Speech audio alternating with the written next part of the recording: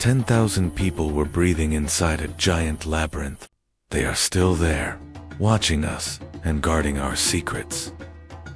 And one day, when the sky filled with fire, everything would change. Watch where you step, because they are right beneath you.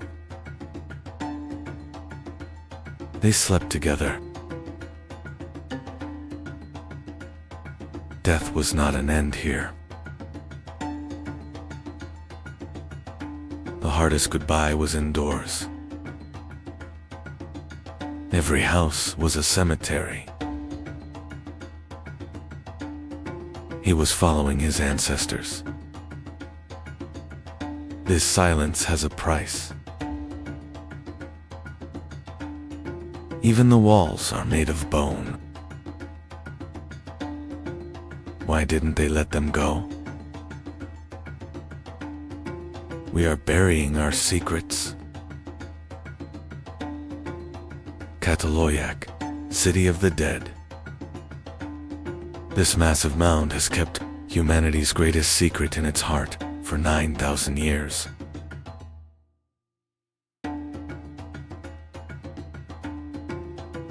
Today, science dives into the heart of this silent giant to map the digital past. With every brushstroke, we return to a unique world, without property or hierarchy. There were no masters in these houses. Everyone was equal under the same sky. Art was coming back to life with the blood of the earth, through natural pigments. Yet life lived in the shadow of Mount Hazen, always ready to vent its fury. These lines on a wall were the first known landscape painting in history. Cleanliness was an obsession. They sealed their walls with fresh white plaster every year. They were devoted to their ancestors, burying them right under the rooms where they slept. As the first seeds of farming were sown here, humanity learned to domesticate nature. 10,000 people wrote history on the roofs of this streetless giant labyrinth. 10,000 people wrote history on the roofs of this streetless giant labyrinth. And now technology is finally beginning to break this deep, millennial silence. But then, the climate changed and rivers ran dry. The protective fire of the city slowly began to fade. The massive population of 10,000 succumbed to nature. All that remained were the soot marks on the walls. People abandoned the city with fear and uncertainty. After 2,000 years, Chronological sank into silence. They even left their sacred figurines in the dust. No one knows exactly where they went. The roofs were sealed, never to be opened again.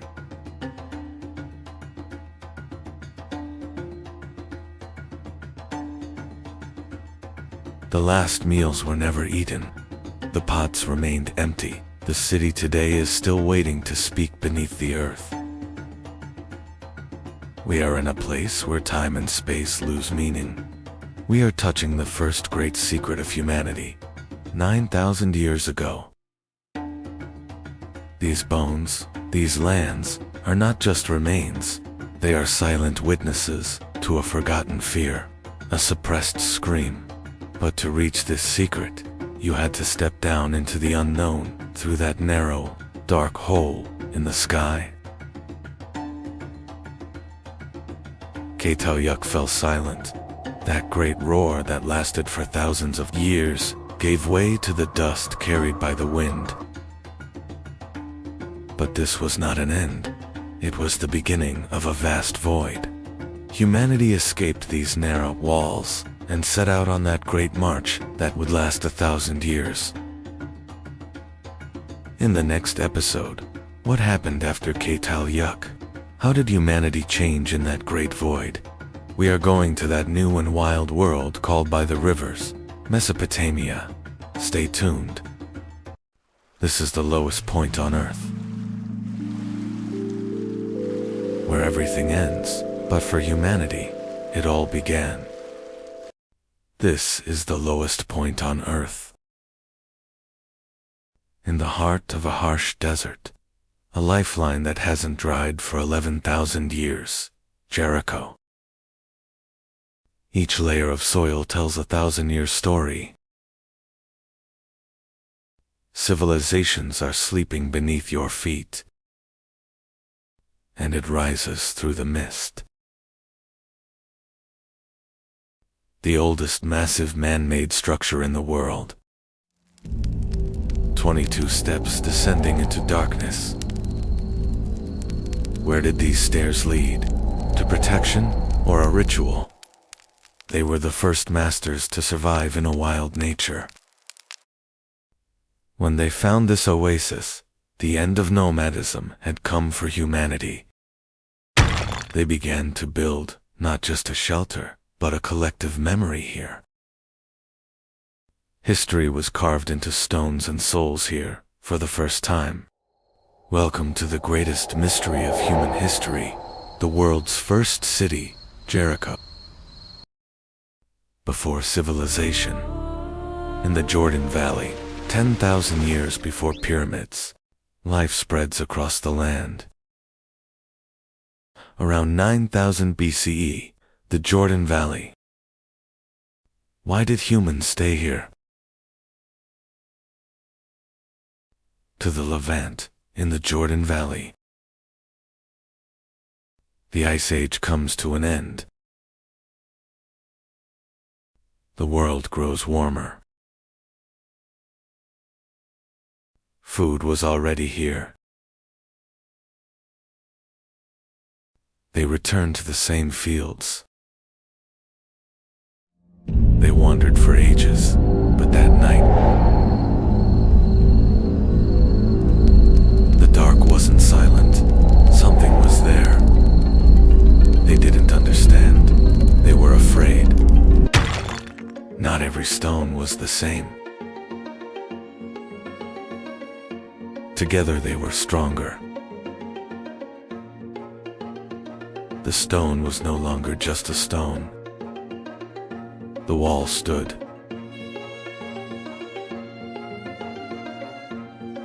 The wall wasn't enough. Something was missing. No one knew what it would become. Stone was placed upon stone.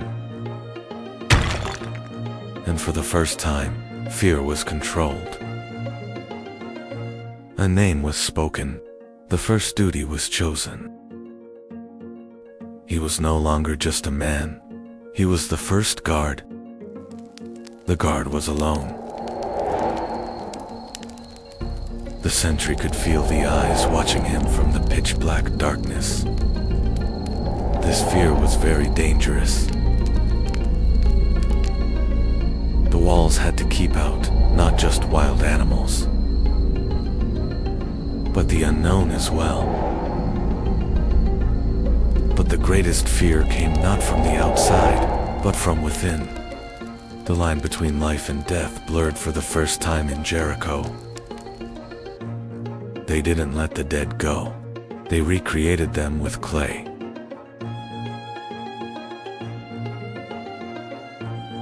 The tower was no longer just a lookout.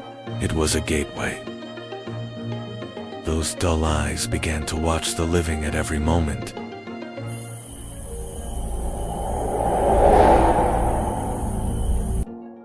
As resources dwindled, the peace protected by the walls turned bloody. Only the sound of stone and bone was heard. At sunrise, Jericho was no longer the same.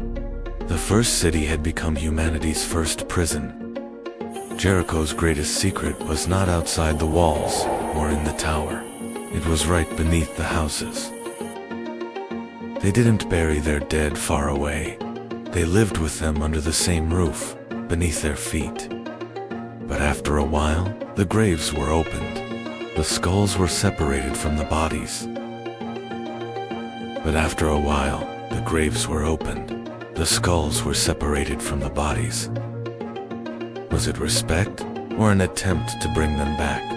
They gave the skulls life again with clay. Cowrie shells were placed in the eye sockets. Now those voids had begun to look back again. These masked skulls were placed in the corner of the house, among the living. The world's first city was hosting the world's first spirit summoning rituals. Even 11,000 years later, these faces ask us the same question. Were they afraid of death, or did they want to rule it? Wild beasts, or enemy tribes?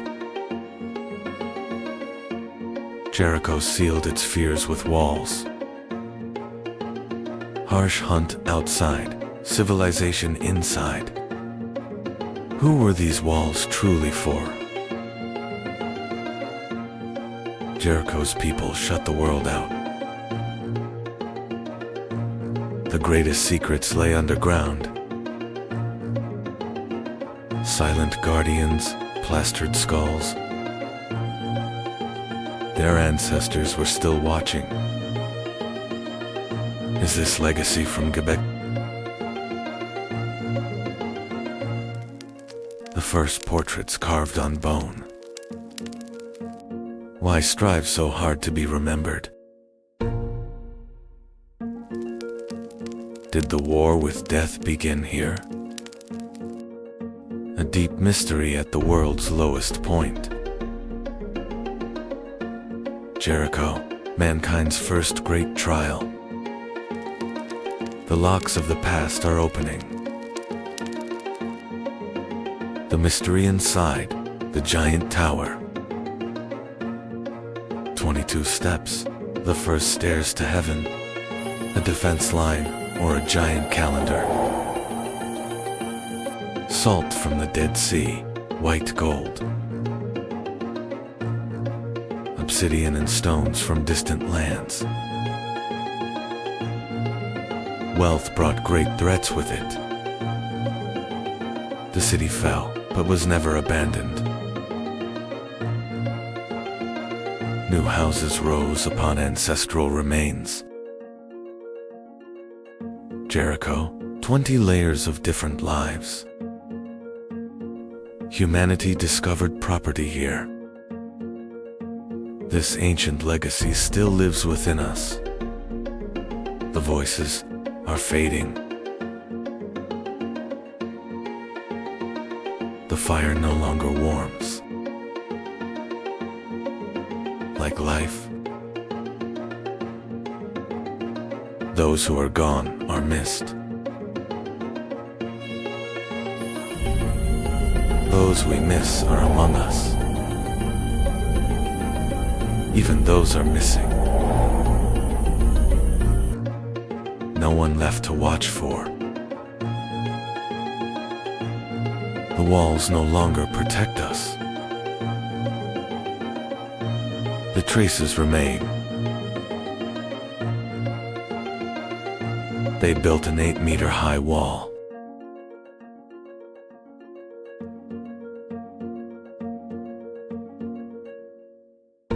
They took them with them so they wouldn't forget their dead.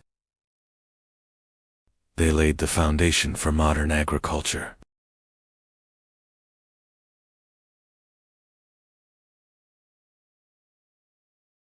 They hunted. Then one day, they left in small numbers. The rest,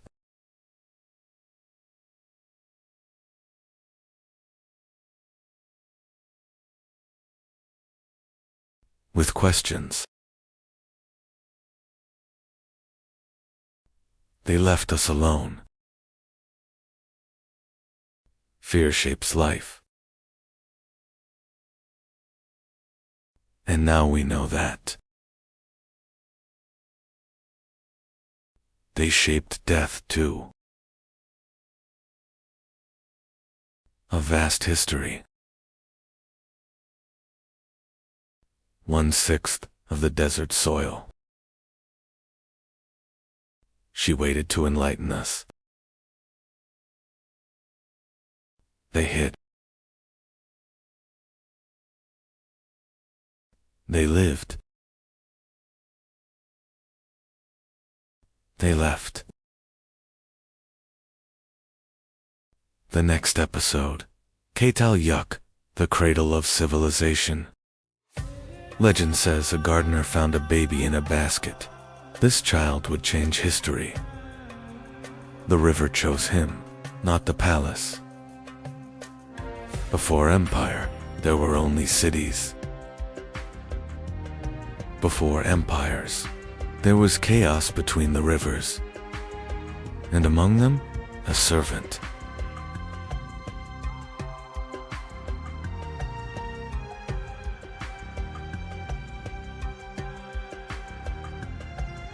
He learned how power truly worked.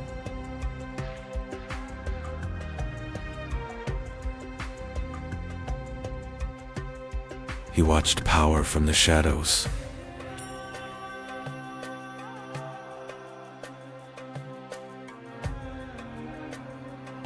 He felt the power. He was crushed under the weight of that power. He wanted more than survival.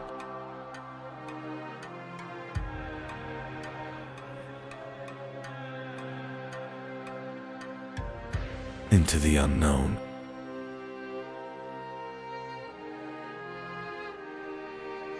He walked away from his past. The gates of my prison have finally closed. The air of the desert tastes like blood and freedom. He arrived at Kish. There he found war.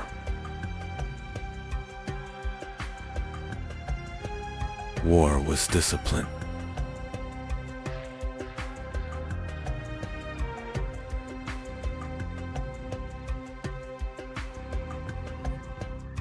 He learned quickly.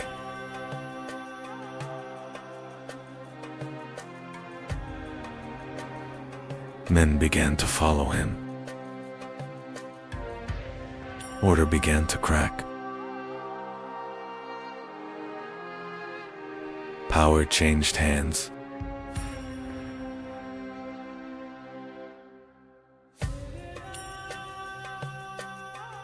Sargon became king. But one city was not enough. He marched beyond borders. Cities fell.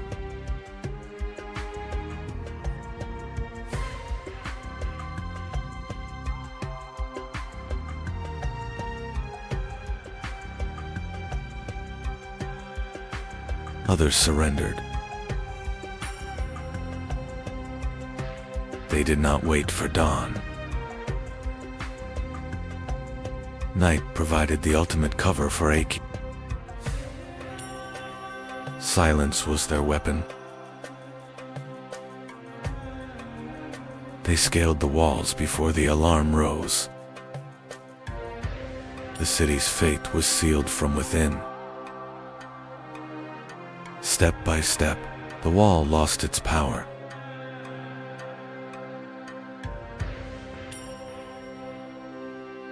A name lost to the sands of time, AKD, the world's first empire. Before them, there was only chaos, independent cities, locked in eternal conflict. The gates were breached.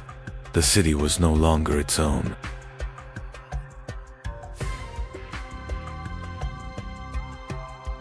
And Uruk was only the beginning. Another city stood in their path. One city fell, and the next one trembled. The march did not stop. Walls meant nothing now.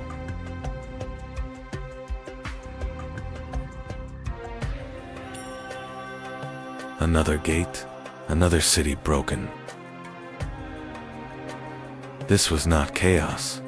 It was command. Sargon stood above them all. The age of kings had changed. Sargon reached the sea with the bronze sun of Shamash leading his way. The era of city-states ended. The era of the World King began.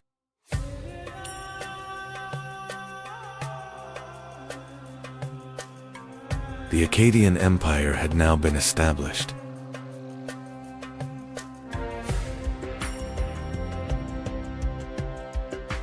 Sargon's conquests had united the city-states.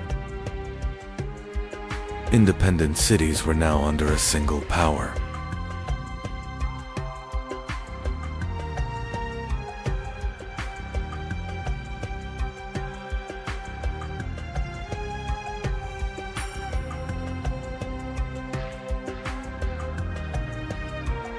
It was one of the first great empires in history.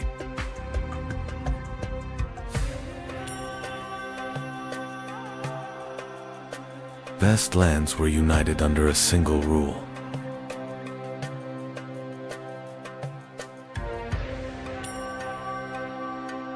New roads were opened between cities.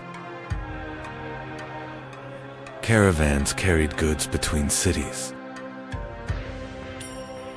Trade brought life to Mesopotamia. Communication across the empire became faster. Cities were now connected. News traveled from distant cities. Akkad introduced the first standardized weight and measure system. Centralized administration was managed through thousands of clay records. The state controlled the grain, creating the world's first tax system. The world's first postal system was born, in the desert, connecting distant provinces. Clay envelopes ensured the confidentiality of imperial orders.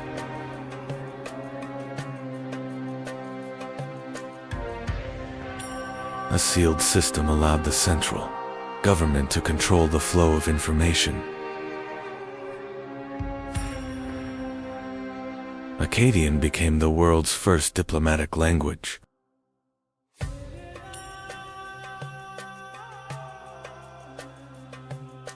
A common identity was forged through shared laws and faith. In Mesopotamia, people carefully observed the sky. The movements of stars and planets were recorded on clay tablets. These observations later formed the foundations of astrology.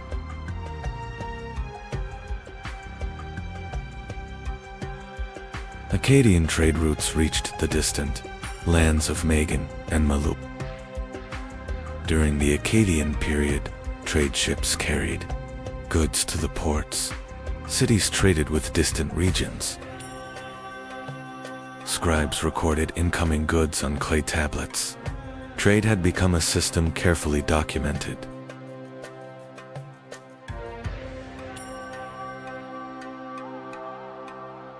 Trade routes connected Mesopotamia.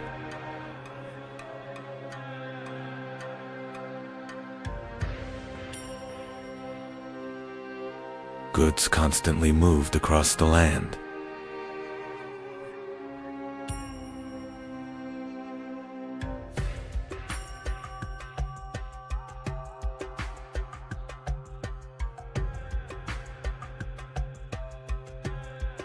Copper and stone were valuable trade goods. Precious goods were sold in markets. Trade brought wealth. Governors were appointed in cities. A new administration was established. Taxes were collected. The state controlled the economy. Trade was recorded. Scribes kept official records. Clay tablets stored information. State organization became stronger. Cities began to prosper. Trade brought life to the cities. The economy was strong. But the empire would not stay strong forever. Problems slowly appeared.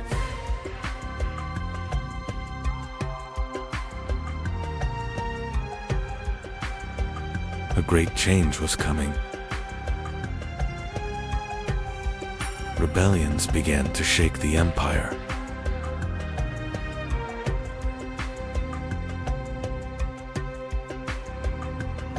Unrest grew inside the cities.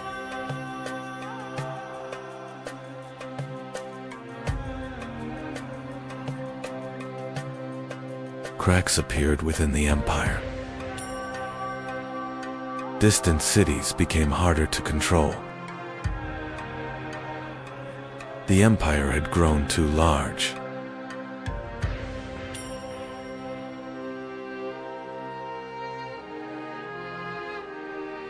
Governing became more difficult. The Gutian tribes came from the north. A new threat appeared.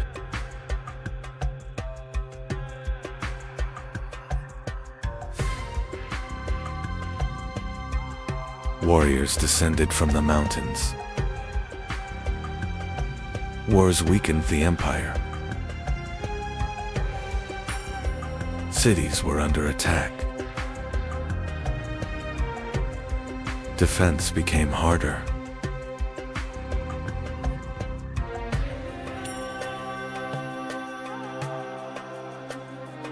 The Akkadian Empire finally collapsed.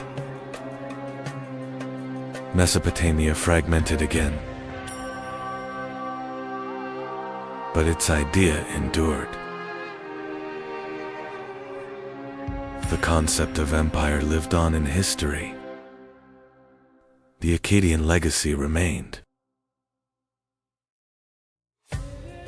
Thousands of years later, the story of Akkad emerged again from beneath the sands. Through archaeology, the Akkadian Empire was remembered again.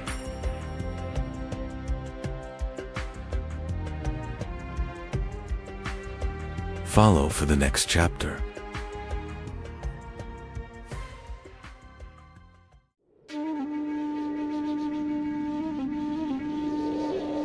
History began with a question asked between two rivers. Sumer, cradle of civilization, where rivers were tamed and time measured. They didn't just survive, they recorded human memory. Law, math, and time were born here. They controlled the rivers and built an empire.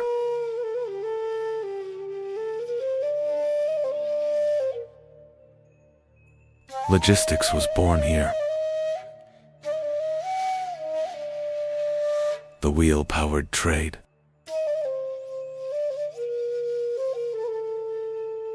Bricks built the first state.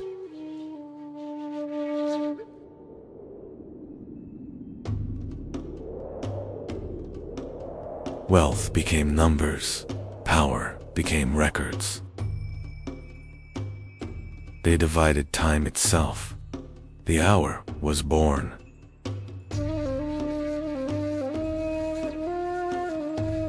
They mapped the sky. The circle was defined.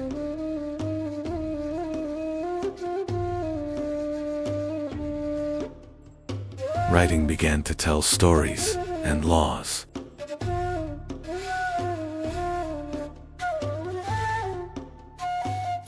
The first hero, Gilgamesh, seeking immortality.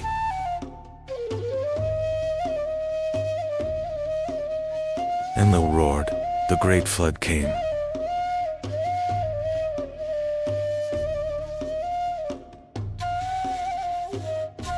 Cities served the gods, humans obeyed. Even kings feared the dusty underworld. Their myths shaped humanity.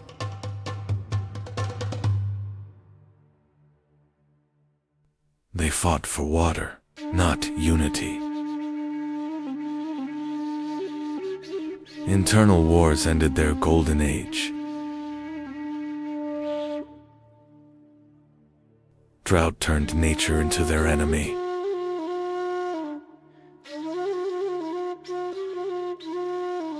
A northern power would replace the cities.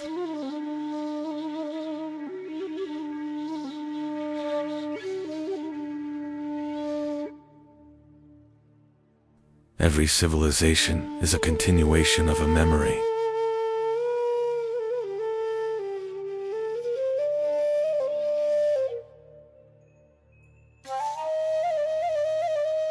Thousands of years earlier, humans did not know cities, but they had learned to live together.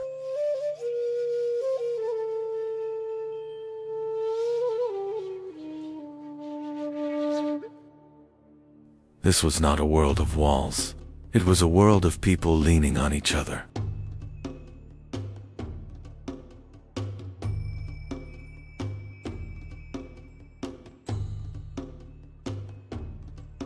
No streets, no doors, only life on the rooftops.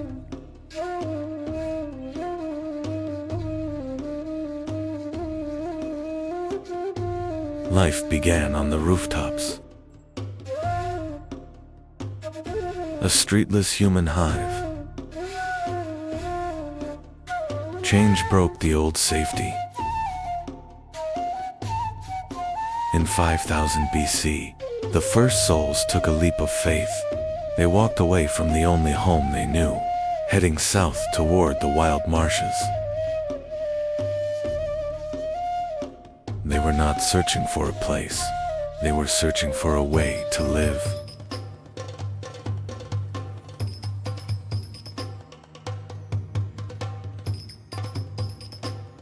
And they found water.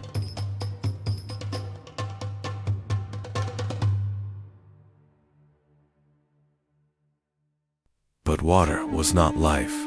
Water was chaos. Then someone cut the earth.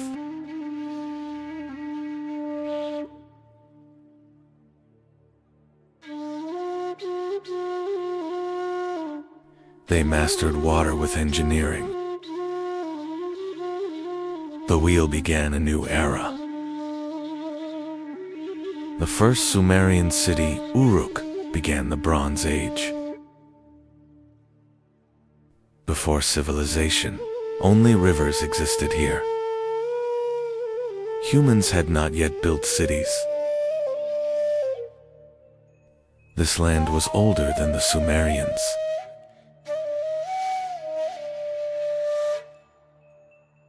Sometimes the water gave life. Sometimes it took everything away. Humans here were not against nature. They were learning to live with it. Humans tried to stop the water.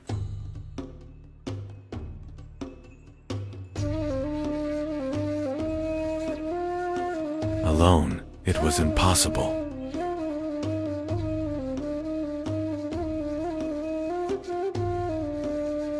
The land was no longer just plowed.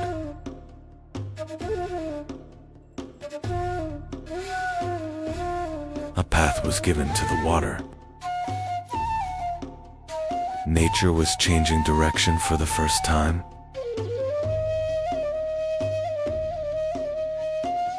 The homes began to multiply. People no longer lived alone.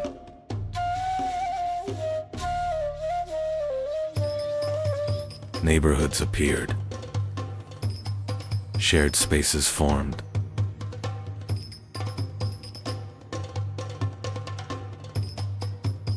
Someone began to guide it.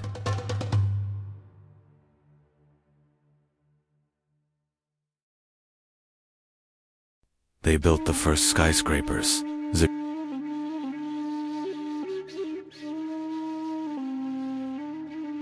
Writing was born from accounting.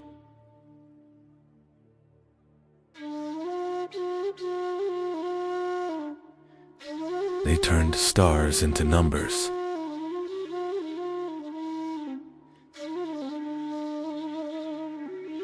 Water clocks measured the night. They created the 360-degree circle. Edaba trained the first administrators.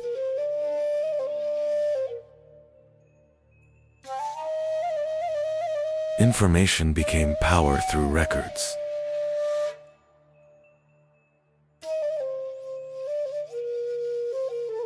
Writing became art and poetry. Rivers created a trade empire.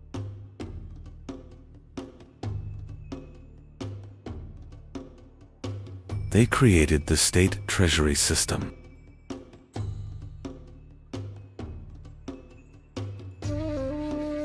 They created the first medicines.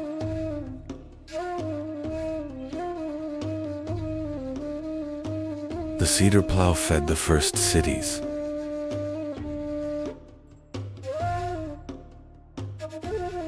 Patterns became a visual language. The first global market was born.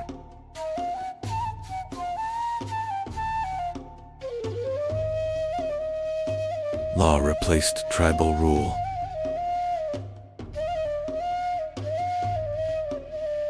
Grain became the first wealth.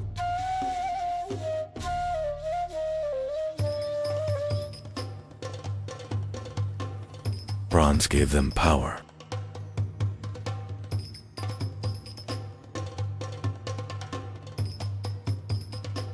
Taxes became a sacred duty.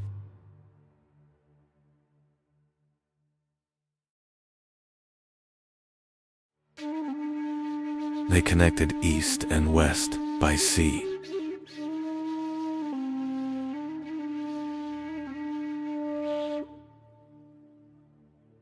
Sumerian cities were the Venices of the ancient world.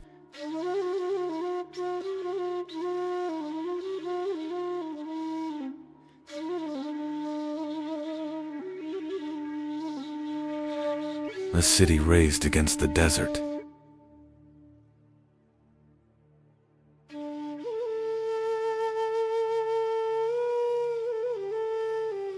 War became an organized force.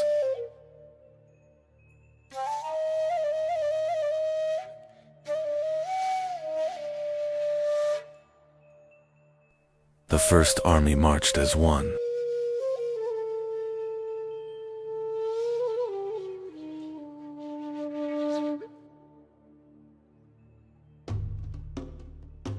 Survival was decided in bronze.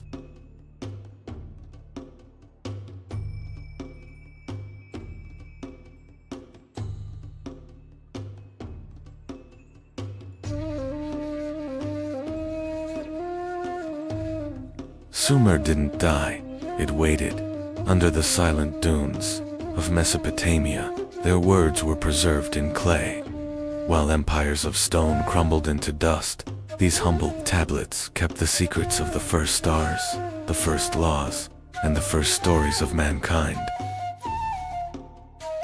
They are the ghosts in our clocks, the logic in our laws, and the ink in our history. Sumerians may have vanished into the desert, but as long as we write, calculate, and look at the stars, they live within us. Sumer's chapter ends here, but the storm of history is just beginning. In our next episode, the world's first empire rises from these very sands. The Akkadian Empire witnessed the dawn of King Sargon and the birth of a new era. For the complete story of our world, don't miss our playlist, a chronological journey from Earth's creation to today. You will love exploring how every piece of the puzzle fits together. Stay tuned for the full chronology.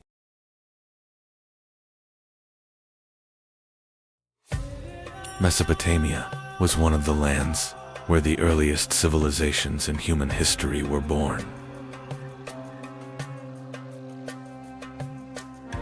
Around 2000 BCE, in the heart of Mesopotamia, a small city was rising. Its name was Babylon.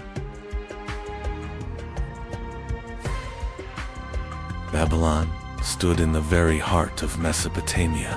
Its position along the Euphrates River played a crucial role in the city's rise. Trade routes passed through Babylon. Merchants from distant lands came to sell their goods in this city.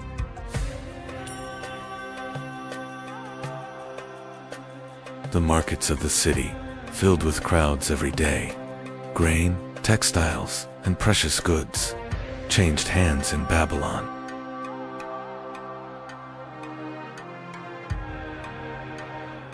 The market in Babylon had a rich variety of goods.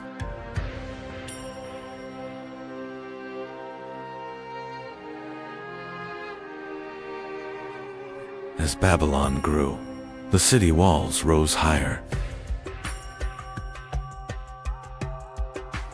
Strong fortifications protected the city from its enemies. Buildings began to rise.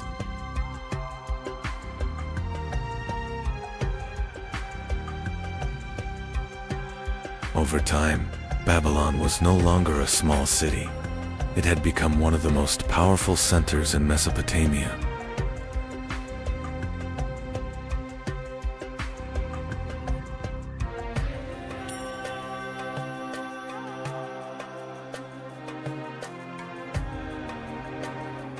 Soon, a powerful king rose to the throne of Babylon. His name was Hammurabi.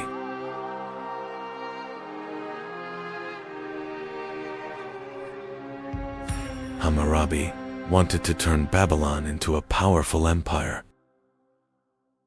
For that, he first strengthened his army.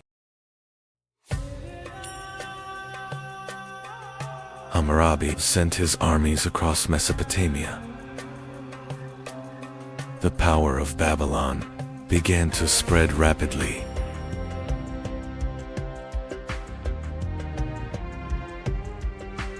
Many cities,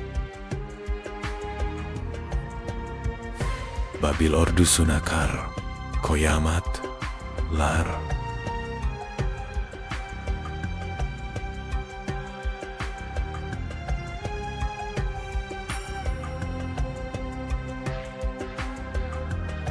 Hammurabi's conquests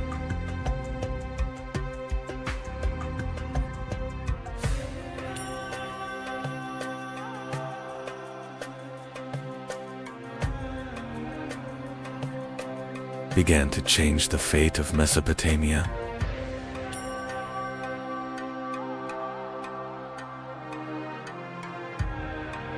Cities, one by one, fell under Babylonian rule.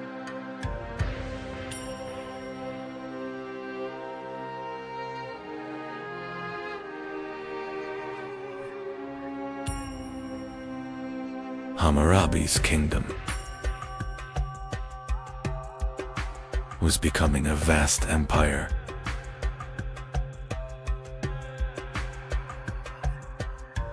Hammurabi had turned Babylon into the most powerful state in Mesopotamia. His rule now stretched across vast lands. Hammurabi was not only a conqueror, he would also become one of the most famous lawgivers in history.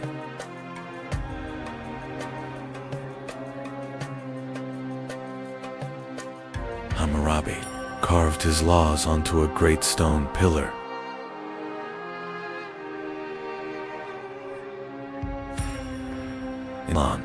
Everyone could see the rules. Babylonian scribes wrote the laws onto clay tablets. In this way,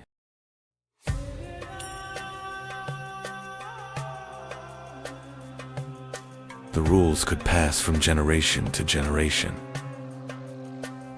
Hammurabi's laws formed the foundation of justice in Babylon. People were now judged according to written rules. These laws were extremely strict. The most famous rule was simple: an eye for an eye. Babylon was not only a city of kings and armies. In its streets, thousands of people lived their daily lives.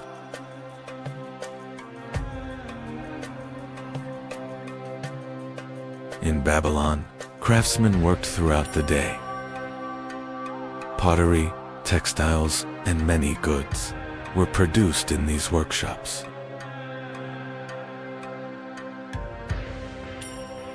The Euphrates River was like a great trade route for Babylon. Goods and wealth traveled along its waters. For the people of Babylon, the gods were of great importance. Ceremonies in the temples stood at the center of the city's life.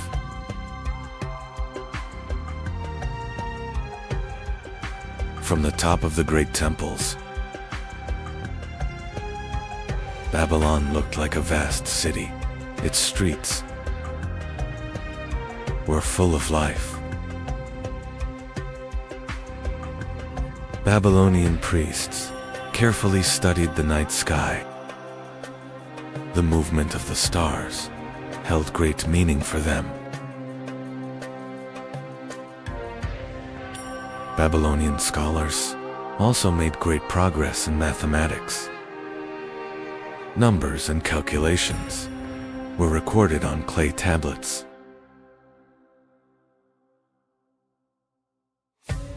Babylonian mathematics was based on a base 16 number system. Even today, we still use it to measure time.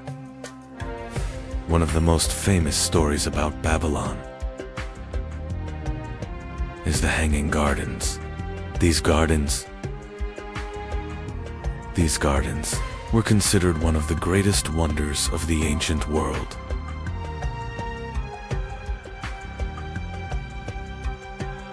Keeping these gardens alive was not easy. Water was lifted from the Euphrates River and carried up to the terraces.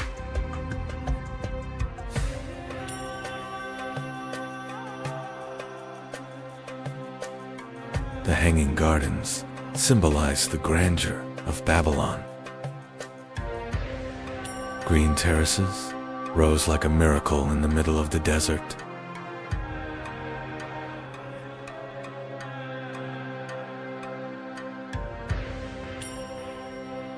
At one time, Babylon was the most powerful city in Mesopotamia. Its wealth and power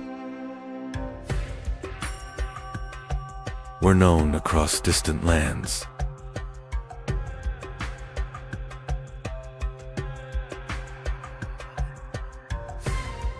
Ruling Babylon was a great responsibility. Officials and scribes worked to maintain order across the empire.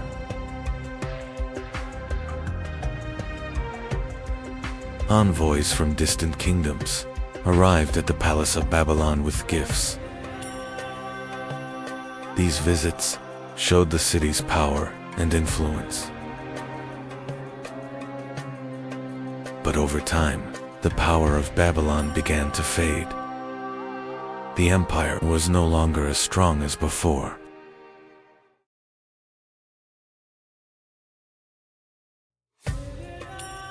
The Persians first faced the Babylonian army outside the city. In the Battle of Opis, Babylon's forces suffered a crushing defeat.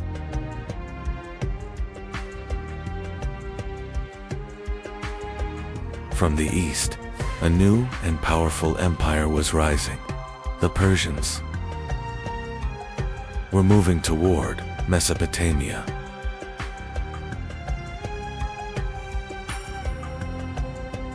The Persian armies finally reached the walls of Babylon, one of the greatest cities in history. Now faced a great danger.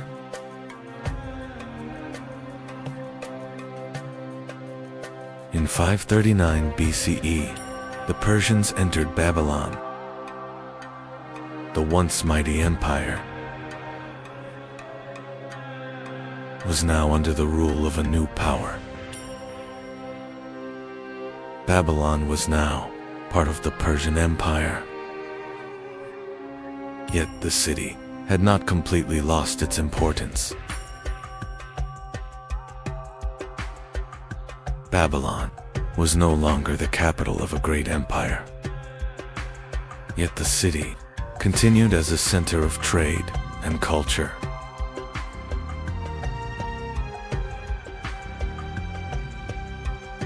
Babylon was no longer an empire. Yet the city continued to live as a center of trade and knowledge. As the centuries passed, Babylon slowly lost its former power. The once great city was beginning to fall silent. In time, people began to leave Babylon. The great city was slowly sinking into silence. As the centuries passed, Babylon slowly fell into silence.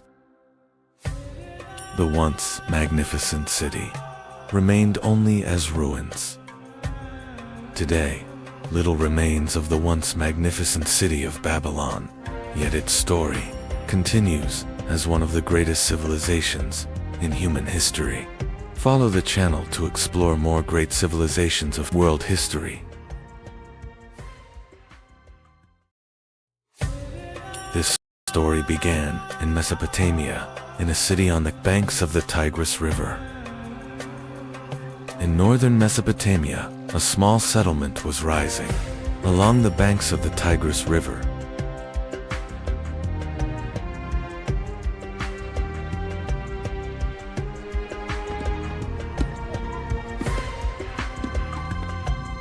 Over time, this settlement grew and became the city of Ashur, the heart of the Assyrian people.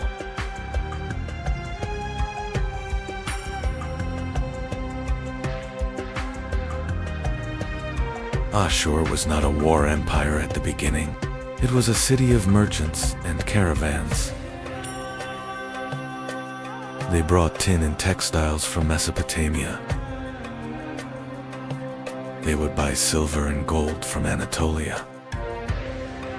At first, the Assyrians were not a great empire. They were a people who grew powerful through trade.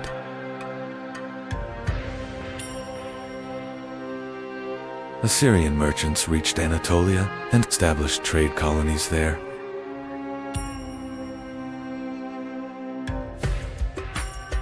Through trade, Assyrian cities quickly became wealthy.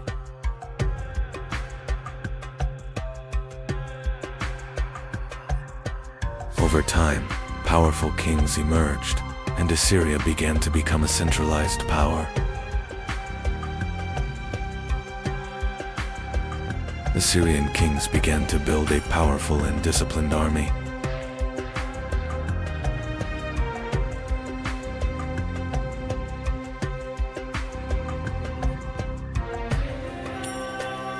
Discipline was everything. They regularly put the knowledge into practice.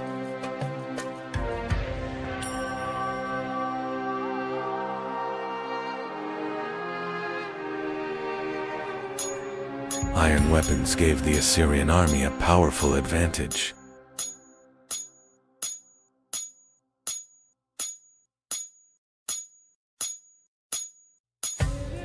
The Assyrians mastered ironworking and produced a wide variety of weapons for their army. The Assyrian army used many different types of weapons for various kinds of warfare.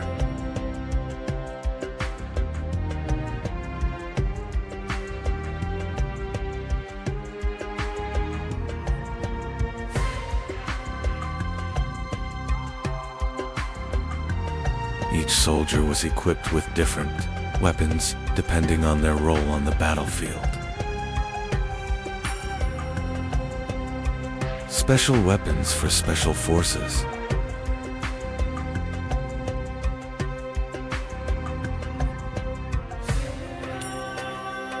Weapon diversity and military discipline made the Assyrian army one of the most powerful forces of its time.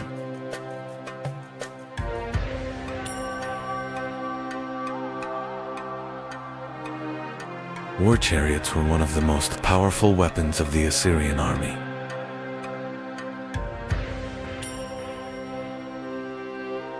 Using a war chariot required great training and skill.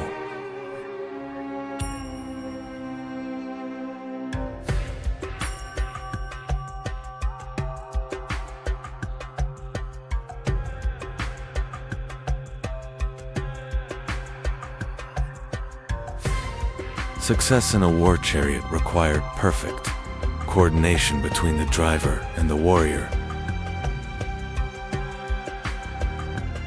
They were working in difficult terrain.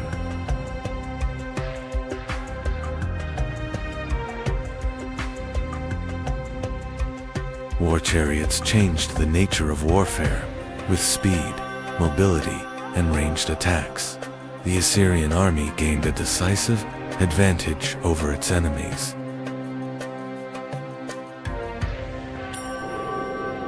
The Assyrian army was disciplined and powerful.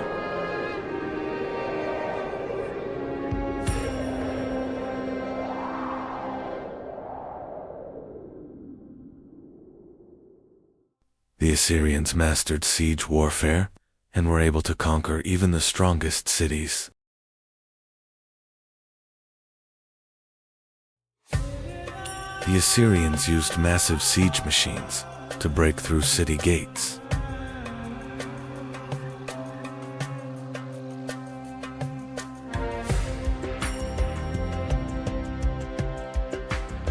Once the gates were broken, the Assyrian army stormed into the city, and the battle continued in the streets.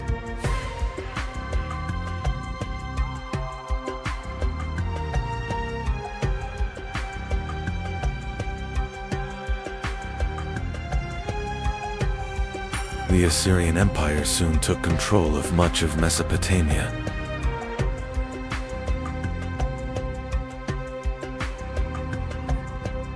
Assyrian kings built great capitals. One of them was the magnificent city of Nimrud. Assyrian kings ruled from magnificent palaces and governed the empire with iron discipline. Conquered peoples were forced to bring tribute and gifts to the Assyrian kings.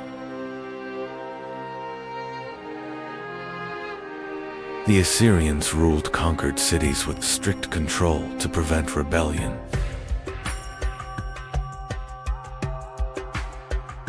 Assyrian kings recorded their victories through stone reliefs carved into palace walls. Eventually, Nineveh became the new capital of Assyria and grew into one of the largest cities in the world. Nineveh had become the largest and most magnificent city of the Assyrian Empire. Under King Ashurbanipal, the Assyrian Empire reached the height of its power. Ashurbanipal built a great library in Nineveh, where thousands of clay tablets were preserved. The Assyrians recorded their knowledge on clay tablets using cuneiform writing. The famous Epic of Gilgamesh survived to this day thanks to the clay tablets preserved in the library of Nineveh. At its peak, The Assyrian Empire stretched from Egypt to Persia. But ruling such a vast empire was difficult, and many cities began to rebel against Assyrian rule. Eventually, the Babylonians and the Medes formed a powerful alliance against the Assyrian Empire. The Babylonian and Median armies marched together toward Nineveh, the capital of Assyria. In 612 BC, Nineveh was placed under siege, and one of the greatest battles in ancient history began. The siege lasted 4 days, and the mighty walls of Nineveh began to weaken. At last, the mighty walls of Nineveh collapsed, and enemy armies poured into the city. When Nineveh fell, the city was devastated, and the end of the Assyrian Empire was near. With the fall of Nineveh, the Assyrian Empire disappeared into the pages of history. From one of the most powerful empires of the ancient world, only ruins remained.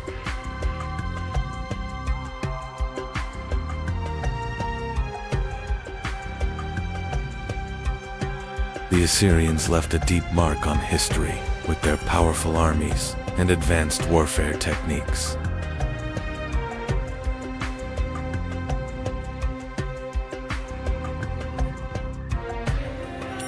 Today, many artifacts of the Assyrian Empire are displayed in major museums around the world.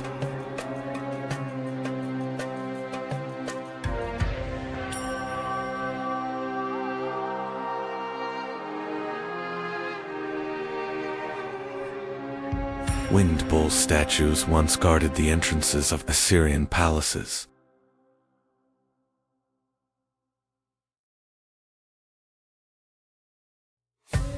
Artifacts recovered from Assyrian cities remain a vital source of knowledge for historians. We will continue exploring the mysteries of world history. Subscribe to the channel for upcoming episodes.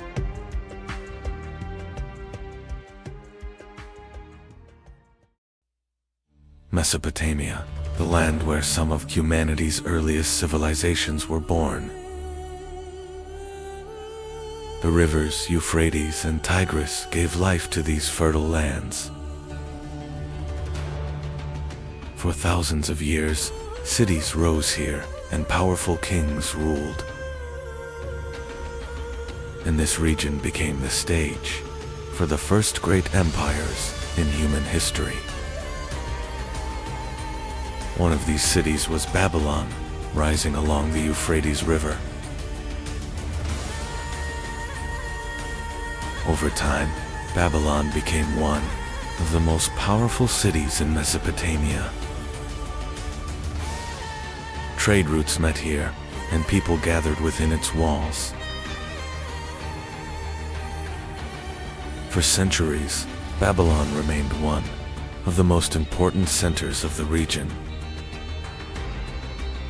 But for a time, Babylon lived under the shadow of a far greater empire.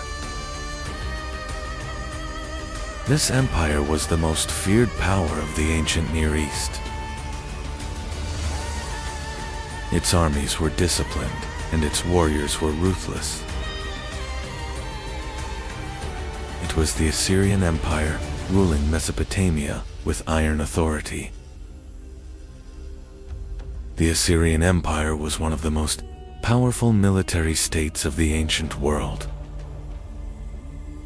Its armies were disciplined and its soldiers highly experienced. With iron weapons and war chariots, they spread fear across their enemies. Through this power, much of Mesopotamia fell under Assyrian control. As the Assyrian armies advanced, many cities became their targets. rebellious cities faced brutal and relentless sieges.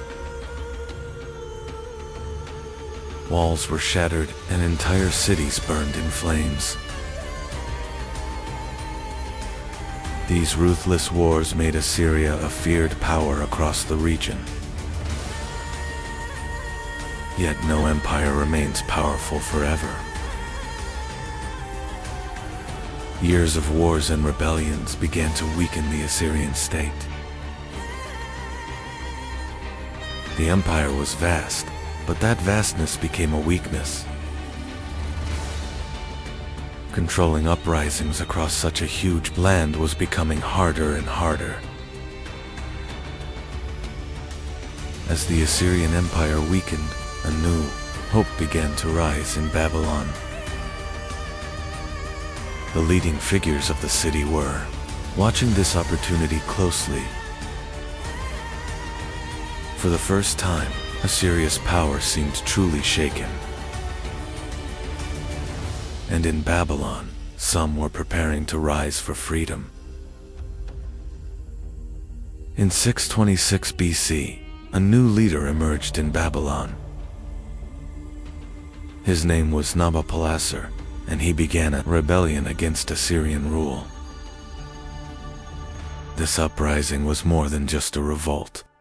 It was the beginning of a great change. Because the people of Babylon wanted to reclaim their own destiny. Nabopolassar quickly secured his power in Babylon. The rebellion against Assyria grew into a full movement for independence. Eventually, Nabopolassar was proclaimed king of Babylon. With this, a new era for Babylon had begun. Babylon was not alone in the war against Assyria.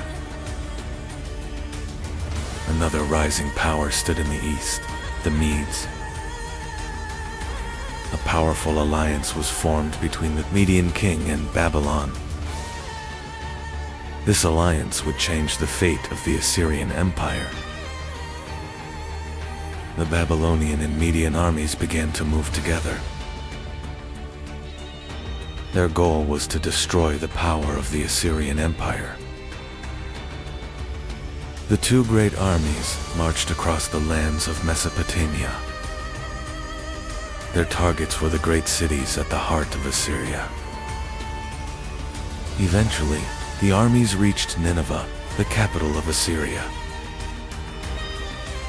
This city was one of the greatest and most powerful centers of the empire.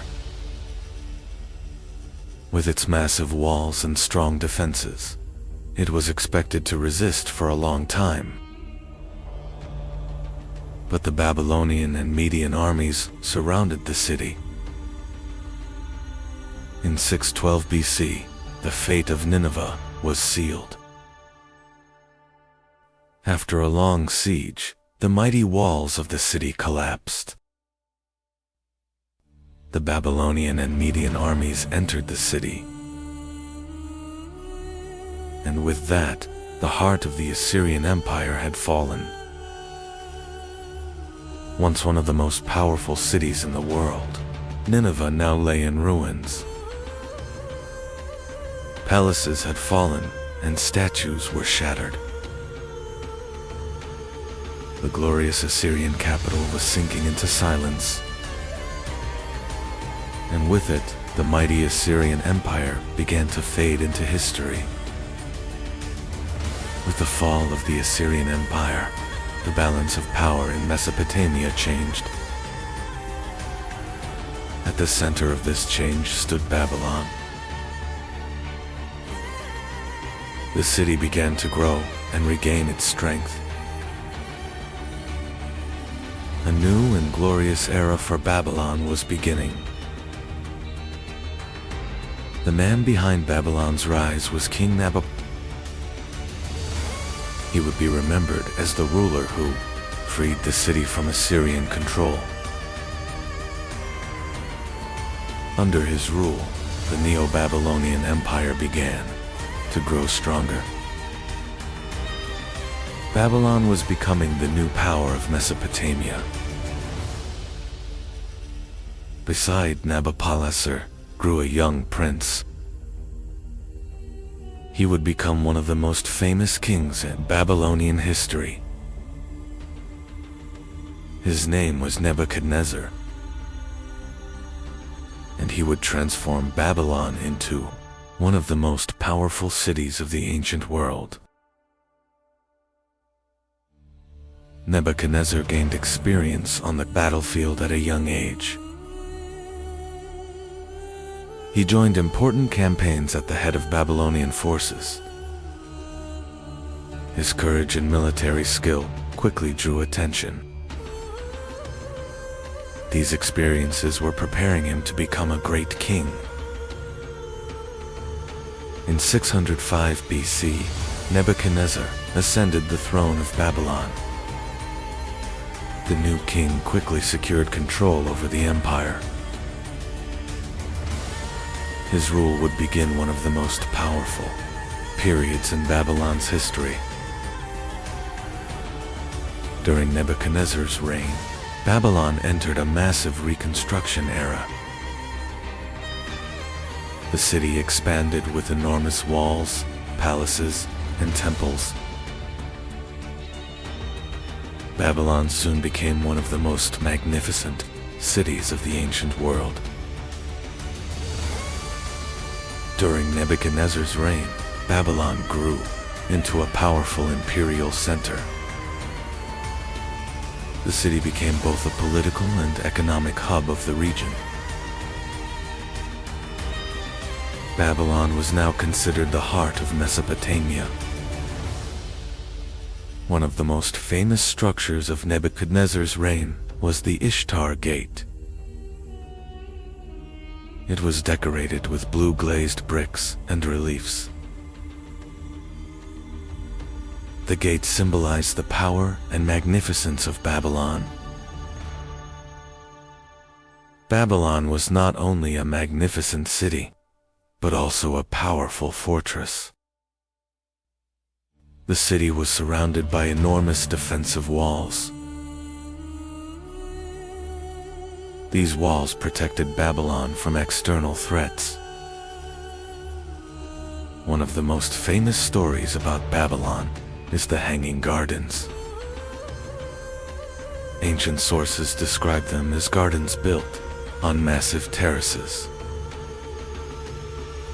They were said to be one of the most impressive wonders of the ancient world. Babylon was not only a powerful city, but also a major center of trade. Caravans from distant lands gathered within its markets. Through trade, Babylon became a wealthy and vibrant city. Babylon was also an important center of knowledge and science. Significant work was done, especially in astronomy. Babylonian priests observed the sky and carefully recorded the stars. As the years passed, Nebuchadnezzar began to grow old. His reign had created Babylon's most powerful era. But with the death of the great king, the empire would enter a new chapter. After Nebuchadnezzar's death, stability in Babylon began to decline. Several short-lived kings took the throne, and palace conflicts increased. This gradually weakened the strength of the empire. Meanwhile, a new power was rising in the east. Cyrus the Great of Persia was building a rapidly expanding empire. Soon, Babylon became one of his main targets. In 539 BC, the Persian army reached Babylon. The city fell into Persian hands with little resistance. And with that, the Neo-Babylonian Empire came to an end. But this story does not end here. Follow and subscribe to see what comes next. In the east of the ancient world, on the Iranian plateau, lived a people. These people would later be known as the Persians.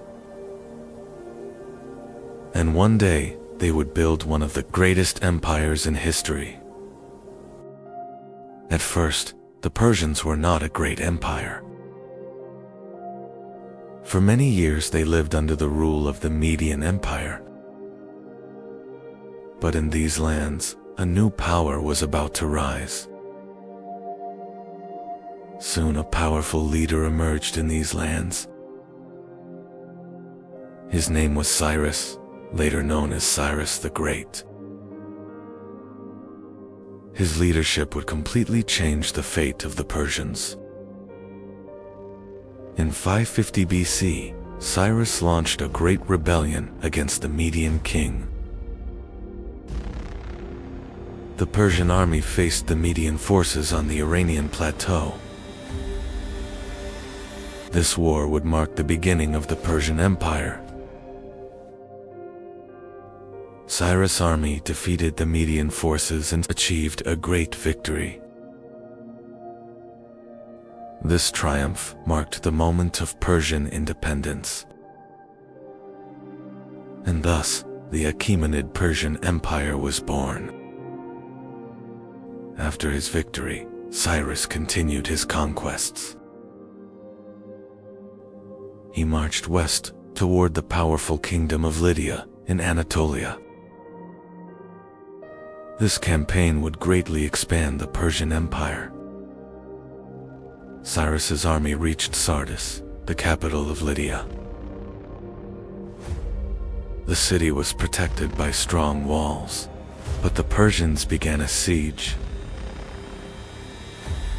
In the end, Sardis fell, and the kingdom of Lydia became part of the Persian Empire. After conquering Lydia, Cyrus turned his attention eastward. His next target was Babylon, the greatest city of Mesopotamia. This campaign would shape the future of the Persian Empire. The Persian army marched toward the heart of Mesopotamia. Their target was Babylon, one of the greatest cities of the ancient world. For centuries, the city had been a powerful center of the region.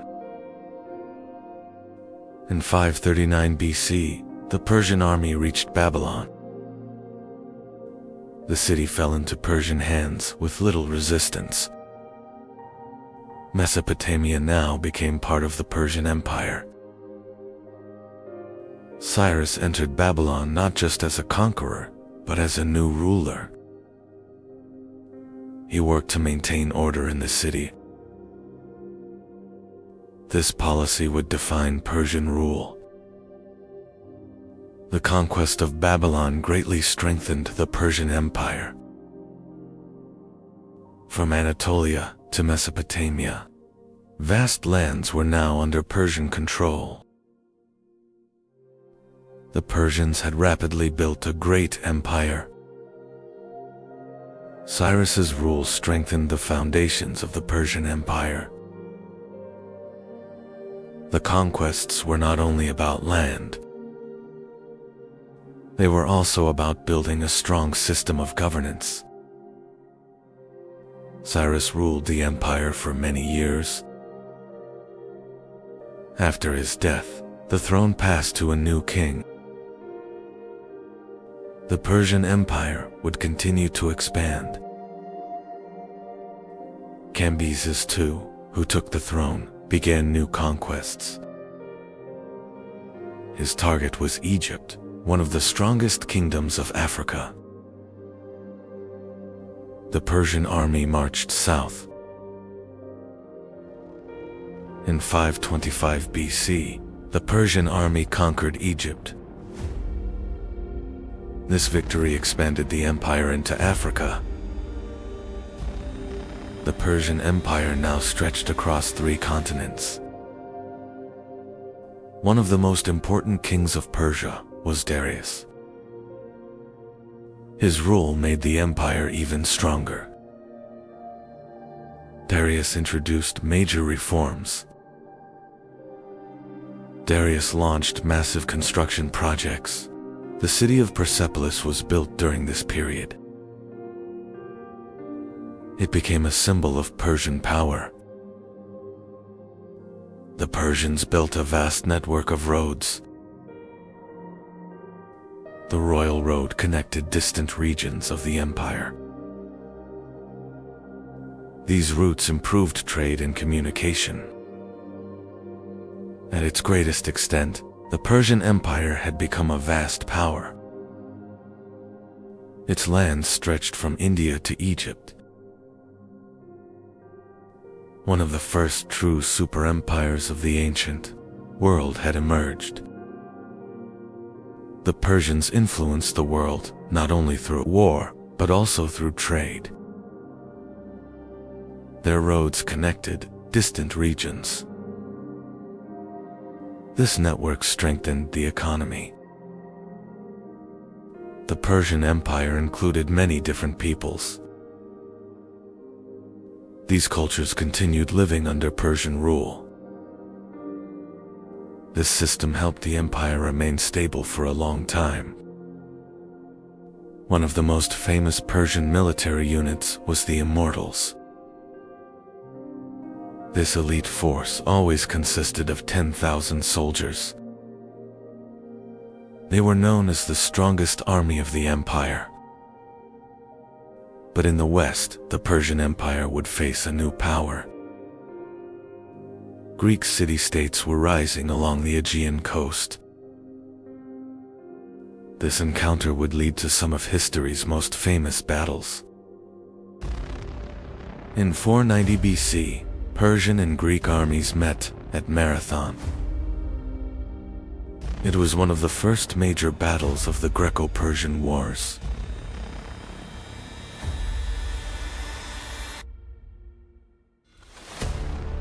Greek hoplites achieved an unexpected victory.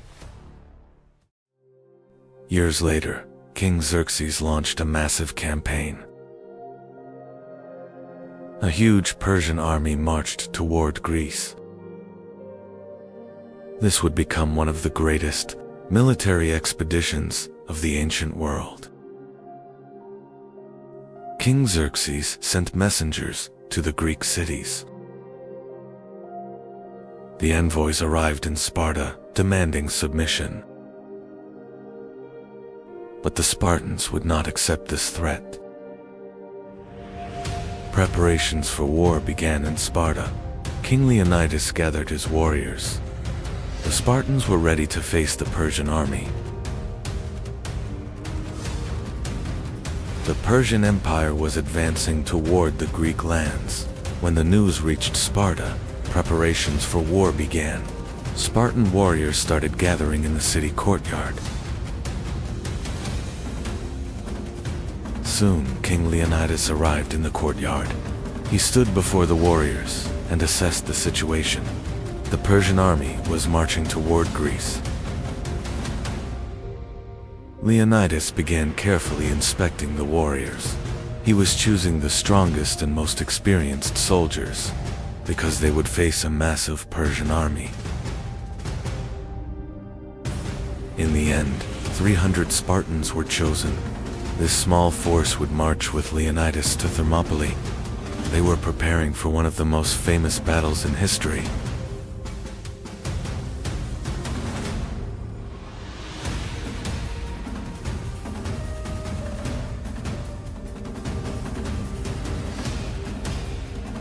Leonidas and the 300 Spartans left Sparta. They marched to defend the lands of Greece. Their destination was the pass of Thermopylae. The Spartans arrived at the pass of Thermopylae. This narrow pass limited the movement of large armies. Leonidas chose it as the perfect place for defense. Soon the Persian army appeared on the horizon. Xerxes commanded a massive force, but the Spartans had no intention of retreating. pass of Thermopylae, Spartan warriors tried to stop the Persian army. King Leonidas and 300 Spartans resisted bravely.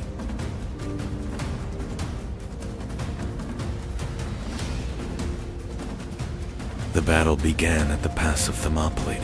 The Spartans fought in a tight phalanx formation. In the narrow pass, they managed to stop the Persian army. The Persian army attacked again and again, but the Spartans continued defending the pass.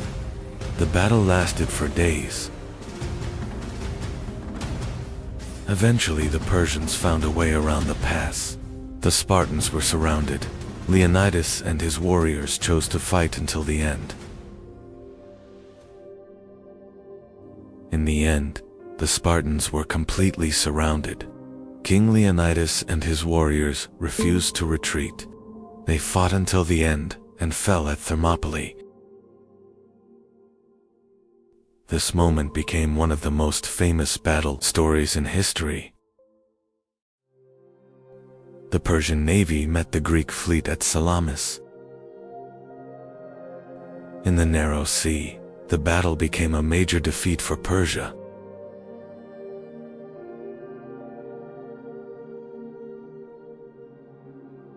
This victory strengthened Greek resistance. Despite the Greek wars, the Persian Empire survived. The empire continued ruling its vast lands. But over time, its power slowly weakened. In the 4th century BC, a new power emerged in the west.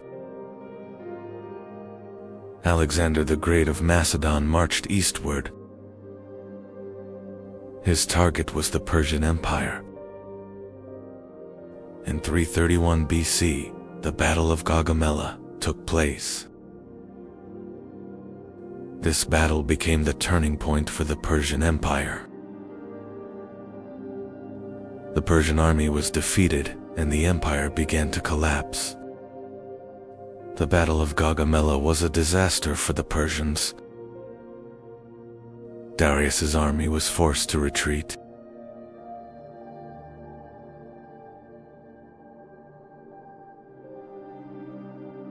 Alexander continued advancing deeper into the east.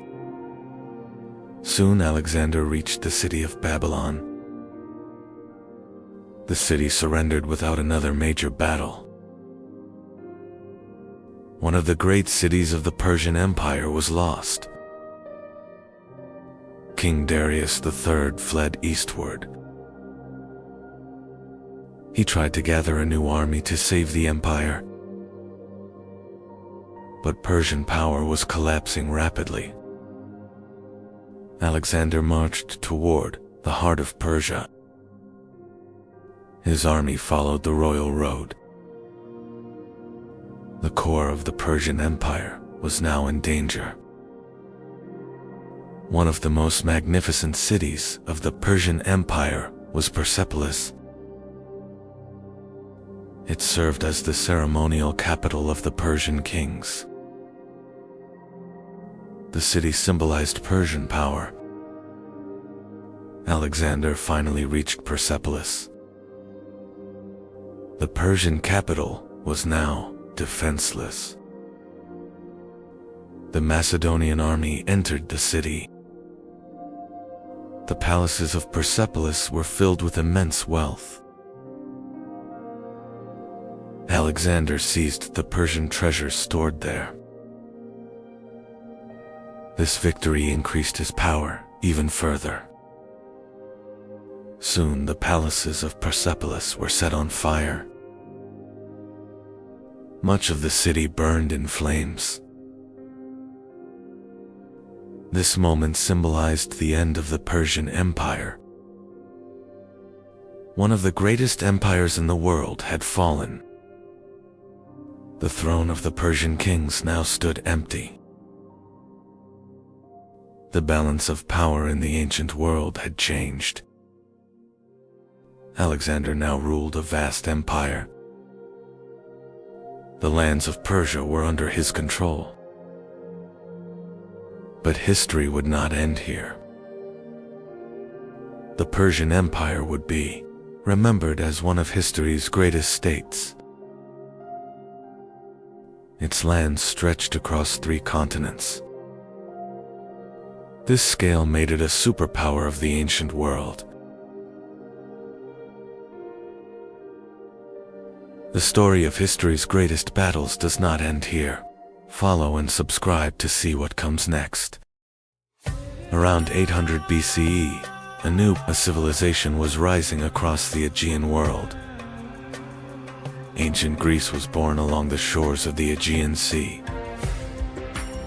This land was filled with hundreds of islands and rugged mountains.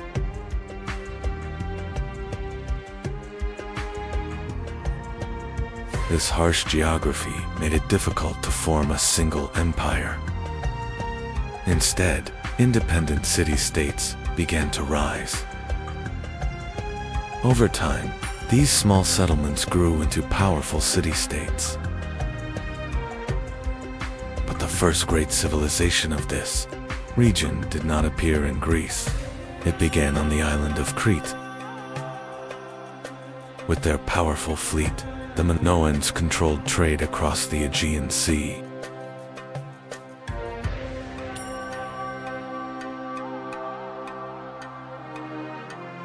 Around 1600 BCE, a massive disaster struck. The Aegean world, a huge volcano erupted on the island of Thera.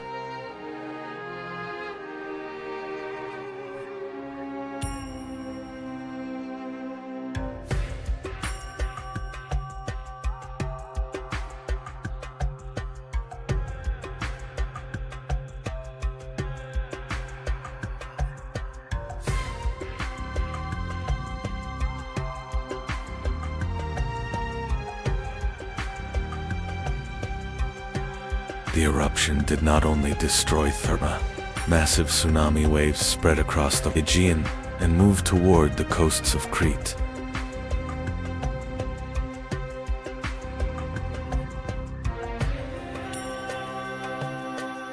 Ash and smoke darkened the sky. The sea rose, and many ports and settlements across the Aegean were heavily damaged.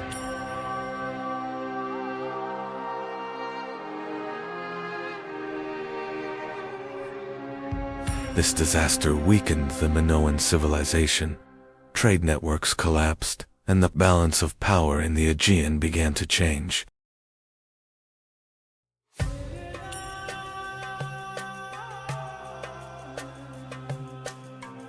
As the Minoan civilization weakened, a new power began to rise. On the Greek mainland, the Mycenaeans were stepping onto the stage of history. The Mycenaean civilization was known for its powerful and warrior culture. A new military power was rising on the Greek mainland.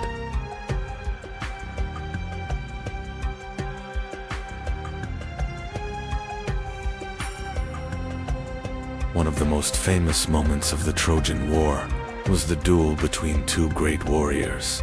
Achilles, the greatest Greek fighter, faced Hector, the Prince of Troy. Achilles was one of the most famous warriors of the Greek army. His courage and unmatched fighting skills turned him into a legendary hero. Hector was the Prince of Troy and the city's greatest defender. He stood on the battlefield to protect Troy from the Greek army. At last, the 2 great warriors faced each other. The duel outside the walls of Troy would become one of the most legendary moments of the war.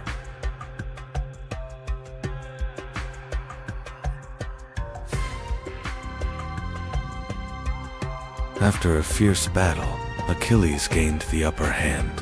Hector, the greatest defender of Troy, had fallen on the battlefield.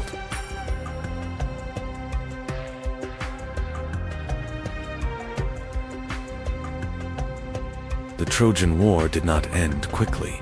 For years, the Greek army remained outside the massive walls of Troy.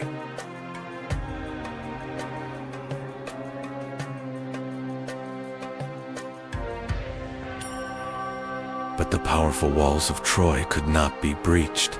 As the war dragged on, both sides suffered heavy losses.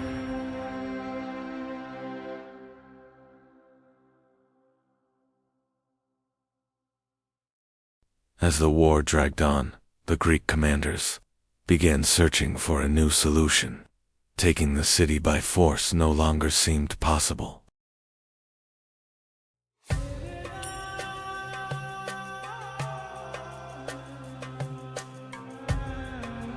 The Greeks secretly began building a massive wooden horse. This unusual structure was part of a plan that would change the fate of the war.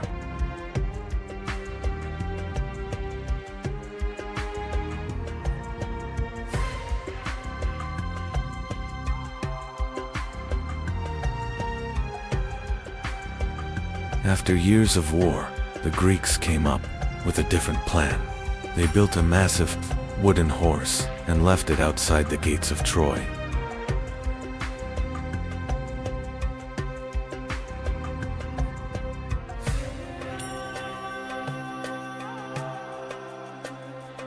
The Trojans believed the giant horse was a symbol of victory. They pulled it inside the city, thinking the war was finally over.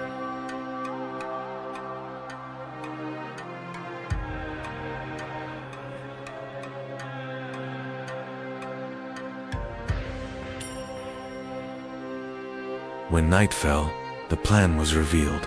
Greek soldiers hidden inside the horse emerged and opened the city gates.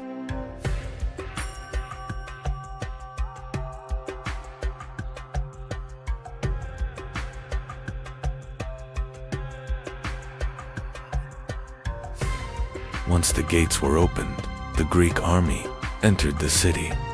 The final night of Troy had begun.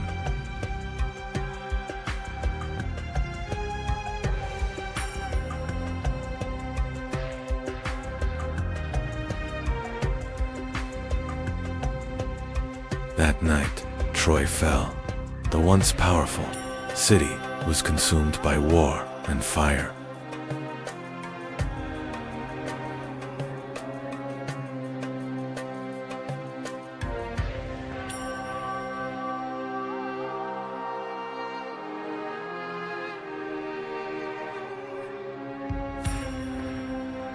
After the Trojan War, the Mycenaean world slowly began to weaken.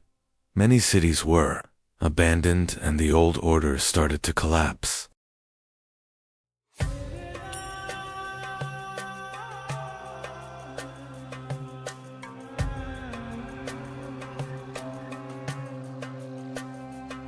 After the collapse of the Mycenaean civilization, the Greek world entered a long period of decline. Historians call this era the Greek Dark Age.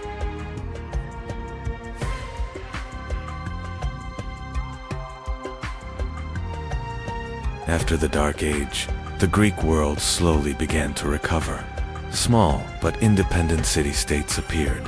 These cities were known as polis.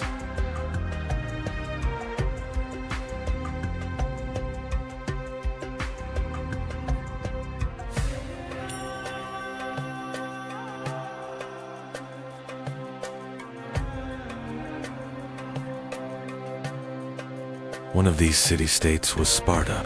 Spartan society was built entirely around warfare.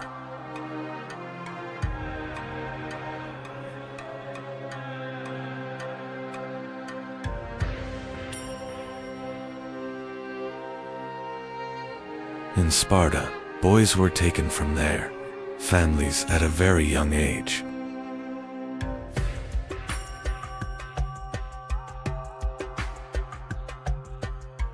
In Sparta, boys were taken from their families at a young age. They grew up in a harsh military training system, known as the AGA.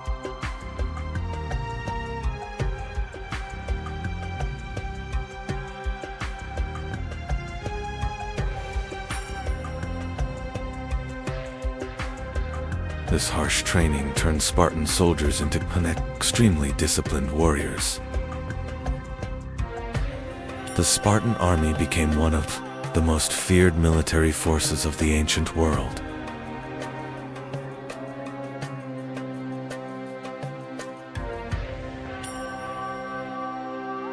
But not all Greek cities were like Sparta.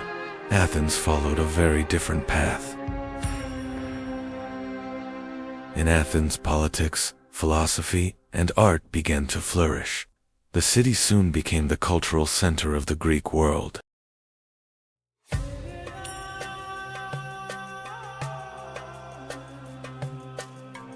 In Athens, citizens began to take part in government.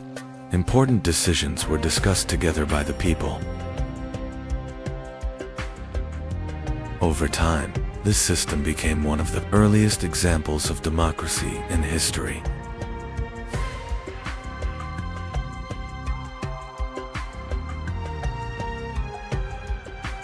Athens was also the birthplace of great thinkers.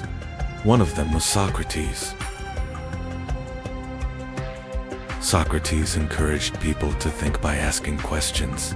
His ideas would later form the foundation of Western philosophy. One of Socrates' students was Plato. He founded one of the first great philosophical schools in Athens.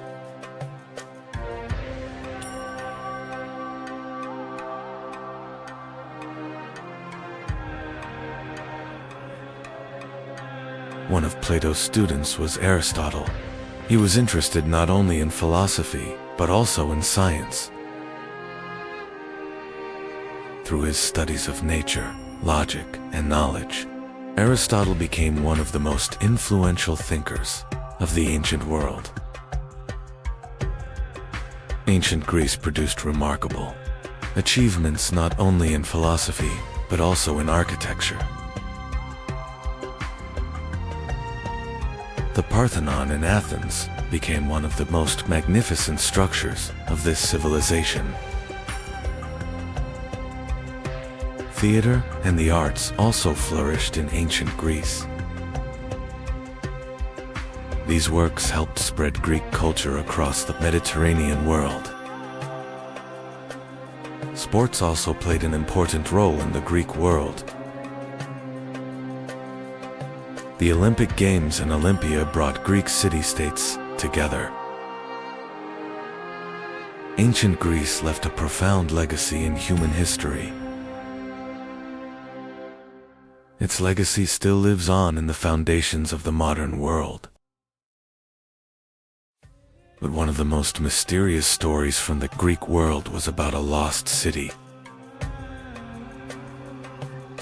This story first appeared in the writings of the Greek philosopher Plato. Plato wrote that the name of this city was Atlantis. And this city was once one of the most powerful civilizations on Earth. For thousands of years, a story has been told. The story of a great civilization lost in the middle of the ocean. A place that once symbolized power and wealth. Its name was Atlantis.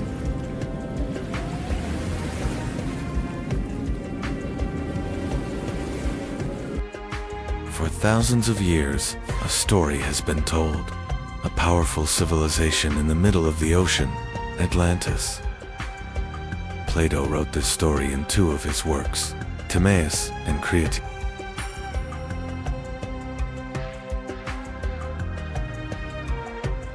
According to legend, Atlantis was one of the most powerful and wealthy civilizations in the world.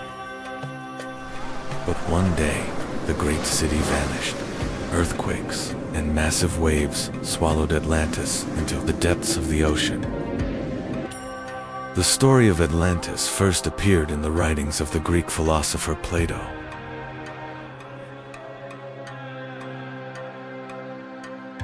But did Atlantis truly exist, or was it only a legend? Atlantis was not just a city, but a vast empire. According to Plato, the founder of Atlantis was the sea god Poseidon. Poseidon began to rule a great island in the middle of the ocean. Poseidon had 10 sons and divided the island into 10 kingdoms. The eldest son was named Atlas, and the island was named after him. For centuries, Atlantis thrived as a powerful and wealthy civilization. But one day dark clouds gathered on the horizon, and a massive storm rising over the Atlantic began moving toward the island. Atlantis was not only a powerful city, it was also a great center of trade. Ships moving through the inner canals carried goods from distant lands into the heart of the city.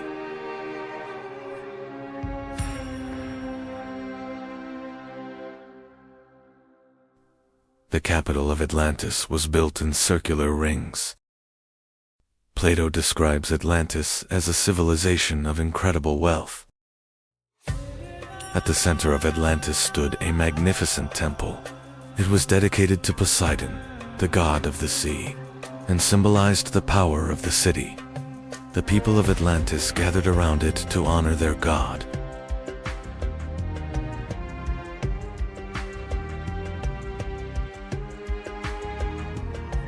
Atlantis was not only a powerful city, but also the center of a great kingdom. Its rulers believed they were descendants of Poseidon and governed Atlantis with wealth and power.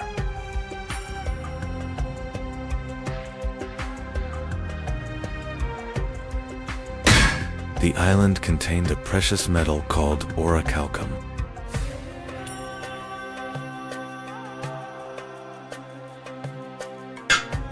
Atlantis was said to contain a precious metal called orichalcum, according to ancient sources.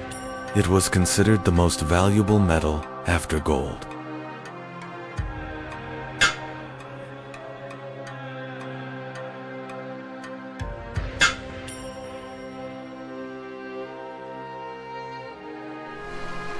But the power of Atlantis did not last forever. According to ancient accounts, great earthquakes and disasters began one day. The sea rose, and the mighty city was swallowed by the ocean.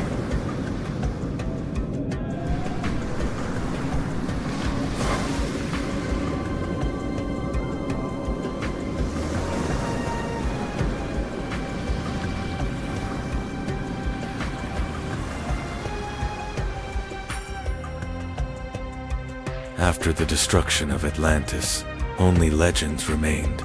For centuries, people have wondered whether this lost city truly existed.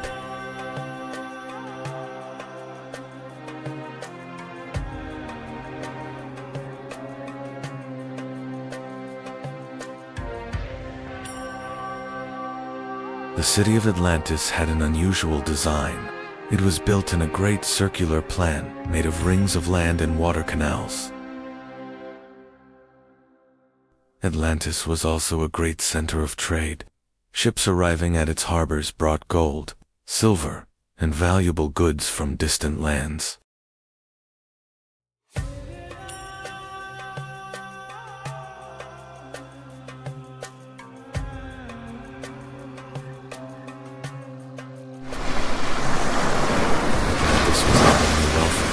It also possessed a powerful navy. This fleet carried the power of Atlantis across many parts of the ocean.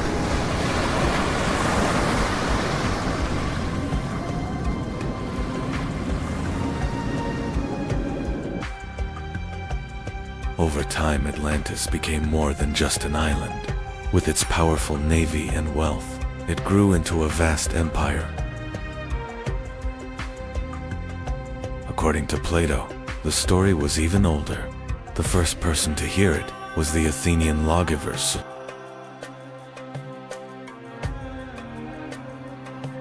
During his journey to Egypt, Solon learned this story.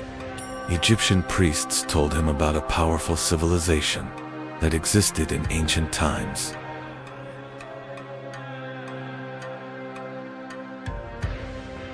According to the priests, Atlantis existed in very ancient times. Egyptian records claimed that this powerful civilization lived nearly 9,000 years before Solon's time.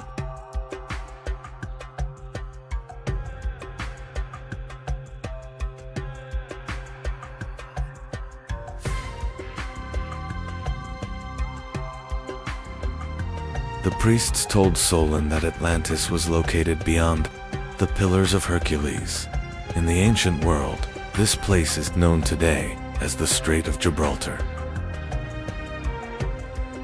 According to Plato, Atlantis was a vast island. Its fertile lands, mountains, and wide plains allowed a powerful civilization to rise there. According to the legend, the story of Atlantis begins with the sea god, Poseidon. Poseidon chose this island as his domain and established a new kingdom there.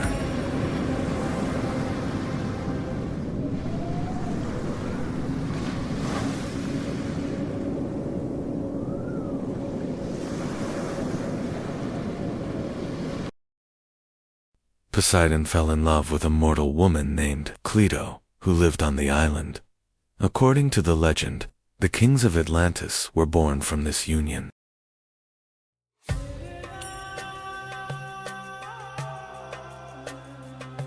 Poseidon and Cleito had 10 sons. These sons became the first rulers of Atlantis and divided the island into 10 kingdoms. The eldest of these kings was Atlas. The island of Atlantis and the surrounding ocean were said to be named after him. The 10 kings of Atlantis gathered together at certain times. During these meetings, important decisions were made about the laws and governance of the empire. Atlantis was not only a powerful empire, it also possessed fertile lands. Vast plains were used for agriculture, providing great wealth for the people of the city. In Atlantis, the canals were not used only for defense. They also served as the main routes for trade and transportation throughout the city. The markets of Atlantis were filled with merchants from distant lands. Gold, silver, and valuable goods were traded throughout the city. The harbors of Atlantis held hundreds of ships. These vessels were used both for trade and for military expeditions. Atlantis was known not only for its wealth, but also for its military power. A large and disciplined army protected the city and its empire.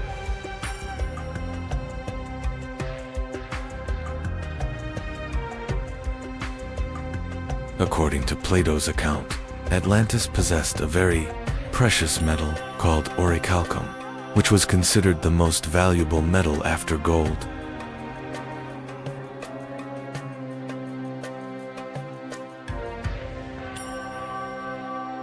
Atlantis was not wealthy only because of gold and silver. Ancient sources mention a mysterious metal called orichalcum. Some accounts claim it had an extraordinary shine and was one of Atlantis' greatest treasures.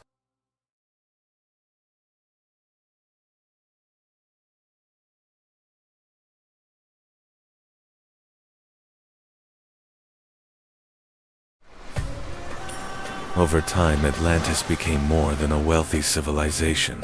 As its power grew, it began to dominate the lands around it.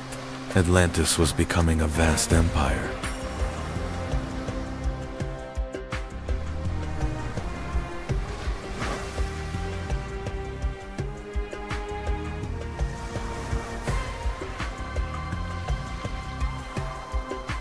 As the power of Atlantis grew, so did its influence. Over time, the empire expanded beyond its island and began to dominate many other lands.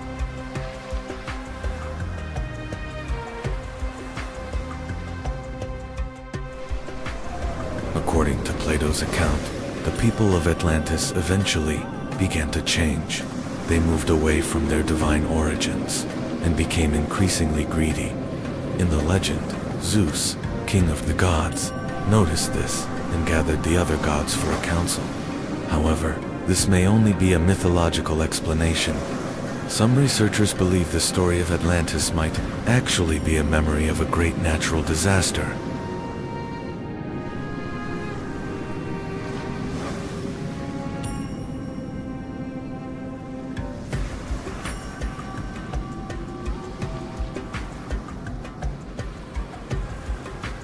Some researchers believe the story of Atlantis may be connected to a massive natural disaster.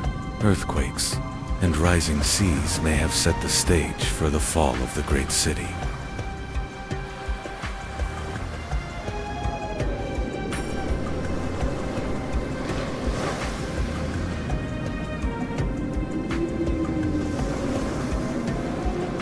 When the disaster began, the people of Atlantis did not understand what was happening. Earthquakes shook the city while the waters in the canals began to surge.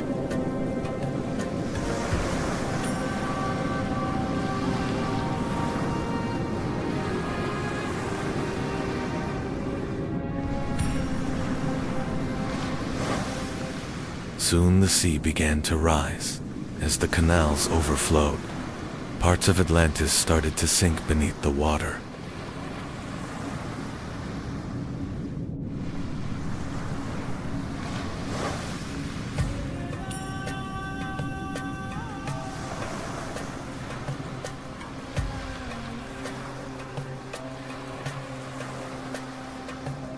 According to ancient accounts, the disaster ended quickly. In a single day and night, Atlantis sank beneath the depths of the ocean.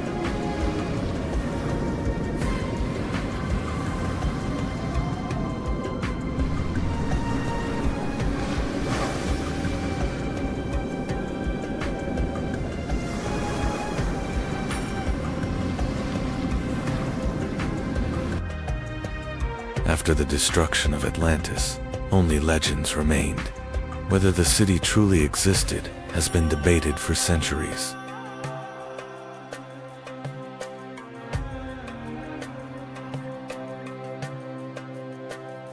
After the fall of Atlantis, its story continued to be told for centuries.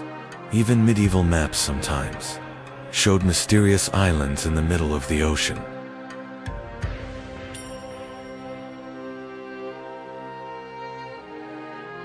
When the age of exploration began, some explorers hoped to find Atlantis. Ships sailing across the oceans were searching, not only for new lands, but also for traces of a lost civilization.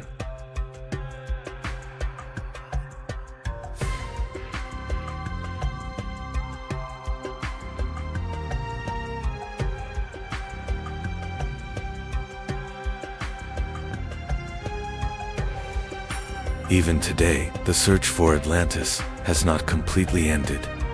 Scientists and researchers explore the ocean floor, hoping to find traces of a lost civilization.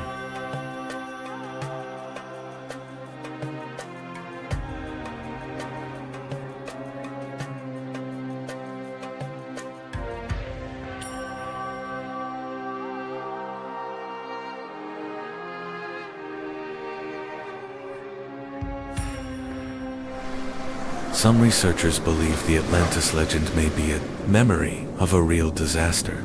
One of the strongest theories links the story to the massive volcanic eruption on the island of Santorini in the Aegean Sea.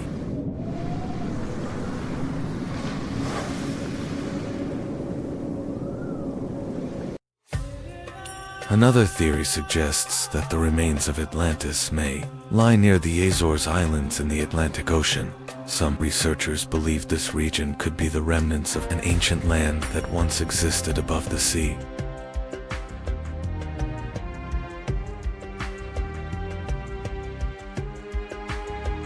Whether Atlantis truly existed is still unknown, yet the legend has continued to inspire human imagination for thousands of years.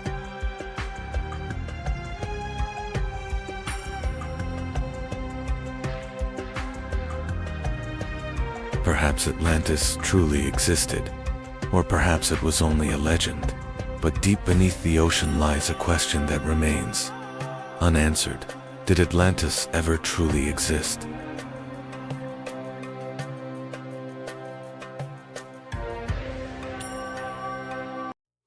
Everything began with the Nile River. Flowing through the desert, the river flooded each year and left behind rich black soil. And on that soil one of the greatest civilizations in human history was born. Every year the Nile flooded its banks. When the waters receded, rich black soil remained behind. Because of this fertile land, people began settling along the Nile. Over time, two powerful kingdoms emerged along the Nile, Upper Egypt in the south and Lower Egypt in the north. Two crowns, two rulers, and two kingdoms divided the land of the Nile. But one day, everything changed. A king from the south united the two kingdoms into a single land. His name was Narmer, and with him, ancient Egypt was born. The kings who came after Narmer were more than rulers. They saw themselves as the earthly representatives of the sky god Horus. And so a new title was born in Egypt, Pharaoh.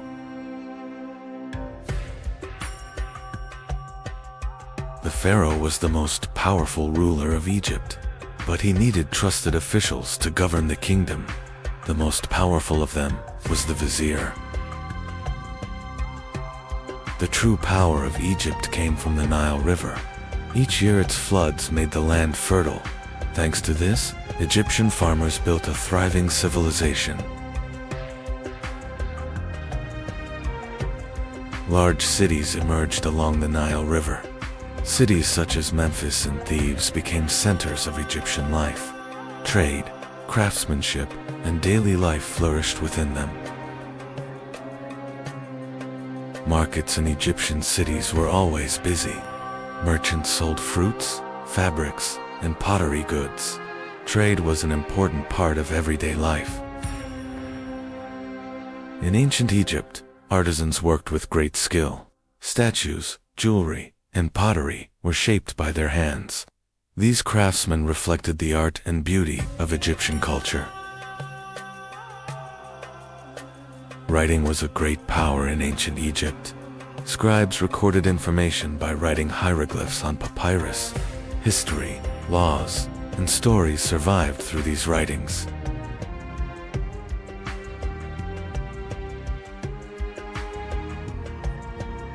Religion was at the center of life in ancient Egypt.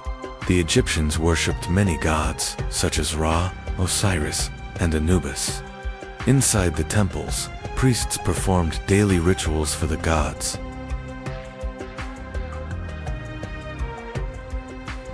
The Egyptians built massive temples for their gods. These sacred structures were not only places of worship, but also religious and cultural centers. Priests performed rituals here in the name of the gods. Ancient Egypt possessed a powerful army. Soldiers fought with spears and shields, while chariots became the fastest and strongest weapon on the battlefield. This army protected Egypt's power and its borders.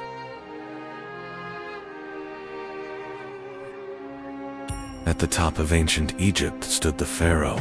Egyptians believed the pharaoh was not just a king, but the living representative of the gods on earth. His word carried the power of law throughout the land. The Egyptians did not believe death was the end. They believed the spirit of the pharaoh would continue to live. But for that to happen, the body had to be preserved, and so the practice of mummification began. Royal tombs were filled with gold, jewels, and sacred objects. But over time, these tombs became targets for thieves. The pharaohs now had to protect not only their bodies, but their tombs as well. Pharaoh Djoser wanted his tomb to stand forever. His architect Imhotep proposed a new idea, stacking stone structures upward, and in the desert of Saqqara, the first pyramid in history began to rise.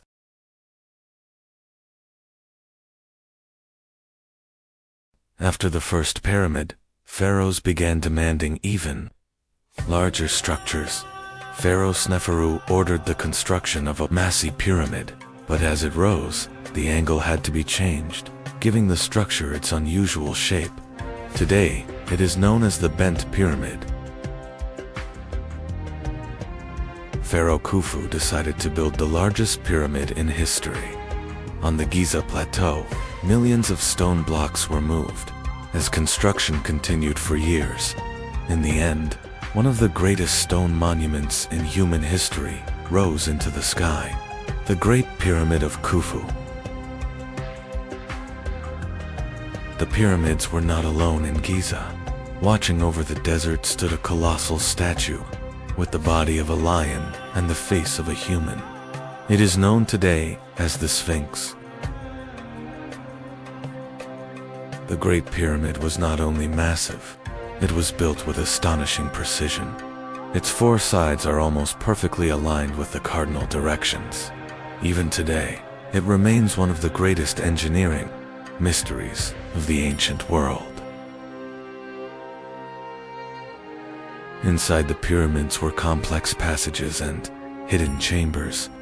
Narrow corridors led deep into the burial chamber of the pharaoh. There, the sarcophagus and objects meant for the afterlife were placed.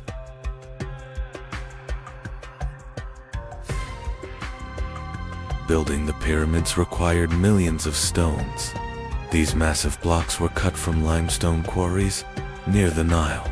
Workers used copper tools to break the rock and prepare stones, weighing several tons.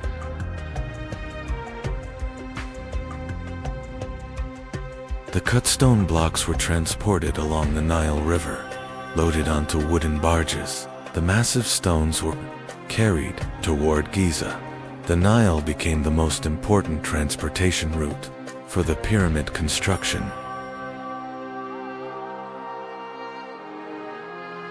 Once the stones reached Giza, they were dragged across the desert on wooden sledges. Hundreds of workers pulled the massive blocks with thick ropes. Water was poured onto the sand to reduce friction and help the stones move more easily. As the pyramid grew taller, moving the stones became increasingly difficult. To solve this, architects built massive ramps around the structure. Workers pulled the blocks up these ramps to reach the higher levels of the pyramid.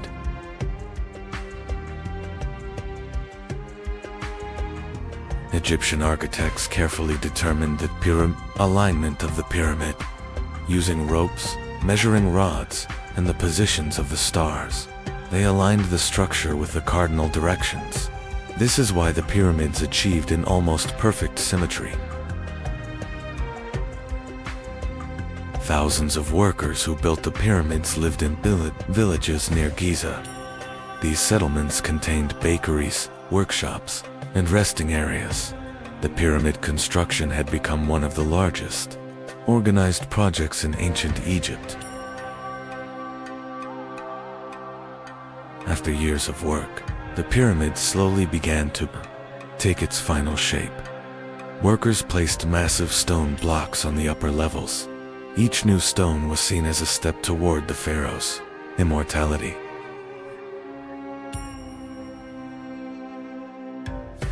Today the pyramids appear rough and weathered, but when they were first built, their surfaces were covered with smooth, white limestone casing stones.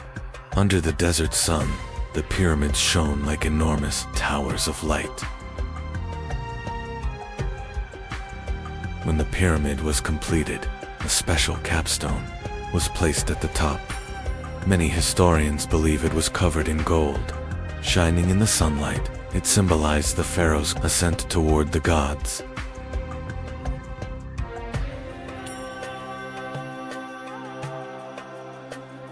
The pyramid was not a single structure. Around it stood temples, ceremonial courtyards, and long stone causeways leading to the pyramid. These places were used for royal funerals and sacred rituals. Years later, the life of the pharaoh came to an end. Priests and royal attendants began preparing for the great funeral ceremony. For the Egyptians, death was not the end, but the beginning of the journey to the world of the gods.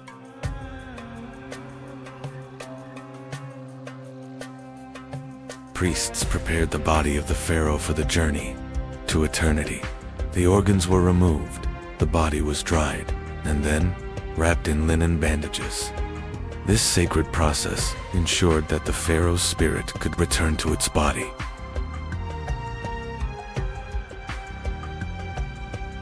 The pharaoh's organs were placed inside special containers. These containers were known as canopic jars.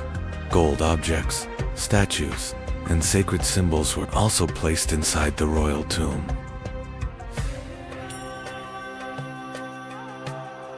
The mummified body of the pharaoh was carried toward the pyramid in a grand funeral procession. As priests recited prayers, mourning women raised their arms and cried in grief. This ceremony symbolized the pharaoh's final journey to the world of the gods.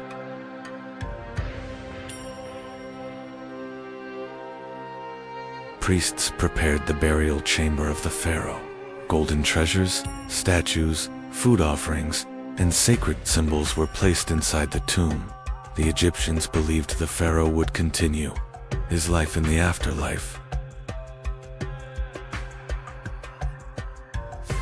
The pharaoh's sarcophagus was placed inside the burial chamber. Priests recited their final prayers and completed the sacred rituals. With this moment, the pharaoh's journey into eternity began.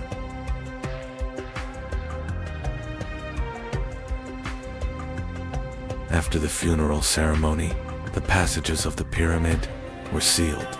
Massive stone blocks were slid into the corridors to close the tomb. From that moment on, the pharaoh's resting place was meant to remain protected forever.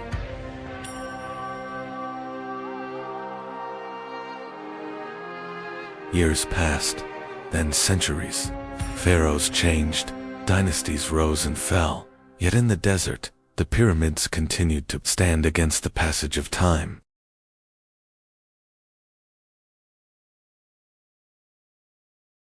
Centuries later, the pyramids had become relics of an ancient world. Travelers and merchants crossing the desert could see the massive structures from afar, and everyone asked the same question: who had built these enormous monuments? Over time, some people tried to enter the pyramids. Narrow corridors and dark passages led deep inside the structure, yet the pyramid still held many secrets.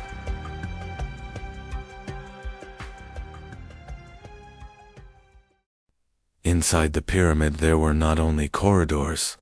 Some passages were blocked by massive stone blocks. These hidden structures were designed to protect the pharaoh's tomb.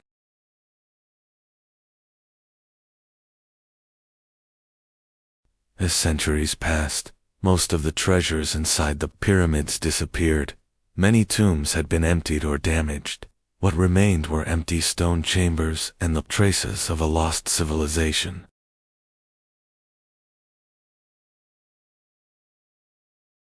Once the pyramids were crowned with shining capstones. Many historians believe these pyramidions were covered in gold, but over time they disappeared, leaving the pyramids with bare summits. Centuries passed, kings and empires rose and fell, yet the pyramids continued to stand in the desert. The journey doesn't end here. We will continue exploring world history in chronological order. Follow the channel and visit us to continue the adventure. For over 4,500 years they have stood in the desert. Massive stone mountains built by the will of pharaohs. But who were the rulers powerful enough to command the construction of the pyramids? To answer that question, we must go back to the very beginning of pyramid building. Before the pyramids, pharaohs were buried in flat stone tombs. In ancient Egypt, pharaohs were not just rulers, they were believed to be the earthly representatives of the gods. During Egypt's third dynasty, this idea took a new direction. Pharaoh Djoser ordered the construction of a tomb unlike anything built before.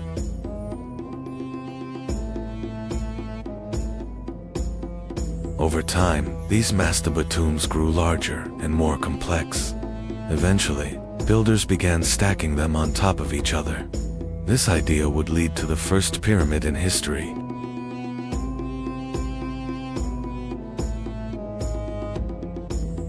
Built for Pharaoh Djoser, the Step Pyramid became the first massive stone monument in history.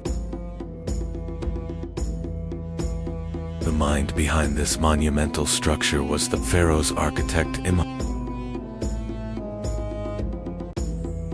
Imhotep's idea was simple, yet revolutionary.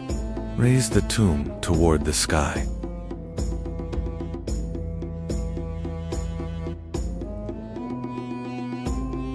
The Step Pyramid was rising layer by layer. Each new stone brought the pharaoh's name closer to the sky.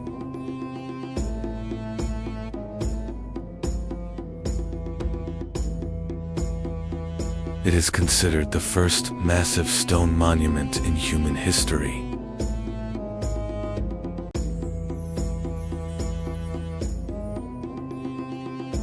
The Step Pyramid was only the beginning. Architects were already dreaming of a perfect pyramid. The new pharaoh Sneferu dreamed even bigger. Now the goal was a perfect pyramid.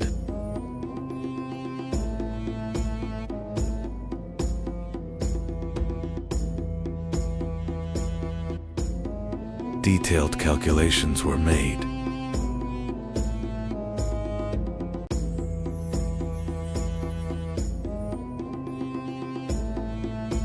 Sneferu finally found the perfect form. The first true pyramid rose from the desert.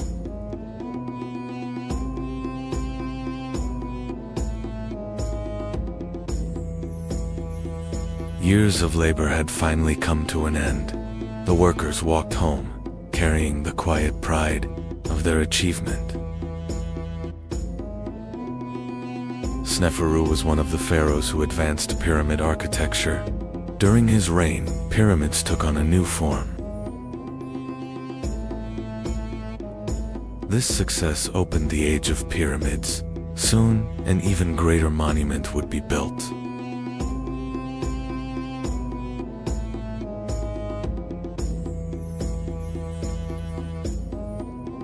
After Sneferu's success, a new pharaoh emerged. Khufu decided to build the greatest pyramid in history. When Pharaoh Khufu came to power during the 4th dynasty, he sought to surpass the achievements of the rulers before him. His goal was to construct a monument greater than anything Egypt had ever seen. The structure rising there would become more than just a tomb. It would stand as a symbol of the pharaoh's power and Egypt's engineering mastery.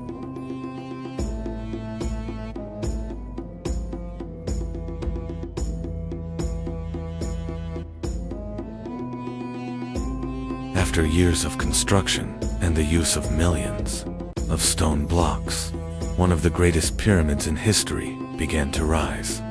Today, this monument is known as the Great Pyramid of Giza. Massive stone blocks were transported across the desert for years. The Great Pyramid slowly rose toward the sky. After Khufu, Pharaoh Khafre came to power and began building the second Great Pyramid at Giza.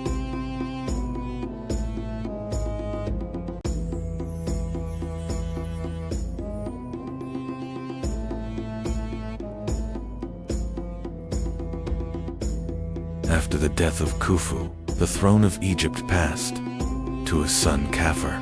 The new pharaoh wanted to continue his father's legacy and demonstrate his power. For this reason, he ordered the construction of the second Great Pyramid on the Giza Plateau.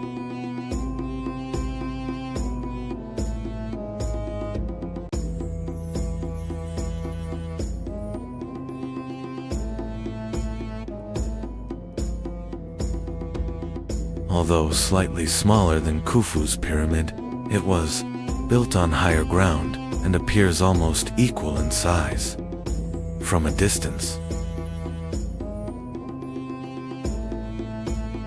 During this same period, a massive statue rose on the Giza Plateau, with the body of a lion and the head of a human. It is now known as the Great Sphinx.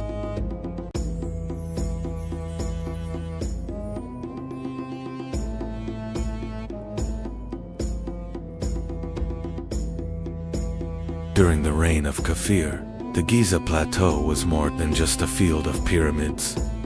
With temples, causeways, and ceremonial spaces, it had become a vast, monumental complex.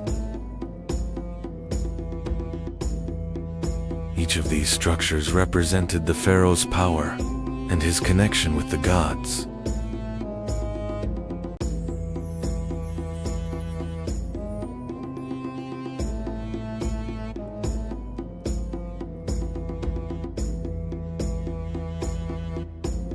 The pyramids were not only tombs, but also sacred monuments symbolizing the eternal life of the pharaoh.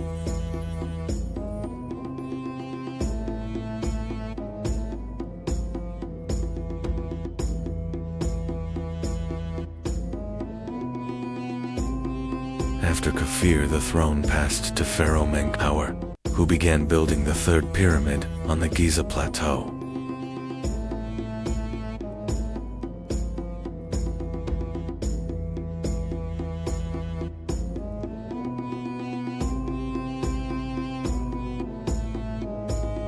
Although smaller than the others, it became an essential part of the Giza complex.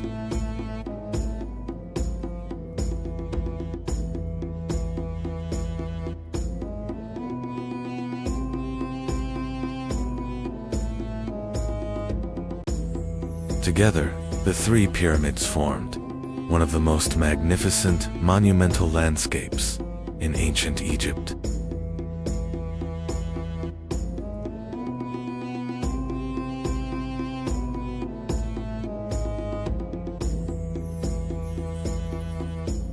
These structures became one of the greatest engineering achievements of the ancient world.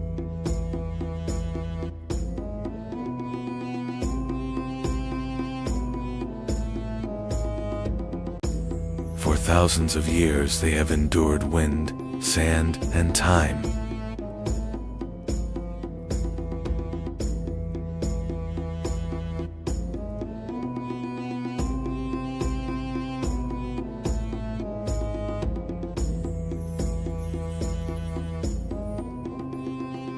Today the pyramids of Giza still stand.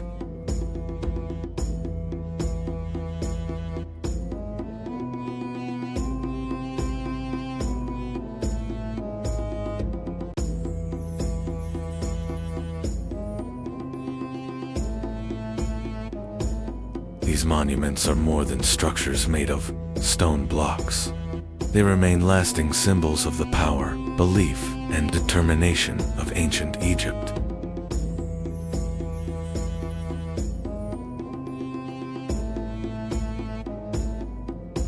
The Great Pyramid of Giza is considered one of the 7 wonders of the ancient world.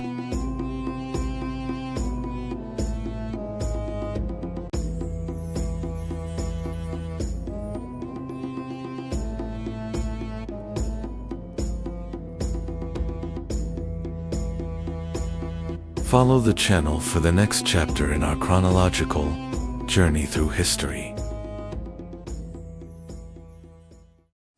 Thousands of years ago, Anatolia was a vast land where great empires had not yet emerged. Fertile plains, mountain, valleys, and early trade routes would soon turn this region into the cradle of powerful civilizations. Around 2000 BC, new groups began arriving in Anatolia. These Indo-European peoples would eventually become known as the Hittites and lay the foundation of a powerful civilization.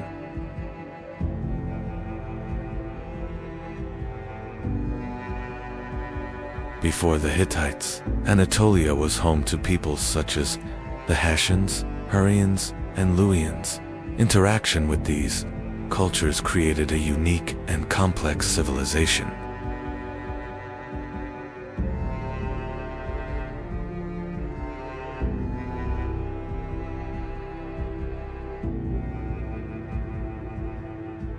Over time, the Hittites established an important city in central Anatolia. This city would become Hattusa, the future capital of a powerful empire.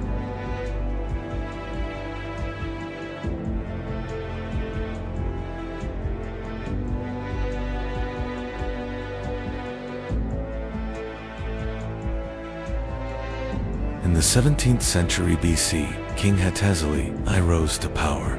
His reign is often considered the true foundation of the Hittite state.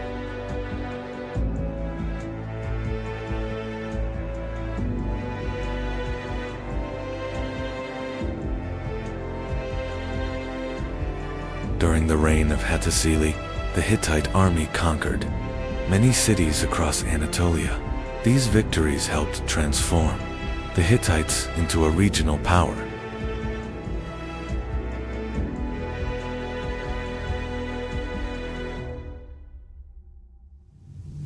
Under King Mursili I, the Hittite army marched deep into Mesopotamia, launching one of the most surprising campaigns of the ancient world.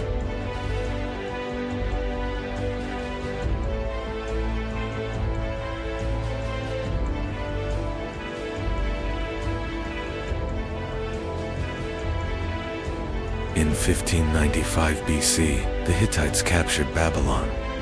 This dramatic event changed the balance of power in Mesopotamia.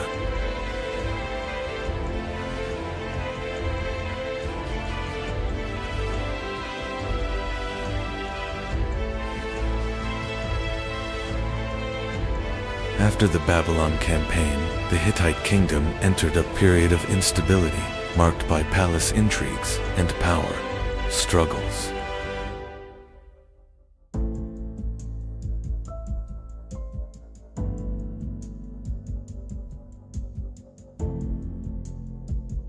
By the 14th century BC, the Hittites regained strength and expanded across Anatolia and much of northern Syria.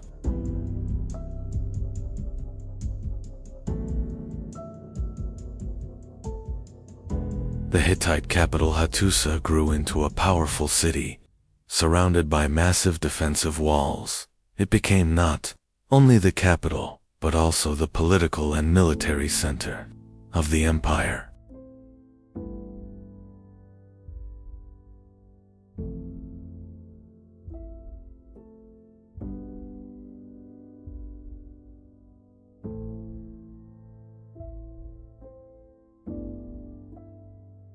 The Hittites expanded across much of Anatolia and northern Syria, becoming one of the dominant powers of the region. During the reign of Suppiluliuma I, the Hittite Empire reached a new height of power. He is considered one of the greatest rulers in Hittite history. Under the leadership of Suppiluliuma, the Hittite armies began advancing beyond Anatolia. Many cities in Syria came under Hittite control. These conquests turned the Hittite Empire into one of the most powerful states of the ancient Near East.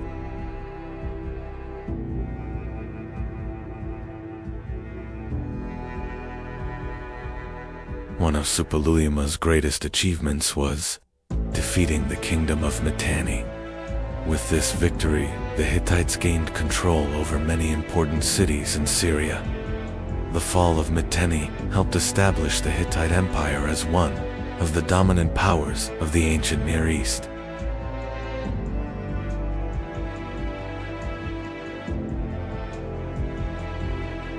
One of the greatest strengths of the Hittite army was the Por chariot. These vehicles, operated by a crew of 3, provided speed and maneuverability on the battlefield. With their chariots, the Hittites became one of the most formidable military powers of the ancient world.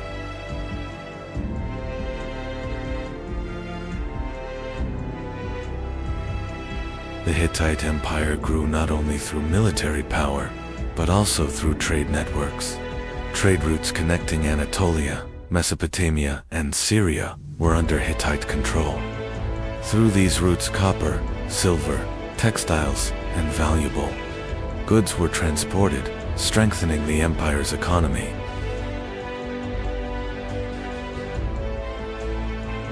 The Hittites recorded state documents on clay tablets, using cuneiform writing. Thousands of these tablets have been discovered in the capital city of Hattusa. Thanks to these records, historians have learned a great deal about Hittite laws, treaties, and daily life.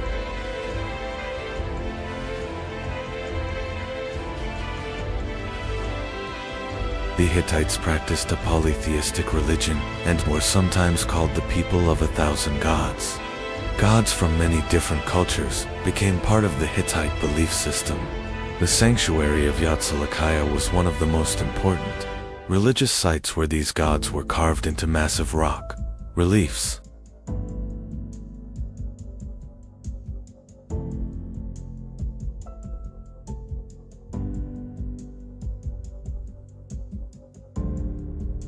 However, the rise of the Hittite Empire made conflict inevitable. The cities of Syria held great strategic value for both the Hittites and Egypt. This rivalry would soon bring the two great empires face to face near the city of Kadesh.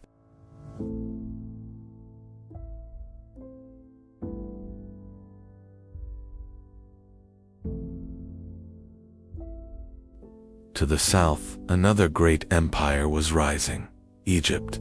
Pharaoh Ramses II sought to expand his influence over Syria. For this reason, the powerful Egyptian army began marching toward the city of Kadesh.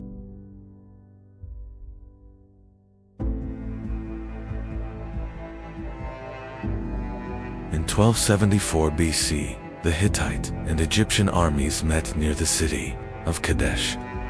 In the early moments of the battle, the Hittites launched a surprise attack. Their fast-moving chariots struck the Egyptian forces and created chaos across the battlefield.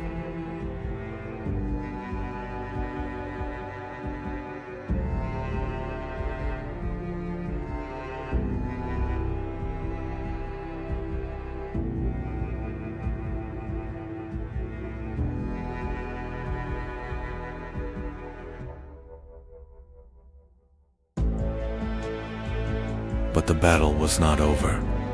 Pharaoh Ramses II rallied his forces and personally led the counterattack. The Egyptian army regrouped and managed to halt the Hittite advance.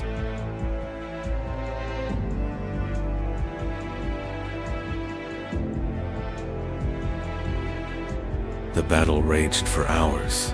Chariots, infantry, and archers fought fiercely across the desert battlefield. The Battle of Kadesh became one of the largest conflicts of the ancient world.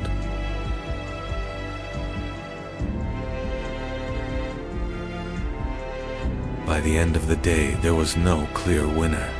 Both the Hittites and the Egyptians had suffered heavy losses. The Battle of Kadesh was remembered as a massive clash between two great empires.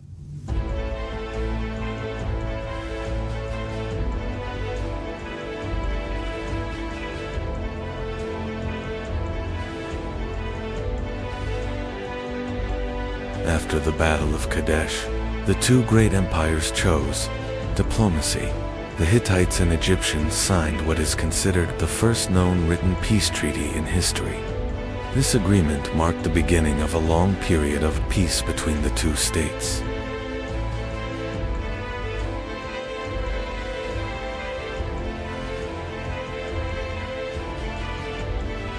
After the Treaty of Kadesh, a new era began between the Hittites and Egypt.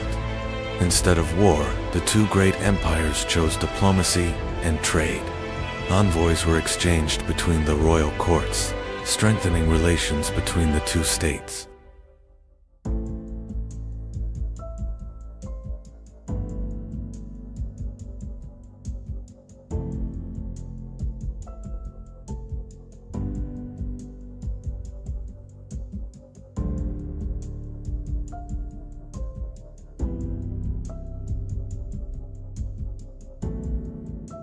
After the Treaty of Kadesh, the Hittite Empire remained powerful for some time. The capital city of Hattusa, with its massive walls, temples and royal palaces, stood as one of the greatest cities of Anatolia, but the fate of this powerful empire would soon begin to change.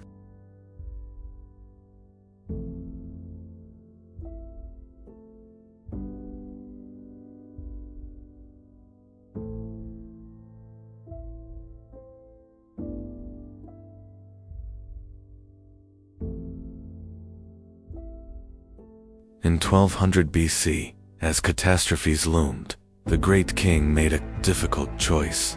At dawn, the last hope of the Hittites and their sacred relics were quietly carried out of Hattusa's gates. The capital was being abandoned to a deep silence.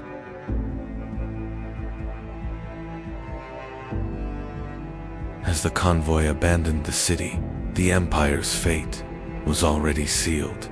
A mysterious enemy from the sea was setting coastal cities ablaze. This was the Great Invasion that would bring about the end of the Bronze Age. These invaders were not just looting, they were dismantling an entire civilization. The famed Hittite chariots and bronze weapons proved useless against these warriors of the Iron Age.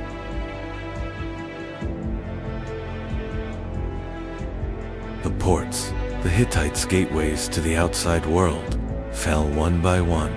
The sea peoples were not just taking land, they were severing the trade arteries of civilization.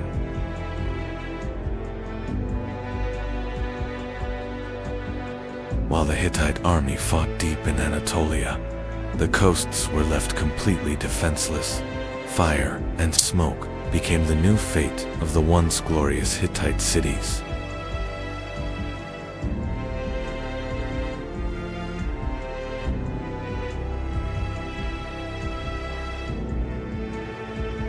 And so, a millennium-old titan fell. This great destruction, brought by the sea peoples, was the final nail in the coffin of the Hittite Empire. As the order of the known world crumbled, Anatolia was plunged into a deep, dark silence that would last. For centuries, the Hittites were gone, leaving behind only ashes scattered by the wind and secrets buried beneath the earth.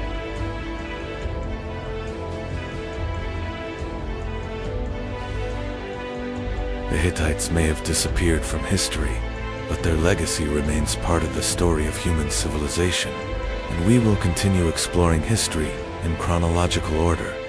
Follow the channel so you don't miss the next great civilization.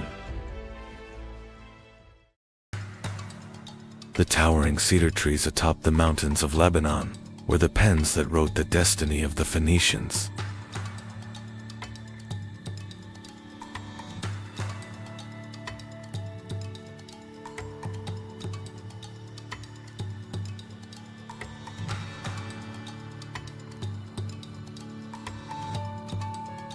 These trees were so remarkably strong that the ships built from them defied the fierce waves of the Mediterranean.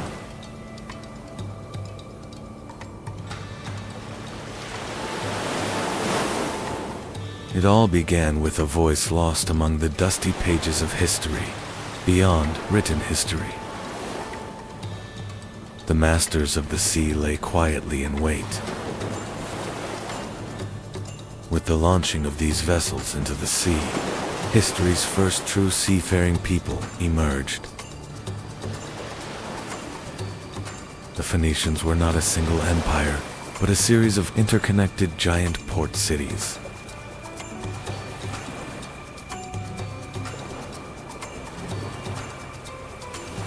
Tyre and Sidon were like impenetrable fortresses built upon the sea.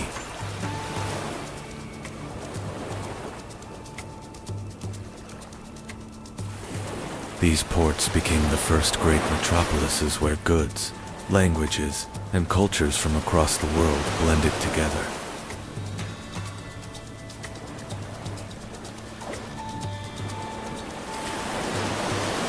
The heart of maritime trade beat here.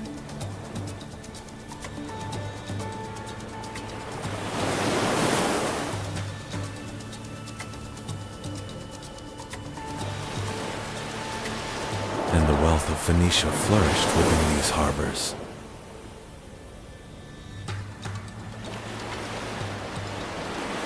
Tyrian purple, obtained from sea snails, was more valuable than even gold in the ancient world. This special color was produced through the laborious processing of thousands of sea mollusks. Over time, this color became an indispensable status symbol for kings, emperors, and nobles. The greatest secret of Phoenicia's economic power and wealth lay hidden in this unique purple dye. But Phoenicia represented not only trade, but also an impenetrable defense.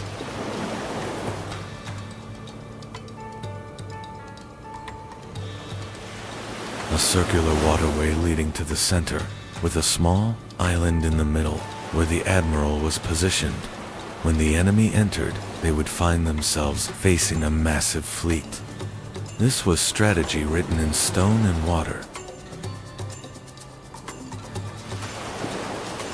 The Cotton Harbor, rising in Carthage, was the most advanced military engineering marvel of the ancient world.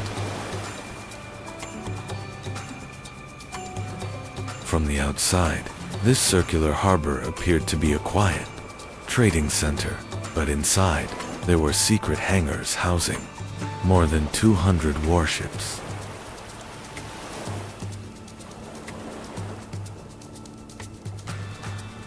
According to legend, Phoenician merchants discovered glass by chance while lighting a fire on the beach. Turning this coincidence into a magnificent craft, the Phoenicians became one of the first peoples to succeed in shaping glass by blowing.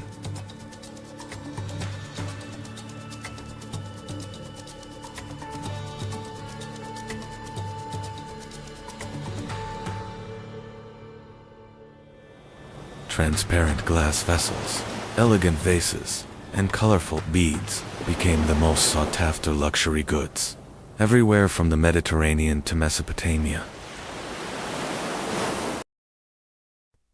Glass craftsmanship proved their aesthetic sense and commercial intelligence to the entire world.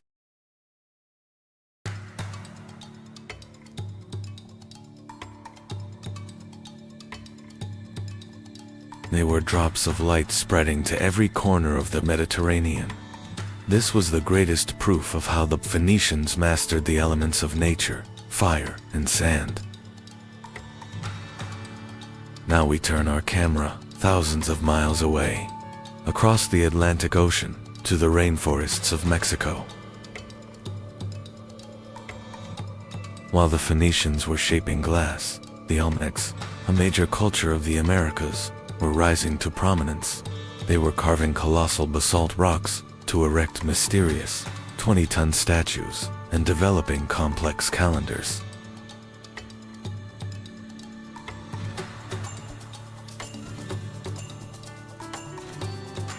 While the Phoenicians navigated by looking at the stars, the Olmecs used those same stars to build their pyramids. Two different worlds, with one shared curiosity: the sky.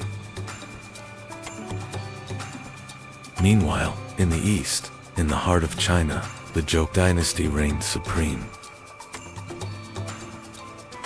This empire, which proclaimed the sanctity of governance, with the concept of the regency of the heavens, was laying the foundations of philosophy and social order. While purple-dyed fabrics adorned kings in the west, an empire of silk and wisdom was rising in the east.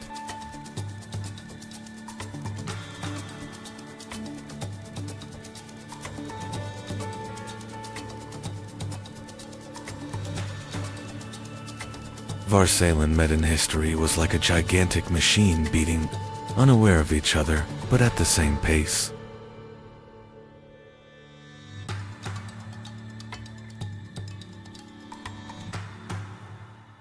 They set aside complex hieroglyphs and cuneiform scripts to create the first alphabet, consisting of only 22 letters. Thanks to this revolutionary invention, reading and writing moved beyond the monopoly of palaces and reached the common people and merchants. The foundation of the modern alphabets we use today was laid with this knot tied by Phoenician scribes thousands of years ago. The Phoenicians did not just build ships, they also learned to read the language of the sea. They were the first sailors to find their way during night voyages by following the North Star, known at the time as the Phoenician Star. Their double-rowed galleys, the biremes, provided both agility in war and high capacity in trade. This technological superiority made them the undisputed sole masters of the open seas. They were the only people who dared to cross the Pillars of Hercules, known today as the Strait of Gibraltar, which was considered the end of the known world. They fearlessly ventured into the fierce waters of the Atlantic Ocean, circumnavigated the African continent, and reached the British Isles to trade in tin.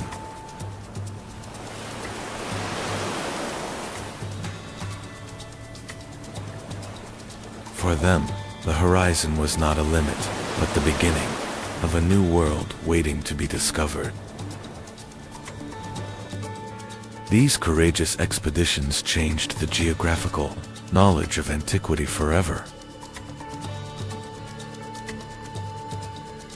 Carthage, whose foundations were laid with the exile story of Princess Dido, soon reached a power that would overshadow even its mother city, Tyre.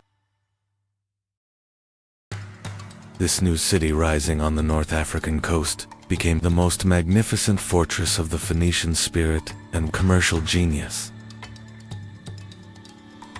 Carthage was not just a colony, it was the new master of the Western Mediterranean and the center of a massive empire that would rival Rome. This rise ensured the spread of Phoenician influence throughout the entire Mediterranean basin. One of the greatest strategic battles in history took place before the city of Tyre, which was considered impenetrable.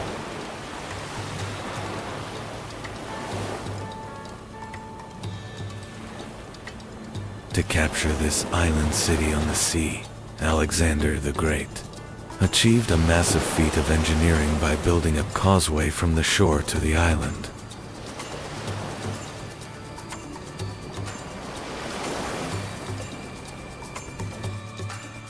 This relentless siege, lasting for months, was not just the fall of a city, but a historical turning point where the Phoenician city-states began their physical decline.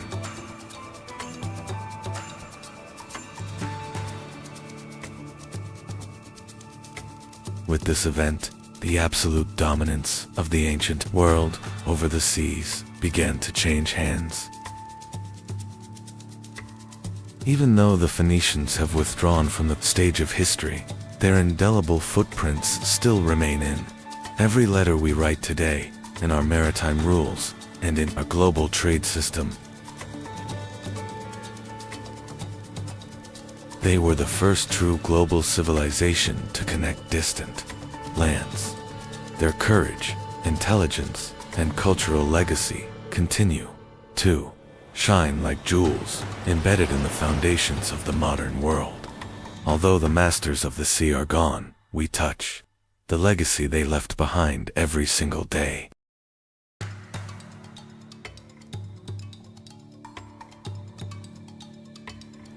The ancient world was far larger than we imagined, bound together by invisible threads. From Phoenicia to America, from China to Africa, humanity built with the same unwavering determination. In the next episode, we'll explore the great turning point where these civilizations met. Don't forget to subscribe and join this vast journey.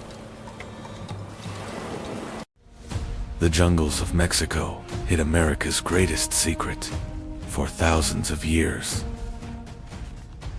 This dense green canopy carried the traces of a massive genius isolated from the modern world.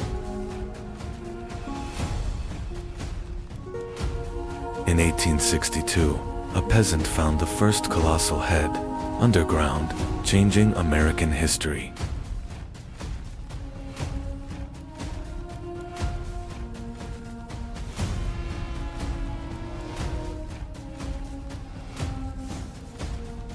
Around 1200 BC, a massive civilization suddenly rose in these jungles.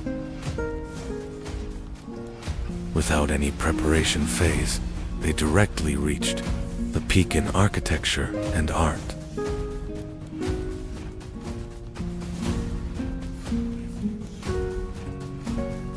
Before the Aztecs and Mayans were on the scene, the Olmecs had already discovered the calendar and writing. They are the mother culture that laid the foundation for all great Mesoamerican cultures. The name Olmec was given to them by the Aztecs thousands of years later, meaning rubber people. What they called themselves in their own language remained hidden in the dark and lost pages of history. It still astonishes the scientific world that they emerged with such flawless stonework without a primitive beginning. It was as if this advanced technical knowledge had come to them from across the ocean.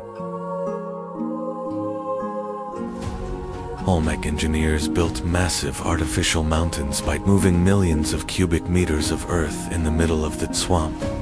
These structures were designed to prevent destructive floods and to be closer to the sacred sky.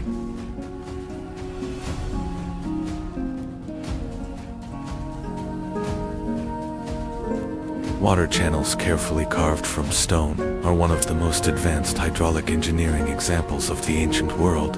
This system, which brought continuous clean water to the city, is tangible proof of the Olmec's technical genius.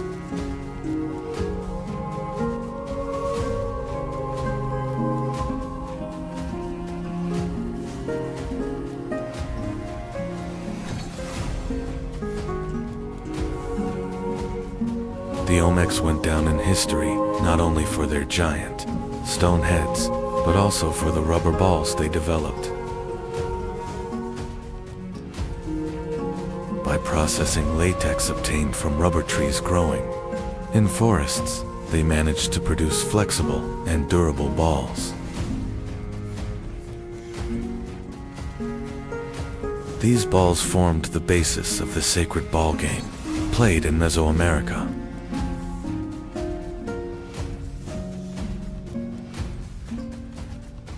The game was not just entertainment, it also represented cosmic symbolism.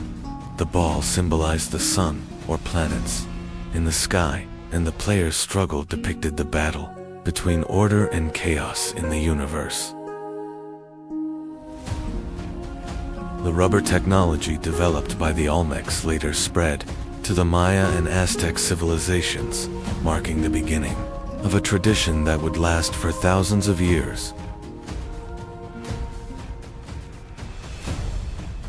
Every street and structure in the city is not random, but aligned according to specific star systems and planets.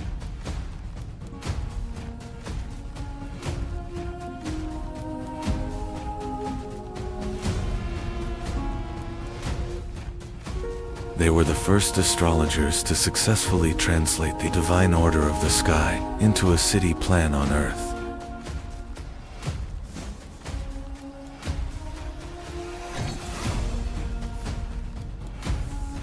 They not only observed the sky, but also interpreted the cycles of Venus and the movements of the stars as sacred signs.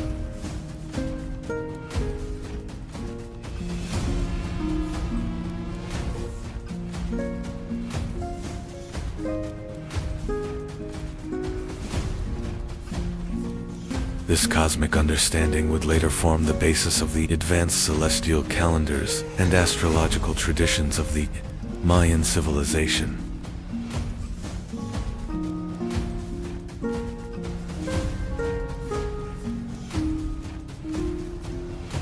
How did a people without wheels or pack animals bring these blocks from the mountains 100 kilometers away?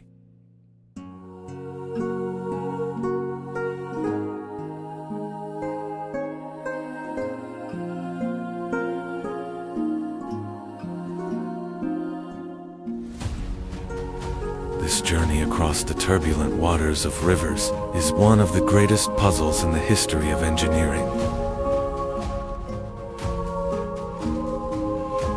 The thick lips and wide nose structures on the statues contrast greatly with indigenous American genetics. These characteristic facial features may be a sign of a secret intercontinental bond in the ancient world.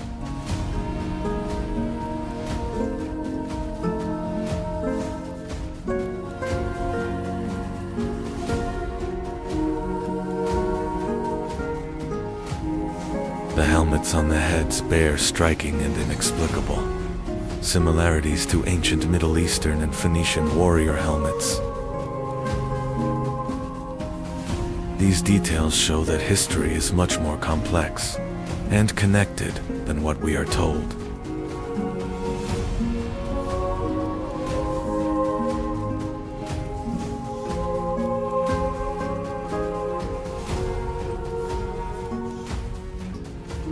Each head has its own expression and soul. These are not just statues, but copies of living kings.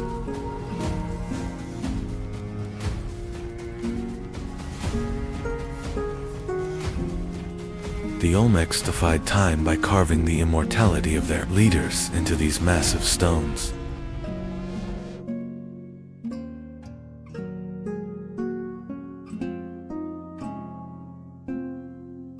According to Olmec belief, the head is the most important center where the soul, intelligence, and sacred power are gathered.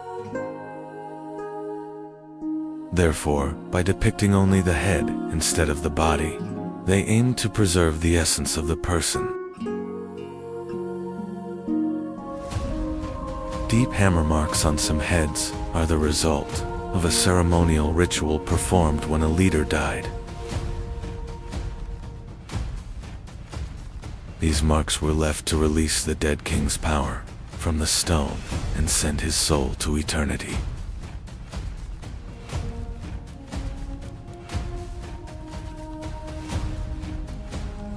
Many colossal heads were hidden by being buried underground in a grand ceremony shortly after being made. These statues may have been intended to serve the underworld gods rather than the physical world.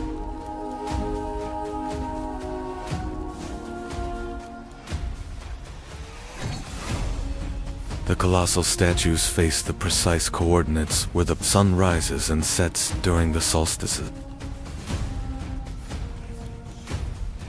These massive stones were also fixed observation points used by the civilization to measure time. Long-bearded strangers with different clothing, never seen among the local people, are depicted in the reliefs.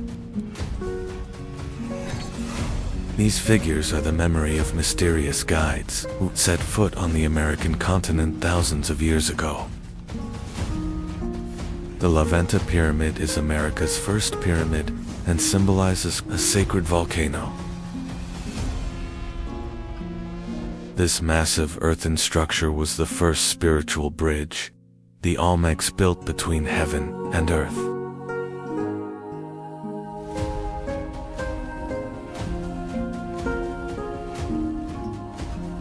Giant mosaics buried underground are secret gifts, prepared for the gods and hidden from human eyes.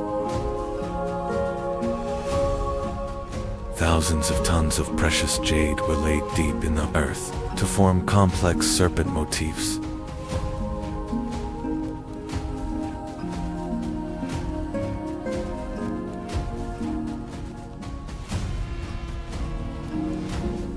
The tools they made from hematite may be the first examples of a compass, showing they discovered the Earth's magnetic field.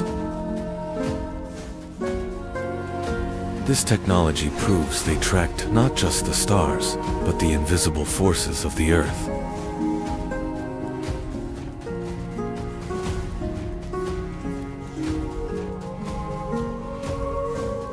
The Olmecs processed obsidian as smooth as a mirror to direct light and energy into dark temples. These mirrors were used in rituals, both for divination and to control the power of the sun.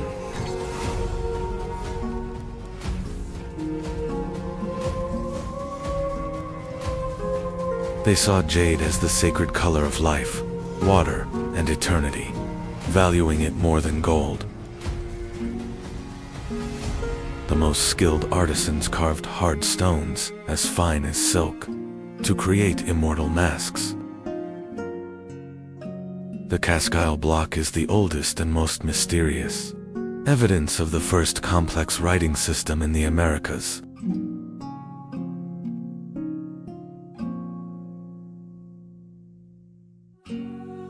The symbols on this stone are one of the ancient world's greatest unsolved linguistic puzzles.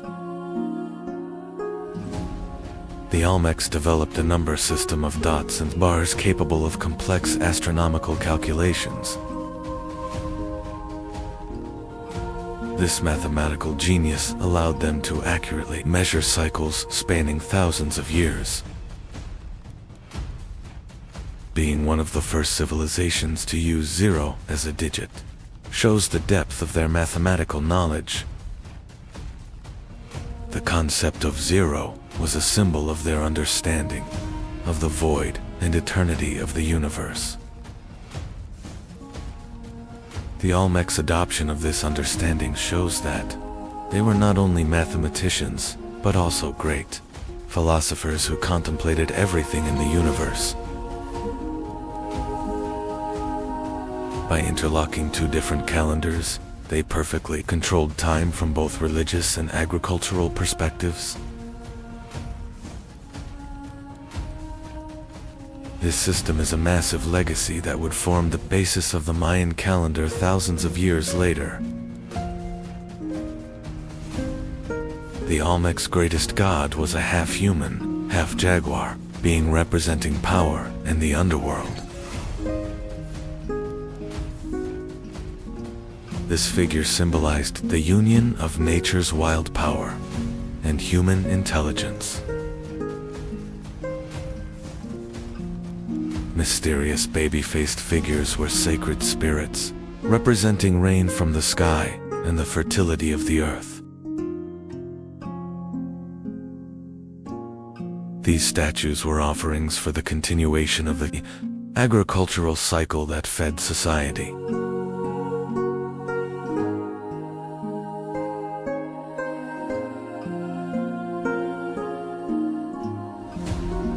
It was believed that priests transformed into jaguars during rituals and communicated with the spirit world. This shamanic transformation was the most feared and respected ritual of Olmec society.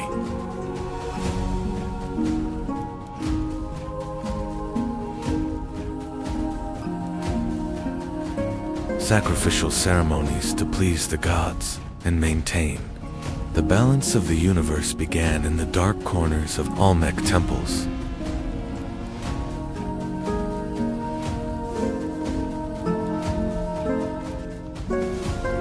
These bloody rituals were seen as a price to be paid for the continuation of life.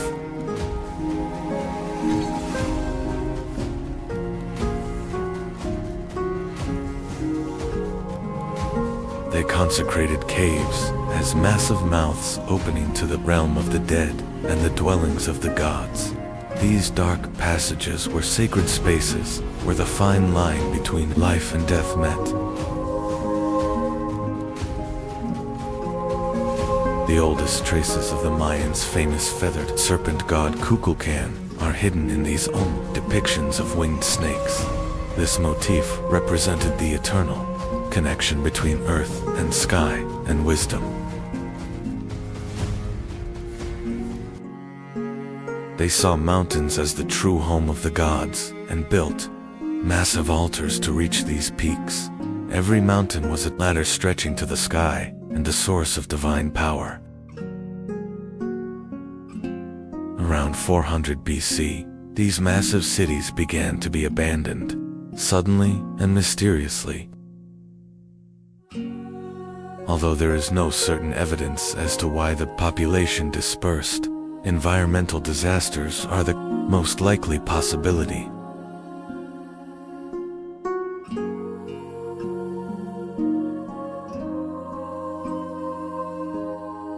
The shifting of riverbeds and volcanic eruptions may have completely collapsed their agricultural systems.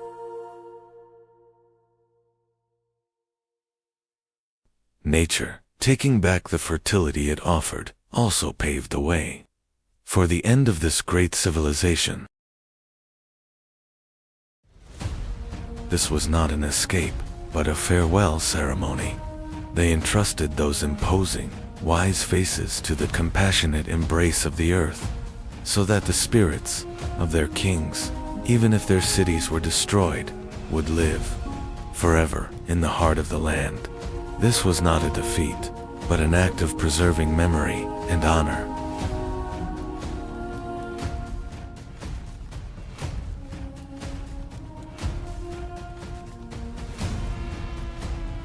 Although the Olmec civilization vanished, their language, beliefs, and calendar systems were inherited by the Mayans and Aztecs.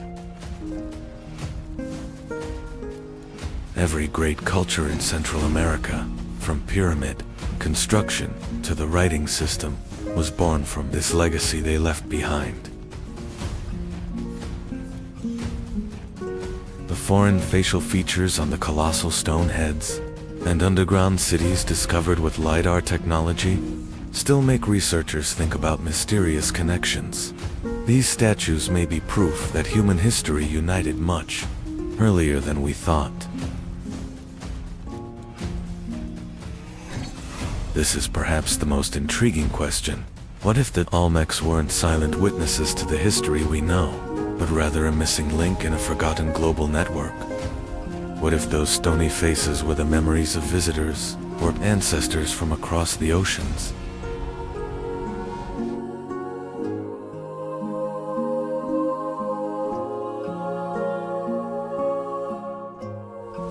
Olmec, the beginning of civilization, mystery itself, and the common heritage of humanity.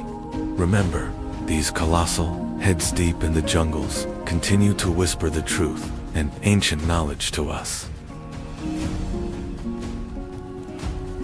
The beginning of civilization, mystery itself, and the common heritage of humanity.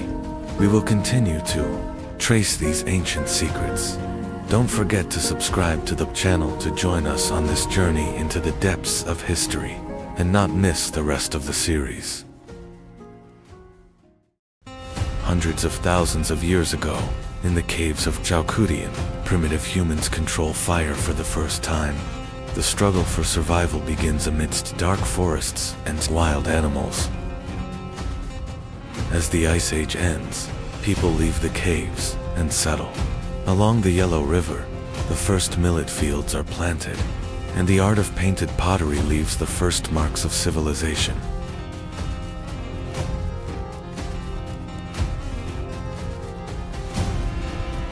Around 2500 BC, society becomes complex. Longshan't people build high walls and produce technological marvels, pitch black, glossy, eggshell-thin pottery.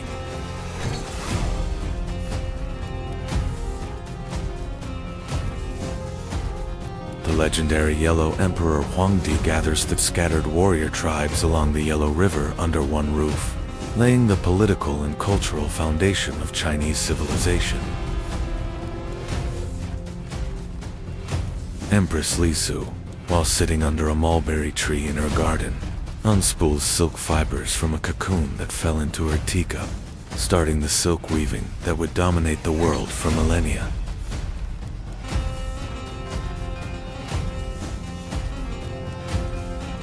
Let us witness how the fate of a river, the fate of a people, and the determination of one man intertwined and how a dynasty was born.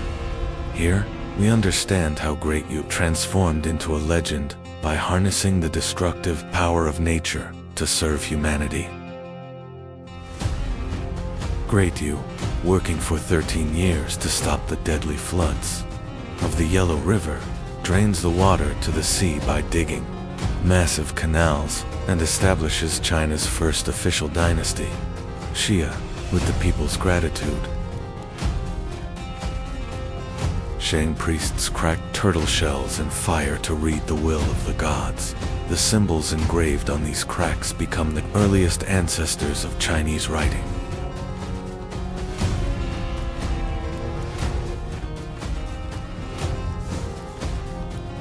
The last Shang king, Di Xin, falls in love with the legendarily beautiful but cruel Daji, indulging in luxury in palaces with lakes of wine, while his people starve. The virtuous Zhou leader Wu unites the tribes and defeats the Shang army at the Battle of Mai.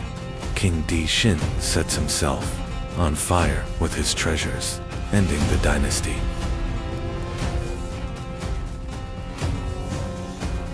Zhou kings declare they have received the mandate of heaven. They established China's first major feudal system by distributing land to nobles gathered in the palace square. Amidst political turmoil, the sage Confucius teaches morality and loyalty to his students under a willow tree as philosophies that will forever change China's mindset begin to flourish.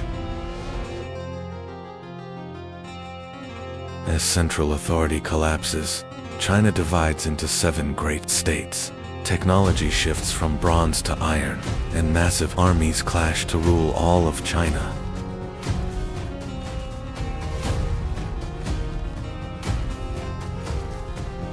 Ending the warring states period, Qin Shi Huang declares himself the first emperor. He unifies the 7 kingdoms under one flag while standardizing weights, currency, and writing.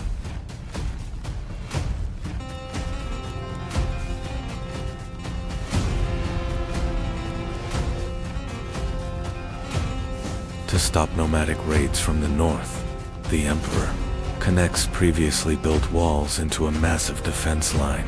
Thousands of workers raise the world's largest structure on mountain peaks.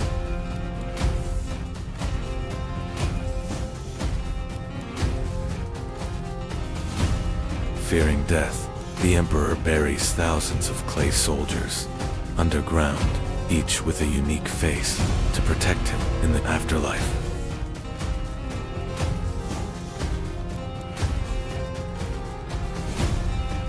The Silk Road carried not only silken horses, but also the arts and riches it encompassed as China encountered the world. Beyond its walls, it was also experiencing an enlightenment.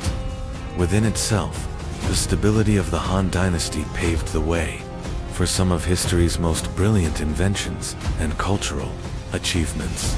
Now, it is witnessing an invention that will change the very end, and a history that will never allow the past to be lost. CSI Lan, an official in the Han court, produces the first real paper by mixing tree bark and old rags. This invention changes the world by allowing knowledge to move from bamboo sticks to light pages.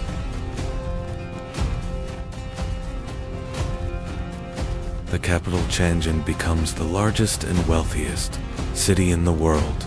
In palaces with vast gardens, poets, musicians, and scientists produce the most elegant examples of Chinese art.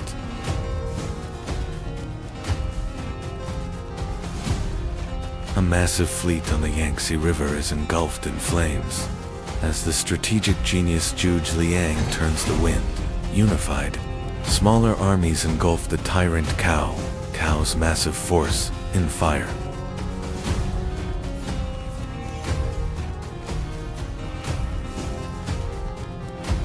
Three legendary warriors under blooming peach trees, Liu Bei, Guan Yu, and Zhang Fei, swear an oath to remain brothers until death to protect the people and save the empire. The wise Zhuge Liang sits on the city walls with a feather fan. Stopping the enemy with a single musical note, he proves to the world that intelligence is superior to brute force.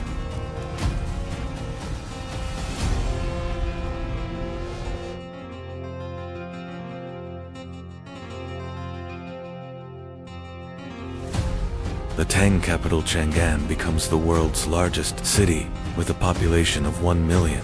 Arab, Persian, and Indian merchants from the Silk Road gather in markets, filled with silk and spices.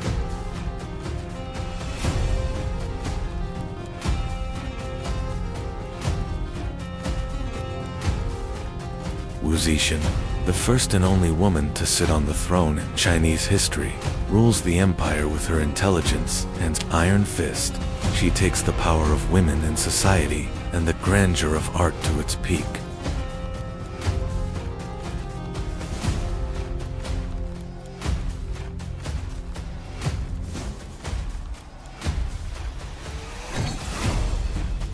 Wise poets Li Bai and Du Fu write their poems by the river. Under the moonlight, as Chinese literature and painting produce the most elegant examples that will not be forgotten for millennia.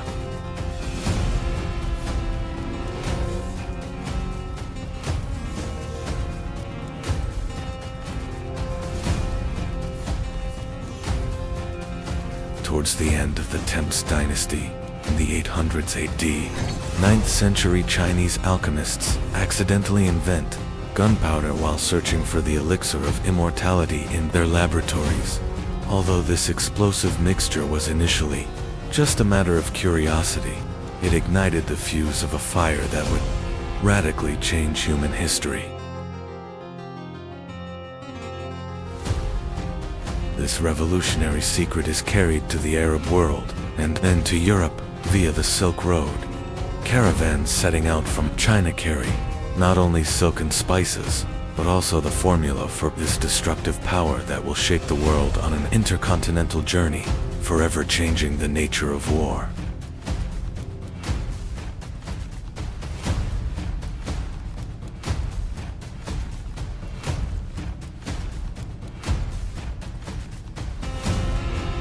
This technology reaches its peak during the Song dynasty. Gunpowder arrows and the first cannons begin to roar on the battlefields. Chinese civilization now guides the world, not only with its philosophy, but also with its engineering.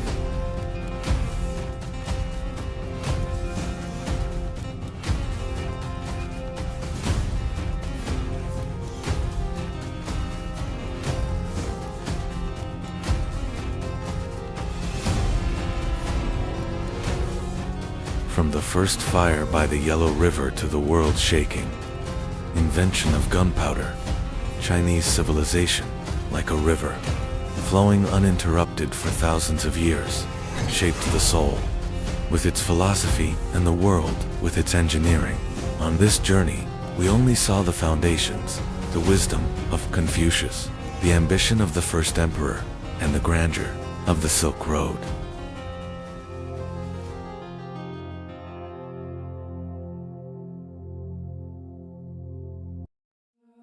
Deep within the jungle, a civilization forgotten by time once rose. In the deep jungles of Central America, a civilization was born.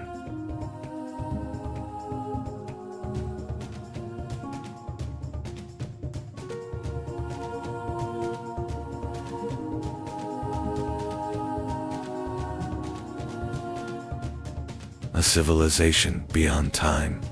What an accurate description. The verdant lands of Mesoamerica, a civilization that was constantly evolving, not just in its calendars. Its pyramids were ladders reaching to the sky, and each GLF on its walls was a code whispering the secrets of the universe.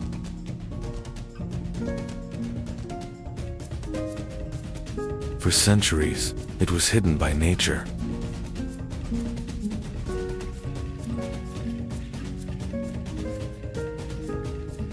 Here are those lost ruins, once nestled in nature. Every stone, every vine tells a story.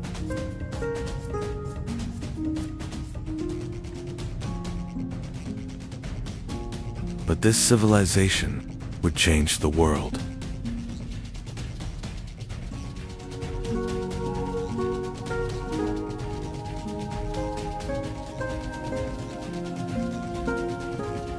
The Maya civilization spread across a vast region. It all began with small villages.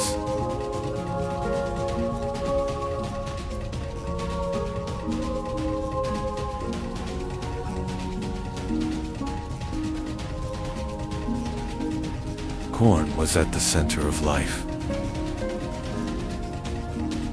To them, humans were created from maize.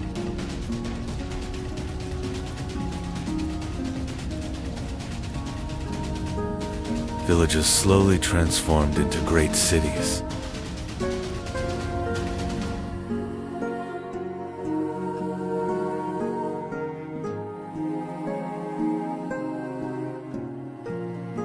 Cities rose in the heart of the jungle. Stone structures reached toward the sky. They built massive pyramids without metal, only with intelligence.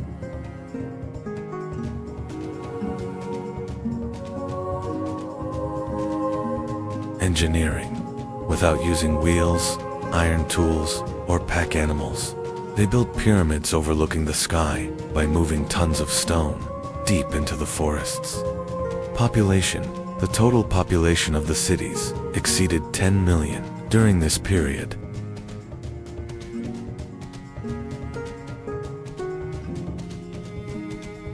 These structures were not just architecture, they were connected to the sky. On certain days, sunlight touched the pyramids and moved like a serpent of light. Architecture, they developed an acoustic and astronomica. Architecture so precise that during the equinoxes, the sun's rays would cast a serpentine shadow on the pyramid steps.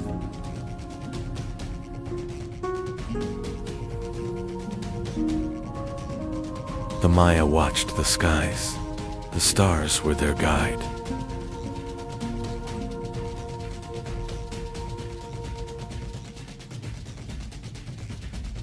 Astronomy and calendar. They calculated the movements of Venus with accuracy.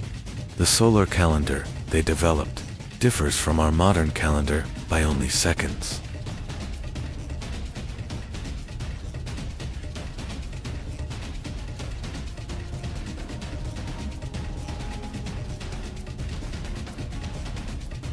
They tracked planetary movements, especially Venus, which was crucial to them.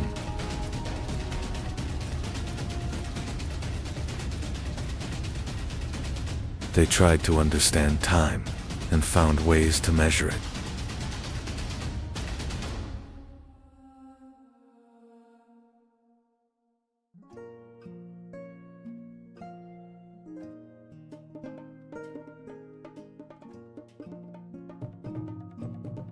They created complex calendars, still incredibly accurate today.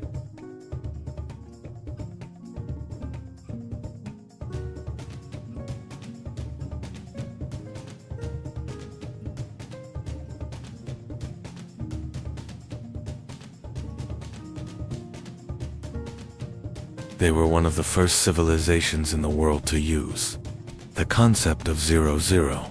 They developed a base 20 number system.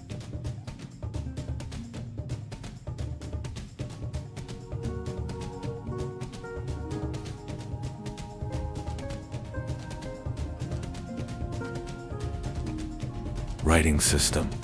They possessed the most advanced writing system hieroglyphs in the Americas. They wrote history books using over 800 symbols.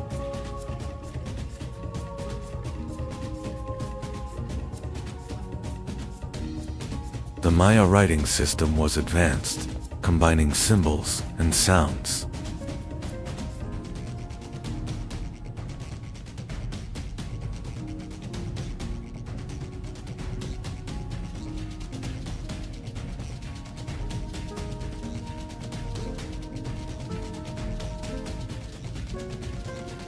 They imprisoned Venus in time, carved history into stone, and discovered zero.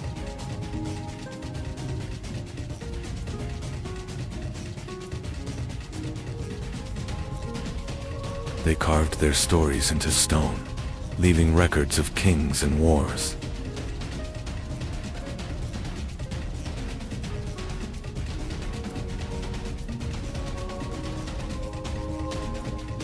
Kings were not just rulers, they were believed to speak with gods.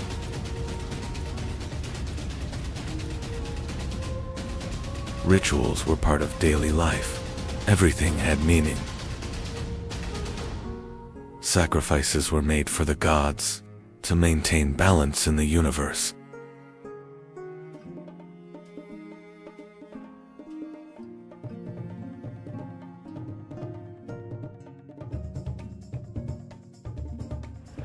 But the Maya world was not peaceful. Cities were constantly at war.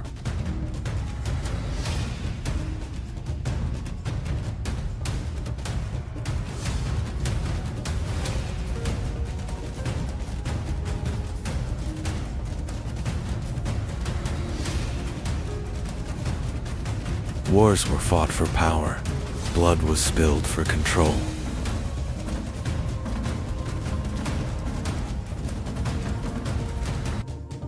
Captives were highly valued. They meant both power and ritual.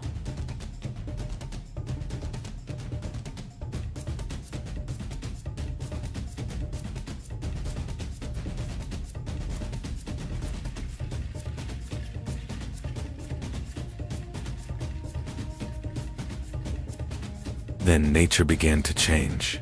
Drought made life harder.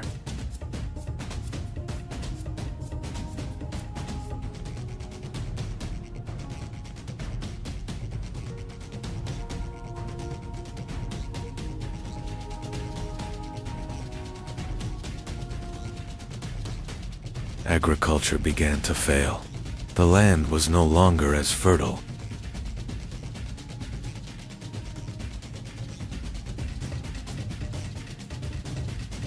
Cities were slowly abandoned. People left their homes behind.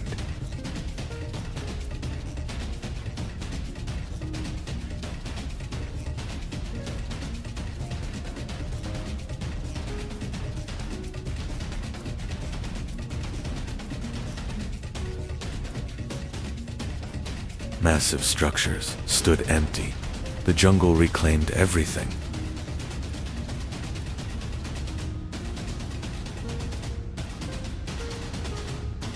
A great civilization collapsed, but the reason remains unclear. One thing is certain: the collapse was sudden and deep.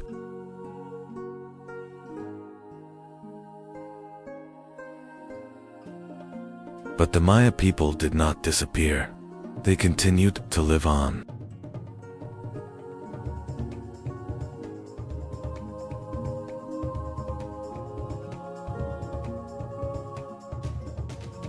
Today, millions of Mayas still exist. Their culture and language live on.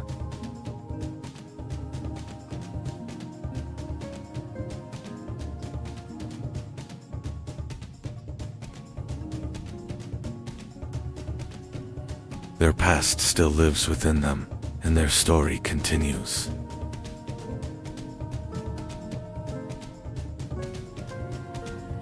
The Maya civilization transcended time, leaving a deep mark on humanity.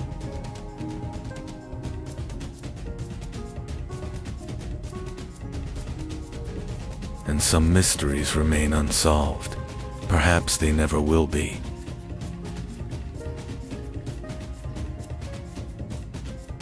The secrets of ancient civilizations and codes from the past. Stay tuned for more. 40 kilometers northeast of Mexico City lies a mystery.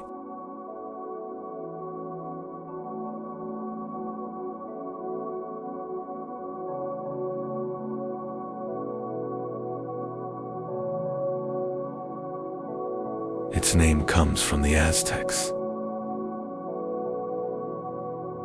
the birthplace of the gods.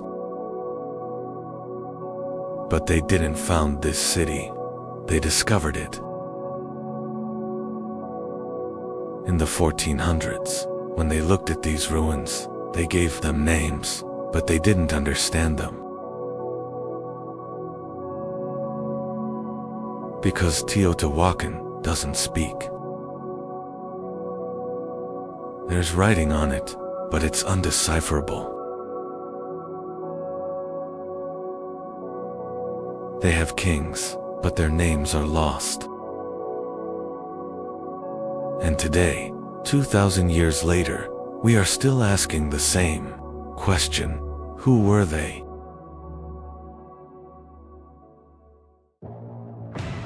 In 100 BC, while the Roman Republic was being established, and the Qin dynasty was rising, something else was happening here.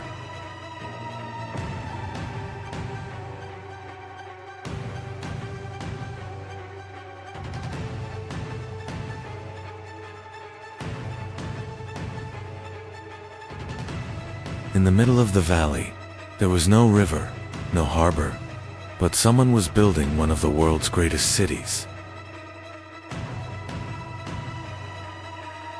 No wheels, no iron, but 100,000 men and a plan, a terrible plan.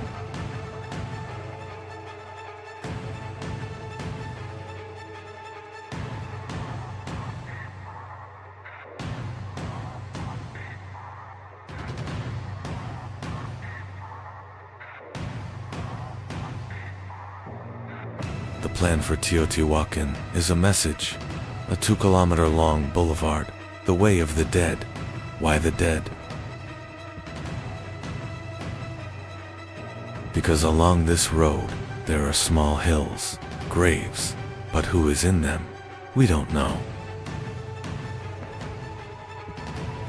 The tombs have been plundered, perhaps kings, perhaps priests, perhaps victims. But this path is not just a street, it is an axis between the earth and the sky. In the middle of the road, the Pyramid of the Sun, 65 meters high, 225 meters base. In terms of volume, it is larger than the Great Pyramid of Giza in Egypt.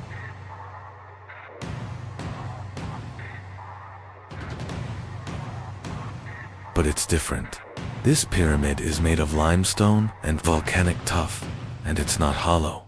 In the 1970s, a tunnel was discovered. It's 100 meters long. From underground towards the very center of the pyramid. But what's in the center? A tomb? A treasure?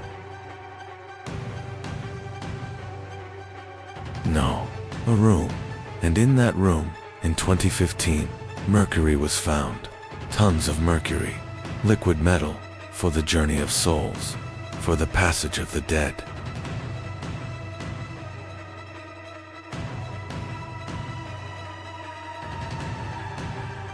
Mercury is poison, but it is also immortality. Chinese emperors also drank mercury to become immortal. They died in Teotihuacan. Mercury is perhaps the same thing, a quest for immortality. But for whom? For a king, or for the city itself?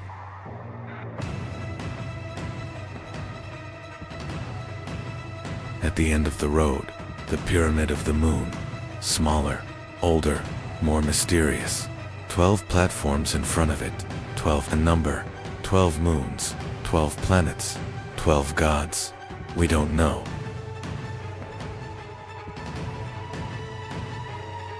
But we know that this pyramid is more sacred than the Pyramid of the Sun. Because here, there are sacrifices, human sacrifices, children, animals, all for a ritual.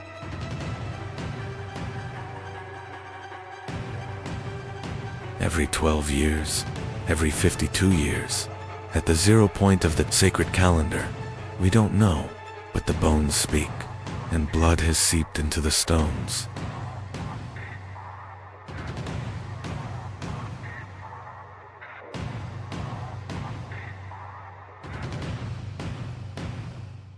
The pyramids are fascinating, but the real Teotihuacan was here. Lavend, Tetatla, Sakawala. The names are modern, but the buildings are 2,000 years old. Multi-story apartment buildings. The first apartment buildings, perhaps each one housed 60 to 100 people, families, craftsmen, merchants, and on the wall of every room, paintings.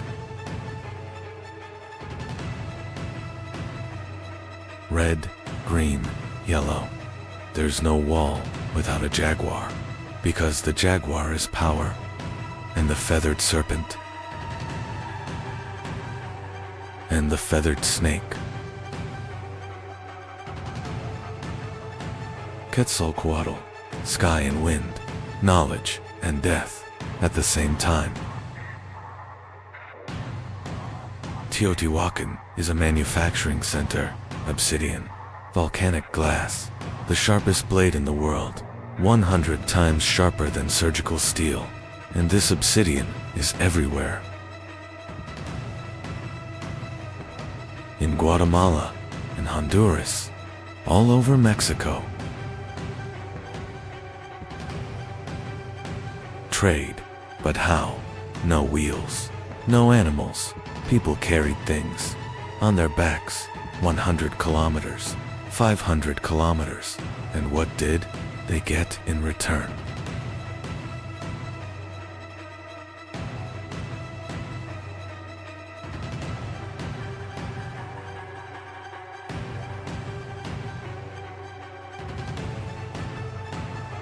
Jade from Guatemala, 1,000 kilometers, feathers from the Amazon, seashells from the Pacific. This city is the center of a network, and this network has enveloped the continent.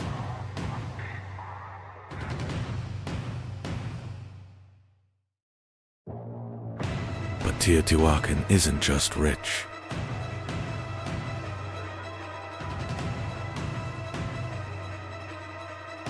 Everything is planned. The streets are like cages. Every block is a square. Water, sewage, perhaps. 2,000 years ago, and there are no portraits of kings, no monuments. How was this city governed? The priestly class? A military aristocracy? Or a system we don't understand?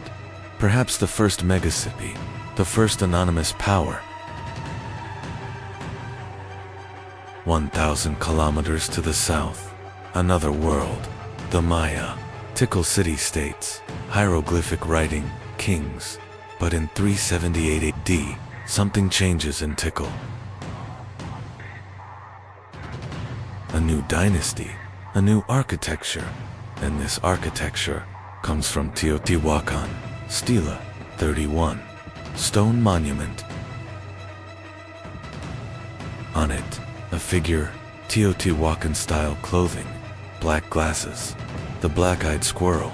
Its name is the black-eyed squirrel, and from that day on, Tikal grows up. It's fighting, it's expanding. Did Teotihuacan influence the Maya, or did it invade them? In Guatemala, at Caminal-Ju, there's the Teotihuacan pyramid, the same style, the same technique.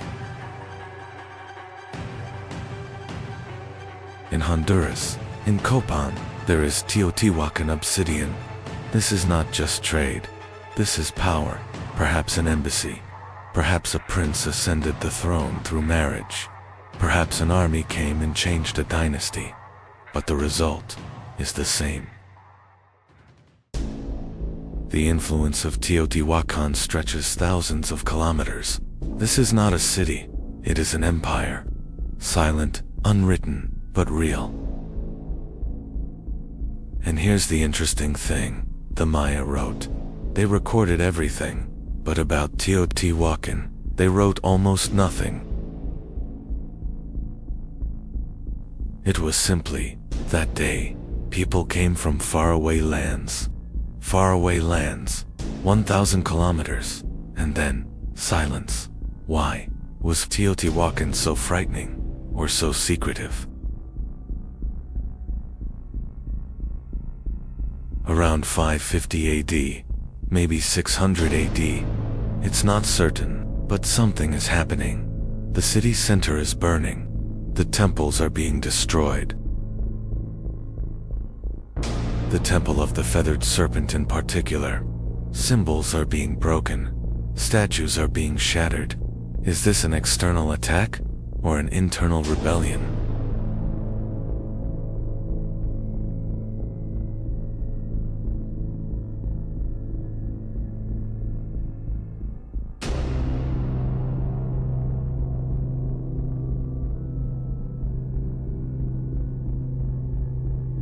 Climate change, drought, Lake Texcoco is drying up, agriculture is collapsing, 100,000 people are going hungry, or the obsidian trade is stopping, alternatives are emerging, power is disappearing.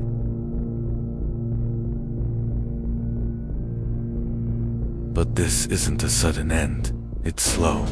100 years, people are leaving, apartments are being emptied. Some are going to Maya lands. Tutikal. Tokopan. They're taking their knowledge, their beliefs with them. Some are going up into the mountains, to the high plains. And the city is being forgotten. Right? No.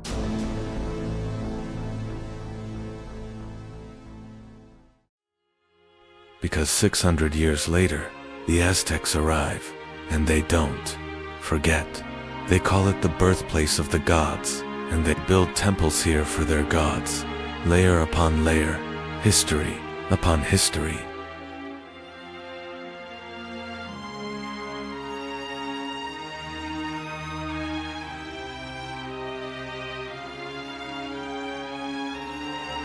The 1900s. Archaeology begins. The Porfirio Diaz era. Mexico is modernizing, and Teotihuacan becomes a tourist destination. But science progresses slowly. The 1970s, the tunnel is discovered.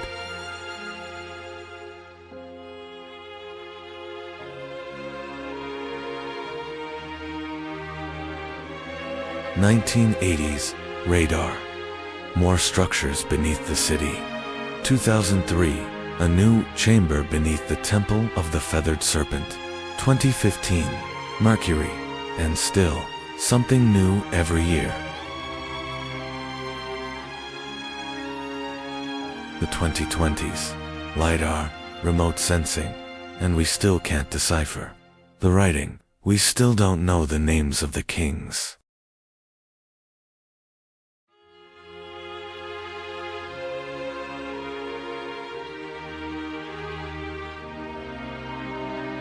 Today, Teotihuacan is a UNESCO World Heritage Site. Every year, it receives 4 million visitors, but still, the same mystery remains. Who were they? Why did they go? And, perhaps most importantly, what can we learn from them?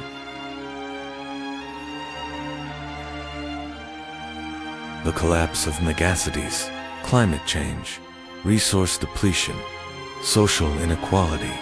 All of these existed 2,000 years ago, and we're still asking the same questions. Teotihuacan is silent, but its stones speak. Every step is a message. Every wall tells a story. And we just listen. 2,000 years later, we're still listening. Because some places are outside of time. Some questions must remain unanswered. Perhaps that is why it is still there, waiting. The birthplace of the gods, and perhaps of us too.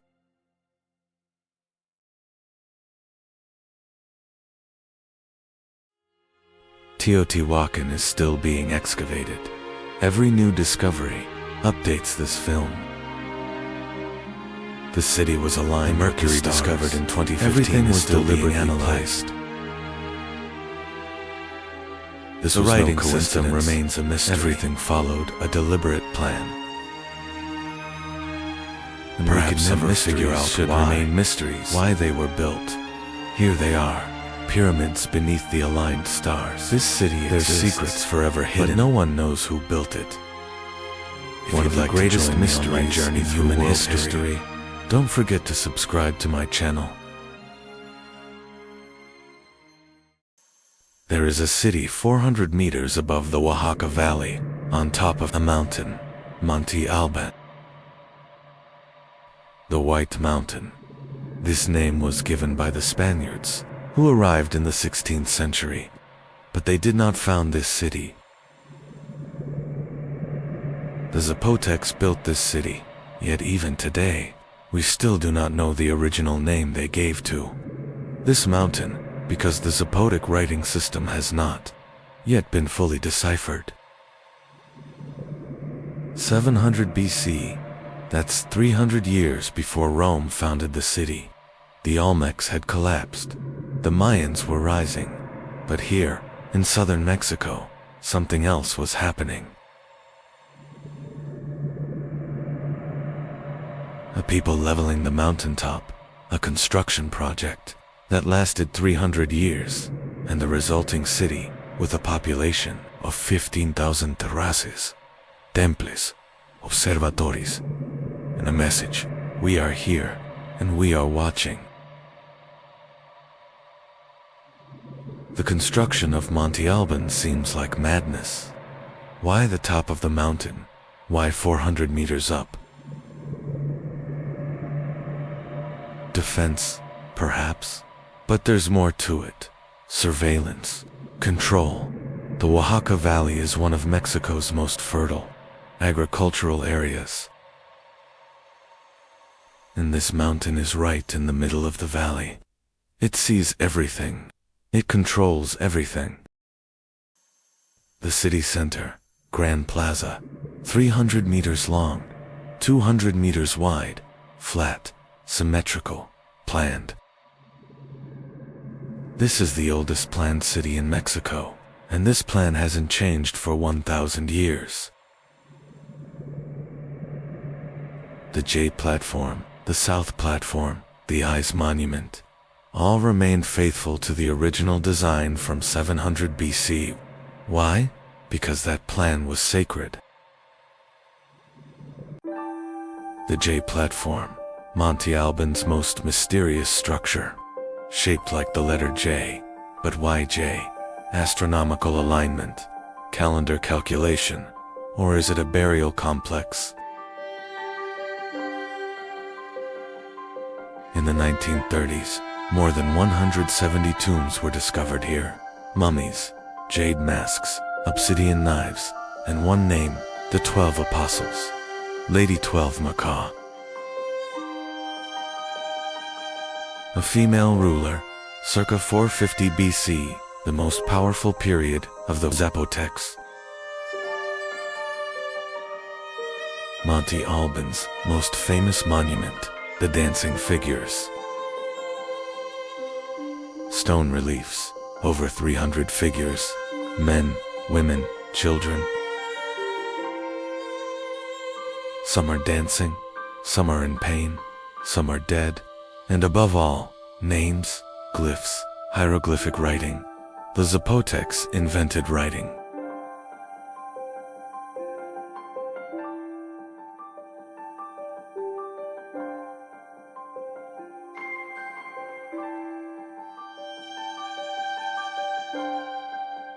Before the Olmecs, independent of the Mayans, but this writing system is still undeciphered. 80% of it remains unknown.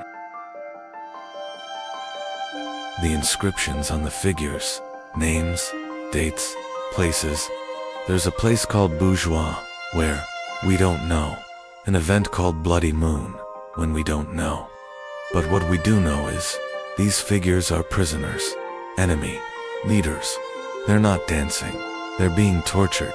And this is the message of Monte Alban. If you oppose us, this is your end. This monument is propaganda, a show of force. But it is also history, a record of how the Zapotecs conquered their neighbors, and this record spanned 1,000 years. Because Monte Alban stood for 1,000 years, until 708. Rome fell, Teotihuacan fell, but Monte Alban still stood. The place of women in Zapotec society is still debated. Was it male-dominated, or did women also hold power? The tombs of the 12 apostles support the second question. But is this the only example? Or were there more female rulers? We don't know. Because the Zapotec script remains undeciphered. And perhaps, when it is deciphered, we will find even more of the 12 apostles. Outside Monte Alban in the valley, there were villages, agriculture, corn, beans, squash. 3 sisters, Mexico's staple food, and handicrafts, obsidian work, ceramics, weaving. The Zapotecs were experts in textiles, and these textiles were traded to Teotihuacan, to the Mayans, even further afield. Monte Alban and Teotihuacan, 2 mountain cities, 2 power centers, 500 kilometers apart, but connected. Between 200 and 500 AD, there was intense trade, obsidian, ceramics, jade, and perhaps ideas. Was Zapotec writing influenced by Teotihuacan writing? Or was it the other way around? We don't know. But what we do know is, these 2 cities knew each other, and they respected each other. Teotihuacan-style ceramics have been found at Monte Alban. Talak figures, feathered serpent motifs, and Zapotec jade from Teotihuacan. It came from Guatemala, but passed through Zapotec hands. This wasn't just trade, it was diplomacy, perhaps an alliance. 2 superpowers, not enemies, but partners. But there were differences too. Teotihuacan is anonymous. It has no king. The Zapotecs have names like the 12 apostles. Teotihuacan was unwritten. The Zapotecs were written, and perhaps that writing made the difference, because writing is identity, it is history, and the Zapotecs recorded their history. On tombstones, on monuments, and we are still trying to decipher those records. By AD, Monte Alban is being abandoned. Why? Drought, civil war, depletion of resources, perhaps all of them. The city on the mountaintop was unsustainable. The water was below, the agriculture was below, and the people moved down to Mitla, a new city, smaller, but Zapotec culture lived on. Mitla, the place of the dead, the new center of the Zapotec civilization.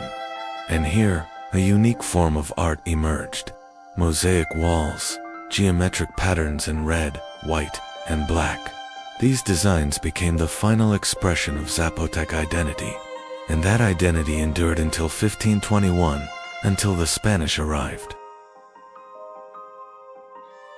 In 1521, the Spanish conquered Oaxaca, but the Zapotec did not surrender. Their resistance lasted for 50 years in the mountains, in the forests, and in the end, an agreement was reached. Zapotec leaders took positions within the Spanish colonial administration. Their language survived, their traditions survived, and today, even after 2,000 years, more than 400,000 people still speak Zapotec.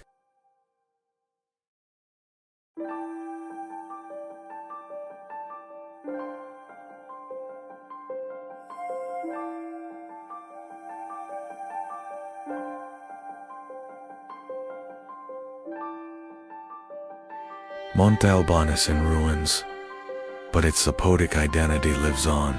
In Oaxaca, the Guelaguetza festival every year. Zapotec dances, Zapotec music, and in those dances, perhaps, we see the dancing figures of the Grand Plaza. 2,000 years ago, on a mountaintop, eyes are still watching us. And we are still looking back, because Monte Alban is not just stone. It is a people's defiance against the mountain. A nation's struggle to conquer time, and perhaps its success. The Zapotec script remains undeciphered, but one day, it will be deciphered, and on that day, we will hear the voices of the 12 apostles, and perhaps, that voice will say, "We were here, and we have not been forgotten." Monte Alban was added to the UNESCO World Heritage List in 1987. Zapotec is still spoken by 400,000 people in Mexico. Archaeologists have only excavated 10% of Monte Alban. Deep in the mountainous valleys of Mexico's Oaxaca, on ancient peaks peering out from the mists, the shadows of a civilization still live on. They called themselves New Savvy People of Rain. Historians call them the January 1932, Mexican archaeologist Alfonso Caso, while digging in the hills of Monte Alban, touches one of history's most astonishing treasures. 7 Tomb contains over 500 artifacts made of gold, silver, turquoise, and jade. But this is just the beginning. Because behind these treasures lies the dramatic story of a forgotten civilization. A people who ruled the rugged mountains of southern Mexico from around 1500 AD to 1523 AD. They weren't just warriors, they were the world's finest, masters of gold craftsmanship. They were decorating buried mummies with turquoise mosaics. Using lost wax techniques, they created decorations that are still inimitable today. But this story isn't just about gold and precious stones. This is the story of the 8-deer jaguar paw, the greatest leader in the history of the Rain People. The story of a man who conquered 94 cities, united 3 different regions under a single kingdom, but was ultimately killed by his own family. In this documentary, we will unveil the pages of lost codices. We will break 1,000 years' silence and journey into the mysterious world of the Rain People. Welcome to the heart of the Mixtec civilization.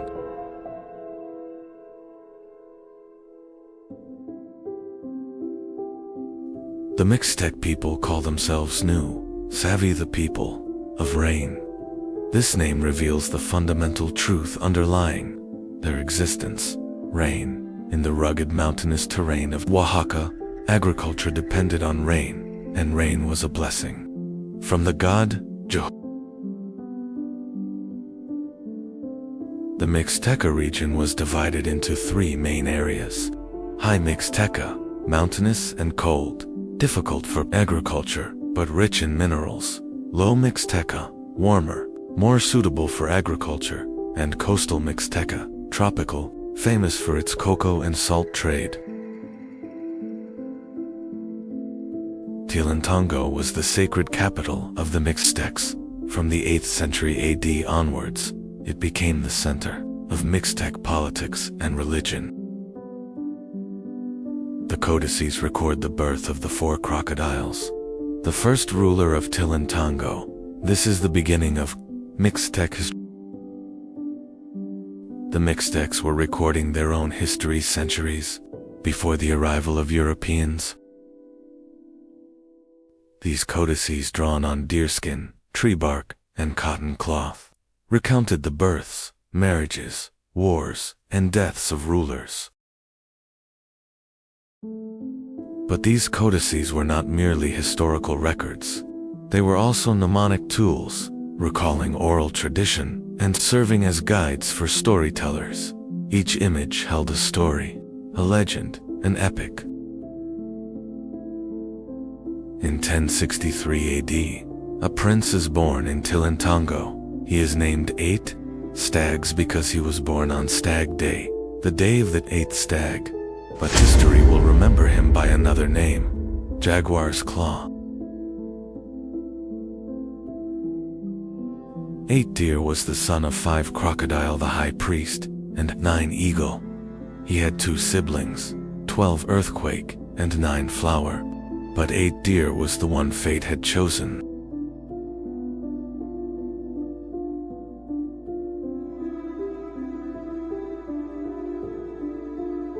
According to the codices, during his reign as King 8, he conquered 94 cities. Each victory was recorded in vivid colors on the pages of the codices.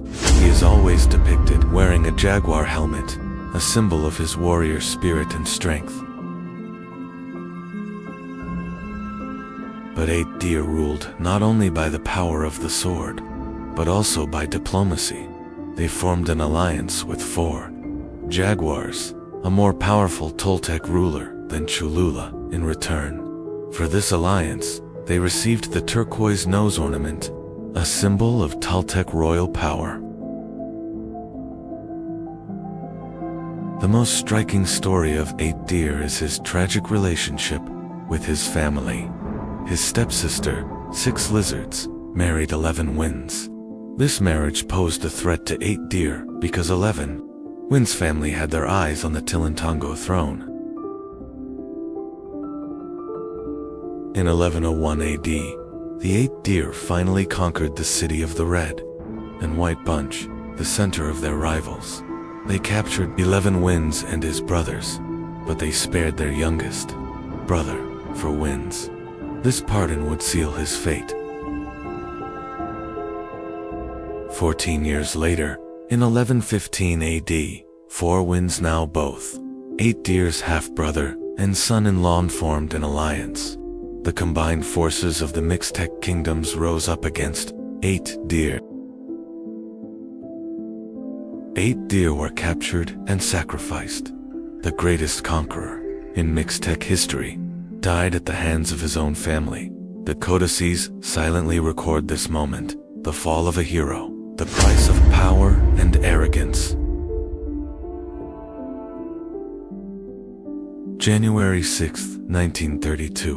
While excavating at Monte Alban, Alfonso Caso sensed something beneath the soil, a tomb, but no ordinary tomb. This would become the richest archaeological treasure in the Americas.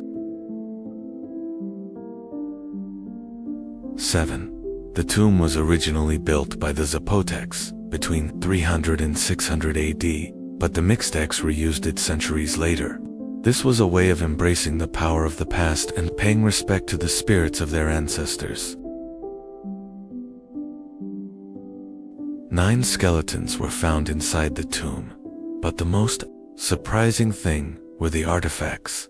121 gold objects, silver ornaments, turquoise necklaces, jade stones, obsidian mirrors, and crystal vessels. All were prime examples of the mastery of Mixtec craftsmen. But the most striking artifact was a human skull covered in turquoise mosaics. It had a hole in it for incense. It was an incense burner, a war trophy, perhaps a sacred object made from the skull of an enemy leader. For years, archaeologists believed the main person in the tomb was a male warrior, but recent research suggests it was actually a woman. the weaving tools found alongside her needle spools of thread, crystal bowls suggest she was a high-status woman, perhaps a priestess or queen. This discovery prompted us to rethink the role of women in Mixtec society. We also see strong female figures in the codices, women who were both warriors and rulers, like the Six Monkeys.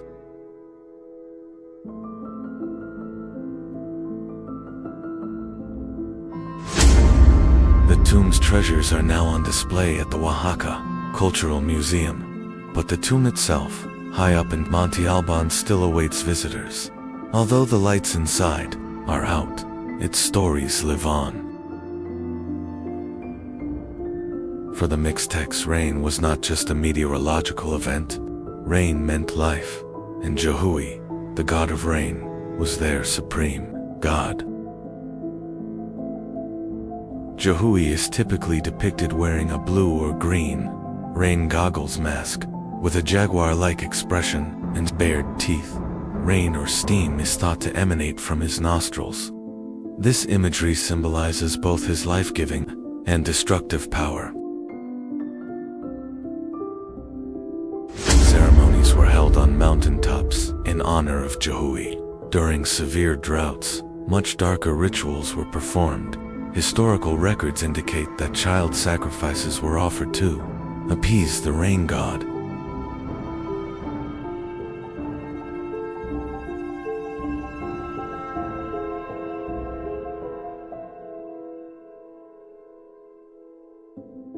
This practice reveals the deep fear and reverence inherent in Mesoamerican religions.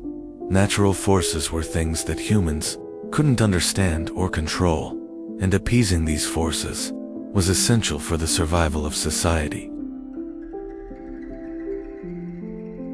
The Mixtec religion was based on an animistic worldview.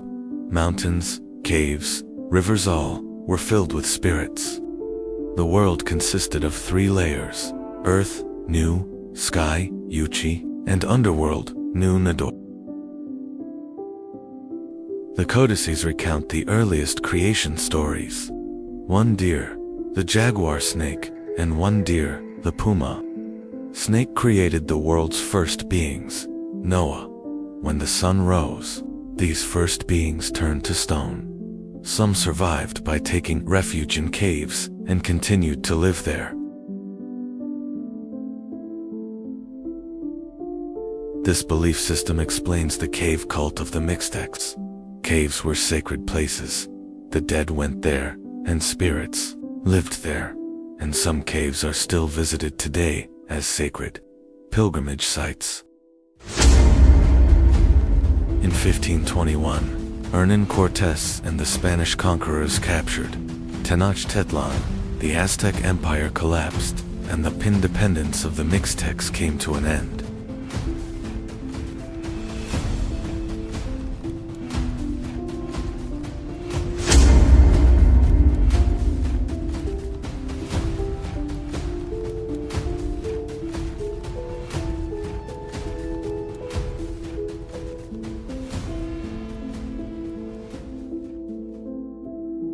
The arrival of the Spaniards was meant to be the end for the Mixtec civilization, but that wasn't entirely the case. The Mixtecs survived culturally. They preserved their language, traditions, and identity. Today, more than 500,000 people still speak Mixtec. In the mountain villages of Oaxaca, traditional farming methods continue. Women still weave, and ancient symbols live on in the patterns.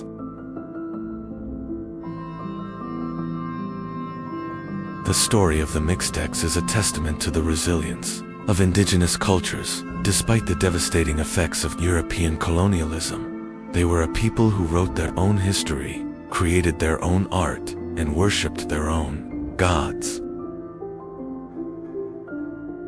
Most of the codices were taken to Europe. They are now in libraries in London, Vienna, and Oxford, but their spirit still lives on in the mountains of Oaxaca.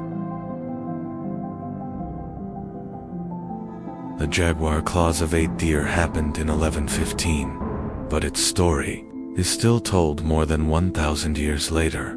Perhaps this is the definition of a true legend. The legacy left to us by the Mixtecs goes beyond gold and precious stones. It reminds us of a part of humanity's shared heritage, the rise and fall of a civilization and a people's struggle for survival.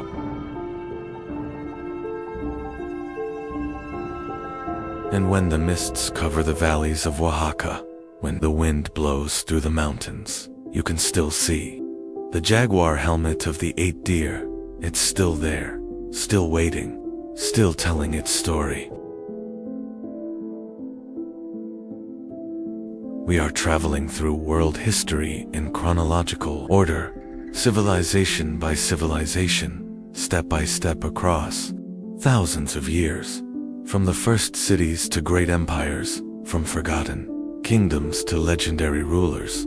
This journey has just begun. Join this journey through world history. Subscribe and explore the story of humanity with us. Today, beneath Mexico City, there was once a miracle 500 years ago, one of the largest cities in the world, yet built in the middle of a lake. Its people were not fishing in the water, they were building pyramids.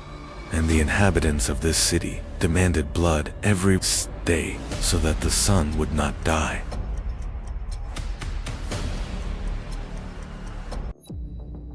The Aztecs, in just 200 years, they built an empire from nothing, and in only 2 years, it vanished. Are you ready? Because this story begins with a legend, an eagle hunting a serpent. August 1250. In the arid lands of northern Mexico, a tribe emerges from a mysterious place called Aztlán. They call themselves Mexica, hunter-gatherers, warriors, and most importantly, homeless.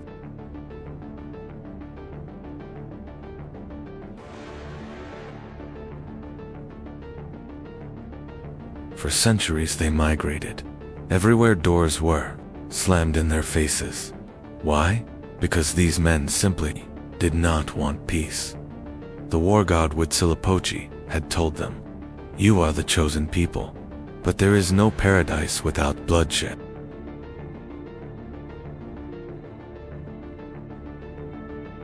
In 1248, they settled on Chapultepec Hill, but their neighbors didn't like them.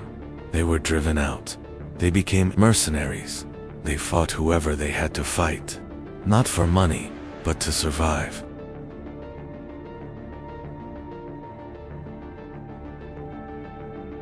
In 1325, a miracle happened.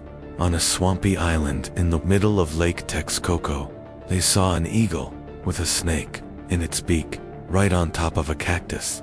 They had been waiting for this sign. This would be Tenochtitlan, the heart of present-day Mexico City.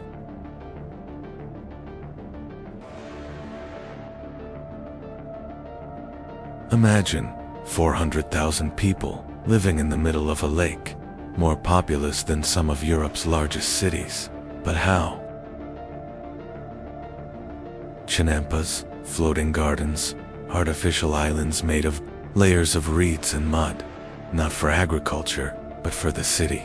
They filled in the lake, but the lake fed them. 16 kilometers of aqueducts bringing water from the Sierra Madre Mountains, razor-sharp streets, 4 main gates, and in the center, Templo Mayor, a 45-meter-high twin temple, one to the war god Huitzilopochtli, the other to the rain god.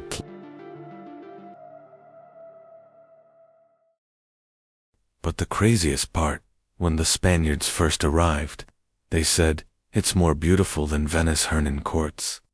And a letter to King Charles wrote, "This city doesn't seem real." Now we come to the really interesting part. Why did the Aztecs sacrifice so many people? Answer: cosmology. According to them, the sun died every day. Its rising was a battle, and to win this battle, blood was necessary. Human hearts, food for the gods.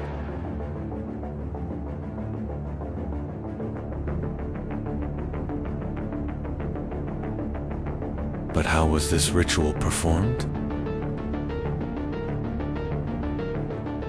The sacrificial animal was first carried ceremonially for 4 days. It was painted and adorned with feathers. On the last night, it was carried up the 114 steps of the Templo Mayor. At the top, 2 priests waited. One held it by the head, the other by the feet, and they laid it on the stone altar. An obsidian blade would be inserted below the rib cage, and the heart would be removed while it was still beating. The heart would be placed in a stone bowl and offered to the god. The body, it would be thrown down the stairs. Sometimes their heads were cooked and served to the nobility. It was an honor. But it wasn't just religious. It was political too. At the opening of the Templo Mayor in 1487, Emperor Quetzalcoatl sacrificed 20,000 captives. It lasted for days. Why so many? Because it was a display, a show of force, a message. Don't oppose us. Their wars were not about land, but about people. They were called the Flower Wars, ritual wars, just for capturing prisoners. If an Aztec warrior captured 20 prisoners, he would join the Jaguar Corps. That was their Navy SEALs. 1428 was a turning point, the Tepanec War. The Aztecs rose up against the powerful city of Azcapotzalco, and they won, but not alone. Tenochtitlan, Texcoco, and Tlacopan, 3 cities, an alliance. Initially, they were equal, but the Aztecs were more ambitious. Indirect rule. Conquered cities retained their own kings and religions. The only condition: taxes, cocoa beans, cotton fabrics, feathers, gold. They flowed into Tenochtitlan every year. 400 to 500 city-states, 5 to 6 million people, 207,000 square kilometers. Tlatelolco Market, the world's largest open-air market. 60,000 people shopped there at the same time. There was even human trafficking. Slaves, servants, everything had a price. More than 200 gods, but there are 4 great ones. Huitzilopochtli, the left-handed hummingbird, war and sun, protector of Tenochtitlan, a blue black-faced feathered warrior. Quetzalcoatl, the feathered serpent, light, wisdom, art. He gave humanity corn, the calendar, and writing, and he was against human sacrifice. The Aztecs' favorite irony: they worshipped him, but they continued to sacrifice. Tezcatlipoca, the smoky mirror, night, magic, prophecy. He has an obsidian mirror that sees the future, the invisible god. Tlaloc Rain, with his protruding teeth, his jaguar mask, the god of agriculture. Child sacrifices to him because his tears were rain. February 18, 1519, Hernan courts landed with Wu-Bide men, horses, dogs, artillery. But his most dangerous weapon wasn't smallpox, it was diplomacy.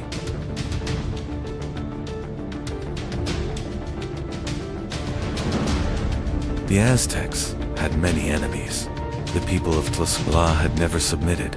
Courts formed an alliance with them, thousands of native warriors. Now this is not just a Spanish invasion, but a civil war.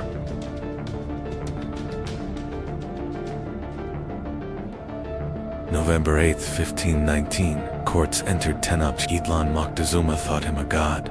The return of Quetzalcoatl, golden gifts, jewels.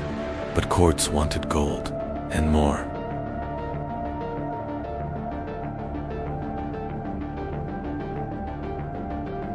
June 1520 Moctezuma died. Who killed him? It's still debated, but the city revolted. The Spaniards fled. La Noche Triste, the sad night. Half of them died, but they returned. August 13th, 1521. 75 days of siege, famine, smallpox. 25% to 50% of the population died. The last emperor, Kulotamak, was captured. Tenochtitlan fell. Tenochtitlan lies beneath Mexico City today. The Templo Mayor was rediscovered in 1978. Something new emerges with every excavation. But weren't the Aztecs real? Mexico's name comes from Mexica, the eagle and snake on their flag. Chocolate, corn, tomatoes, avocados, they all come from them. They built an empire in 200 years. It was gone in 2 years. But 500 years later, we're still talking about it. That's real power.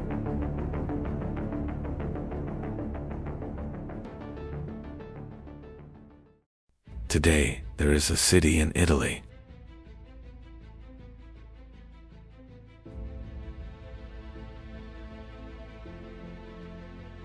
Tourists take photos. Cafes are full.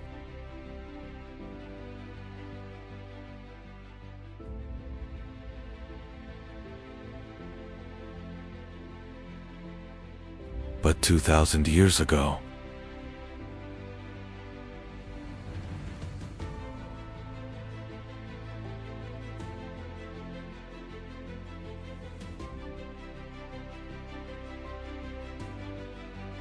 Rome.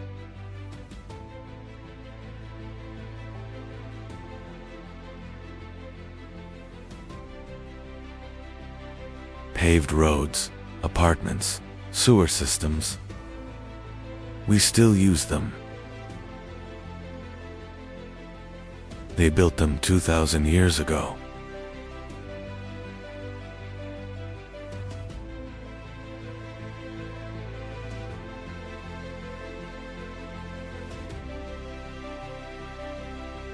But the craziest part, this empire was not built in one day. It did not collapse in one day either. And when it collapsed, the world was plunged into darkness. Are you ready?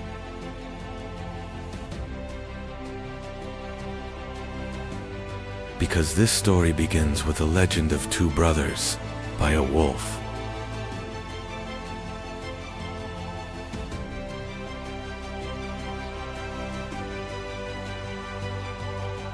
(753 BC), the Italian peninsula. 7 hills on the banks of the Tiber River, Palatine Hill. Here is a shepherd's tent. Inside are 2 infants, Romulus and Remus. According to legend, a king named Amulius wanted to kill his nephew. The babies were thrown into the river, but a wolf found them and nursed them. Then, a shepherd adopted them.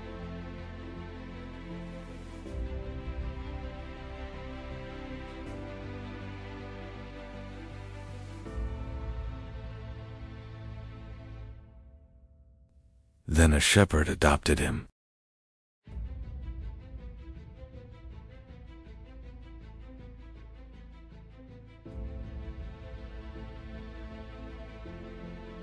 Years later, the brothers wanted to settle on these hills, but where? Remus chose Palatine Hill. Romulus chose Aventine Hill. They asked the gods. They counted the distances as the crow flies. Romulus saw 12.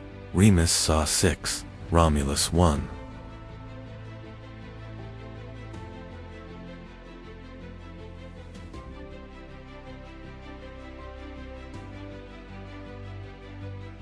But Remus was angry. He breached his brother's walls. Romulus killed him. "Whoever else breaches my walls shall die," he said. And Rome was built on blood. It was initially a pastoral village. 300 houses, 3,000 inhabitants. They stole from the Etruscans, abducted women from the Sabines, small but warlike, and most importantly, they were stubborn.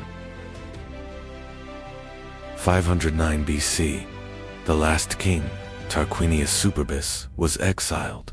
"There is no king," they cried. "Senatus, Populusque, Romanus, SPQR, Senate, and Roman people." But this wasn't a democracy. Patricians, the nobility; plebeians, the common people. If the plebeians were in debt, they would become slaves. In 494 BC, they revolted. "If you don't give us our rights, we will leave the city." Result: tribunus, plebis, popular tribunes, right of veto, the first system of checks and balances in Rome. And war. It took 150 years to conquer the Italian peninsula. The Samnite Wars. Victory against Pyrrhus, Pyrrhic victory. If a victory is won with losses, it is actually a defeat.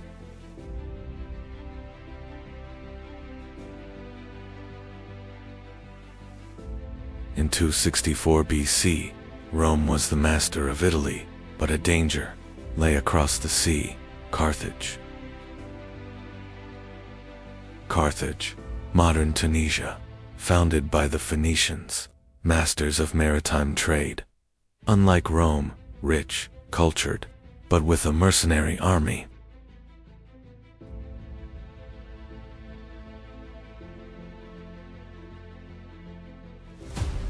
The First Punic War, 264 to 241 BC.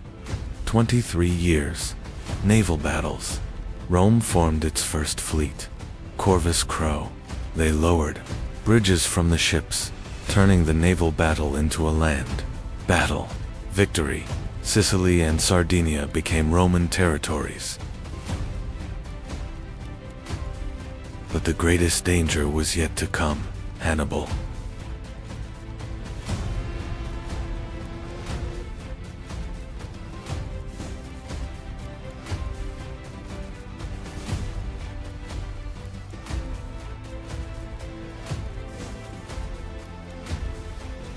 Hannibal Barca. At the age of 9, he swore an oath to his father: "Rome will be my enemy." In 218 BC, he set out from Spain. 37 elephants, 40,000 soldiers. He crossed the Alps. In winter, in 15 days, half of the elephants died, but he crossed. Lake Trasimene, Roman consul, Gaius Flaminius, ambushed. 15,000 dead. To 16 BC, Cannae. 50,000 Roman soldiers, annihilated in 8 hours. The most perfect ambush in history. Hannibal's army was half the size. Rome was in a panic, but Quintus Fabius Maximus devised a delaying tactic. He didn't fight, he had tried it. Fabian tactics are still used today. 202 BC, Zama Scipio, Africanus. Hannibal defeated. The Second Punic War ends. Rome masters of the Mediterranean.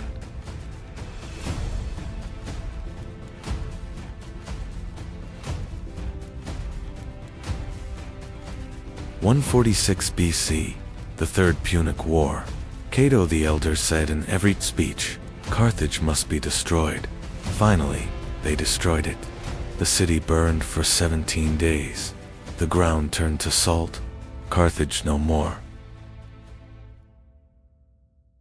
That same year, Corinth was also destroyed. Greece became a Roman province. The Mediterranean, Mare Nostrum, RC. The price of victory, 133 BC. The Gracchus brothers, Tiberius and Gaius. They said, The soldiers are returning. Landless, the rich are seizing everything, they demanded. Reform, the nobles killed them, the first bloody political assassinations. Marius and Sulla, 88 BC, generals gained power. Army loyalty shifted to the general. Sulla became a dictator. Prescription lists, lists of those to be killed. 5,000 names. And Spartacus, 73 BC, a gladiator slave. He escaped with 70 people. In 2 years, his number grew to 120,000. Rome's greatest fear, a slave revolt. Marcus Licinius Crassus crushed it. 6,000 rebels were crucified on the Appian Way, a corpse every 40 meters. 60 BC, the first triumvirate. Pompeius, Crassus, Julius Caesar. Power sharing. Caesar went to Gaul, 8 years, 300 battles. Veni, Vidi, Vici. I came, I saw, I conquered. 49 BC, Rubicon River, Aelia, Iacta, EST. The dice have been cast. Caesar started a civil war. Pompey fled to Egypt and was killed. Caesar became dictator, but it didn't last long. March 15th, 44 BC, Idus Marcia, 23 members of the royal family, including Brutus. You too, Brutus. Caesar was killed with 23 stab wounds. His last words are controversial, but the result is clear. Rome descended into chaos once again. The second triumvirate, Octavian, Antony, Lepidus. Lepidus was eliminated. Octavian versus Antony, 31 BC. Battle of Actium. Cleopatra's ship escaped. Antony pursued her. They were defeated. 30 BC, Cleopatra and Antony committed suicide. Egypt became Roman. Octavian was the sole ruler, but he didn't say king. He said Augustus, the Great, the first Roman emperor. The Republic ended.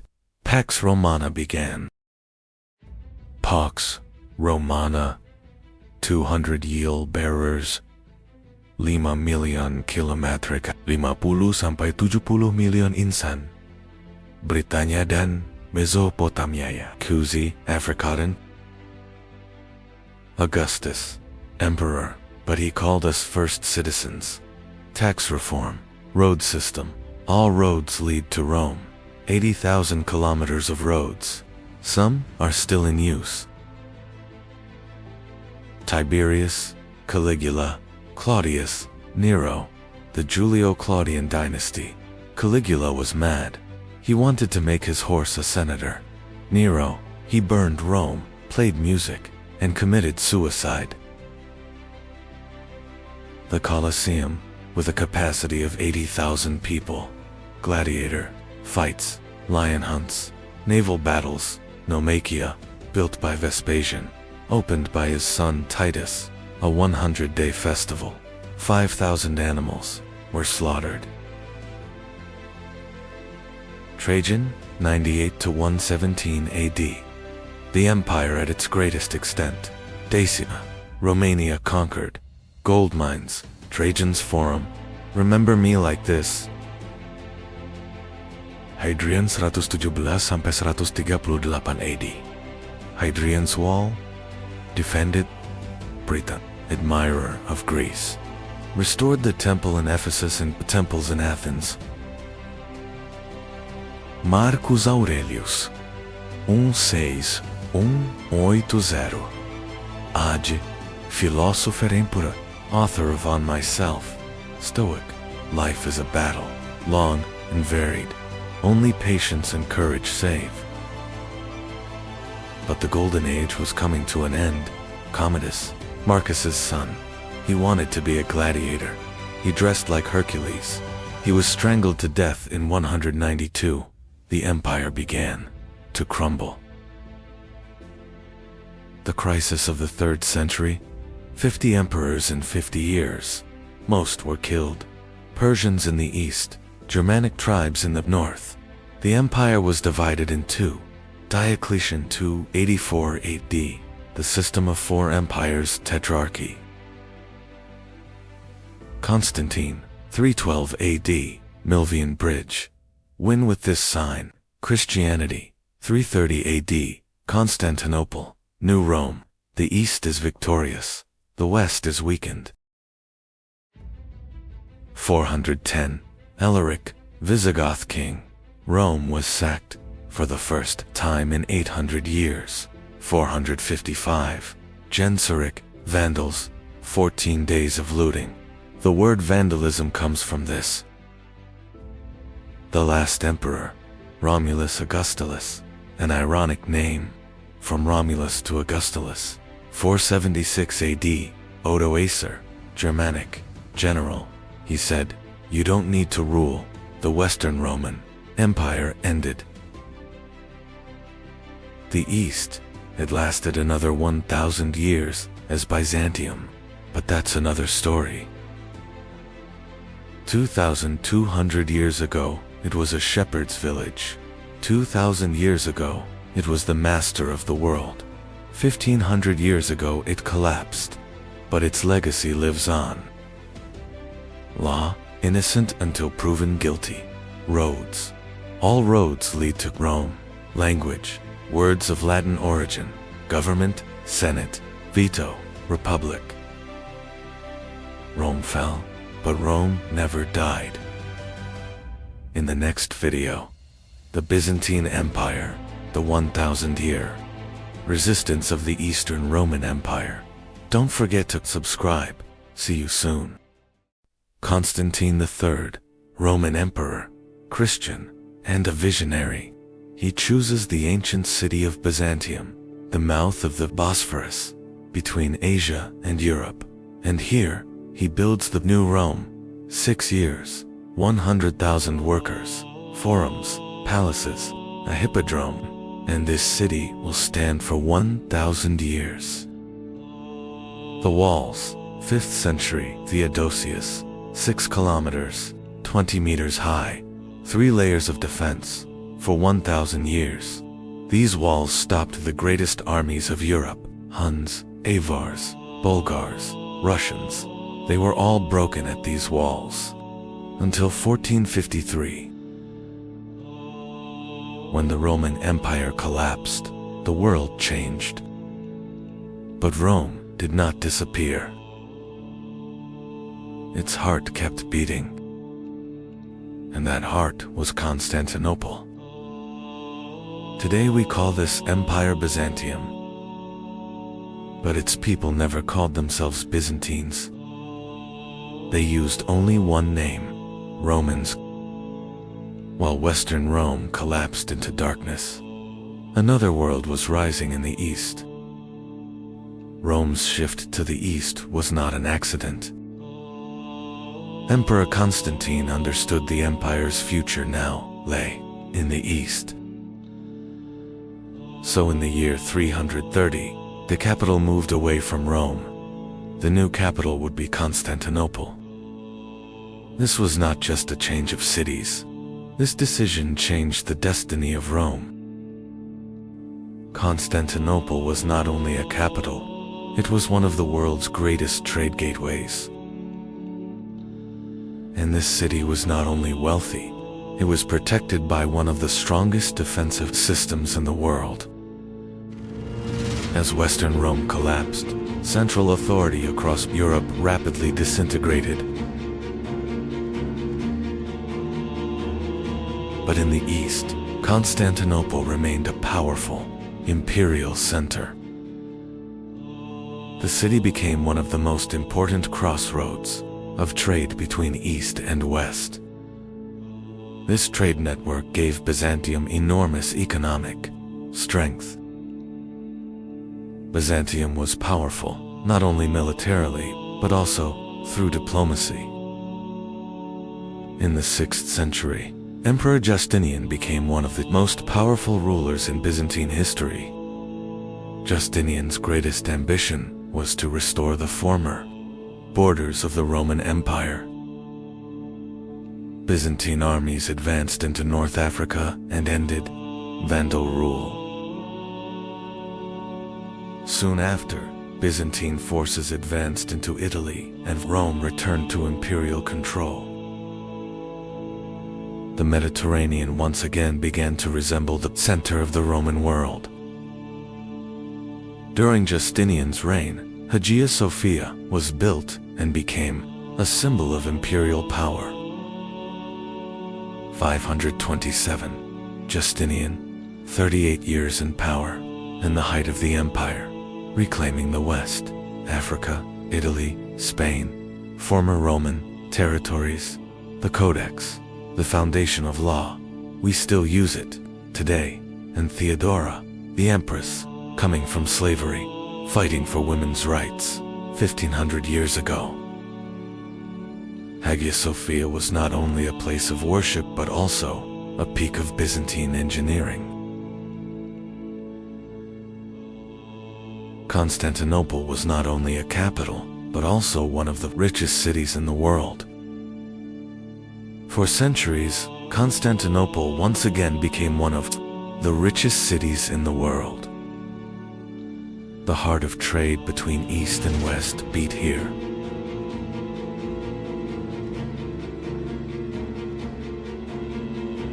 Eighth century, iconoclasm, icons banned, war within Christianity, and this war weakens the empire. 1054, the Great Rome and Constantinople, Catholic and Orthodox. They never united. In 1204, the Fourth Crusade, the Crusaders plunder the Christian city. Byzantium falls to its own brethren. 50 years of occupation, and then a resurgence. But weaker, always weaker. Justinian reorganized Roman law and left a lasting legacy. However, Byzantium entered long and exhausting wars with the Sasanian Persians in the east. After these wars, the Arab conquests began, and Byzantium lost important territories.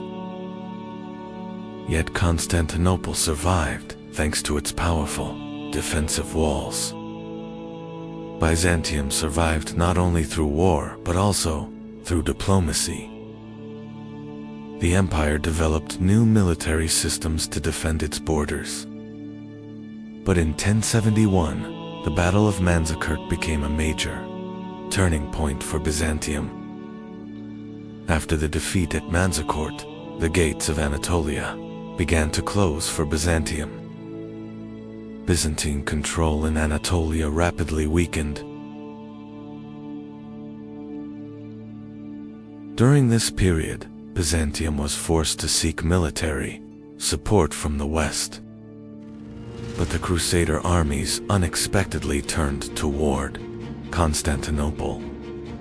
In 1204, Constantinople was captured by the Crusaders. The city was looted, and Byzantium suffered a devastating blow. Byzantium recovered, but it never regained its former strength. The 14th century, the Ottoman Empire, rising from Anatolia, Byzantium, now a city-state, just Constantinople and the Peloponnese, in 1451, Mehmed II, 19 years old, and his goal is clear. This city, April 1453, 80,000 Ottoman soldiers, 7,000 Byzantine defenders, and a 21-year-old emperor, Constantine XI, the last Roman emperor. Meanwhile, a new power was rising in Anatolia, the Ottoman state. Ottoman ships were transported over land into the Golden Horn. In 1453, Sultan Mehmed II arrived before the walls of Constantinople. This move neutralized the city's strongest defensive line.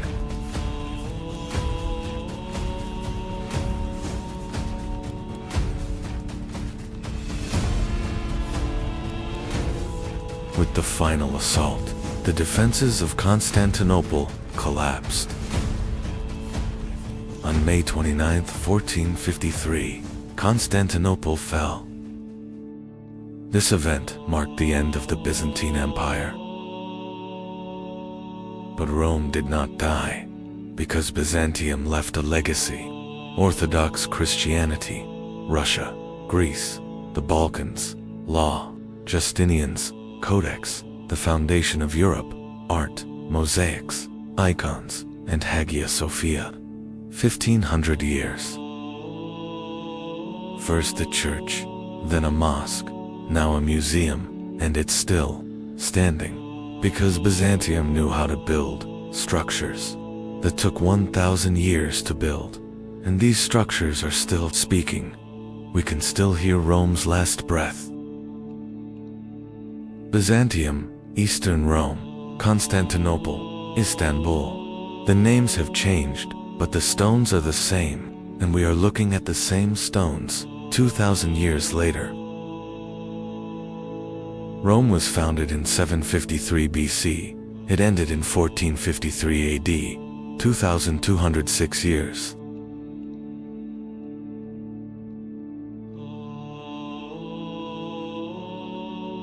Byzantium protected Hagia Sophia for 1,000 years.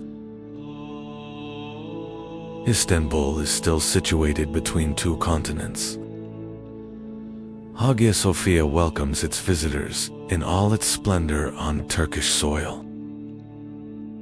This great transformation, stretching from the last heir of Rome to the rise of the Ottoman Empire, was one of the most important turning points in history. We continue to trace the footsteps of world history together. Don't forget to subscribe to the channel and stay with us on this journey for the continuation of the series. The last queen of Egypt. The woman who changed the fate of Rome. And a ruler who influenced the two most powerful men of the ancient world. She was the last hope of a collapsing civilization. Cleopatra is often remembered for her beauty, but her true power was not her beauty. Cleopatra was born in Alexandria in 69 BCE, but she was not ethnically Egyptian, as many people believe. Cleopatra was a member of the Ptolemaic dynasty, established after the death of Alexander the Great. This dynasty ruled Egypt for nearly 300 years. Rome was rising, while Egypt struggled to survive. Cleopatra was only 18 when her father died. According to tradition, she ascended the throne, together with her younger brother. Sibling marriage was common in the Ptolemaic dynasty. This situation quickly turned into a civil war. Cleopatra was removed from the throne. At that moment, Julius Caesar arrived in Egypt. Cleopatra made one of the boldest political moves in history. Legend says she entered the palace hidden inside a carpet. This was not just a dramatic entrance. Cleopatra gained Caesar's support. With his help, she returned to the throne. This event changed not only the fate of Egypt, but also the future of Rome. From this union, a child was born, Caesar. But in 44 BCE, Caesar was assassinated in the Senate by a group of senators, including Brutus and Cassius. Cleopatra was once again alone. A new leader emerged in Rome, Mark Antony. Cleopatra formed an alliance with him. This alliance soon became a powerful partnership. Together they formed a major power in the Eastern Mediterranean. 10 years, 2 children, and a plan. Donations of Alexandria. 34 BC, Antony gives the east to Cleopatra's children: Egypt, Syria, Cilicia, Cyprus. This is Roman territory. and Rome is going mad. Octavian is spreading propaganda. Antony is a prisoner of a woman. The East is surrendering to a woman. Cleopatra was Rome's enemy, but the truth is, it was an alliance of two powerful people, and this alliance was a threat. But another leader was rising in Rome, Octavian. Rome was now divided.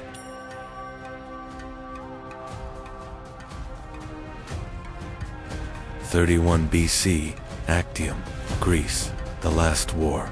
Cleopatra and Antony, 500 ships, Octavian, 400. But the command is chaotic. Antony is not a sailor. Cleopatra is on board. Why? We don't know.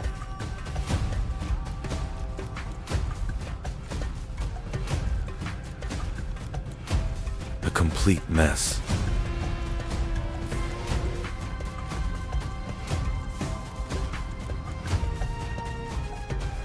History calls it betrayal.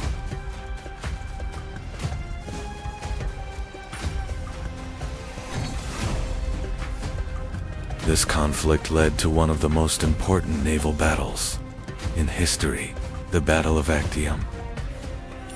Cleopatra and Antony were defeated.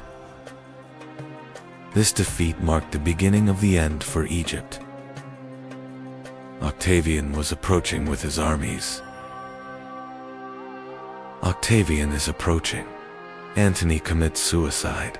Legend says it's upon hearing the news of Cleopatra's death, but the truth is, he was probably wounded in battle.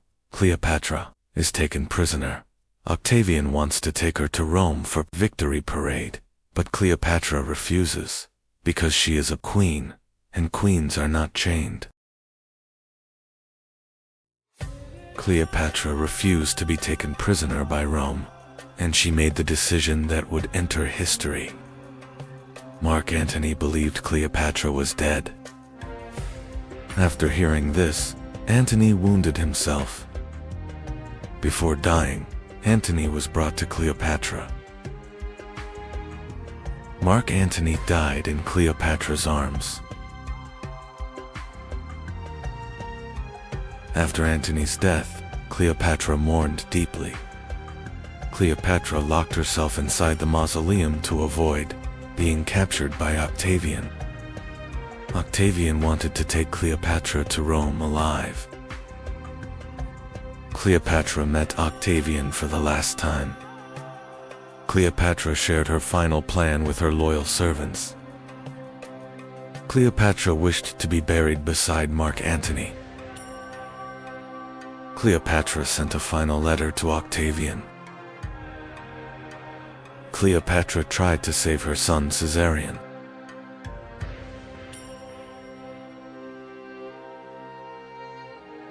Cleopatra remained with only her two loyal attendants. A basket of figs was brought to Cleopatra. Inside the basket was a cobra. Cleopatra took her own life. 30 BC, August 12th. Cleopatra, 39 years old. She is poisoned. The snake, legend, real, perhaps opium, perhaps a poisoned needle, but the result is the same. The last pharaoh dies, and Caesarion, 17 years old, ascends the throne, but only for 11 days. Octavian kills him, because Caesar's son is a threat. Egypt becomes a Roman province. 3,000 years of pharaohs come to an end. Charmian adjusted Cleopatra's crown and said, "This was a death worthy of a queen." Caesarion was captured and executed. When Roman soldiers entered the chamber, they found Cleopatra dead. Octavian received the news of Cleopatra's death.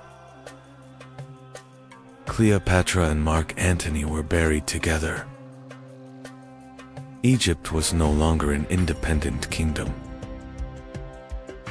Egypt became one of the most important provinces of the Roman Empire. the age of the pharaohs had come to an end. Cleopatra's name continued to be remembered, even 2,000 years later.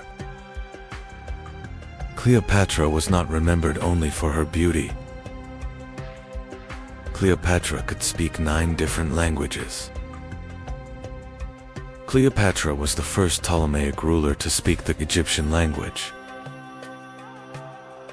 Cleopatra was a skilled diplomat. Cleopatra was the last ruler who tried to save her country. Cleopatra's story was not a love story. It was a struggle between empires. Most of what we know about Cleopatra comes from Roman historians.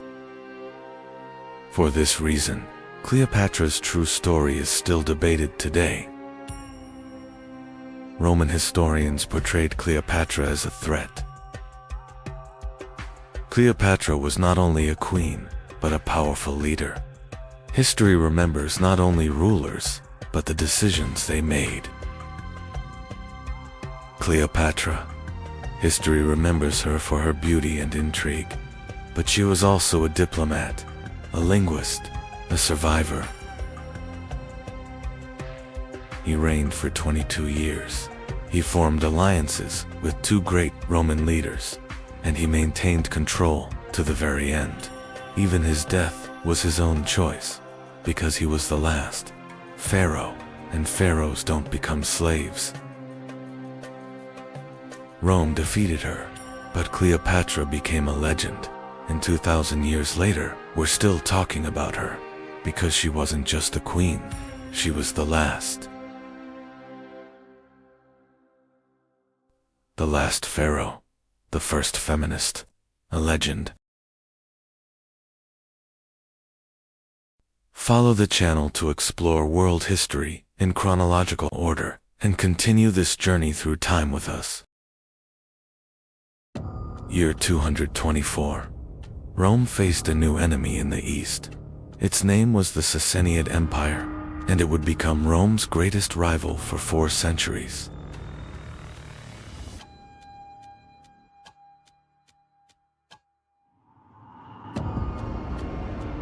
On the Iranian plateau, a rebellion began.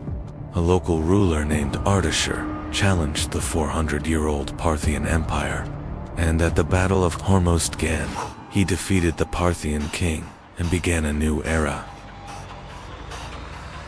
Ctesiphon fell. Artashir declared himself Shahanshah, the King of Kings. This was not just a victory. The Persian Empire was being reborn.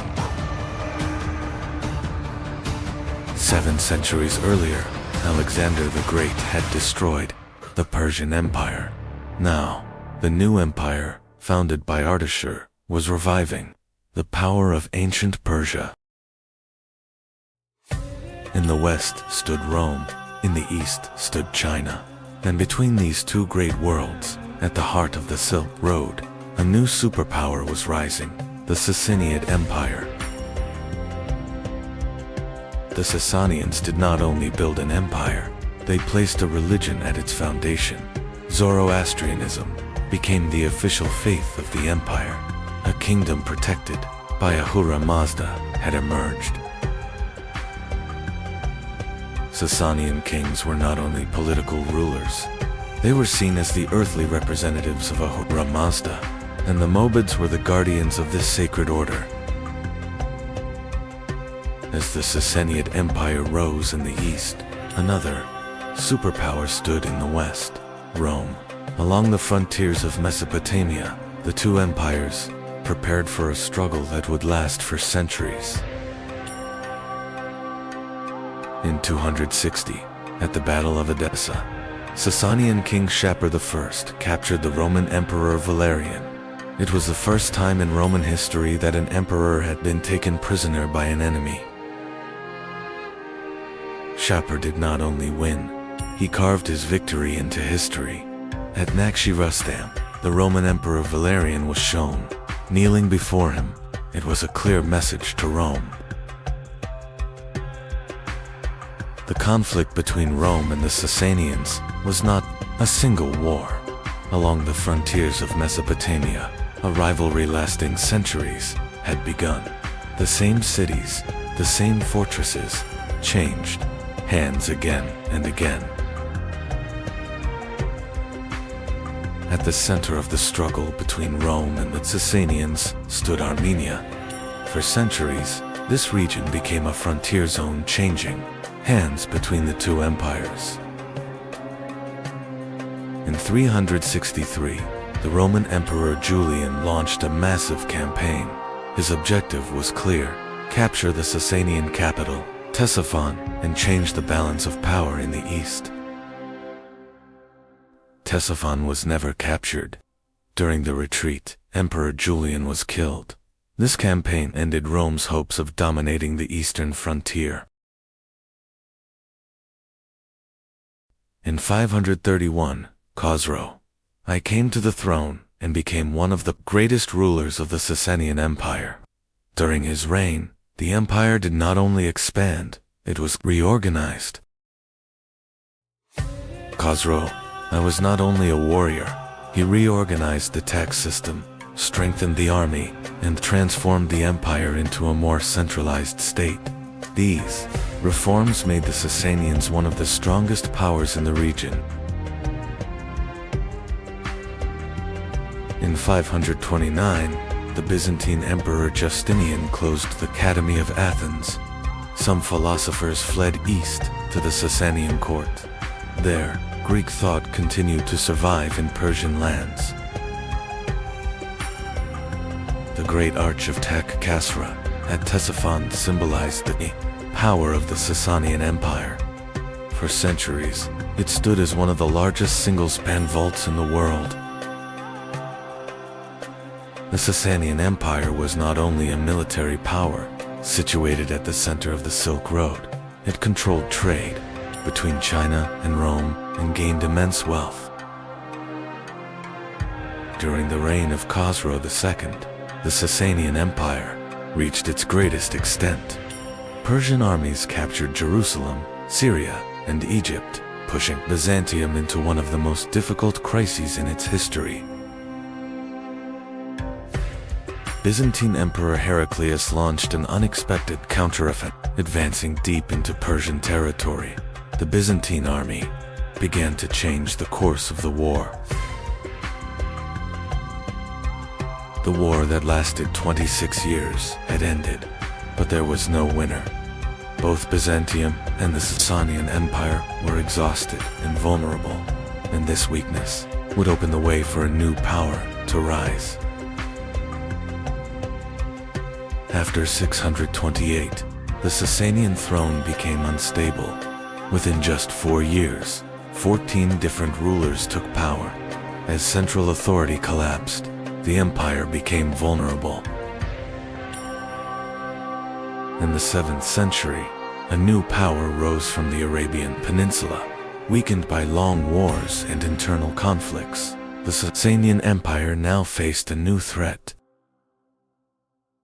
In 636, two armies met at Al-Qadisiyah. This was not just another battle. It was a turning point that would decide the fate of the Sasanian Empire.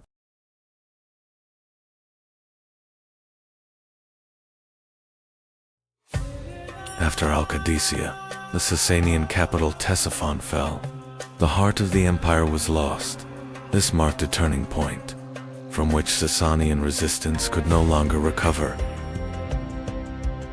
In 642, at Nahavand, the Sasanian army made its final, major stand. But this battle, later known as the Victory of Victories, would mark the end of Persian resistance.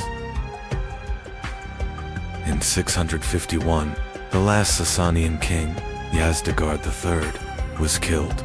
With his death, the Sasanian Empire, which had ruled for more than 4 centuries, came to an end. The Sasanian Empire fell, but its legacy lived on. In Iranian identity, in the court culture of the Islamic world, and across medieval civilizations, the influence of the Sasanians endured for centuries. The Sasanian Empire had fallen, But history did not stop. In the same century, a new civilization was rising in Arabia, and this rise would change the balance of the world forever. The rise and fall of the Sasanian Empire was part of one of the greatest turning points in world history, and this story was only just beginning. The Sasanian Empire fell, but the system they built and the legacy they left behind continued to shape world history. One of the strongest elements of the Sasanian army was the Savaran cavalry. These heavily armored horsemen formed the backbone of the empire's military strength against Rome for centuries. The Sasanian army was not made up of cavalry alone. War elephants provided both physical and psychological superiority against enemy armies. Ctesiphon was not just the capital. It was the political and economic center of the Sasanian Empire, Rome's greatest rival in the East. The Sasanian Empire rested on a strong social structure. Priests protected religion, warriors defended the borders, officials governed the state, and farmers sustained the empire's economy. The Sasanian Empire fell, but its court traditions, administrative system, and political culture continued to live on during the Abbasid era. The Sasanian Empire had fallen, but Persian cultural identity did not disappear. The legacy of the Sasanians continued for centuries to come. The Sasanians created a powerful monetary system. The silver dram became an important currency used not only inside the empire, but across the Middle East and Central Asia.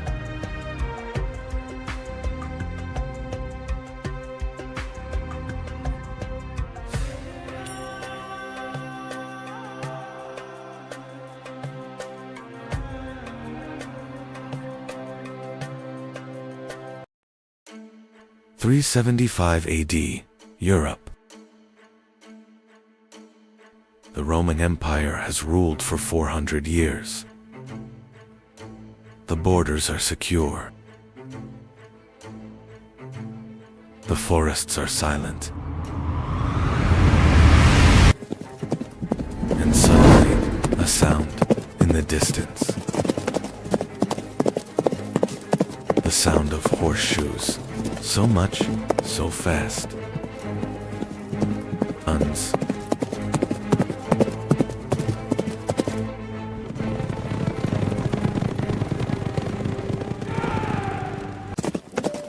They are from Asia. And this sound will bring about the end of Europe. Because this is the beginning of the Great Migration of peoples. It will last 200 years. Vandals, Visigoths, Ostrogoths, Franks, Anglo-Saxons. They will all move. And Rome will fall. This is not just a migration. This is a chain reaction.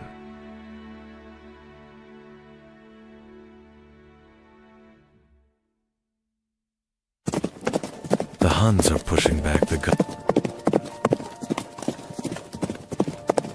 Goths, the Vandals, the Alans, and all of them towards Rome. 200 years, 5 million people. And in the end, the map of Europe will be redrawn.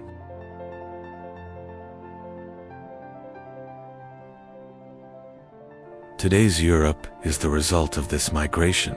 France, Germany, England, Spain, they were all born during this period. Asia Kazakh steppes, late 4th century, the Huns. Who were they? Perhaps Xiongnu, Chinese sources, mentioned them 200 years ago.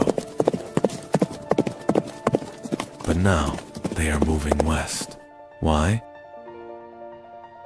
Drought, civil war, Chinese pressure, we don't know. But what we know is this: they live on horseback, they shoot arrows, they move around, and they never stop. Attila, the scourge of God. He kills his two brothers. He becomes the sole ruler, and for 20 years, he shakes Europe to its core. For the horn! Yeah! Byzantium pays tribute, 700 kilograms of gold. Every year, Western Rome flees. Gaul, Italy, 452, at the gates of Rome. Pope Leo I is coming. Attila is returning. Why? The plague? The Pope's speech? We don't know, but it's coming back. And in 453, he dies, on his wedding night, from a nosebleed, or poison. There are legends. But the Huns are dispersing. The migration isn't ending, but it's accelerating. The Goths, they're coming from Scandinavia, 200 years ago, South Vistula River, Nice. In 238, the First Roman War.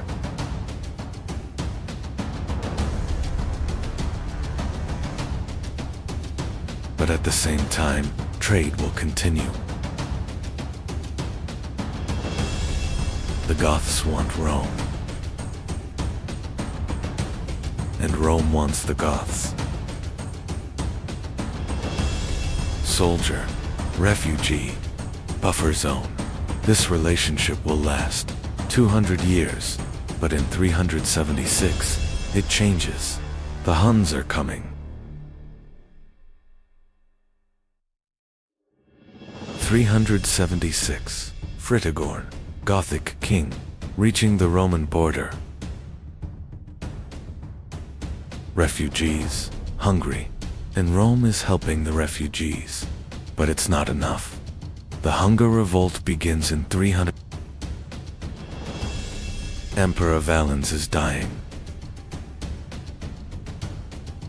For the first time, an emperor is killed by barbarians. 410, Alaric, Visigoth king. He enters Rome. 3 days of looting. For the first time in 800 years, Rome has fallen. The world is in shock.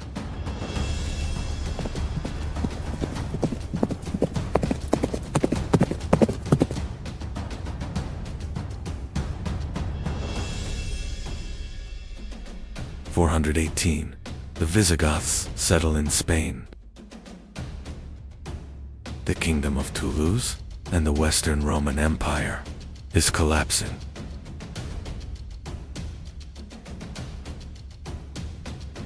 476. The last emperor, Romulus Augustulus, young puppet. The Ostrogoth general Odoacer dethrones him.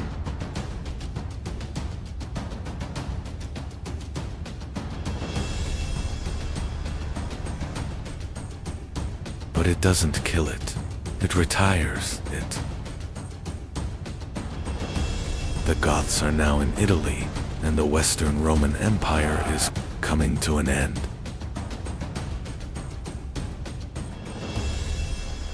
Vandals, they're coming from Sweden, Vandalia, today, Pomerania, and the migration is westward. 406, the Rhine River. Winter, frozen, they're passing through, to Gaul, to Spain, and Gazric. 429, 80,000 men, to North Africa. by ship. The Vandals become seafarers, and in 439, Carthage, Rome's granary, it falls. The Vandals control the Mediterranean. Year 455. The Vandals arrive in Rome by sea. The city falls. Rome is looted for 14 days, but this was not uncontrolled destruction. Churches were protected. Pope Leo I intervenes once again. However, this time, he cannot save Rome. The Vandals were no longer just a migrating people. They had become a powerful naval force in the Mediterranean. Carthage was their capital. Rome's former grain supply was now under their control.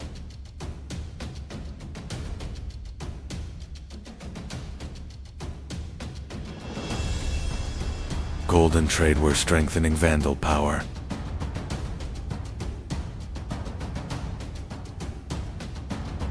The Mediterranean was now under Vandal naval control. The Franks were a Germanic people, living along the Rhine River, but they were influenced by Rome. In 481, Clovis became the sole king of the Franks at just 15 years old. And Clovis fought continuously for nearly 30 years. The victory at Soissons broke the last major Roman resistance in Gaul.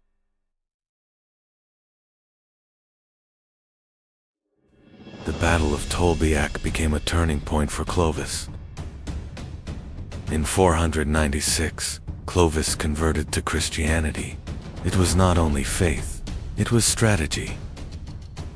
The Roman Church and the Gallo-Roman population now supported Clovis. Clovis died, but the Franks continued to grow. And from this legacy emerged France, Germany, the Netherlands, and Belgium. In just 200 years, between 375 and 575, Europe became unrecognizable. Western Rome collapsed. The Eastern Roman Empire survived, but reduced in power. New kingdoms emerged: Visigothic Spain, Ostrogothic Italy, Frankish Gaul. The Vandals, Burgundians, Alans, Herulian Gepids. Some disappeared, others faded into history. This transformation was not only political. Language, culture, and religion changed. Christianity spread. The Pope grew. Stronger, Rome returned, not as an empire, but as a church. Today, France, Germany, England, Spain, and Italy. All of them were born in this period. The migration period was not destruction, it was rebirth. The fall of Rome was the birth of Europe. This was a story of 200 years, a story that began with the sound of hooves. The Huns, Goths, Vandals, and Franks disappeared, but their traces remained. The migration period lasted from 375 to 568, 200 years. 5 million people moved. Europe was reborn. Rome fell, but Europe began. In the silence of the Arabian desert, on a mountain above the city of Mecca, a message that would change human history was about to begin. At the heart of this land stood a city, Mecca. And at the center of Mecca stood a structure revered for centuries, the Kaaba. In the early 7th century, the Arabian Peninsula, a land of vast deserts, tribal rivalries, and intersecting trade routes. In this land, a message would emerge that would change. the course of world history. At the time Islam emerged, the Arabian Peninsula was politically fragmented. There was no central state. Society was organized around tribes, and each tribe governed itself. Rivalries and conflicts between tribes were part of everyday life. The strong held decisive power over the weak within society. Inside the Kaaba in Mecca stood hundreds of idols. It was in this very environment that a new message would soon emerge. Around the year 570 CE, a child was born in Mecca. He would become the bearer of a message that would change the course of world history. He lost his father before he was born, and at a young age. He also lost his mother, growing up as an orphan. He was first cared for by his grandfather Abdul Muttalib, and later by his uncle Abu Talib. In his youth, he worked in trade and had the opportunity to travel across different regions of Arabia. In his youth, he worked in trade. He traveled across different regions of Arabia. These journeys expanded his understanding of the world around him. Because of his honesty and integrity, he earned the respect of the people of Mecca. They gave him a name, Al-Amin. At the age of 25, around the year 595, he married Khadijah, one of the most respected and wealthy women of Mecca.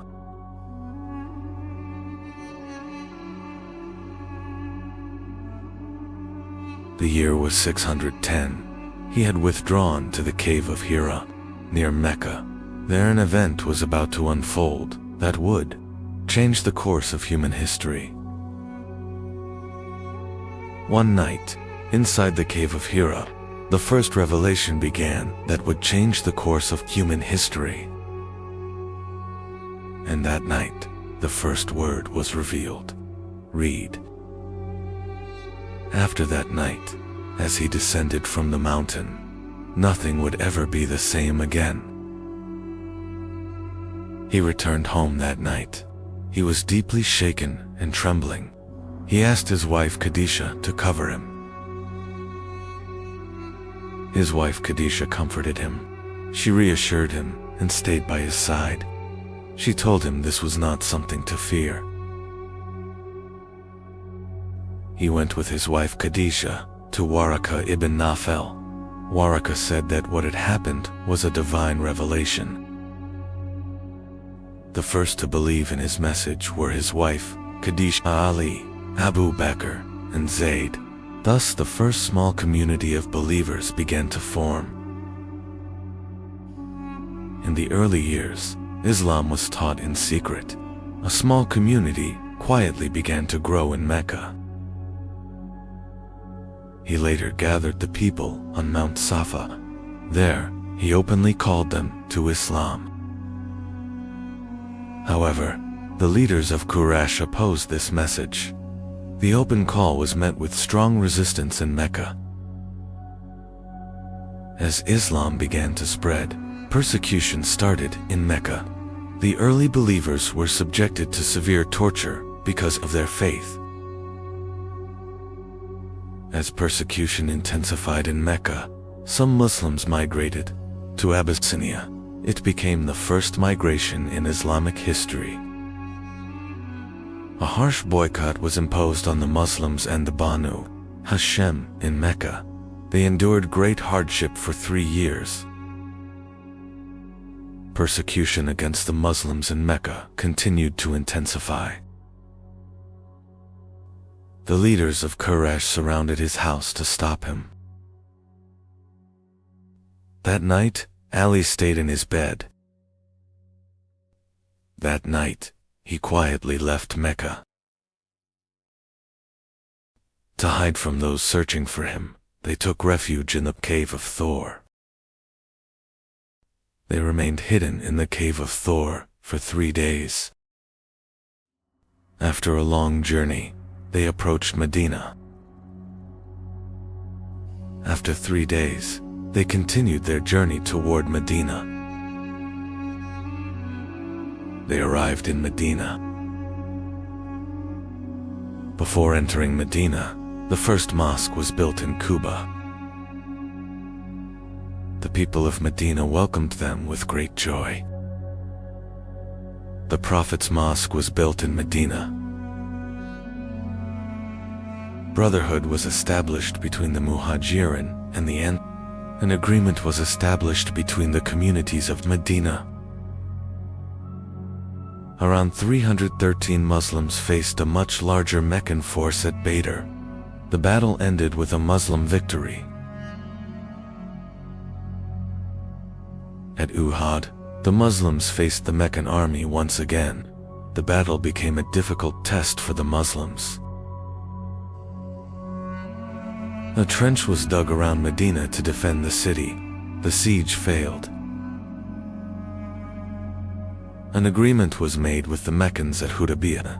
This agreement became an important turning point for the spread of Islam. In 630, Mecca was conquered. The city came under Muslim control with little fighting. The idols around the Kaaba were removed. In the valley of Hunain, they faced a sudden attack. However, the battle ended in a Muslim victory. A large army was prepared for the expedition of Tabuk. However, no battle took place. In 632, the farewell pilgrimage was performed. During the farewell pilgrimage, he delivered the farewell sermon to the people. He passed away in Medina in 632. The legacy he left spread rapidly across a vast region. In 632, Abu Bakr was chosen as the first caliph. The Ridda Wars were fought to preserve unity. The verses of the Quran began to be compiled. In 634, Umar became the second caliph. Between 634 and 644, during Umar's rule, Islamic lands expanded rapidly. In 637, Jerusalem was peacefully surrendered. In 644, Uthman became the third caliph. During Uthman's rule, copies of the Quran were prepared and sent to different regions. In 656, Uthman was martyred. In 656, Ali became the fourth caliph. In 656, the Battle of the Camel took place. In 657, the Battle of Siffin took place between the forces of Ali and Muawiyah, the governor of Syria. This battle was a continuation of the political crisis that began after the martyrdom of Uthman. It became one of the major turning points of the Rashidun period. It was followed by the arbitration event and the emergence of the After the Battle of Siffin, an arbitration took place between the two sides. This development led to new divisions in the Islamic world. After the arbitration that followed the Battle of Siffin, a group separated from Ali's army and became known as the Kharijites. This development led to new divisions in the Islamic world. In 658, the Battle of Nahrawan took place between Ali and the Kharijites. In 661, Ali was martyred. Thus, the Rashidun period came to an end.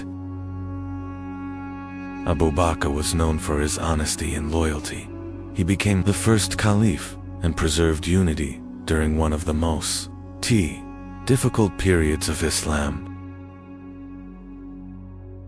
Umar was known for his justice and strong leadership. During his rule, the Islamic State became a major. Uthman was known for his kindness and generosity. During his rule, copies of the Quran were distributed to different regions. Ali was known for his courage, wisdom, and justice. He became one of the most important leaders in Islamic history. The Quran was revealed gradually over about 23 years. This process guided the community step by step and strengthened the believers. Islam is built upon 5 core practices: declaration of faith, prayer, fasting, charity, and pilgrimage. Islam encourages reading, cleanliness, goodness, and justice.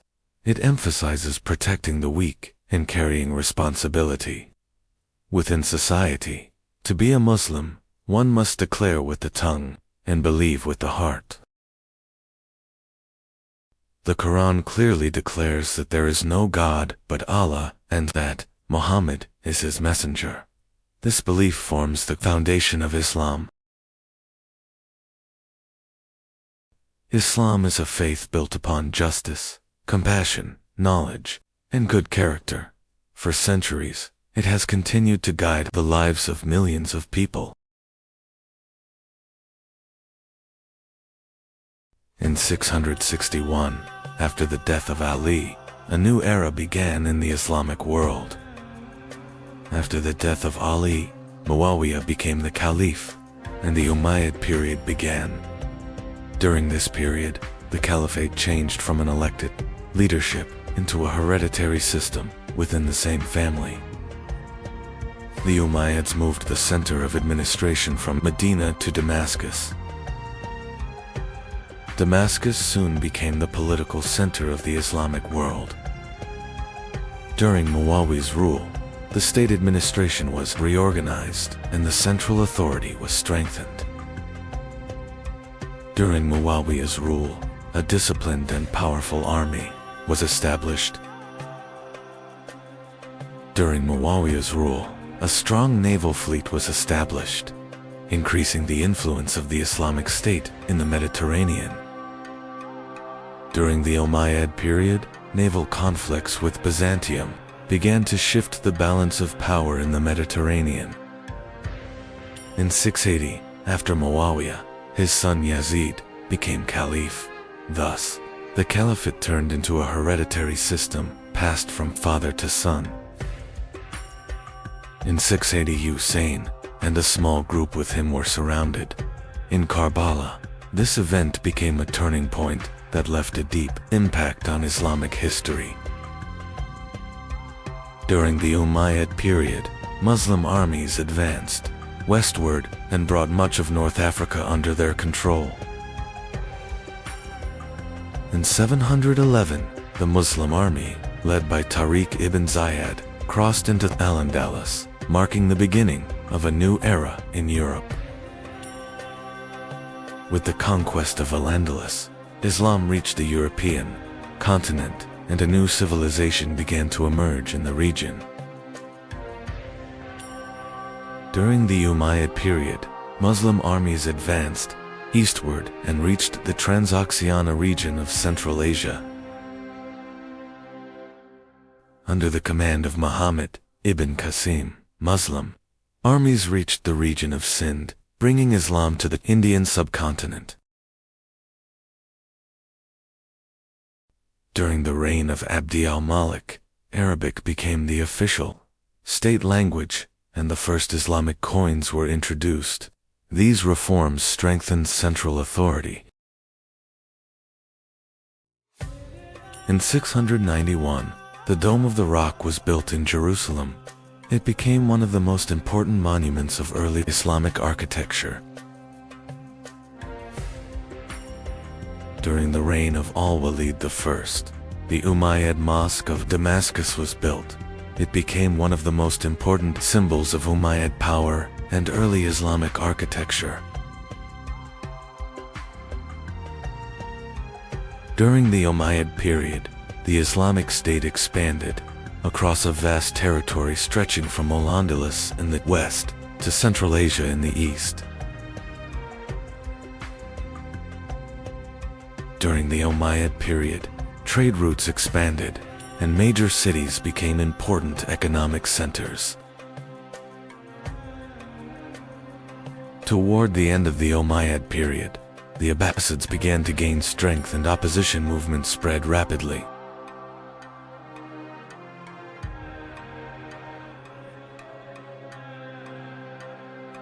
In 698, with the fall of Carthage, Byzantine control in North Africa ended, and the region came under Umayyad rule. After the capture of Carthage, the Umayyads established permanent administration in North Africa, making the region an important center of the Islamic world. The new administration established in Al-Andalus quickly turned the region into one of the important cultural and commercial centers of the Islamic world.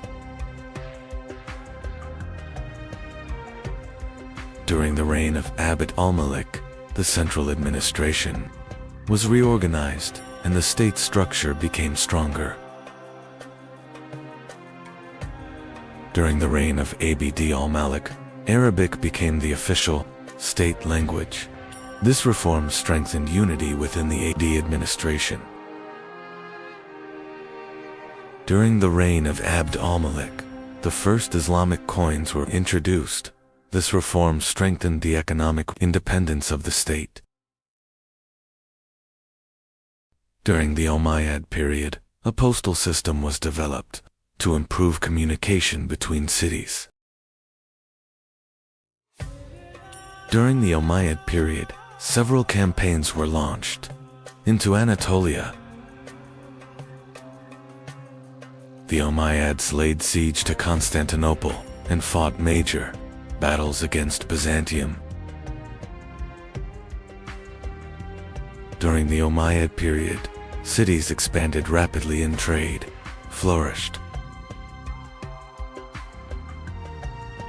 During the Umayyad period, scholarly activity began to grow. New trade routes connected different regions of the empire.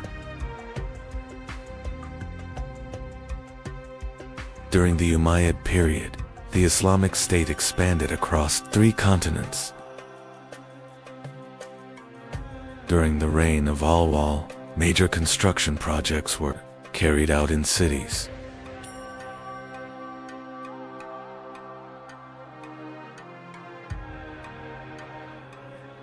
During this period, medical services began to develop. Social order and state structure became stronger.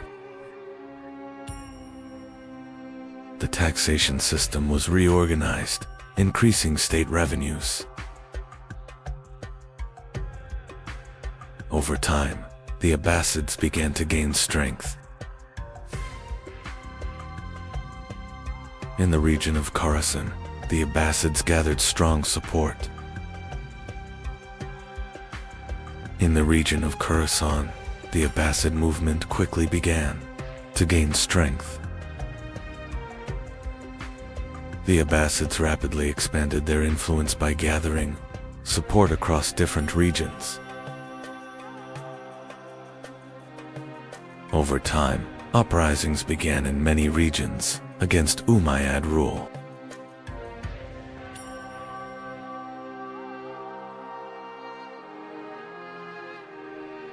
Abbasid armies advanced westward and began a major struggle against Umayyad rule.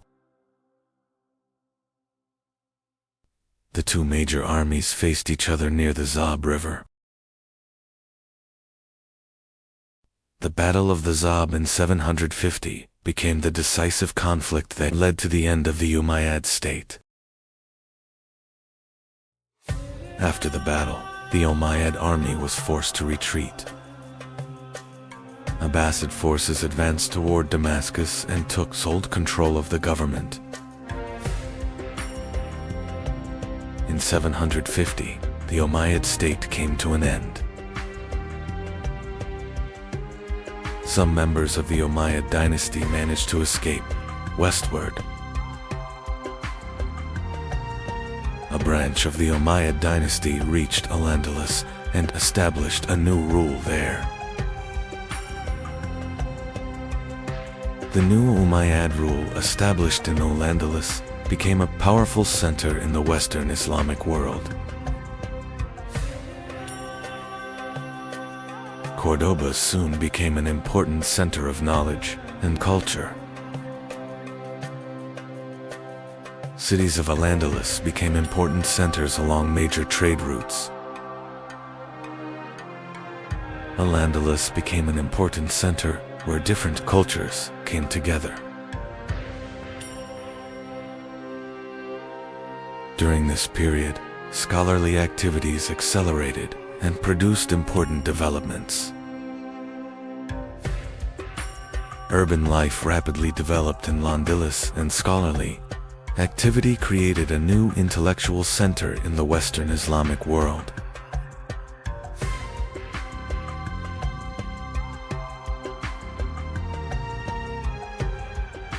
The Umayyads left lasting architectural achievements that became an important part of Islamic civilization.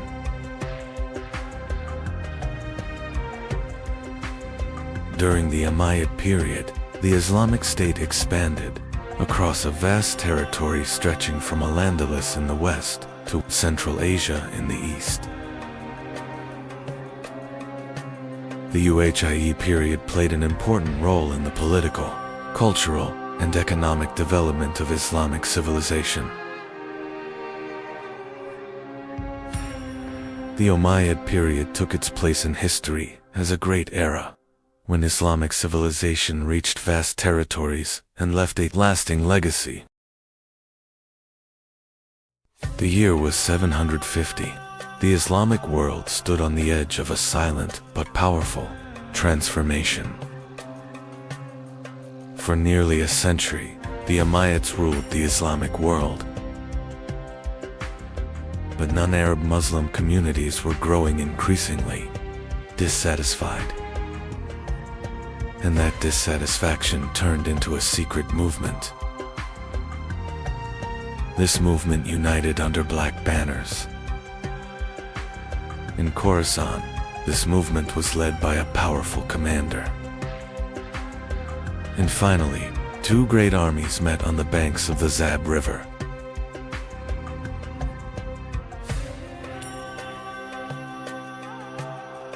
This battle was not just a defeat.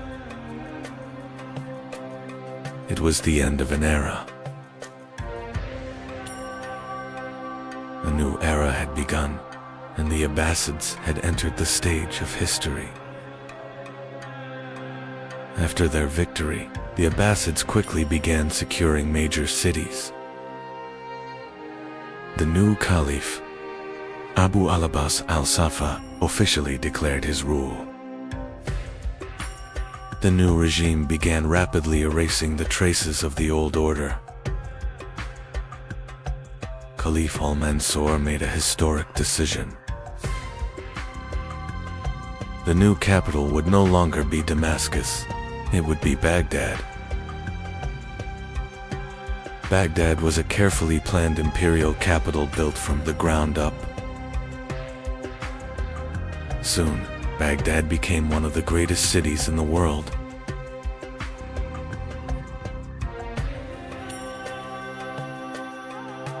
During the reign of Harun ar-Rashid, Baghdad became one of the most powerful cities in the world. Baghdad was no longer just a capital city. Baghdad had become the center where the world's trade routes met. At the House of Wisdom, texts from across the world were being translated. The knowledge of ancient Greece was being rediscovered. Al-Khwarizmi was transforming the foundations of mathematics. Astronomers studied the skies to understand the universe. Ibn Sina was writing one of the most important medical works in history.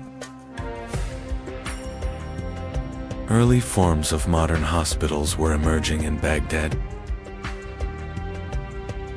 Baghdad had become one of the greatest centers of knowledge in the world.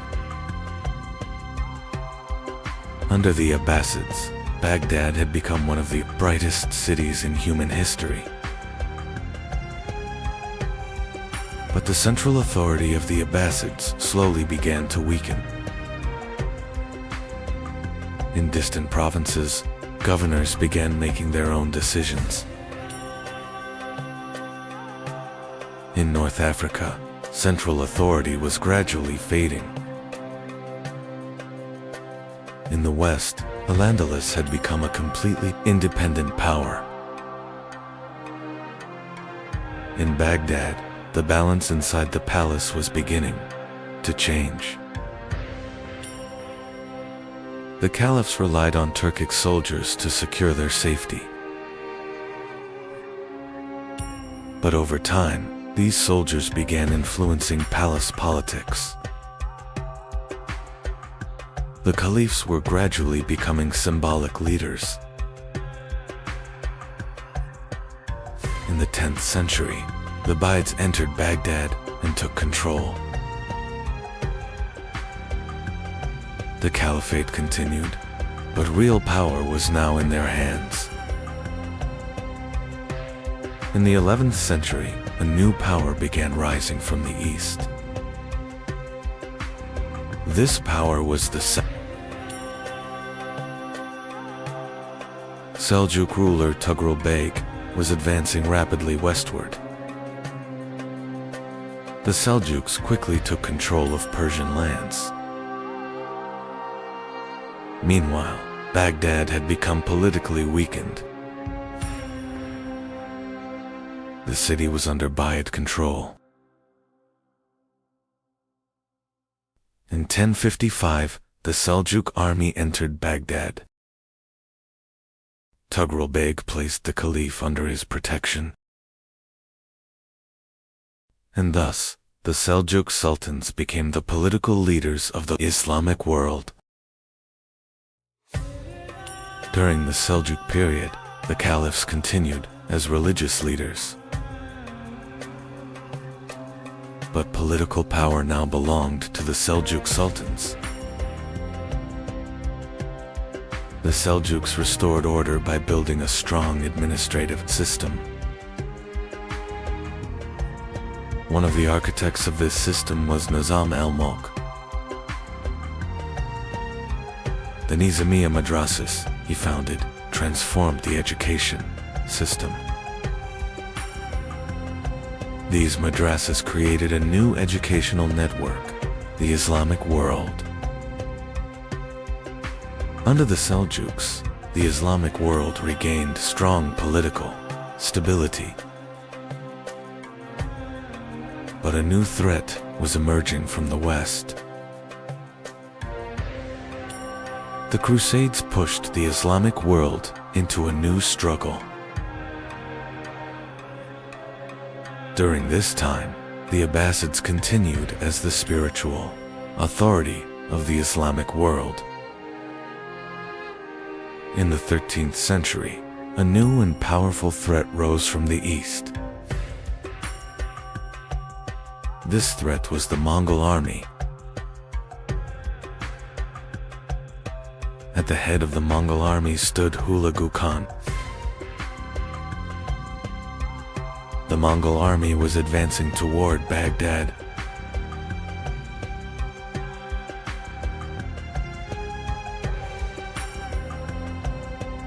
In 1258, Baghdad was besieged.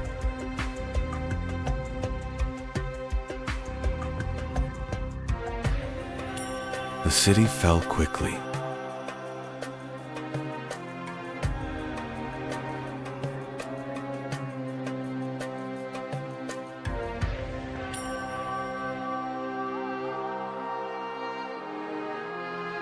The House of Wisdom was destroyed.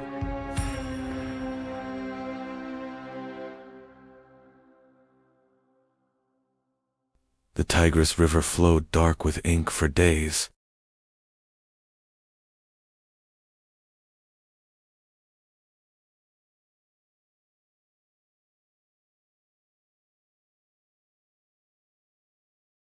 The last Abbasid caliph was killed. And thus, Abbasid rule in Baghdad came to an end.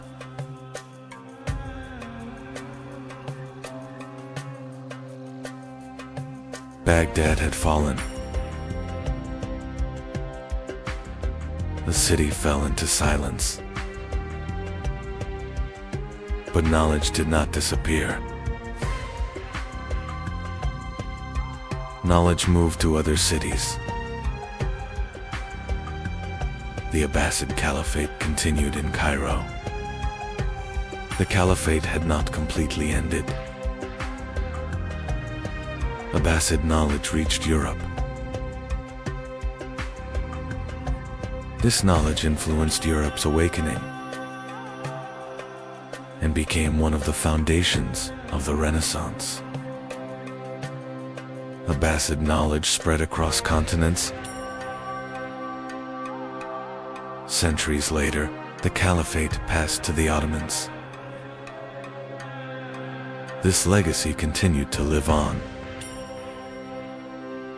Baghdad was once one of the centers of the world. The House of Wisdom changed human history. The Abbasids were not just a state.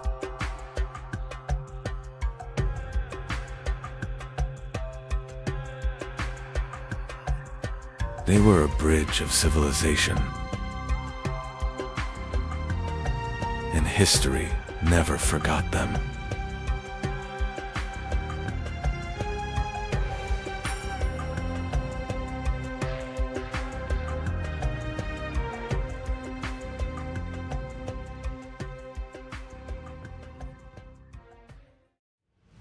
The year is 793. The ships on the horizon were not ordinary. Long, narrow, and crowned with dragon heads. The warriors of the north were coming. The longships reached the shore. Warriors carrying shields and axes stepped onto this silent coast. Lindisfarne was no longer safe.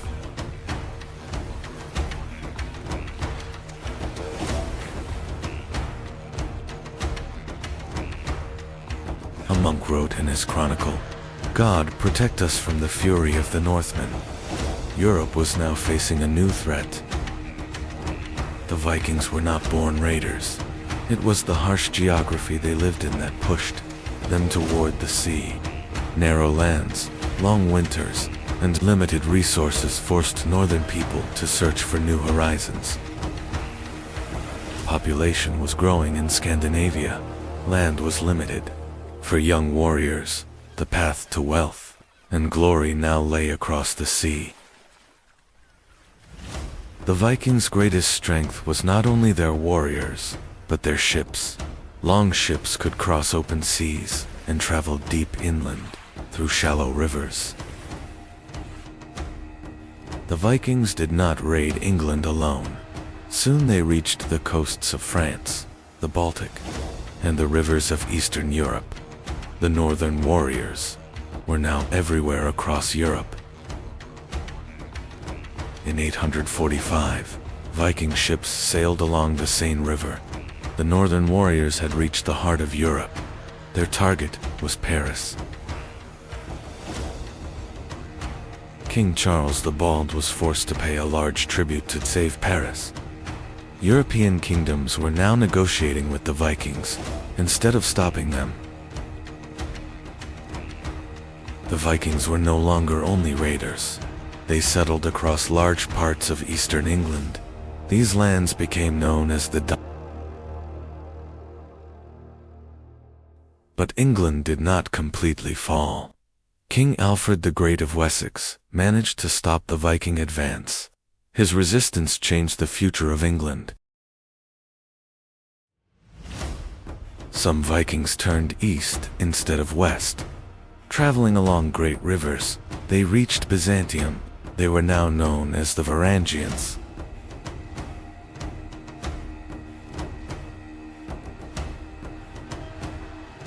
Some Viking warriors entered the service of the Byzantine Empire.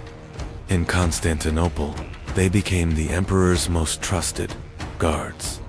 This elite unit was known as the Varangian Guard. The Vikings were not only raiders, they explored new lands and settled there. Iceland became one of the most important colonies founded by the northern people. Viking explorer Eric the Red sailed even farther west.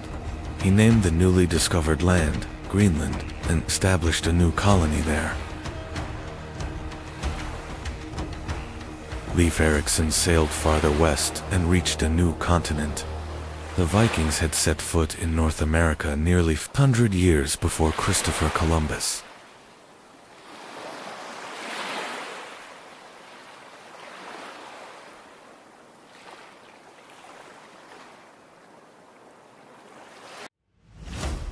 The Vikings were not only warriors, they built powerful trade networks stretching from the Baltic to the Black Sea, transporting furs, silver, and valuable goods. Viking society was divided into three main classes. Jarls were the ruling elite. Carls were the free people. Thralls stood at the lowest level as slaves. In the Viking world, battle was more than survival. They believed in Odin's wisdom, Thor's strength, and that brave warriors would enter Valhalla after death. Over time, the Viking world began to change. Scandinavian kings accepted Christianity. The old gods were slowly replaced by a new faith. The Viking Age came to an end, but the legacy of the northern warriors lived on in Europe's culture, trade, and exploration. They were not only raiders, they were explorers who helped shape history. One of the most mysterious figures in Viking history was Ragnar Lothbrok. According to some sources, he was a great warrior. According to others, only a legend. Ragnar Lothbrok later turned toward the shores of England, but this time, the campaign would not end as he expected.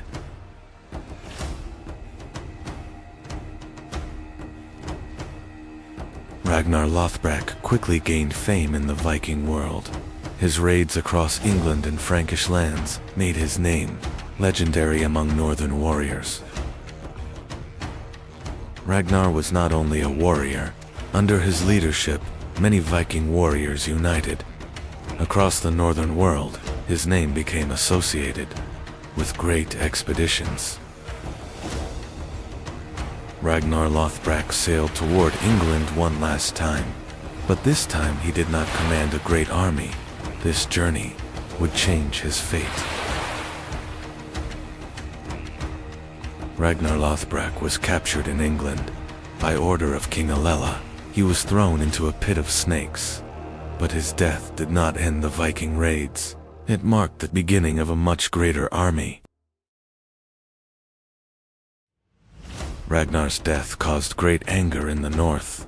His sons gathered one of the largest Viking armies in history to take revenge. In 866, the great heathen army reached the shores of England. This was no longer a raid. It was the beginning of a permanent invasion. The great heathen army quickly captured the city of York. The city would now be known as Jorvik and became a major center of Viking power in England. The great heathen army quickly began to shake the Anglo-Saxon kingdoms. Northumbria, Mercia, and East Anglia fell under Viking control. Much of England was now in the hands of northern warriors. Much of England had fallen to the Vikings, but the kingdom of Wessex still stood. King Alfred formed the last line of defense against the Viking advance. In 878, at the Battle of Edington, Alfred's army stopped the Viking leader Guthrum. This victory became a turning point that prevented England from falling completely under Viking rule. After the victory at Edington, Alfred and the Viking leader Guthrum agreed on the Treaty of Wedmore. England was now divided between two worlds, the south, under Anglo-Saxon control, and the east under Viking rule. In 1066, William, Duke of Normandy, invaded England.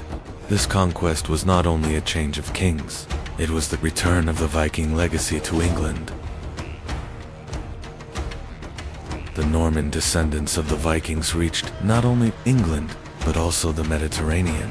In southern Italy and Sicily, they established new kingdoms and shaped the politics of southern Europe. In 1066, Viking King Harald Hardrada launched his final campaign into England, but he was defeated at the Battle of Stamford Bridge. This defeat marked the end of the Viking Age. The Vikings changed Europe not only through war, but through the legacy they left behind. The cities they founded, the trade routes they opened, and the kingdoms they shaped permanently influenced the continent. The Vikings became the first Europeans to reach North America. The settlement at Vinland was short-lived, but it marked the first known European journey across the Atlantic. The Vikings were not only raiders, they were traders, explorers, warriors, and the legacy they left behind changed the course of European history.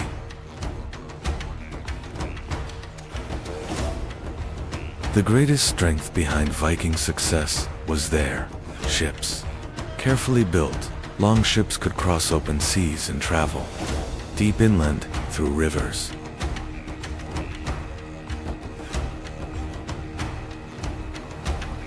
The Vikings were not only brave, they were skilled navigators. Using the sun, the stars, and signs from the sea, they were able to travel across the open ocean. The Vikings were not only warriors from the north, they were explorers who expanded Europe's horizons, sailors who reshaped trade routes, and a civilization that influenced the course of world history.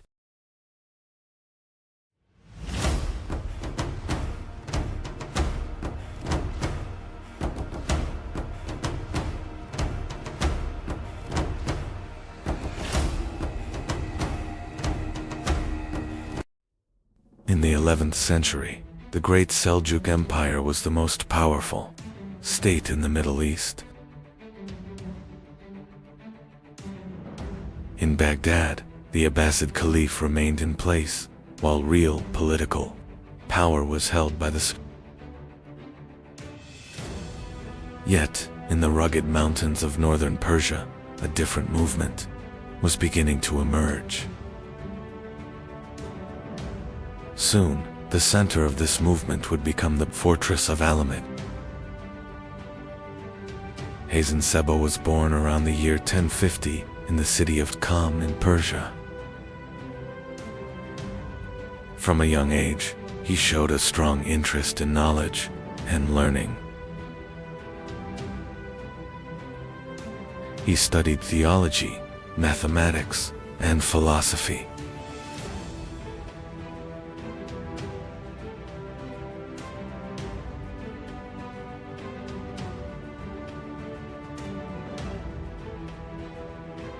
He studied theology, mathematics, and philosophy. During his early years, Hazen Seba encountered the teachings of the Islam. To understand this teaching better, he set out on a journey to Cairo. At that time, Cairo was one of the most important centers of learning under the Fatimid Caliphate. There, Hassan Sabr met important figures of the Ismaili movement. However, political struggles within the Fatimid court made Hassan Sabr's position increasingly difficult.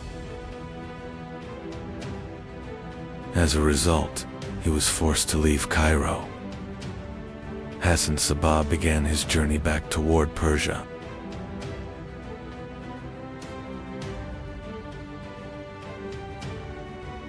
His goal was now to establish a new center in the mountains. In 1090, Hassan Sabr turned his attention toward the fortress of Alam.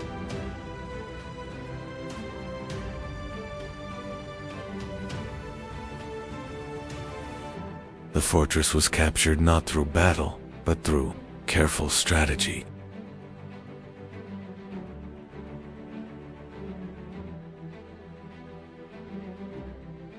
Alamut had now become Hassan Sabr's center of power.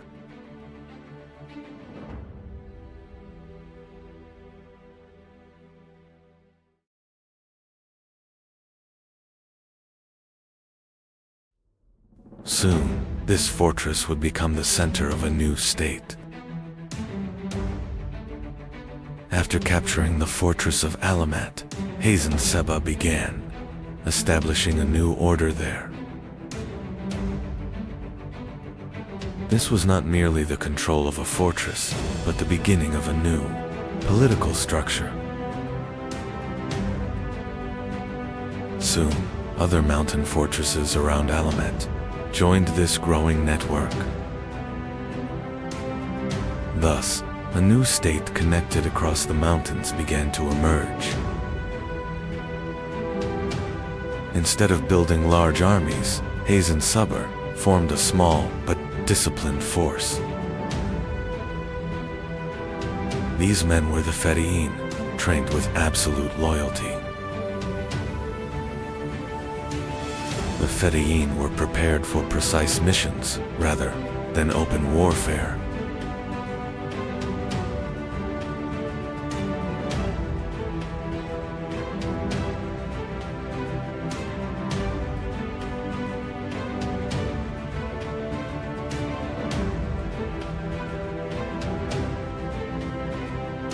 This system quickly made Hassan Sabr's power felt across the region. At this time, the Great Seljuk Empire was the dominant political power across Persia and the surrounding regions. One of the most powerful figures of the Seljuk state was the vizier Nizam al-Mulk. The Seljuk administration viewed Hassan Sabr's movement as a serious threat.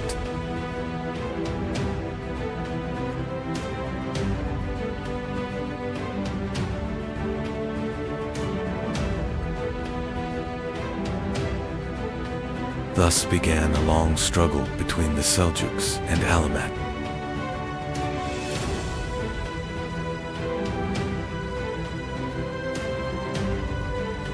In 1092, the Seljuk vizier Nizam al-Mulk was attacked during a journey.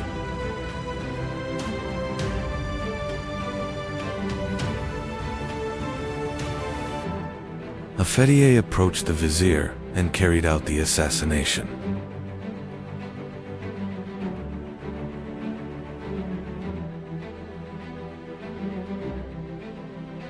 This event caused a major shock across the Islamic world.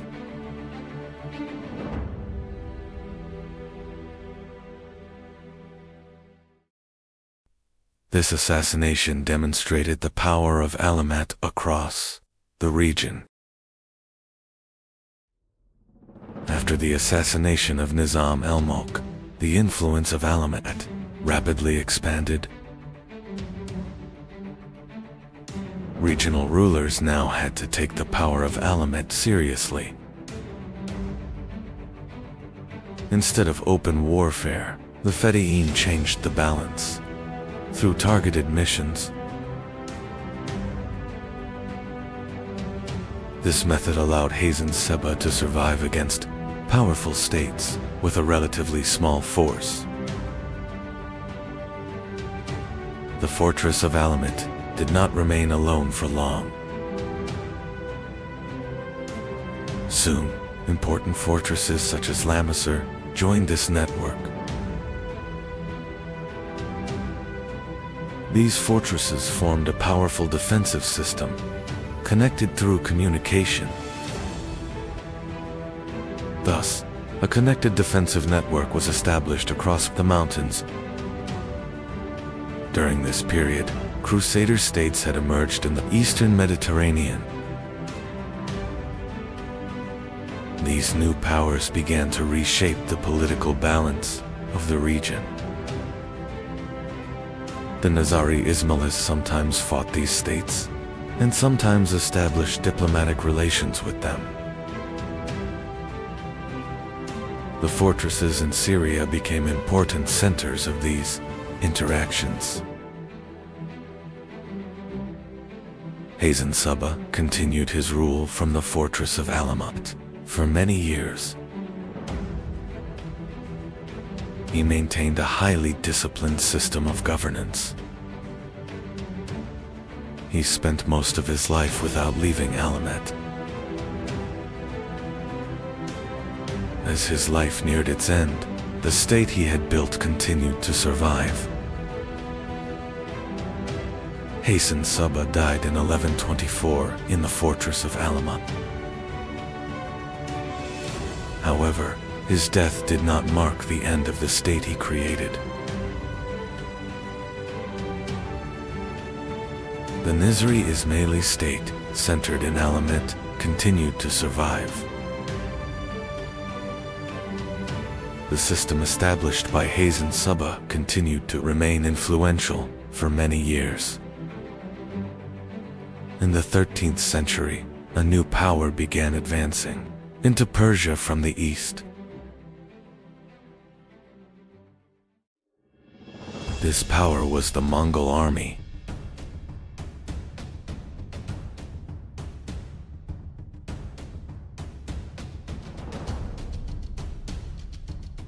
The Mongol forces were commanded by Hulagu Khan.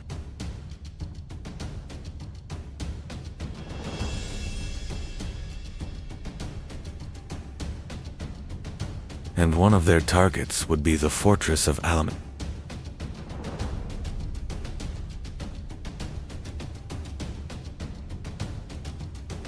In 1256, Mongol armies advanced toward Alamut. The fortress of Alamut, which had resisted for decades, was placed under siege. In the end, the fortress of Alamut fell to the Mongols. Thus, the state founded by Hazen Seba came to an end. In one of the harshest lands on earth, a child was born. His name was Temujin. No one knew his future, but his destiny was not ordinary.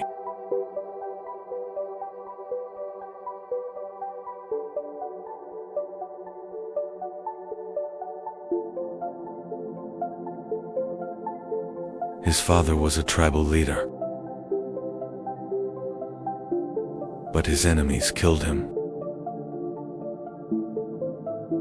Temujin and his family were abandoned. They had to survive. Temujin and his family were abandoned by their tribe. He grew up fighting hunger. Temujin brought food back to his family. He was already carrying the burden of responsibility.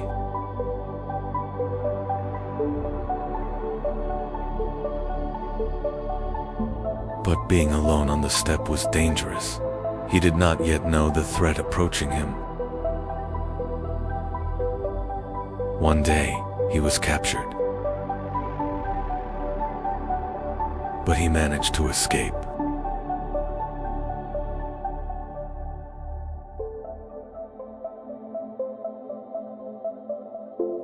Now he was alone. But he had a great vision. And that vision would change the world. Young Temujin found a powerful ally. His name was Jamuk. They grew up together. They fought together. Temujin began gathering loyal warriors. He was no longer alone. But leadership was not easily earned. Jamuka was chosen as leader. Temujin chose a different path. He chose ordinary warriors over nobles. This decision changed everything. Old friends were now rivals. An inevitable war was approaching. The steppe became a battlefield. And Temujin would not turn back. Temujin began to fight.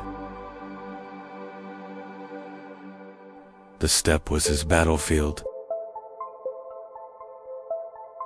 Many tribes joined him. His army was growing rapidly.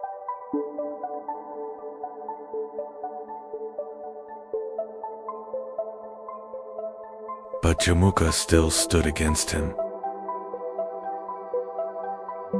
A great battle began. Temujin did not retreat. Jamuka was defeated. His old friend was captured. And their destinies changed. Now the tribes were uniting. A great Kurultai was called. A new leader would be chosen. All eyes turned to Temujin. The tribes supported him. And a decision was made. A new era was beginning. Temujin was now Genghis Khan. The Mongols were now one army. And the world had not yet met them. Genghis Khan built a powerful army. The strength of the army was speed and mobility. They could shoot arrows while riding. Their bows were deadly. They used the feigned retreat tactic. They lured their enemies into traps and surrounded them.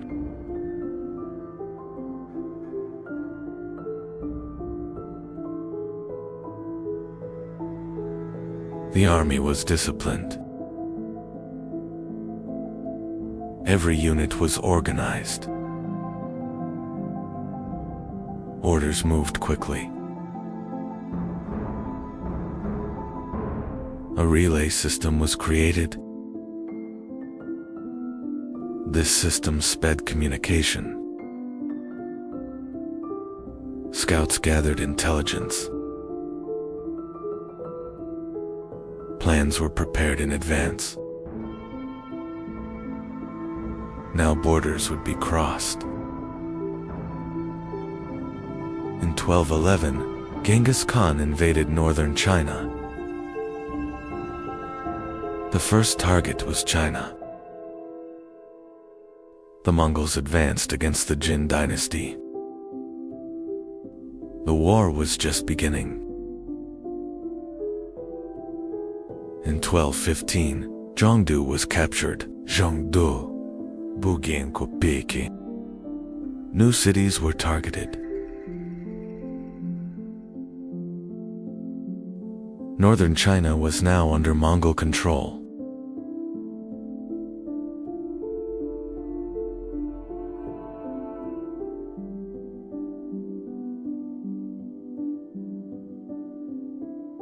In 1218, the Mongols turned west. A Mongol trade caravan arrived in Ottoman.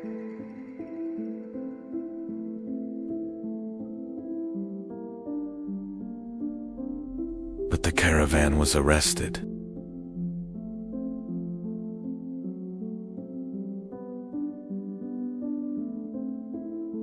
The envoys were executed. Genghis Khan answered with war. In 1219, the Great Campaign began. Ottoman was besieged. The city was captured. The next target was Bukhara. In 1220, Bukhara fell. Genghis Khan entered the city. The next target was Samarkand was besieged. The city fell quickly. The Khwarezm Shah fled. The Mongols pursued him. The Khwarezm Shah died in the Caspian Sea. The Mongols advanced into Persia. Many cities fell. The Mongols continued westward. Now the world knew them. The Mongol army crossed the Caucasus Mountains.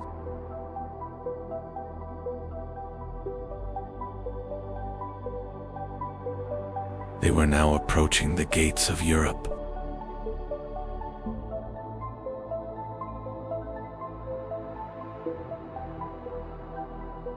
Mongol scouts were watching the Rus principalities.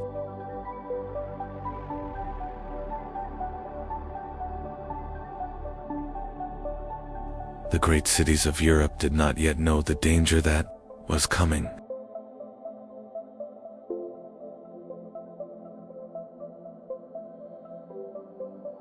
Mongol reconnaissance forces moved across the Russian steppe.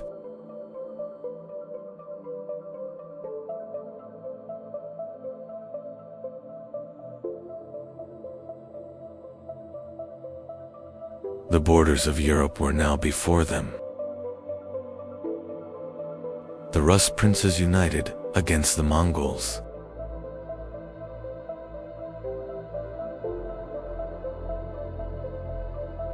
Europe was preparing a common defense for the first time.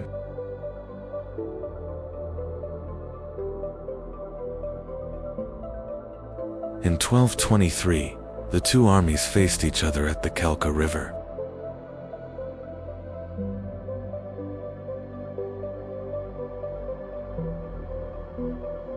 This confrontation marked the beginning of a new era for Europe.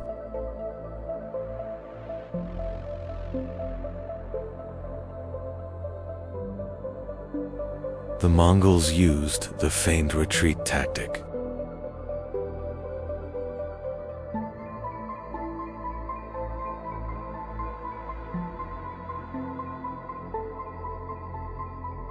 They were drawing the Rus army into a planned trap.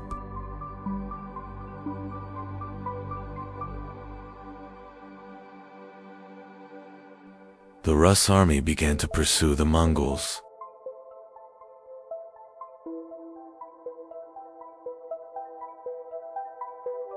this advance was leading them into a trap.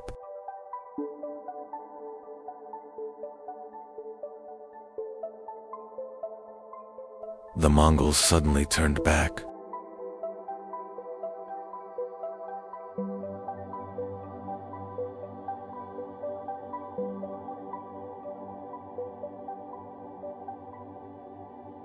The Rus army was now surrounded. The Rus army suffered a devastating defeat.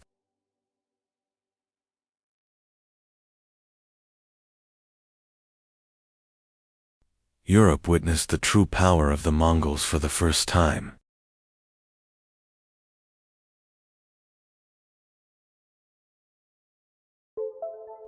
This victory was the result of Subutai and Jeeb's strategy.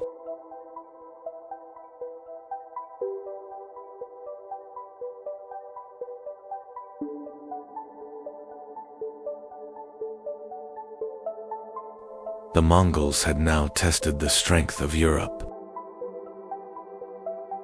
The Mongols could have advanced deeper into Europe.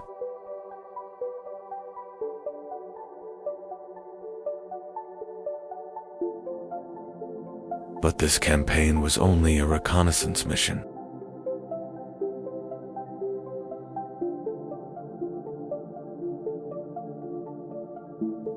Europe was no longer unknown to the Mongols.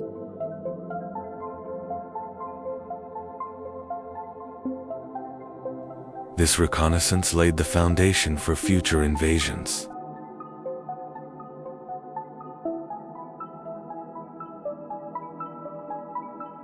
The Mongol reconnaissance army turned back east.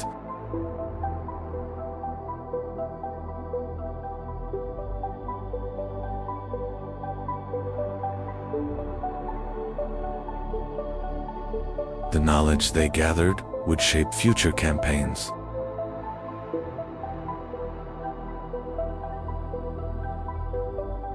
In 1226, Genghis Khan launched his final campaign.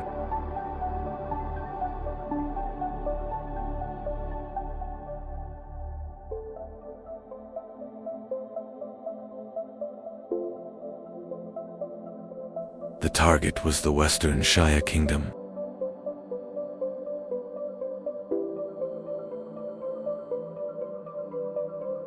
The Mongol army entered Western Xia territory.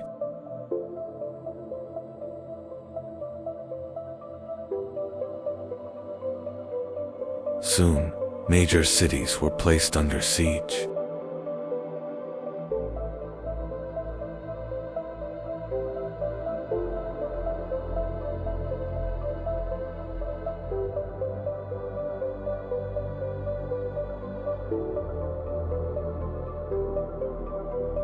Western Xia cities were under heavy assault.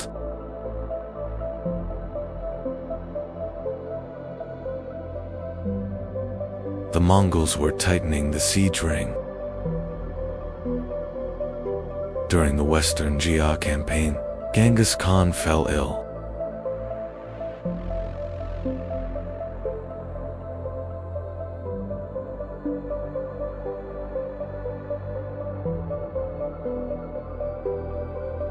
Yet the army continued its advance. In 1227, Genghis Khan died.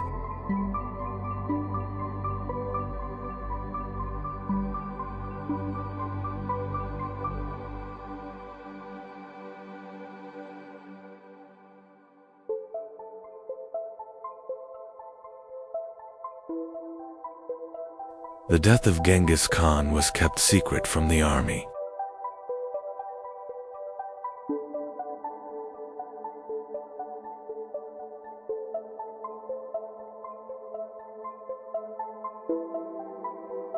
The campaign continued until the mission was complete.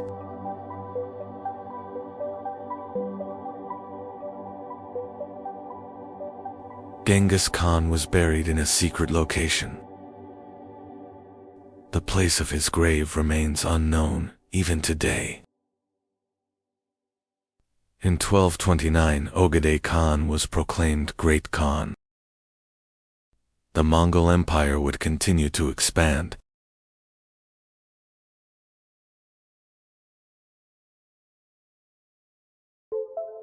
Ogedei Khan made Karakorum the capital of the empire.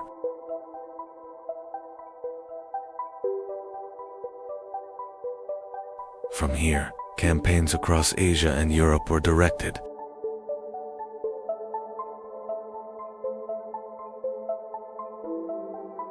In 1236, Beta Khan launched a great campaign toward the west.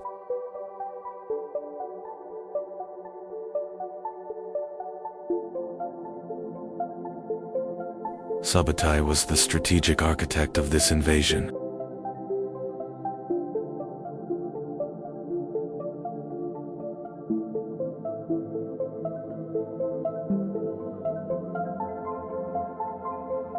The Mongols defeated the Volga Bulgar.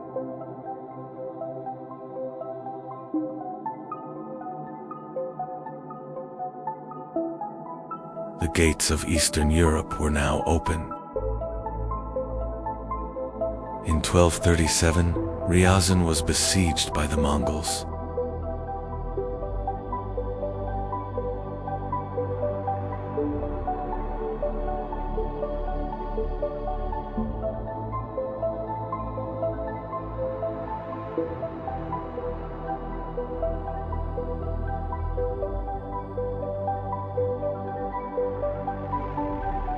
The city was completely destroyed in a short time.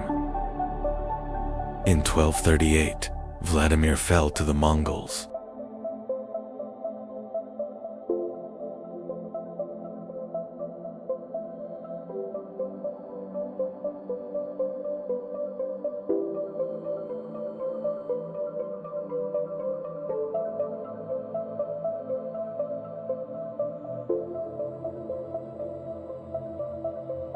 The resistance of the Rus principalities began to collapse rapidly. In 1238, Moscow was burned by the Mongols.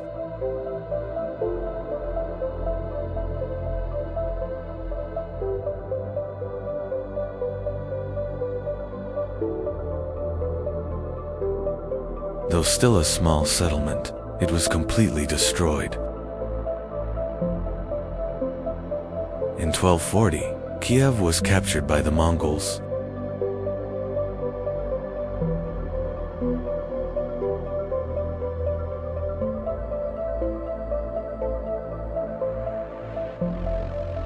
One of the greatest cities of Eastern Europe had fallen. The Mongol armies were now advancing towards Central Europe.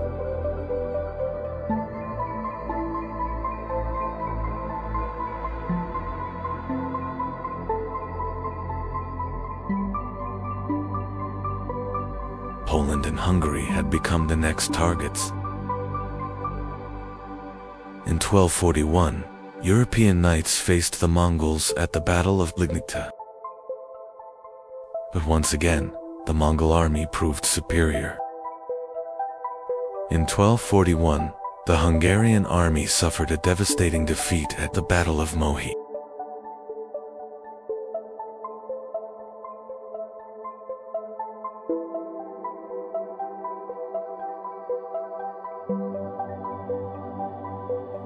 The Mongols had now reached the gates of Central Europe. The Mongol armies continued advancing across Central Europe.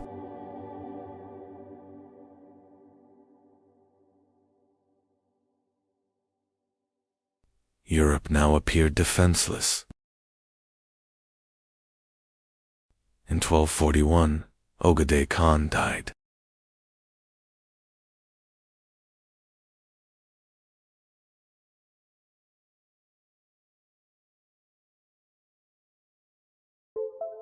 The Mongol army had to return for the Kurultai assembly.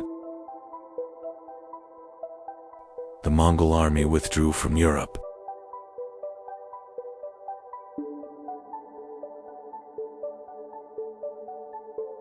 But this was not a defeat.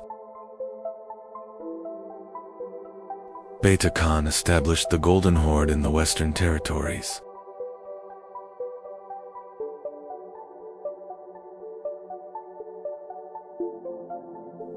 The Rus principalities were now under Mongol rule.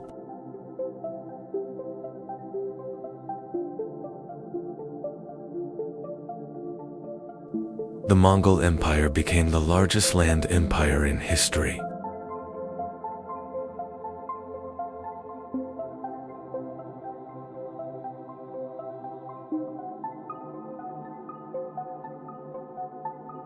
Its land stretched from China to Europe. The Mongols established secure trade routes across Eurasia.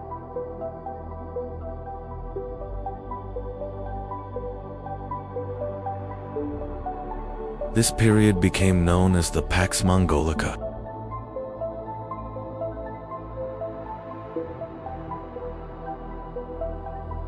The Mongol Empire connected different cultures across Eurasia.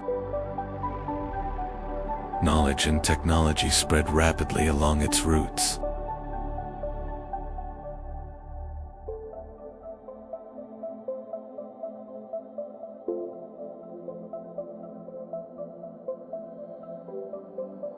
Thanks to Mongol roads, travelers like Marco Polo reached Asia. The world was becoming more connected. The Mongols did not just build an empire. They changed the course of the world. Across the Eurasian steppe, a new power was rising. This power was not just a state. It was the legacy of the greatest land empire the world had ever seen. And this legacy would give rise to the Golden Horde. In 1227, Genghis Khan died. After his death, the Mongol Empire was divided among his sons. The western lands were entrusted to the lineage of Jochi. And this legacy would soon give rise to the Golden Horde. Under Batu Khan's leadership, Mongol armies began advancing westward.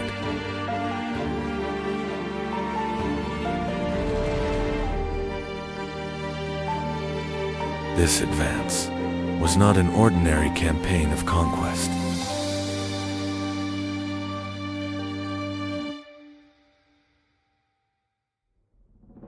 This advance was the beginning of a wave that would change Europe forever. And the first target was the Rus principalities. Soon, Mongol armies reached Kiev.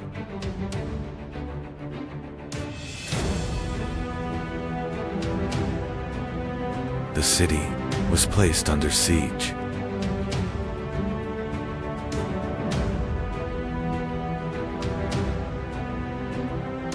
And Kiev fell to the Mongol armies.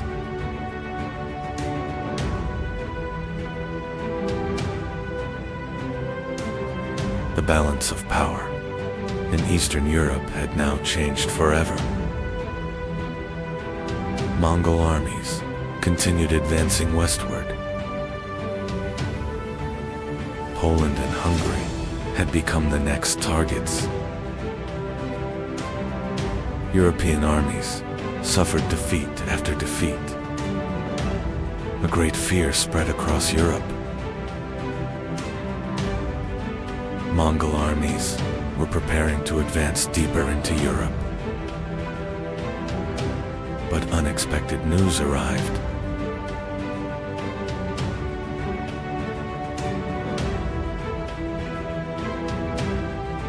The great Khan, Girai, had died.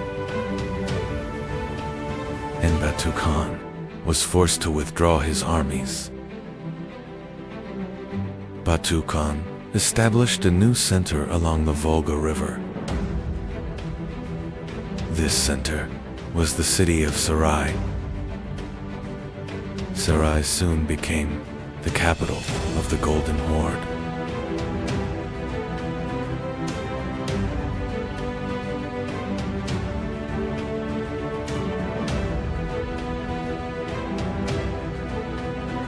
And Sarai quickly became a major center of trade.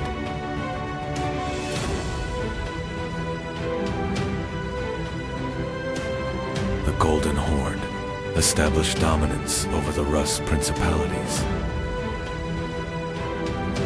But this dominance was not direct occupation. The Rus principalities began paying tribute. Through this system, the Golden Horde controlled vast territories efficiently. The northern branch of the Silk Road passed through Golden Horde territory. These routes connected the east and the west.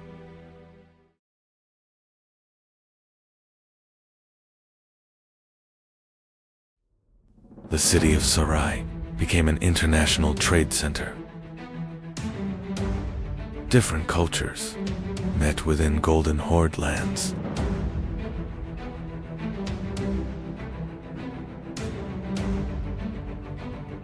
Over time, the structure of the Golden Horde began to change. Turkic steppe communities became increasingly influential within the state.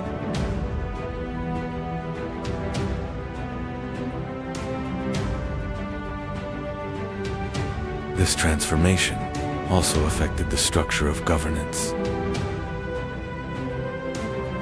The Golden Horde became a Turkic Mongol steppe empire. The most important turning point came during the reign of Berk Khan. Berk Khan encountered Islam, and Berk Khan accepted Islam. The Golden Horde had become part of the Islamic world. The destruction of Baghdad caused great anger within the Golden Horde. Berk Khan moved against Hulagu Khan.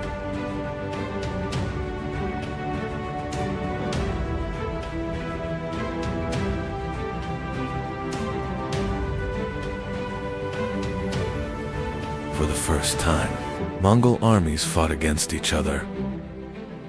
This war created a major fracture within the Mongol world. The Golden Horde became a powerful center north of the Black Sea. Crimean ports became major centers of international trade.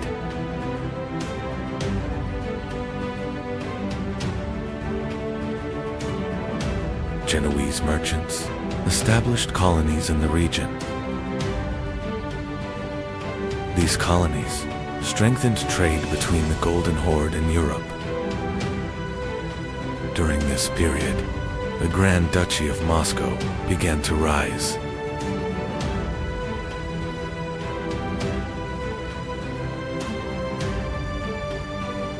At first, Moscow was a principality under Golden Horde authority. But over time, Moscow grew stronger. And this rise laid the foundation for the future Russian state. The Golden Horde reached one of its most powerful eras. Especially under Uzbek Khan, the state reached its peak. During this time, Islam became the official state religion. The Golden Horde had become a great empire. Over time, the Golden Horde began to weaken due to internal conflicts. Struggles for the throne shook the central authority.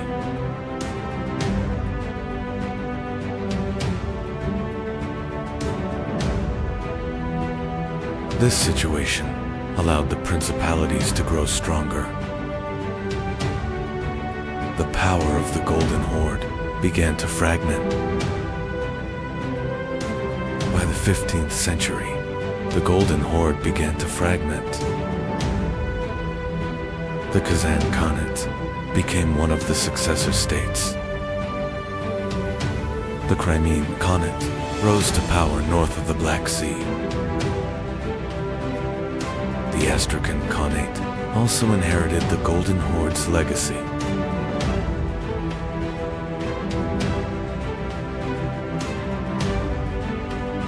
During this period, Moscow gradually became independent. The Golden Horde lost its former strength. The political balance of Eastern Europe was changing once again. Yet the legacy of the Golden Horde continued for centuries.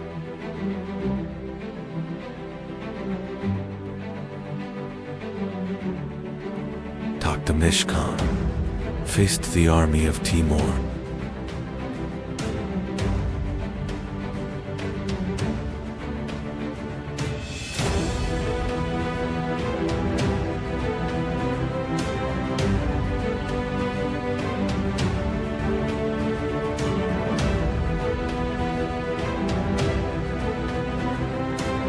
This battle became a disaster for the Golden Horde.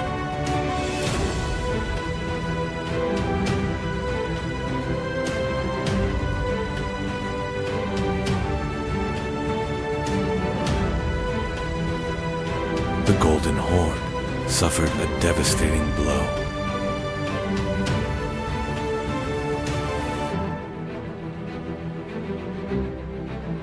And Timur advanced into Golden Horde territory.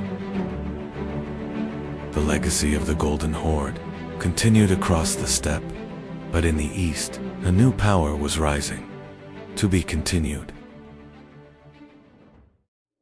By the mid-13th century,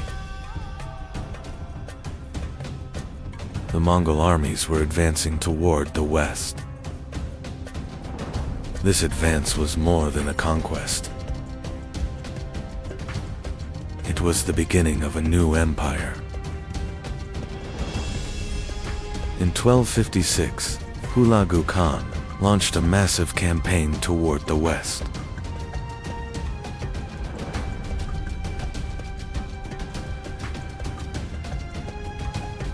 His goal was to bring Persia and the Middle East under Mongol rule.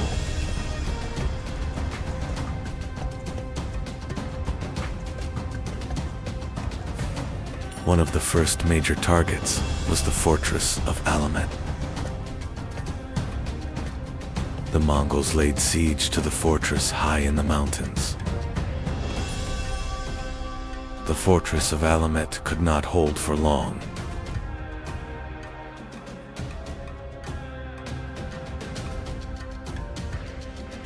The Mongol army captured the fortress in a short time.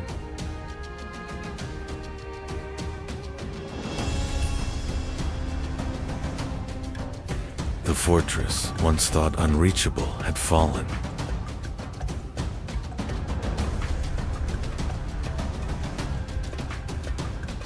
Now the gates of Mesopotamia were open to the Mongols. The Mongol army was now advancing toward Baghdad. For centuries, Baghdad had been the heart of the Islamic world. But now, the city faced an approaching and unprecedented danger. The Mongol armies arrived before the walls of Baghdad. In 1258, the Mongols placed Baghdad under siege.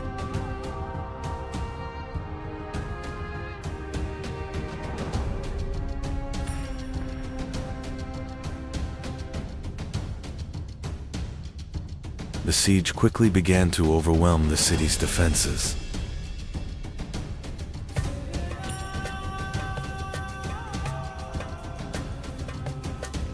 The Abbasid defenders resisted from the walls with determination.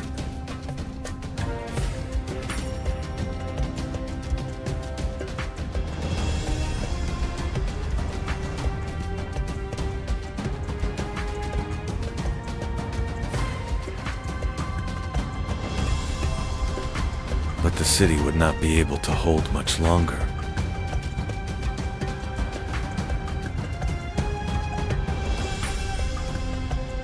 In 1258, The walls of Baghdad were finally breached.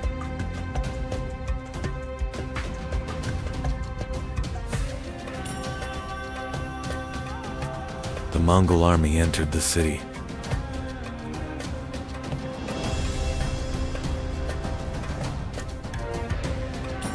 The Abbasid rule was now on the verge of collapse.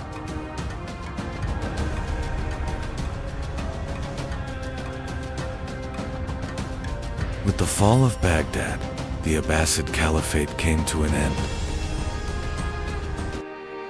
After the fall of Baghdad, Hulagu Khan established a new state.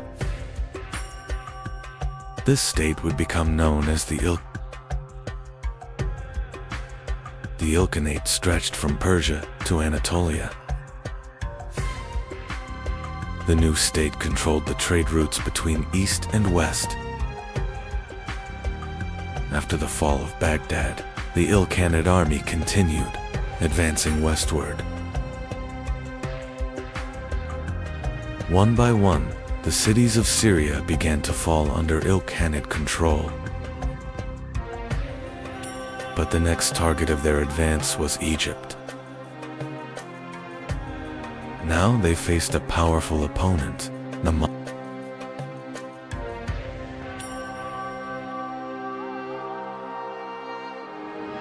In 1260, two great armies met at Ain Jalut.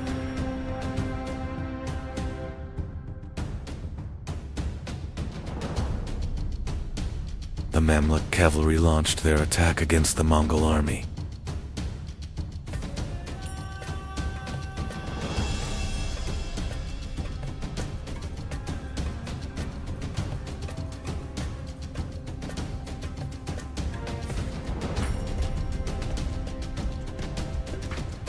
The battle quickly turned into a fierce confrontation.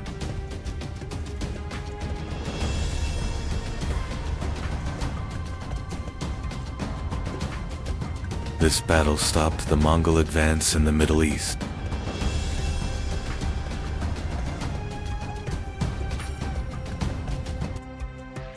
After Ain Jalut, the Ilkhanate began adapting to the lands they ruled. Persian administrators began to play an important role in government. Islamic scholars became increasingly influential around the court. The Mongols were no longer only conquerors, they had become rulers of an empire. In 1295, Ghazan Khan made a decisive choice. By accepting Islam, he changed the direction of the state. This decision transformed the identity of the Ilkhanate. The Ilkhanate had now become a powerful Islamic state. During the Ilkhanate period, the Silk Road began to revive once again. Trade between East and West became secure once again.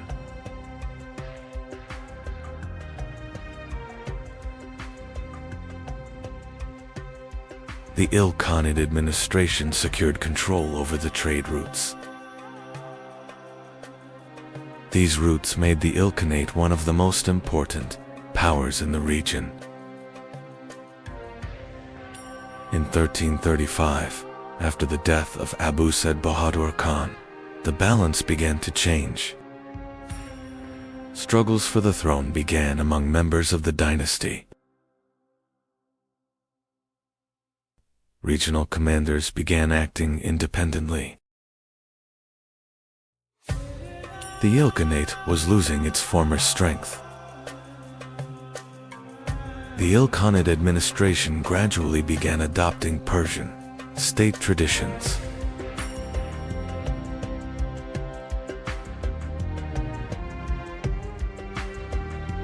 The Karakoyunlu Turkmen began rising across Persia and eastern Anatolia. The Aq Koyunlu soon became one of the major powers of the region.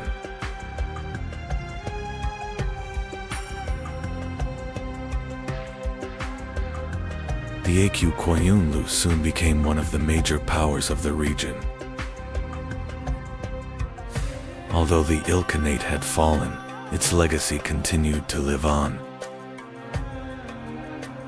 Cities, trade routes, and centers of learning continued to survive. Movement along the Silk Road continued.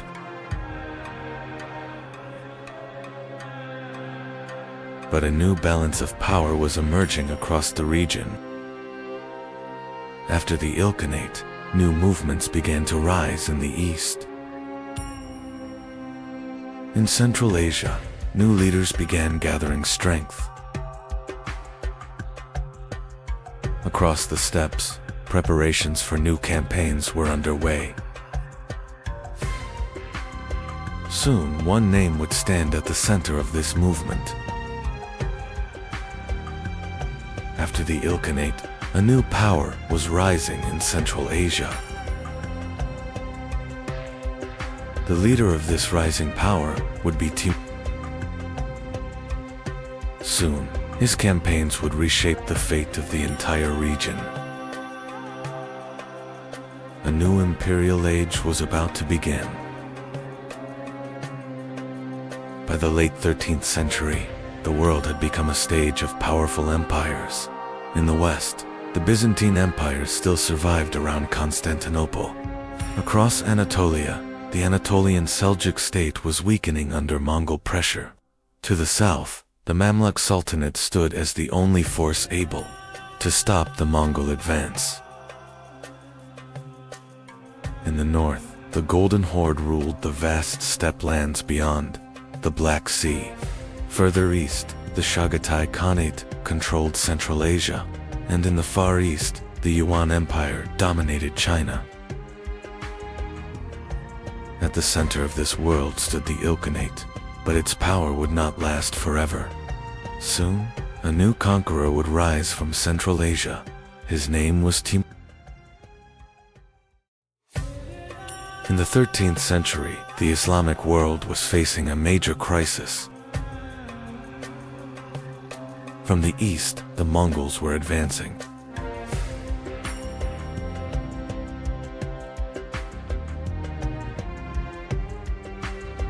In the west, Crusader states still controlled the coastline. Meanwhile, the Abbasid Caliphate was losing its power. The Mamluk system was one of the most unique military structures of the medieval world.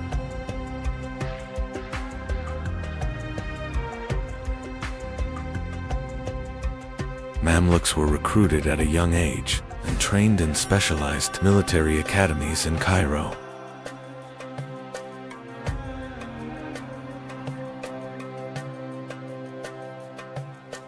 They mastered horseback riding and archery, transforming into elite cavalry warriors.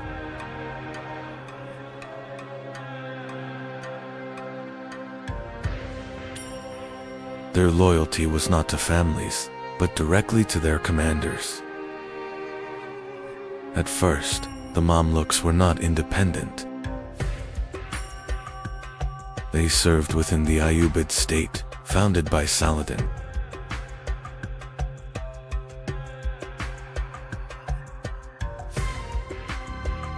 They were first used as palace guards and elite cavalry units. Over time, they became the most powerful military force within the state. By the year 1250, the Mamluks were no longer just a military class. They had gained enough power to influence the leadership of the state.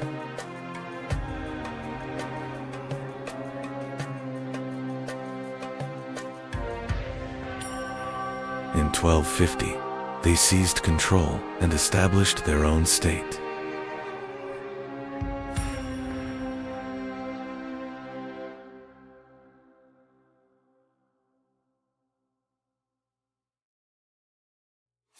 Thus, the era of the Bahri Mamluks had begun.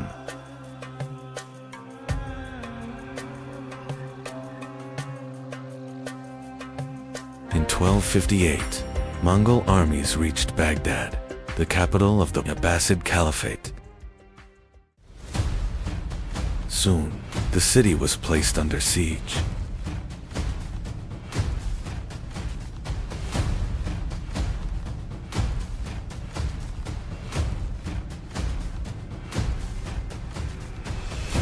The fall of Baghdad created a massive shock across the Islamic world.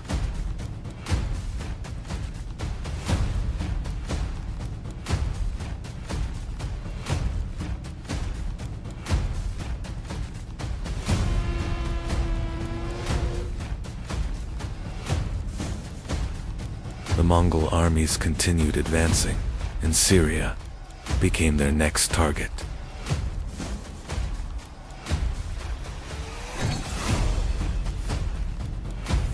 Mongol armies rapidly advanced into the lands of Syria.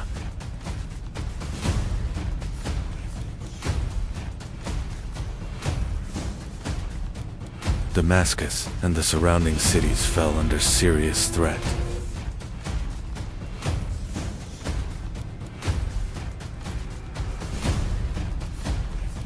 The Mamluks began preparing to stop the approaching threat.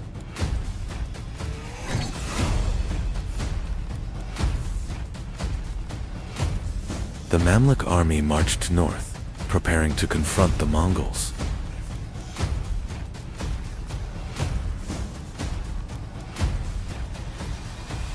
In 1260, the Mamluk army prepared to confront the Mongols in the Valley of Angel. The Mamluk army was commanded by Sultan Kut. One of his leading commanders was The two armies faced each other at Angel. As the battle began, the Mamluks executed a planned tactical retreat.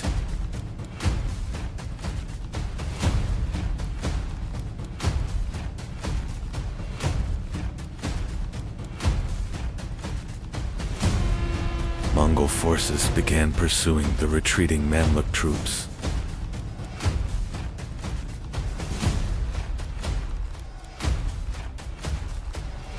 But this retreat was a trap.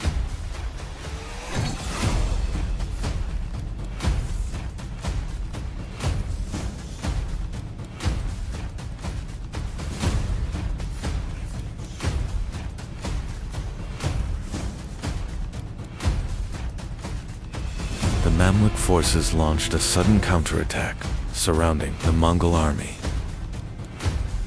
At Angjalut, the Mamluk army successfully stopped the Mongol advance.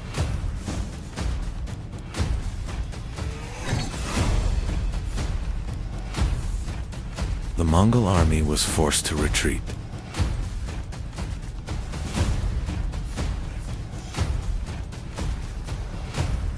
This victory was more than just the outcome of a battle. It became a turning point that changed the course of history. With the victory at Ain Jalut, the Mongol advance into the Middle East was halted. The Mamluks secured control over Syria and Palestine. Mamluk commanders began shaping the new balance of power in the region. The Mamluks had now become the dominant military power of the region. After the victory at Ain Jalut, one of the most important leaders of the Mamluk army emerged. That leader was Sultan Baybars soon took control of the Mamluk Sultanate. Under his leadership, the Mamluk Sultanate entered a new era of strength. Sultan Baybars first secured the frontier against the Mongol threat. Defensive positions along the Syrian frontier were strengthened. Mamluk commanders reorganized the defense of the region. This prevented the Mongols from advancing once again. Sultan Baybars did not fight only against the Mongols. Crusader fortresses along the Levant coast still posed a serious threat.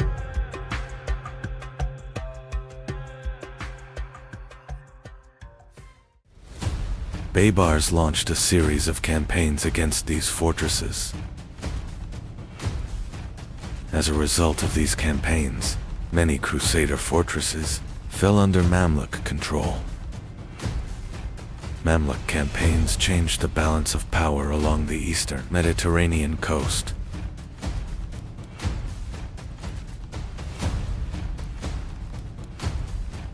Crusader fortresses gradually became isolated. The Mamluk army turned toward the last major Crusader strongholds in the region. Thus, Mamluk dominance along the eastern Mediterranean coast began to take shape. In 1291, the Mamluk army laid siege to the city of Acre.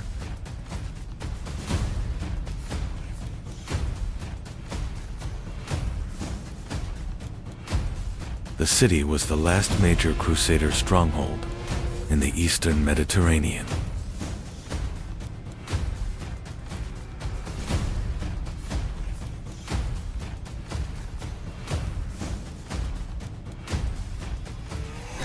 After intense fighting, the Mamluk forces managed to breach the city.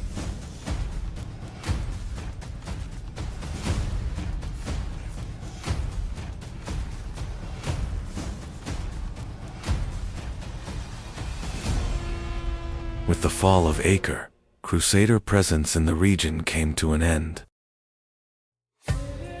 During the Mamluk period, Cairo became one of the most important cities in the world.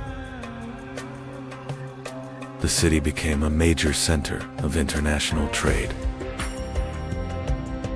Madrasas were established, and intellectual life flourished.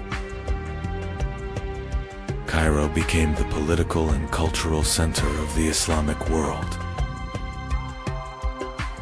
The Mamluk army was one of the most disciplined military forces of its time. Each Mamluk soldier was a skilled horseman and expert archer. These cavalry units provided exceptional mobility on the battlefield. Thanks to this military structure, the Mamluks remained one of the most powerful armies in the region for a long time. Over time, a new era began within the Mamluk Sultanate. During this period, the ruling class was largely of Circassian origin. Although the political structure changed, the military strength remained. The Mamluks continued to be one of the most powerful states in the region. By the late 15th century, the Ottoman Empire began to rise rapidly in power. The Ottomans were expanding from Anatolia toward the Middle East. This expansion made a direct confrontation with the Mamluks inevitable. Thus, a new era of conflict began between the two great powers. In 1516, the Mamluks and the Ottomans faced each other at the Battle of Marj-Deby. The Ottoman army gained a significant advantage with its advanced weaponry. The Mamluk army suffered a heavy defeat in this battle. This defeat marked the beginning of the end for the Mamluk Sultanate. After the victory at Marj-Deby, the Ottoman army advanced toward Cairo. Cairo was the final major center of the Mamluk Sultanate. In 1517, the Ottoman army captured the city. Thus, the Mamluk Sultanate came to an end politically. In the 14th century, across the harsh and unforgiving steppes of Central Asia, a child was born who would change the fate of the world. No one knew This child would one day shake empires. His name would be Timur. For a child growing up on the steppe, survival was not a choice, but a necessity.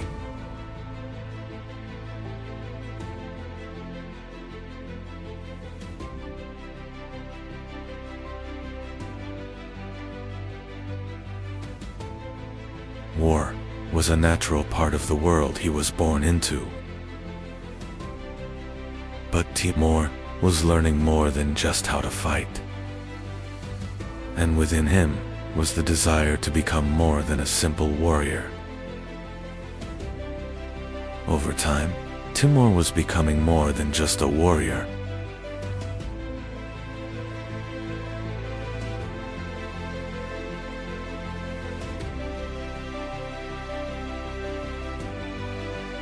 Alliances were formed, and just as quickly, they were broken.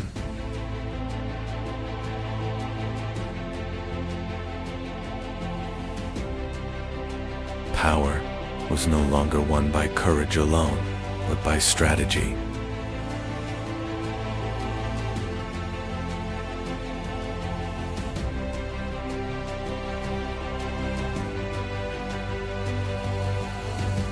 And Timur had learned the rules of this game.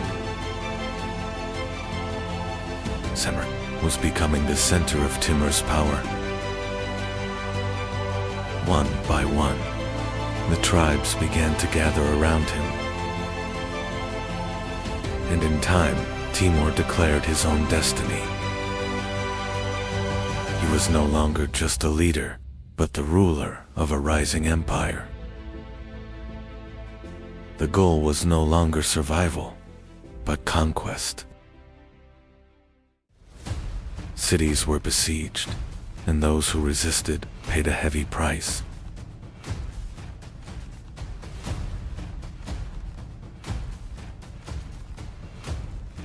Where Timur's army passed, it left behind not only victory, but destruction.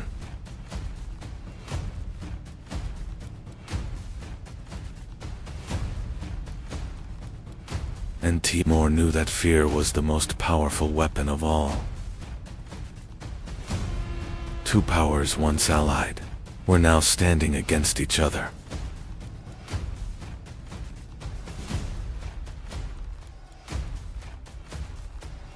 The steppes became the stage for one of history's greatest clashes.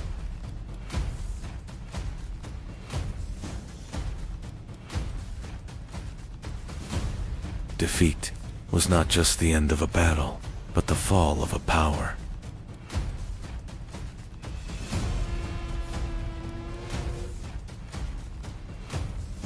And Timur was no longer just a conqueror, but a force-shaking countenance. Timur's army was now advancing into the heart of India.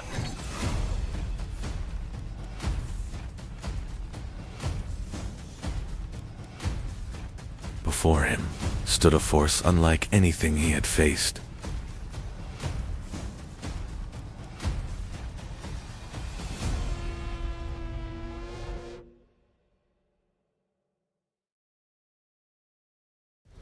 But the outcome did not change.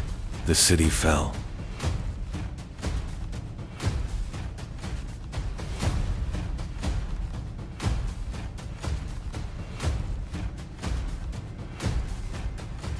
And what remained was one of the darkest marks in history.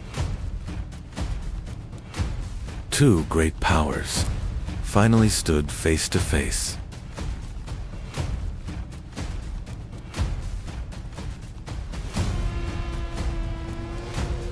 The plains of Ankara became the stage for one of history's most critical battles.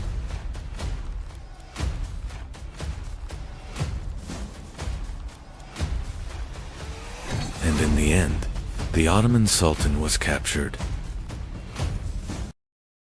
Samarkand was now one of the most magnificent cities in the world. Timur had become not only a destroyer, but a builder. Mines gathered from conquered lands, turned this city into a center of knowledge. And the empire was larger than ever before. Timur's empire was growing larger with every passing year. Conquered lands were merging into a vast and unstoppable power. The roads were now under his control. Trade, power, and wealth flowed within his borders.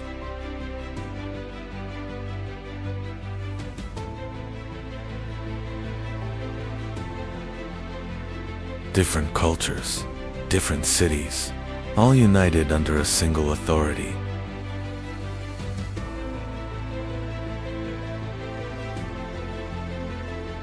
And Timur had no intention of stopping.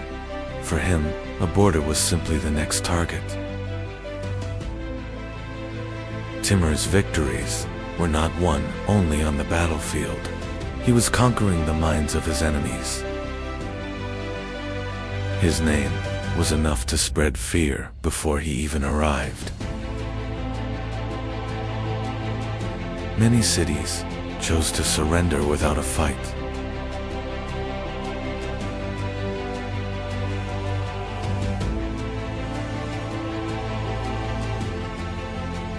Because everyone knew the cost of resistance would be far greater.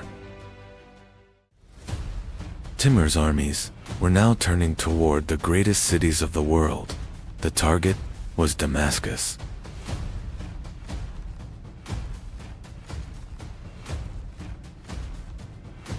Strong walls were not enough to stop his advance.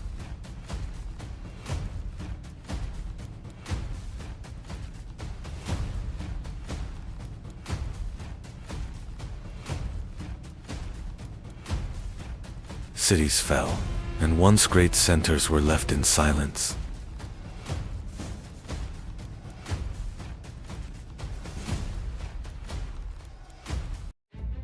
And Timur was no longer just a conqueror, but a force that reshaped history.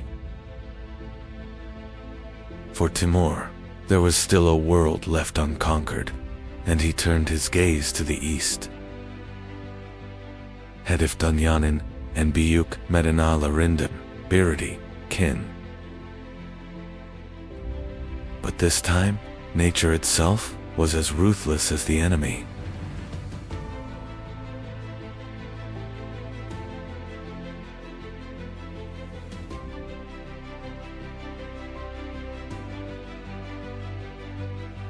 And Timur was marching toward the greatest campaign of his life. As the journey dragged on, the army began to weaken. The cold was taking its toll on everyone.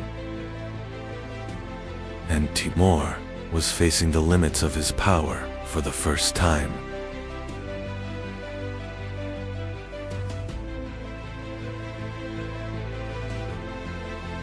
Whispers spread through the camp. The generals were uneasy. Something was changing. And in the end, even the greatest conqueror could not defy time. In 1405, the steppe fell into silence. Timur's campaign ended here.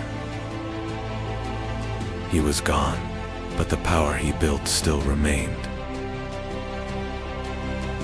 The empire was vast, but the one who held it together was gone. And Timur was etched into history as a name remembered with both fear and awe. His story was not written only in war. Historians recorded his name across countless pages. After destruction, a legacy emerged. Cities were reshaped. Timur's legacy was remembered through both destruction and creation.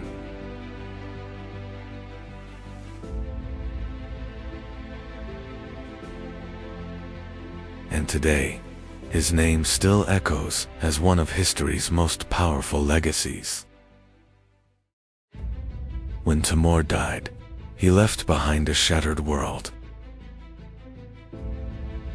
His empire quickly began to fall apart, and a massive power vacuum emerged. And that vacuum called for new powers. In the 14th century, Eastern Anatolia was a land where power struggles began. Two great powers were rising on these lands: the Karakohunlu and the Akyu-Kohunlu. After Timur's death, Kara Yusuf returned. He regrouped his scattered power.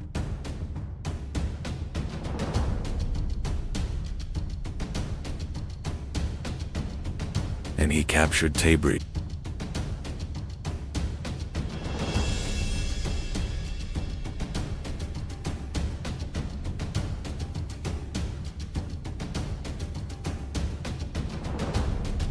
Anatolia, Iran, and Mesopotamia. Their destinies were intertwined.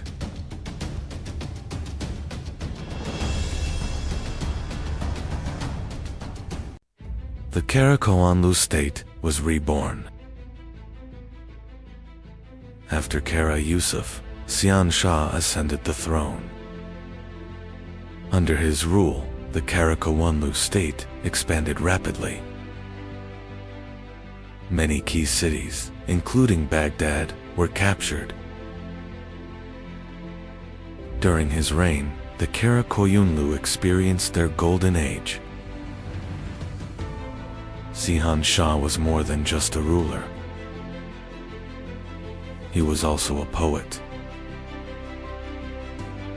He wrote under the name Hakiki. In his world, sword and pen existed together.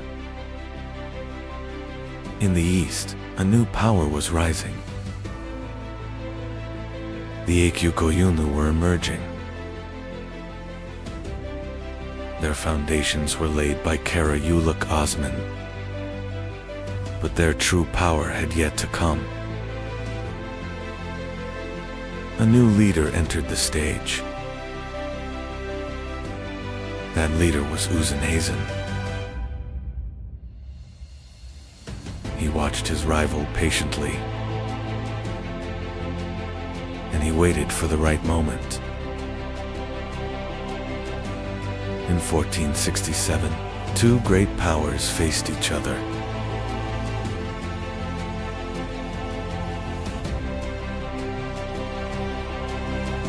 The battle was fierce and brutal.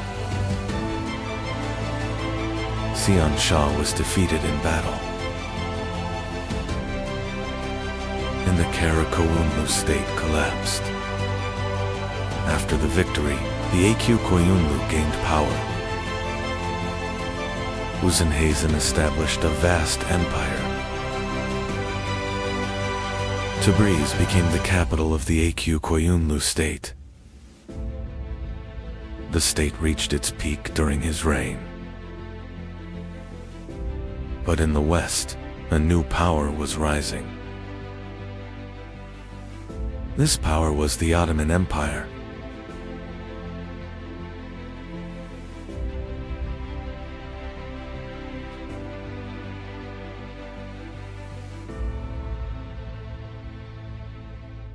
Uzenhazen closely watched this rise. Tension between the two great powers was rising. The Ottoman army was disciplined and powerful.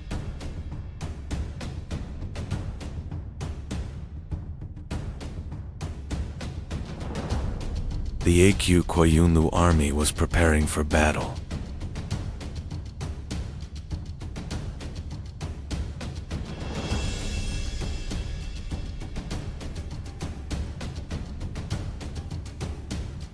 The two armies faced each other. Before the battle, there was a heavy silence. The battle began suddenly.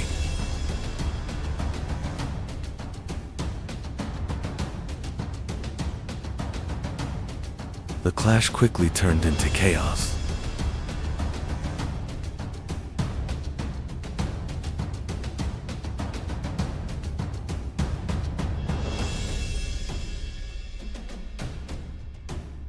The Ottoman army used its firepower.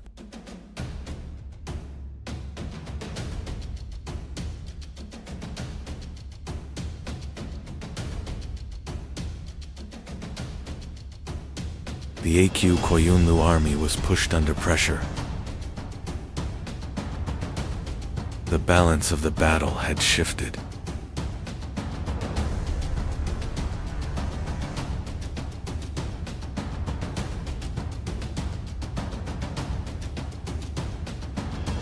The A.Q. Koyunlu forces began to retreat. The battlefield turned into a scene of devastation, with hundreds fallen and order completely shattered.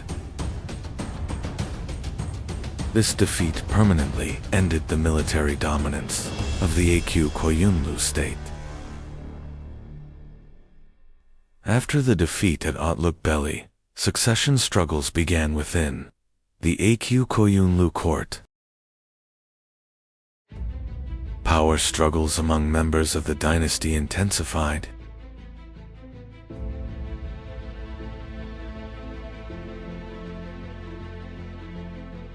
This situation further weakened central authority. The state was now shaken more by internal conflict than by external enemies. As the A.Q. Koyunlu weakened, a new power was emerging in the east.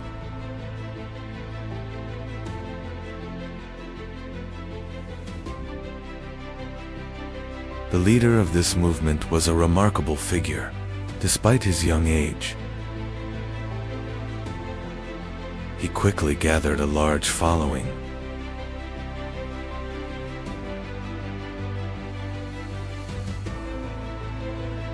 This rise marked the beginning of a shift in the regional balance of power. The leader of this movement was Shah Ismail.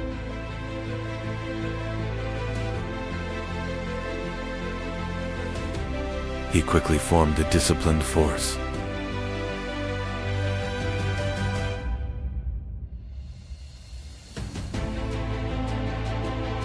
The force around him grew rapidly.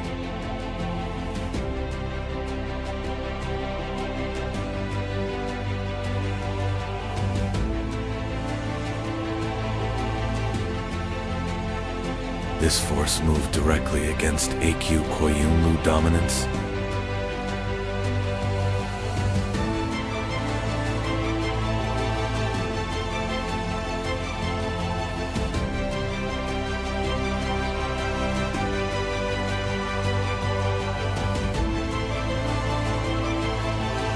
By 1501, Shah Ismail was advancing toward the heart of A.Q. Koyunlu territory.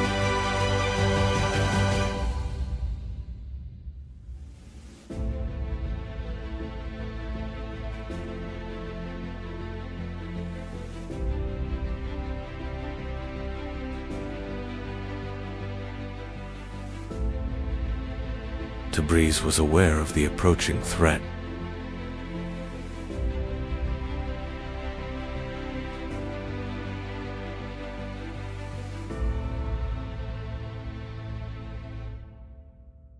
Shah Ismail entered the city with little resistance.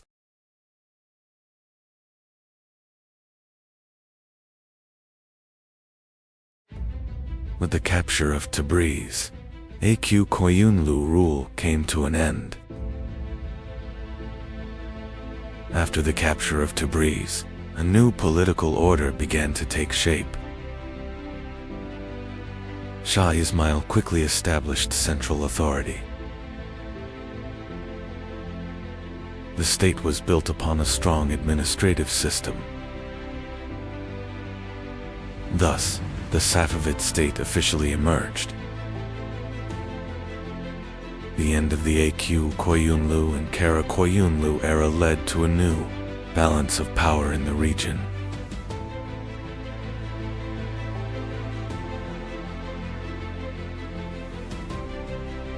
These two nomadic origin structures gave way to a more centralized and lasting state. the Safavid state quickly became one of the dominant political forces in the region. This transformation opened the door to a new era, Ottoman-Safavid rivalry. At the end of the 13th century, Anatolia stood in the middle of a collapsing world. The Seljuk state had fragmented. Mongol shadows covered the horizon. But no one knew. An empire was about to rise from this chaos.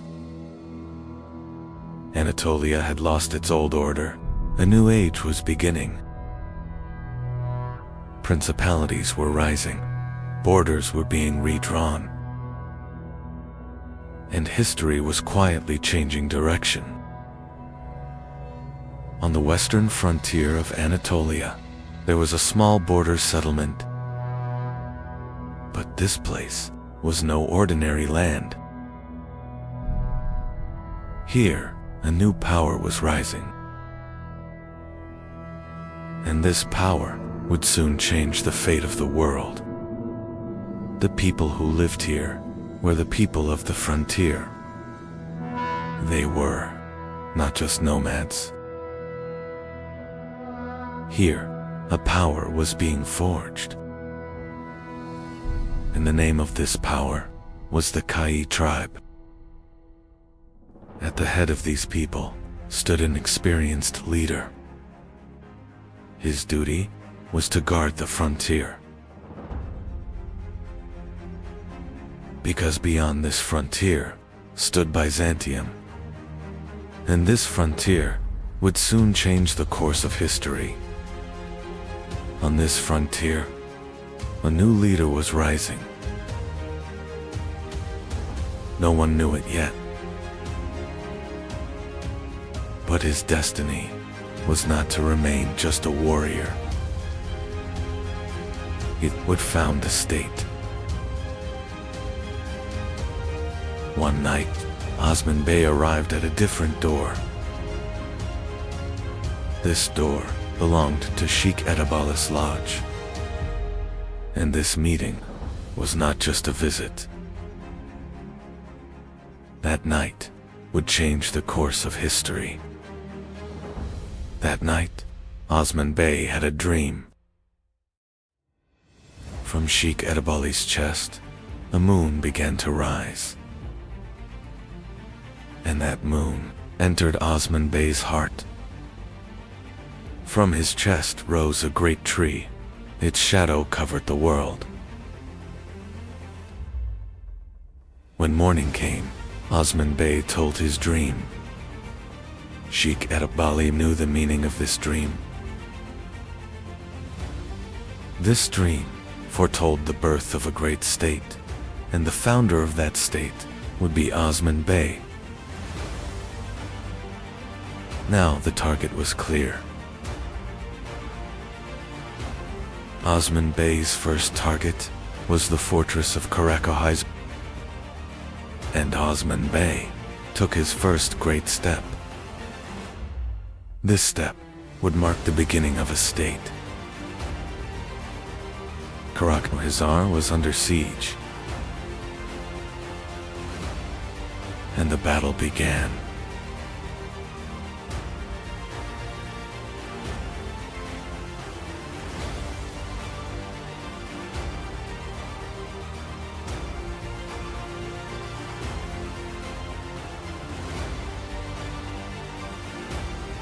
Soon after, Chronological was conquered, and Osman Bey had taken his first city. Chronological was now under Osman Bey's control,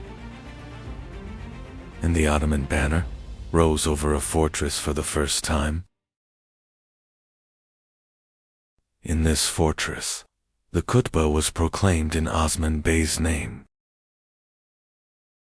This moment was the declaration of a state's birth. By this time, Seljuk authority in Anatolia was fading, and the frontier lords began making their own decisions. Osman Bey, too, was now acting in his own name. These steps marked the true beginning of the Ottoman state. Across western Anatolia, Byzantine frontier lines stretched ahead. Osman Bey's next targets were Bilcek and Yarhisar. And Osman Bey began making strategic moves. The Ottomans were now beginning to expand. Osman Bey had formed a strong bond with Sheikh Idabali. This bond grew even stronger through marriage. And Osman Bey began preparing for This move would accelerate the rise of the Ottomans. Yarhisar was one of the Ottomans' next targets. And soon, the siege began.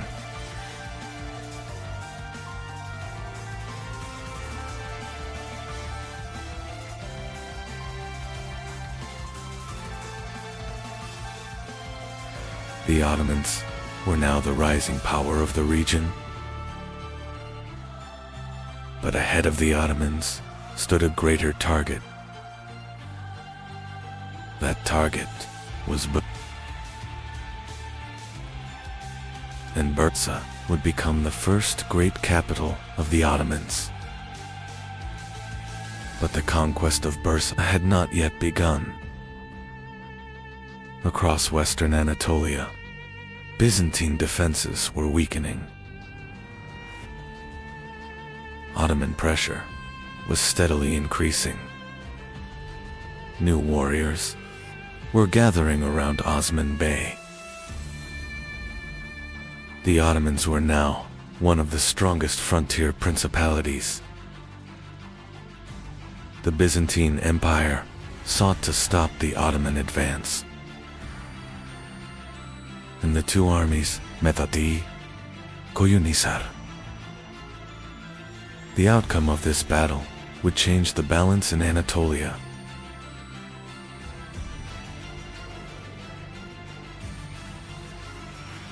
And the Ottomans won their first major pitched battle. After Koyunhisar, the balance in Anatolia had changed.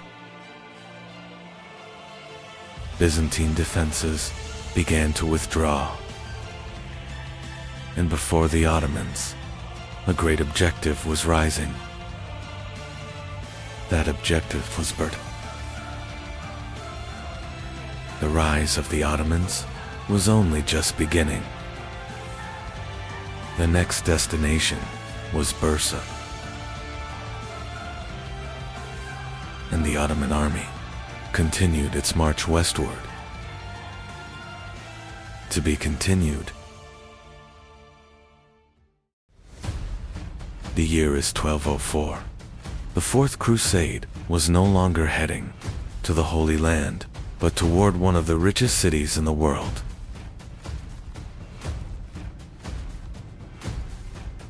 The target was no longer Jerusalem, but Constantinople. The Christian world was turning against itself.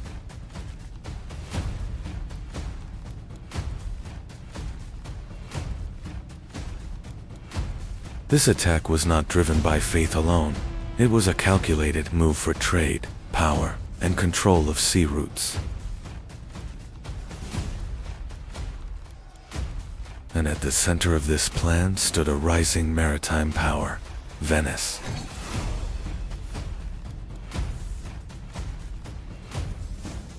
When the sack of 1204 began, Constantinople faced a catastrophe unlike anything it had seen in centuries.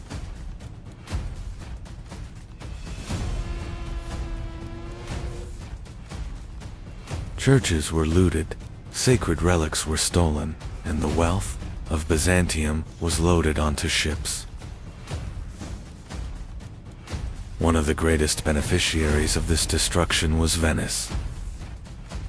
Constantinople had fallen, Byzantium was shattered, and the Latin Empire had been established within the city. But Venice was not the only rising power in the Mediterranean. Another maritime republic was growing in the west, Genoa.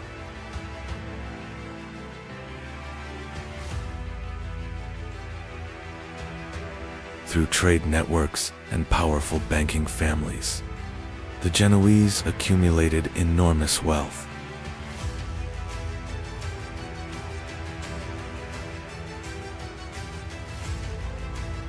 Their main ambition was to dominate the trade routes leading into the Black Sea.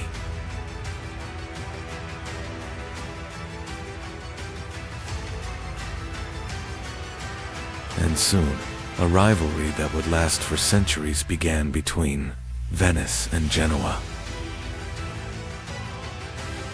By the 13th century, Mediterranean trade had become one of Europe's greatest sources of wealth. Spices, silk, grain, and precious goods. Every product arriving from the east generated immense profit.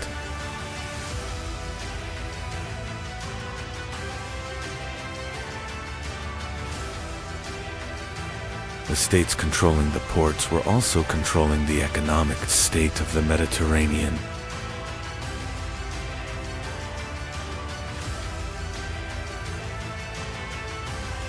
That is why the rivalry between Venice and Genoa became far more than a simple struggle for trade. In 1261, Byzantium made a crucial agreement with Genoa to end Latin domination over Constantinople. Emperor Michael VIII, Palaiologos, agreed to grant the Genoese major trading privileges. That same year, Constantinople was recaptured and the Byzantine Empire was restored.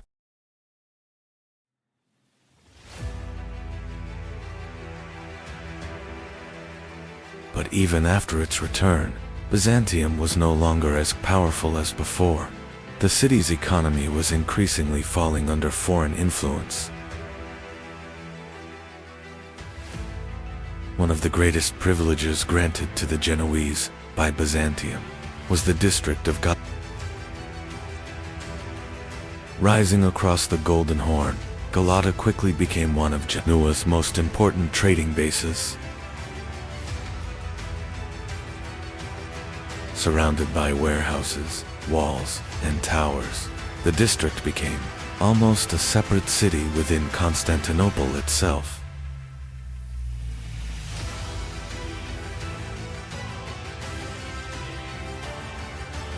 The trade of the Byzantine capital was no longer fully under Byzantine control. Genoa's true power expanded even further through access to Black Sea trade. The port of Kaffa in Crimea became one of Genoa's most important trading centers. Silk, furs, grain, and slave trade, wealth flowing from the Black Sea enriched Genoa.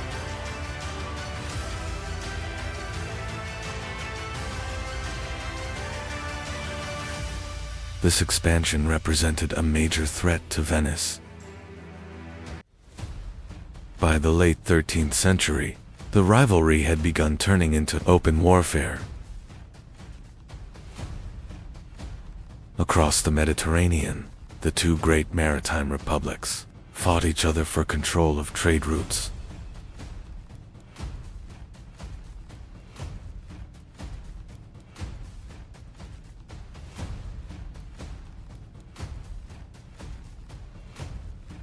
At the Battle of Cursola, in 1298, Venice suffered a devastating defeat.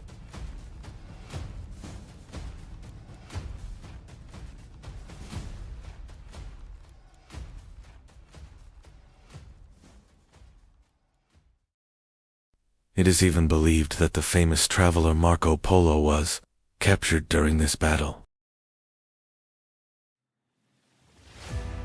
Despite the defeat at Cursola, Venice recovered rapidly. The Venetian arsenal was one of the most advanced shipbuilding centers of the medieval world.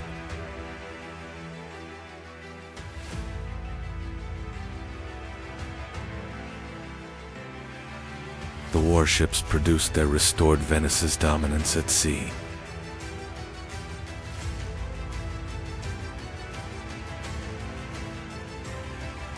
For Venice, maritime trade was not just about wealth, but survival itself. Genoa drew its strength not only from warships, but from bankers and merchant families as well.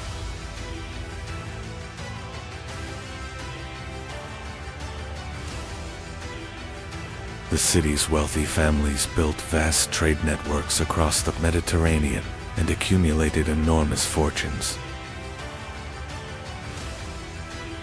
Genoese ships transported valuable goods from the Black Sea into Europe.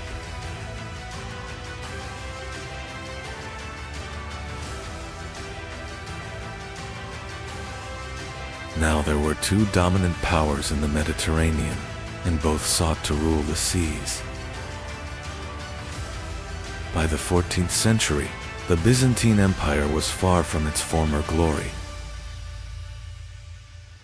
Much of the city's trade had fallen under the control of Venetian and Genoese merchants. The Byzantine emperors struggled to maintain balance between the two maritime powers. But this policy of balance only made the empire increasingly dependent. At that very moment, a new power was rising in Anatolia, the Ottomans.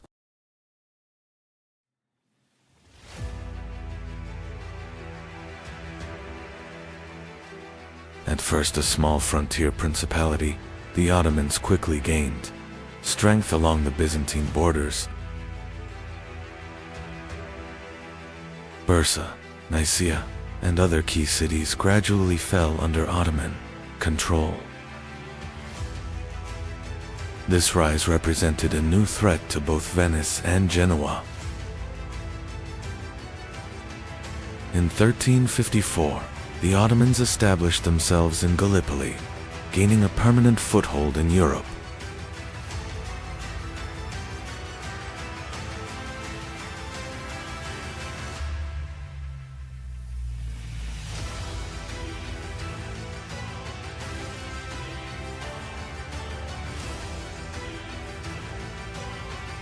This development marked a major turning point for Byzantium. Venice saw Ottoman expansion as a threat to trade in the eastern Mediterranean. Genoa often tried to protect its interests rather than directly confront the Ottomans. But this fragile balance across the Mediterranean would not last for long, because the rise of the Ottomans was about to change the struggle between Venice and Genoa forever.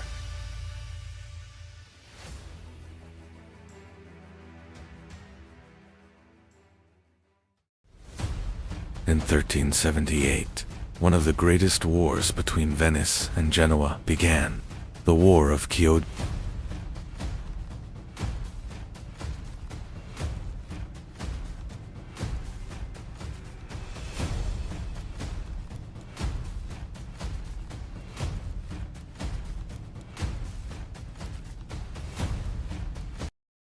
The Genoese fleet advanced far enough to directly threaten Venice itself.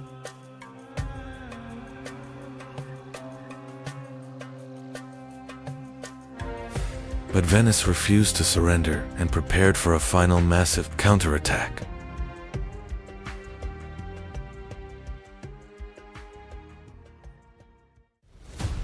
In the end, Venice emerged victorious at Chioggia, and the balance of the Mediterranean shifted once again.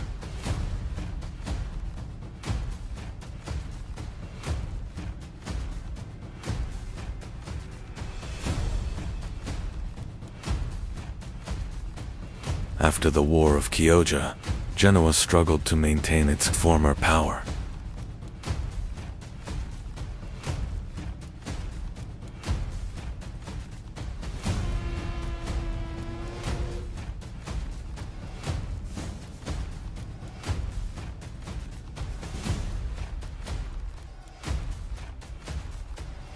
Political rivalries and economic troubles slowly weakened the city from within. Venice, however, survived thanks to its stronger and more organized state structure.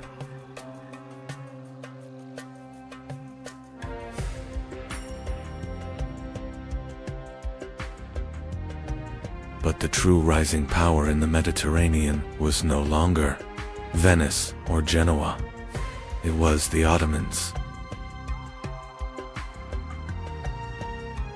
By the late 14th century, the Ottomans were advancing rapidly through the Balkans.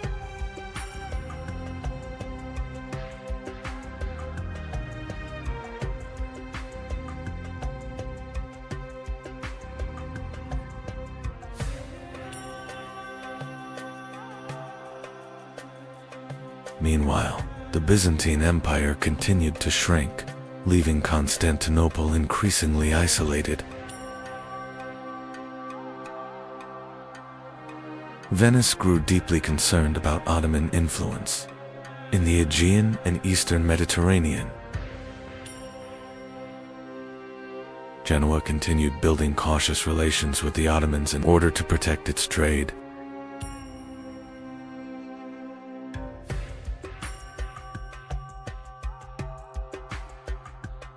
By the 15th century, Constantinople was far from its former glory.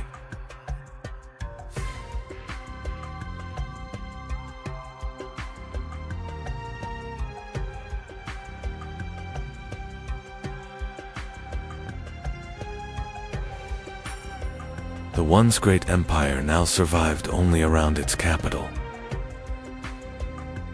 Venetian and Genoese merchants still dominated much of the city's trade.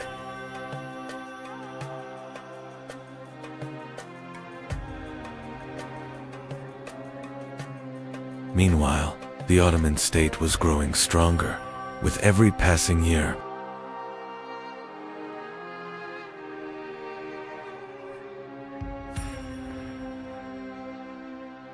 In 1451, the young Sultan Mehmed II ascended to the throne.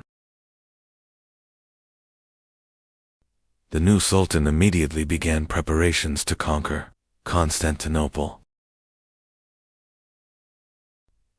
Massive cannons were forged as the Ottomans moved to control the Bosphorus.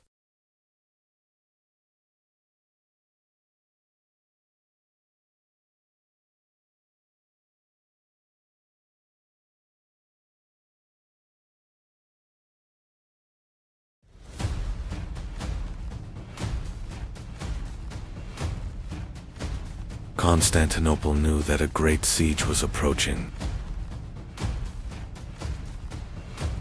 In the spring of 1453, the Ottoman army arrived before the walls of Constantinople.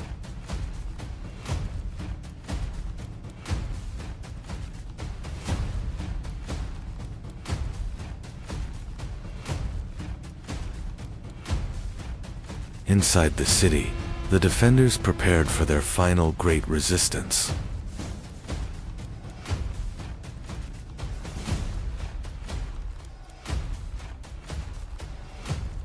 The Genoese commander, Giovanni Giustiniani, became one of the key figures in the defense.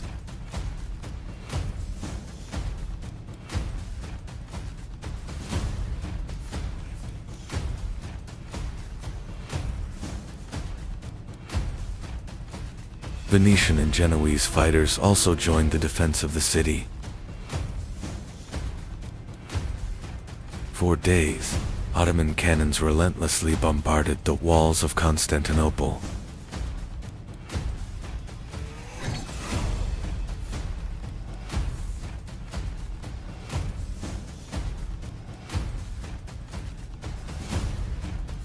The defenders struggled through the nights to repair the shattered walls.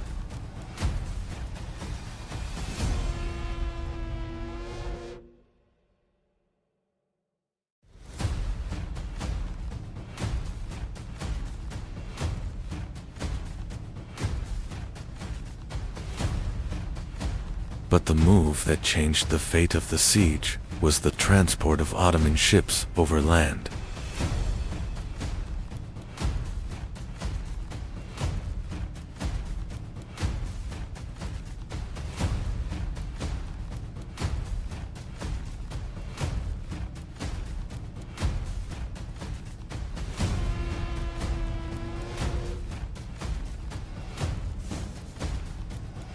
The arrival of the Ottoman fleet and the Golden Horn shocked the entire city.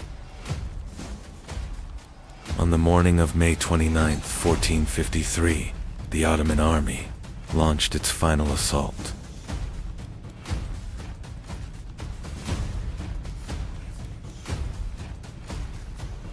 The defenders resisted on the walls until the very last moment.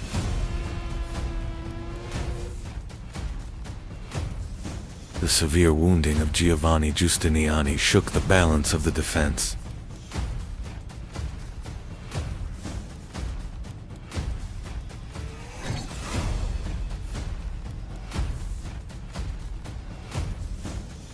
And at last, the walls of Constantinople were breached. As Constantinople fell, chaos spread throughout the city.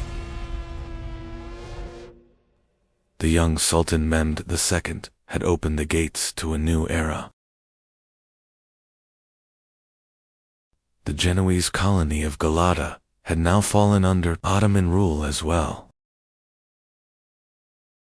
1453 marked not only the end of Byzantium, but the end of the old Mediterranean order itself.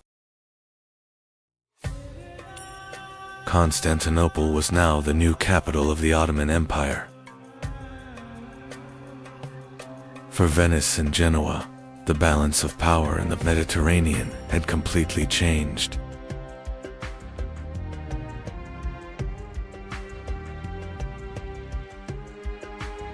The search for new trade routes would soon push Europe toward distant seas.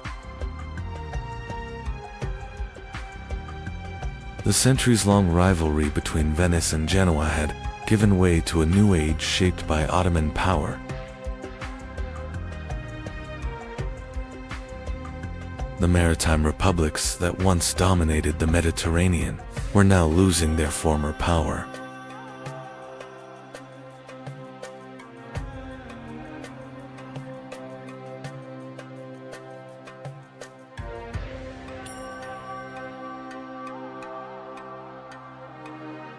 Trade routes were changing, and new empires were rising.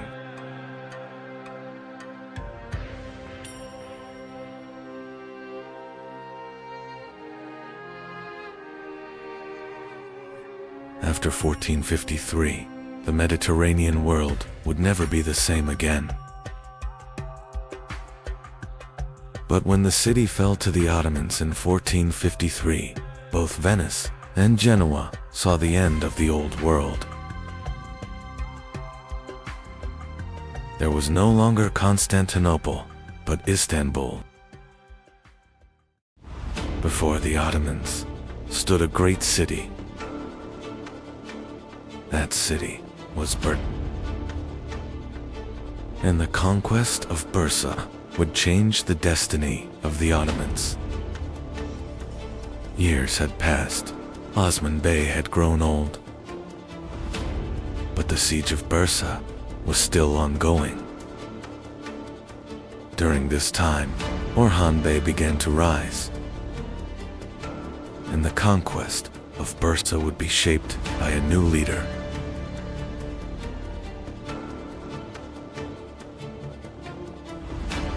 Bursa was one of the most strategic cities in Anatolia. The city was a major center of trade. But Bursa was protected by strong defensive walls. And the conquest of Bursa would change the destiny of the Ottomans. The Ottoman army began preparing siege positions around Bursa. The city's connection to the outside world began to be cut off. The siege of Bursa would be a long struggle. Orhan Bey was patiently waiting for the right moment. The siege lasted 4 months, was completely isolated from the outside world. Inside Bursa, conditions were becoming harder. Meanwhile, the Ottoman army continued to wait patiently. After years of struggle, Osman Bey had grown old. Yet his eyes were still fixed on Bursa. This great objective now rested in Orhan Bey's hands. The founding leader was leaving behind a legacy. After years of siege, Bursa's defenses had weakened. Inside the city, negotiations for surrender had begun. The Ottoman army was waiting for the outcome, and the fate of Bursa was about to be decided. In the year 1326, the gates of Bursa opened. The Ottoman army entered the city, and the Ottoman banner rose over Bursa. Bursa was now the new capital of the Ottomans. After the conquest of Bursa, Orhan Bey assumed leadership. Bursa became the first capital of the Ottomans. A new system of governance began to take shape. And for the Ottomans, a new era was beginning. After the conquest of Bursa, the Ottomans turned toward the west. The next objective was the Marmara region, and on the horizon, Rumelia appeared. For the Ottomans, a new continent was beginning. On the shores of Rumelia, a new opportunity had emerged. Internal conflict within Byzantium opened a door for the Ottomans. Ottoman forces settled in the fortress of Simp. This step marked the Ottomans' first permanent land in Europe. In the year 1354, Gallipoli became the Ottoman objective. After the earthquake, the city's defenses had weakened. Ottoman forces settled in Gallipoli. And with the capture of Gallipoli, the gates of Europe opened to the Ottomans. After Gallipoli, the Ottomans began advancing into Rumelia. New fortresses were taken one by one. Ottoman borders were expanding across Europe. For the Ottomans, a new era was beginning. Ottoman forces began establishing permanent camps in Rumelia. Strategic routes were brought under control. New settlements began spreading across Rumelia. The Ottomans were now permanent in Rumelia. The next major objective in Rumelia was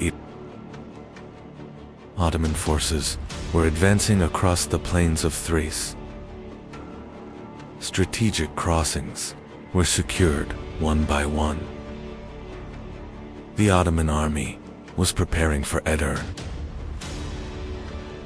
Across the plains of Thrace, two armies faced each other. Ottoman cavalry launched a rapid assault.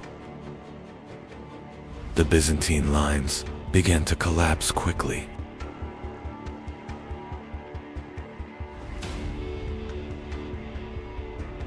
This victory opened the road to Edirne. In the year 1361, the Ottoman army reached Edirne. Soon after, the city gates opened. The Ottoman army entered Edirne. Edirne was now the Ottomans' new center in Europe. With the capture of Edirne, Ottoman administration moved into Europe. Edirne was becoming a new capital. The Ottomans had now established a strong center in Europe. And for the Ottomans, the gates of the Balkans had opened. After Edirne, the Ottomans advanced deeper into the Balkans. Frontier fortresses became the next targets. Some fortresses surrendered without resistance. In Rumelia, Ottoman order began to take shape.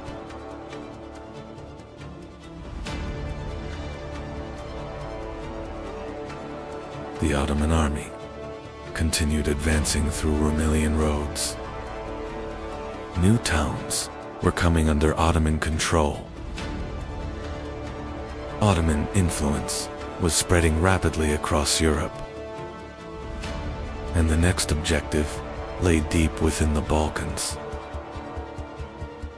Ottoman expansion raised concern among Balkan princes. Along the frontiers, defenses were reinforced.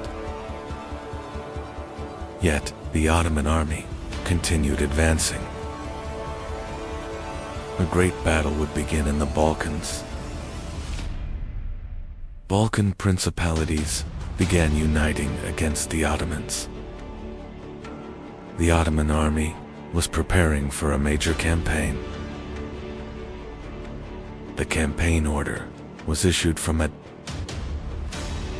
and the Ottoman army was marching toward a battle that would change history. The Ottomans were now entering a new era. The new objective was the heart of the Balkans, and the Ottoman army was marching toward Kosovo. Soon, history would change direction. The battle began with the archers' assault. Shield lines collided on the front line.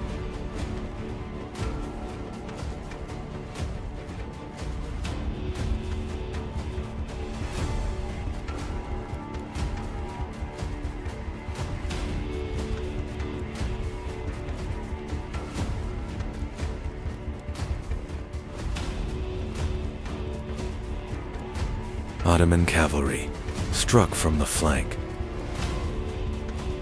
The balance of the battle shifted in favor of the Ottomans.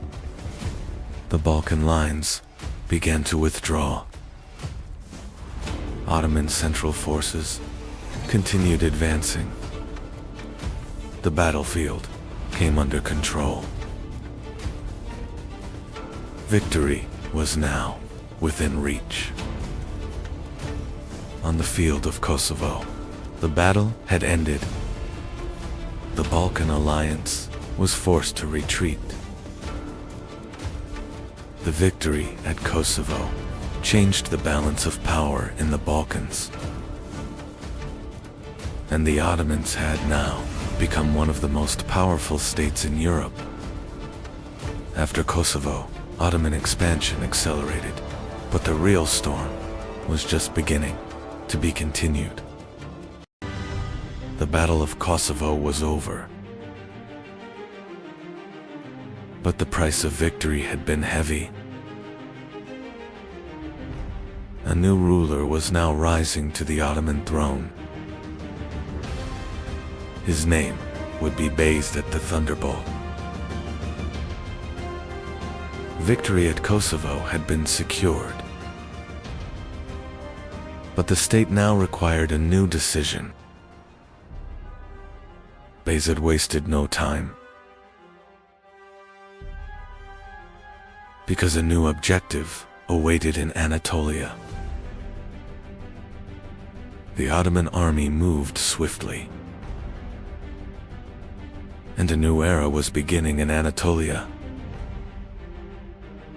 Fortresses across Anatolia were joining the Ottomans one by one. City gates opened one after another. Bayezid advanced without stopping. That is why he would be called the Thunderbolt. The Anatolian beyliks were now feeling Ottoman power. Some submitted without resistance. Others agreed to join the Ottomans. Unity in Anatolia was rapidly being established. Yildirim's plan was grand. But there was still a powerful rival in Anatolia. The Karamanids stood against Ottoman expansion. Bayezid would not accept this resistance, and he moved toward the last great obstacle in Anatolia. Bayezid now marched toward the last great obstacle in Anatolia, the Karamanids. The Karamanids were the strongest force, still resisting Ottoman unity in Anatolia. With a swift campaign, Bayezid brought Karaman lands under Ottoman control.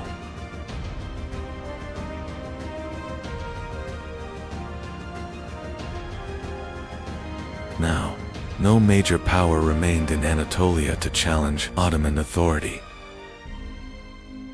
The Ottoman advance into the Balkans had caused deep concern across Europe.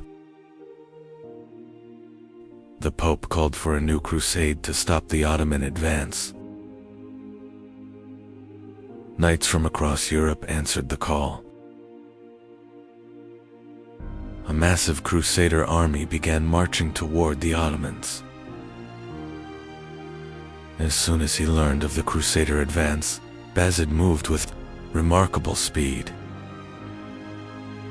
He quickly gathered his army and marched toward Nicopolis without delay. Bayezid's rapid advance caught the crusader army unprepared. As soon as he learned of the crusader advance, Bayezid moved with remarkable speed.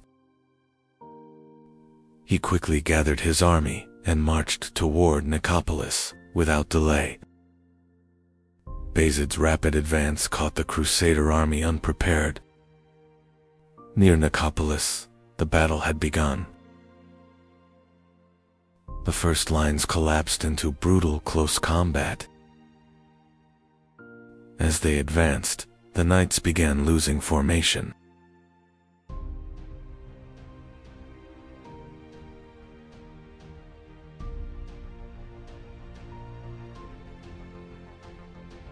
Ottoman forces closed in from every direction.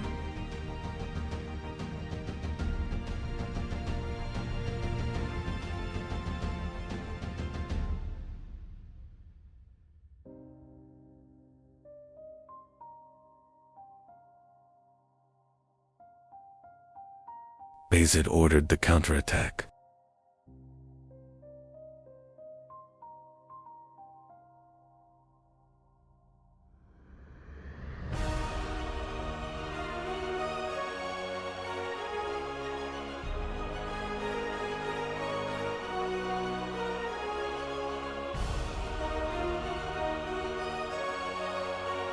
At Nicopolis, victory decisively belonged to the Ottomans.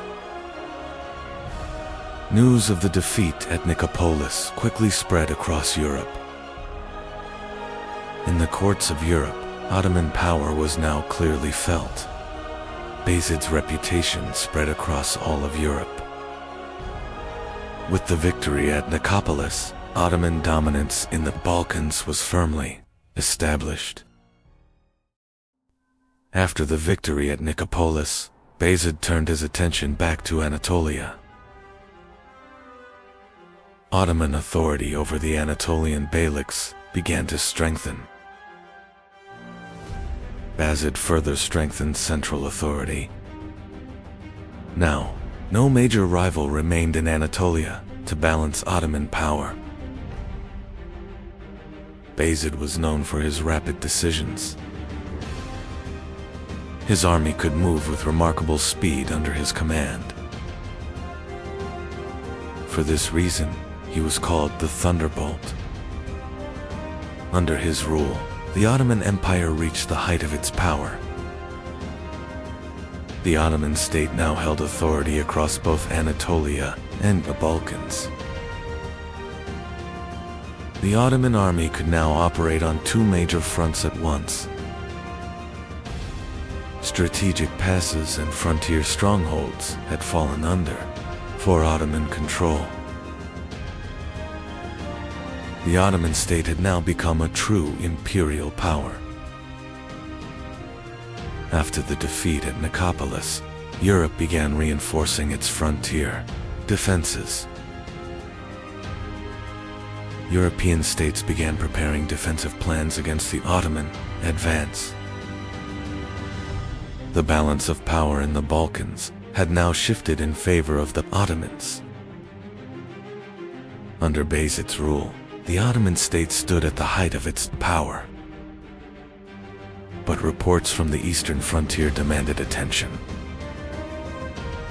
In the east, a powerful new army was on the move. At the head of this army stood Timur. And the Ottoman state was now facing a new trial. Timur's army was advancing rapidly from the east. This movement signaled the beginning of a great campaign. The threat was now approaching Anatolia. The coming confrontation would change the fate of the empire. Two great armies were now moving toward the same land. Bayezid accelerated his preparations for the coming confrontation. Timur's army was also advancing rapidly toward Anatolia. The great confrontation had become inevitable. Envoys began traveling between the two rulers. Bayezid was clarifying his decisions for the coming confrontation. Timur continued, preparing for the Anatolian campaign. War had now become inevitable. Timur's army began crossing into Anatolia. This advance created great movement across Anatolia. Timur directed his army deeper into Anatolia. The great confrontation was now very close. Some Anatolian beyliks began making contact with Timur. Some beyliks joined Timur's side. These developments created serious tension within the Ottoman army. Even before the battle began, the balance had started to shift. Bayezid moved his army toward Ankara. Commanders were making final preparations before the battle. The two great armies were about to meet on the plains of Ankara. The historic confrontation was about to begin.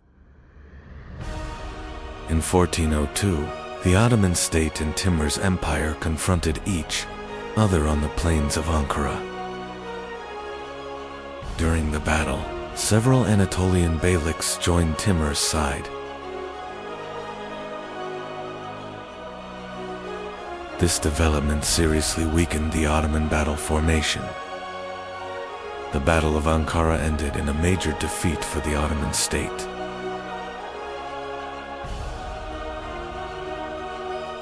The defeat at Ankara would push the Ottoman state into one of the most dangerous crises in its history. To be continued. Ottoman Empire, Part 4. In the mountains of Europe, a small castle was rising in silence. No one knew this castle would one day change the fate of Europe.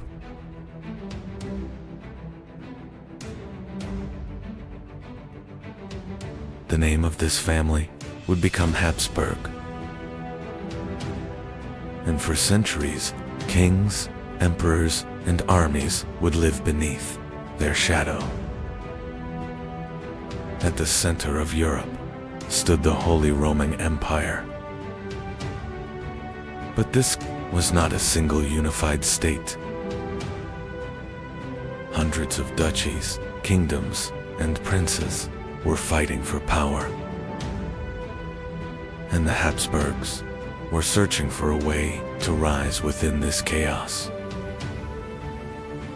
In 1273, a decision was made that would change the balance of Europe. Rudolf of Habsburg was elected king of the Romans. Many nobles never expected him to rise this far. But in that moment, the true rise of the Habsburgs had begun. But standing before Rudolf was still a great obstacle.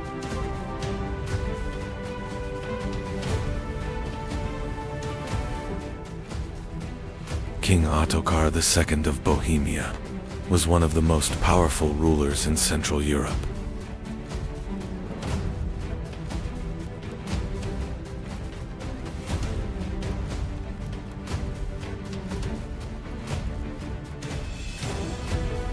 In 1278, the two armies met on the plains of Marchfeld.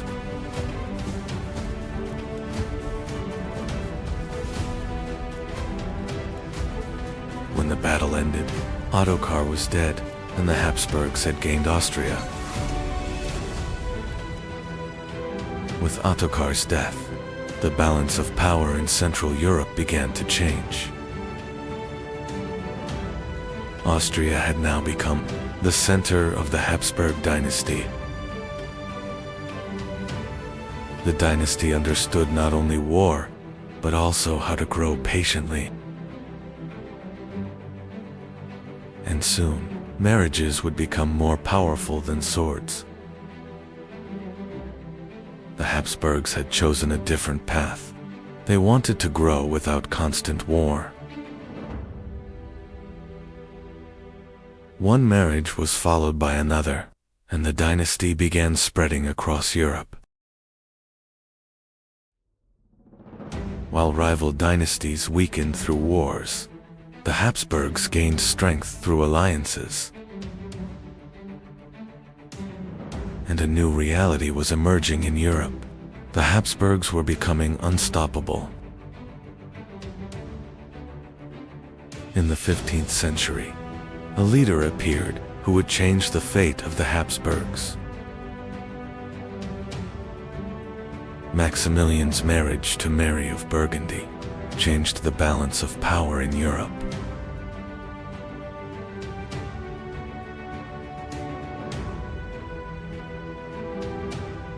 Because with this marriage, Europe's richest cities passed to the Habsburgs.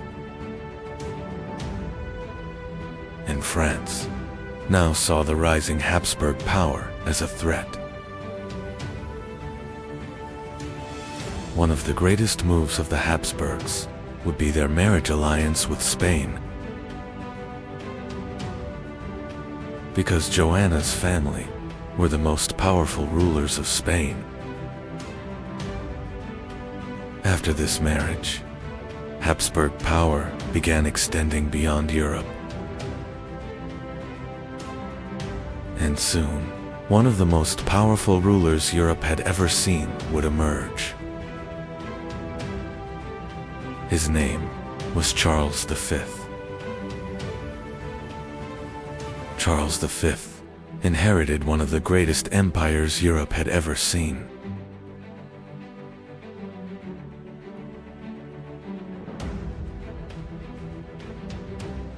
Gold and silver from the New World were filling the Habsburg inns.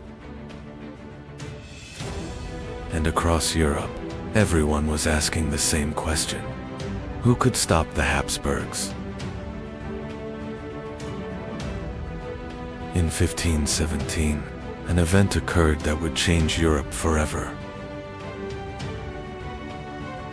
Martin Luther was challenging the Catholic Church. Europe was now dividing in two, Catholics and Protestants. For Charles V, the struggle was no longer only about territory. At the same time, from the east, another superpower was rising. And at the head of this empire stood Suleiman the Magnificent. The Battle of Mohacs in Yiwu-Harleu changed the fate of Central Europe.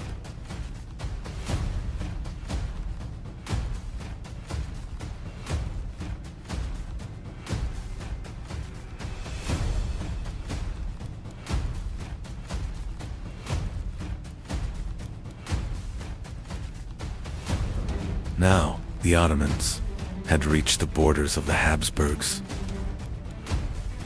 In 1529, the Ottoman army reached Vienna. Europe was terrified because Vienna could fall.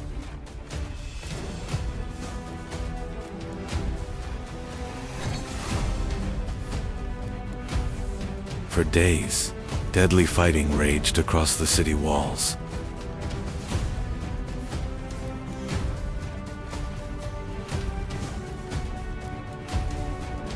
And in the end, the Ottoman army withdrew. But even after Vienna, the war did not end.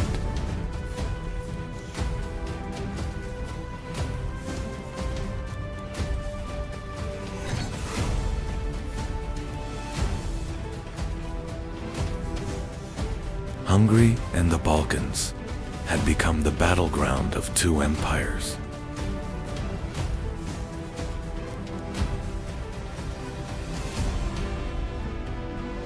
For years, both sides tried to wear each other down.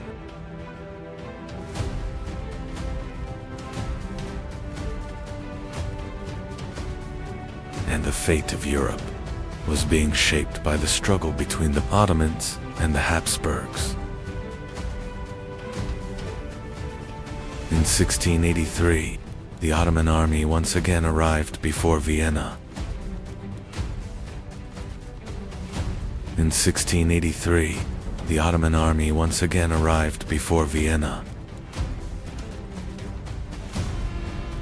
At the final moment, the arriving European armies changed the fate of the siege. With this defeat, the Ottoman advance into Europe began to slow. After Vienna, the balance of power began to change. The Habsburgs were no longer only defending, they were becoming one of Europe's greatest dynasties. Kings and ambassadors were now recognizing the power of the Habsburg court. But before the dynasty, even greater storms still awaited. In the 17th century, Europe was dragged into a new catastrophe. Catholics and Protestants had declared war on one another. Cities were collapsing, and millions were losing their lives.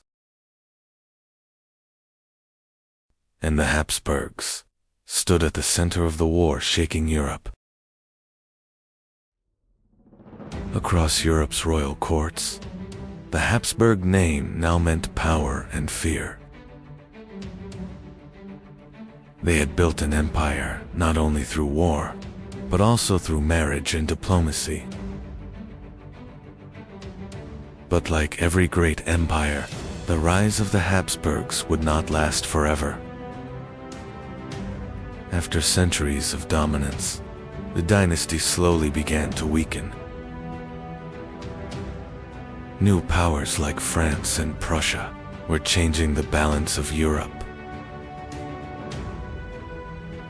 Constant dynastic marriages had caused serious genetic problems within the family. Then Europe witnessed the rise of Napoleon. In 1806, the Holy Roman Empire came to an end. A nearly 1,000-year-old empire had collapsed beneath Napoleon's shadow.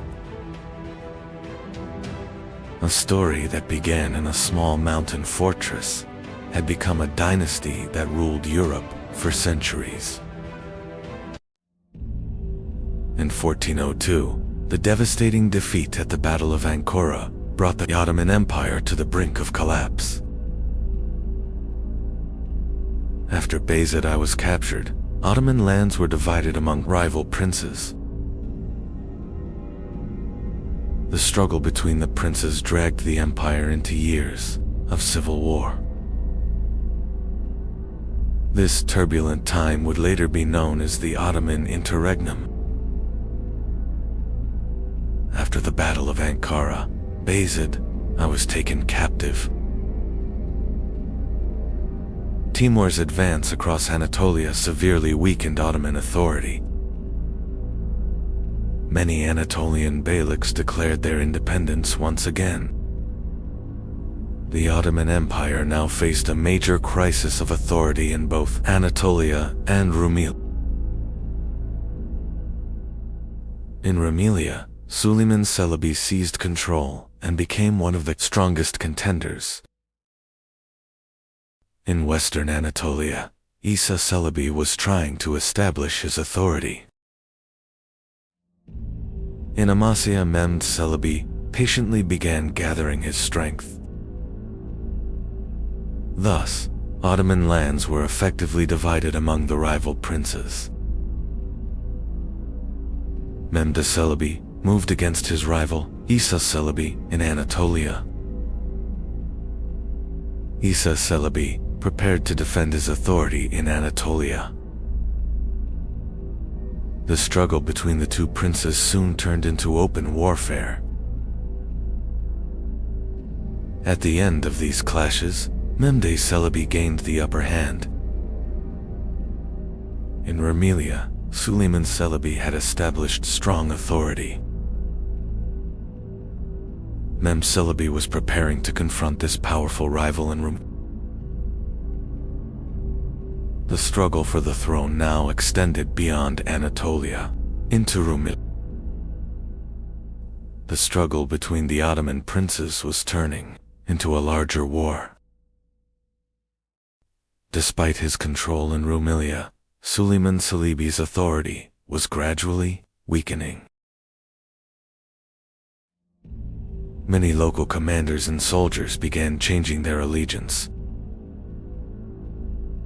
Meanwhile, Musa Celebi emerged as a new power in Rumelia. These developments prepared the end of Suleiman Celebi's rule in Rumelia. Musa Celebi crossed into Rumelia and quickly began gaining strength in the region. Soon, many soldiers and commanders gathered around Musa Celebi. The clashes in Rumelia quickly weakened Suleiman Celebi's power. Thus, Musa Celebi took control of Rumelia. After taking control of Rumelia, Musa Celebi moved quickly to strengthen his authority.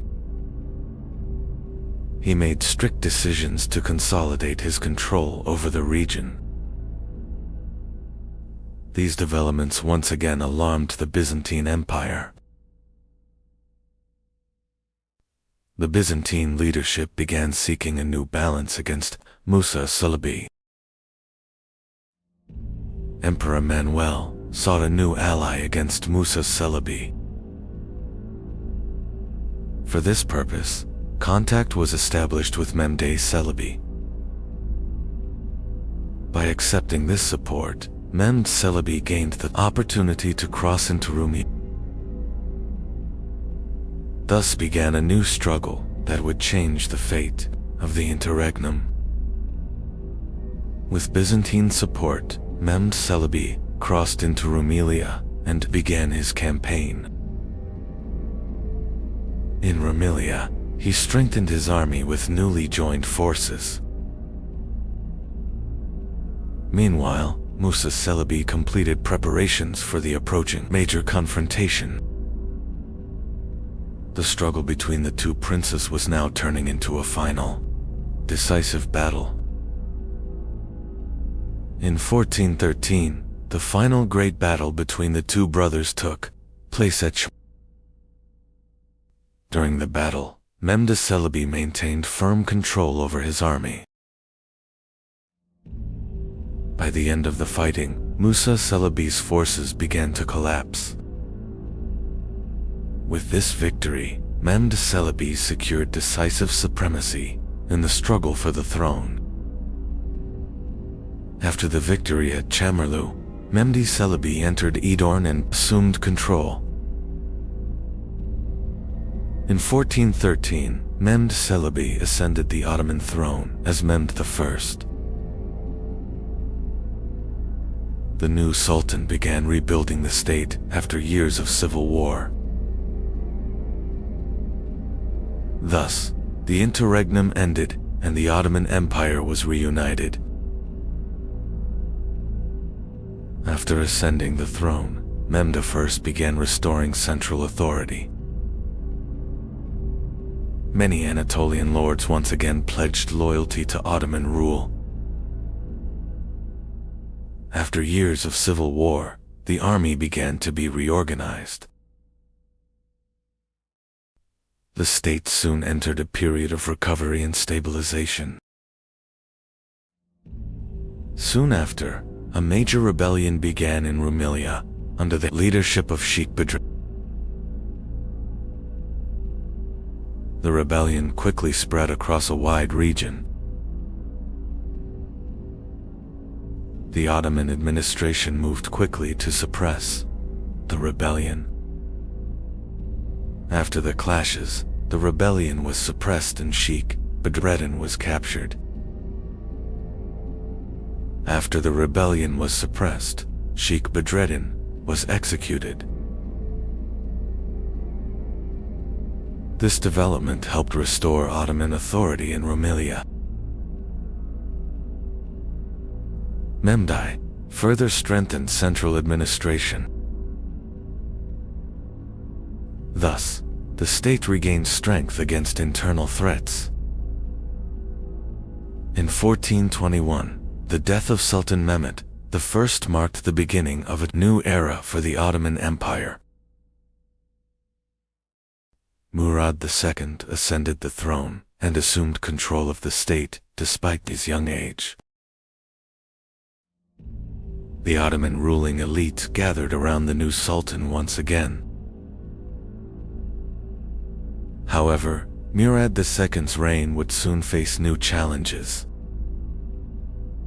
Shortly after Murad II ascended the throne, the rebellion of False Mustafa began.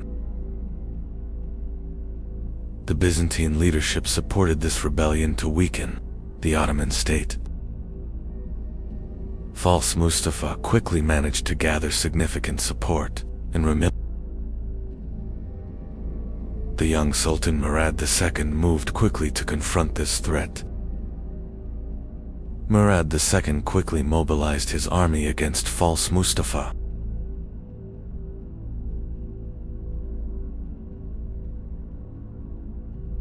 Clashes in Rumelia quickly intensified.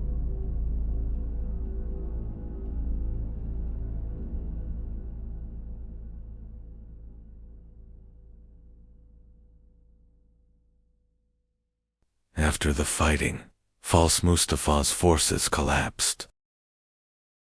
With the rebellion suppressed, False Mustafa was captured and neutralized. After the rebellion in Rumelia was suppressed, another uprising began in Anatolia, led by Prince Mustafa.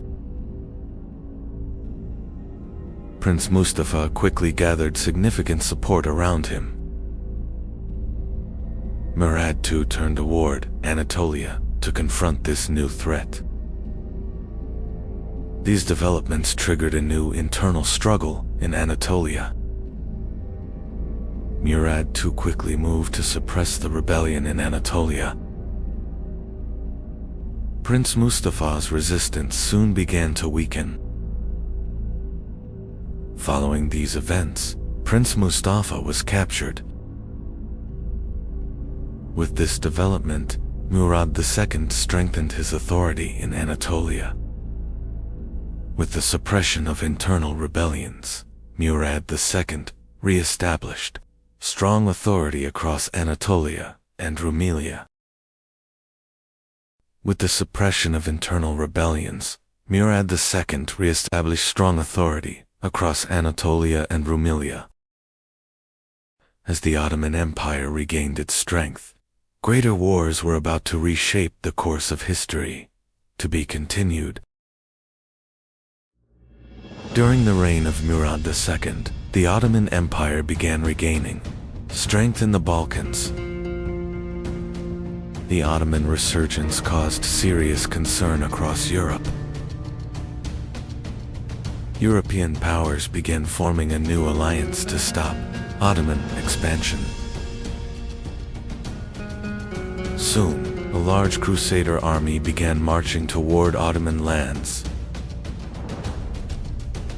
In 1443, the Crusader army began advancing toward Ottoman territories through the Balkans. Ottoman forces began preparing defensive positions along the frontier against the advancing Crusaders. Heavy clashes took place between the two armies in the mountain passes of the Balkans.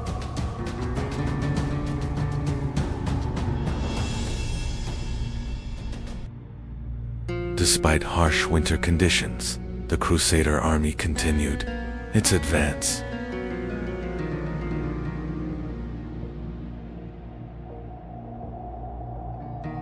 Facing the Crusader advance, Ottoman forces were forced to withdraw from several positions. During this time, Murad II reorganized his army and began preparing for a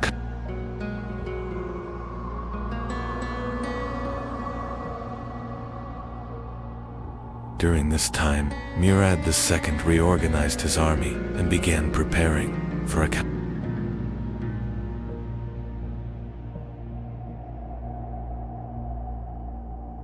This situation gave the Ottoman army an opportunity to regroup. After prolonged fighting, both sides agreed to begin peace negotiations. After prolonged fighting, both sides agreed to begin peace negotiations. As a result of these negotiations, a temporary peace emerged in the Balkans.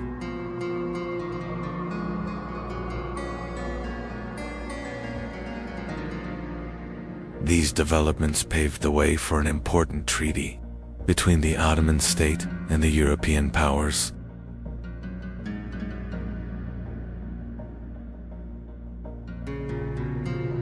After the Treaty of Edirne-Segedin, the ruler made an unexpected decision and withdrew from power. At a very young age, the new ruler assumed control of the state. European powers saw this leadership change as a major opportunity. Soon, preparations began for a new Crusader campaign against the Ottoman state.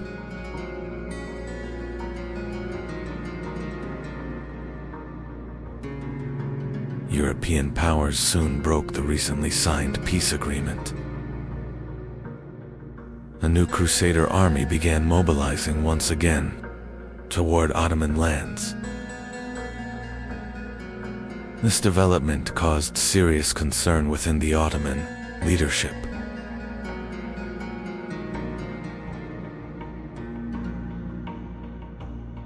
The Ottoman army quickly began preparing for the approaching major confrontation.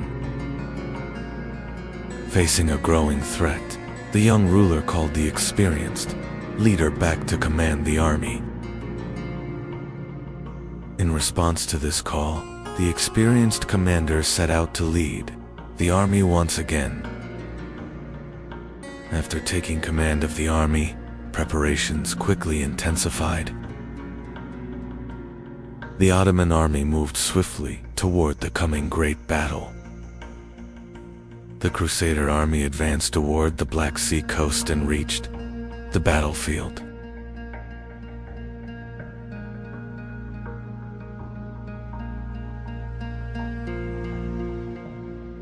Soon after, the Ottoman army formed its battle lines in the same region.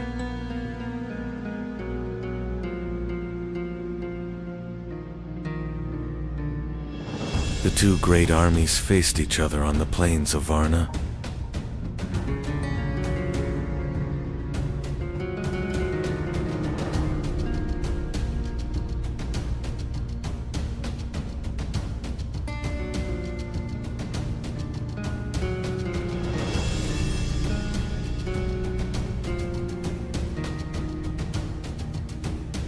One of the most critical battles in history was about to begin. November 10, 1444, Battle of Varna. On November 10, 1444, the battle began on the plains of Varna.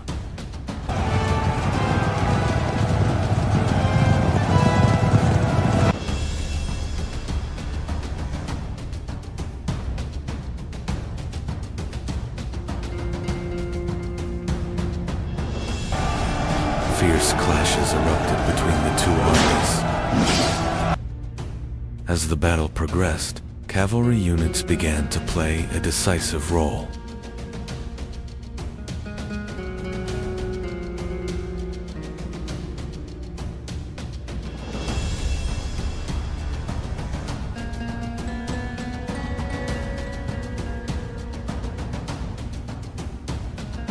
The balance of the battle began to shift.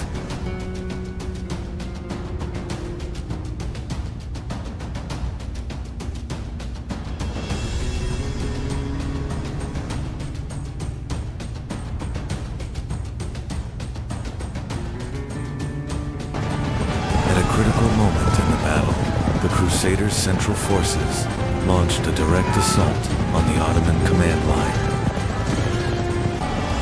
This attack carried a major risk that could change the fate of the battle. Events at the center quickly disrupted the command structure of the Crusader army.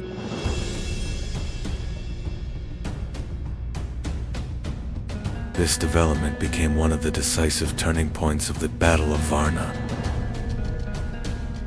As the battle progressed, the resistance of the Crusader army began to collapse.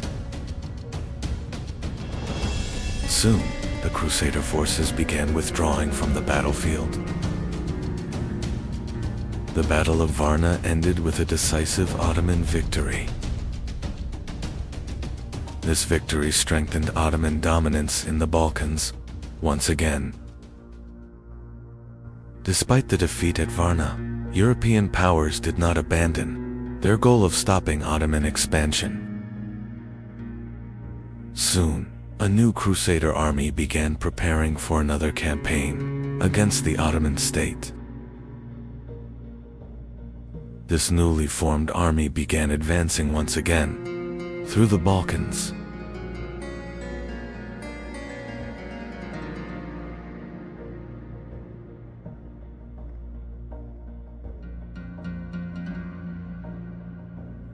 In 1448, the two armies were once again approaching confrontation on the plains of Kosovo. In 1448, the Ottoman and Crusader armies once again faced each other on the plains of Kosovo. Both armies formed their lines across a wide battlefield before the clash.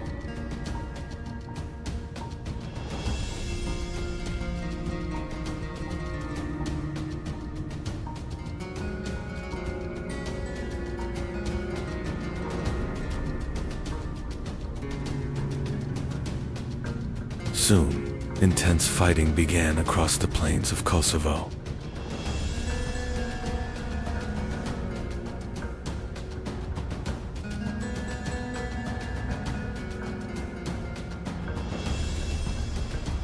As the war progressed, the quality of military training began to play a significant role in combat. In 1448, the battle on the plains of Kosovo continued for days.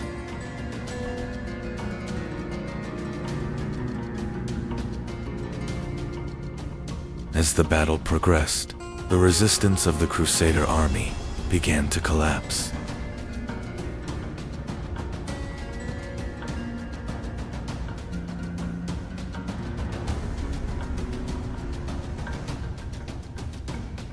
The Second Battle of Kosovo ended with a decisive Ottoman victory.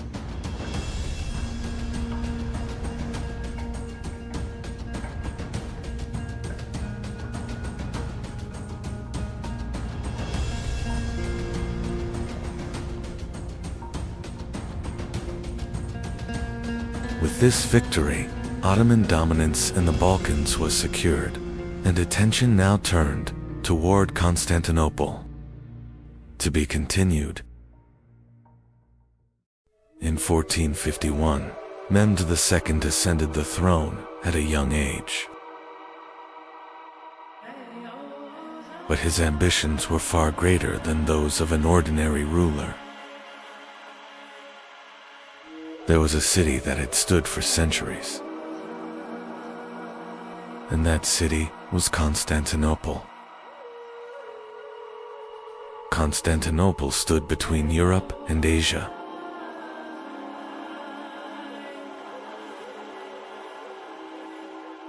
It controlled one of the most important crossroads of the world.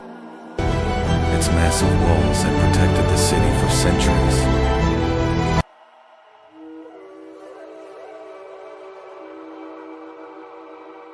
Many armies had failed before these walls. Mehmed II began extensive preparations for the conquest. Rumeli Fortress was built at the narrowest point of the Bosphorus. This fortress was built to cut off aid reaching Constantinople. Now it had become nearly impossible for aid to reach Constantinople by sea. Mehmed II received a strong education from an early age.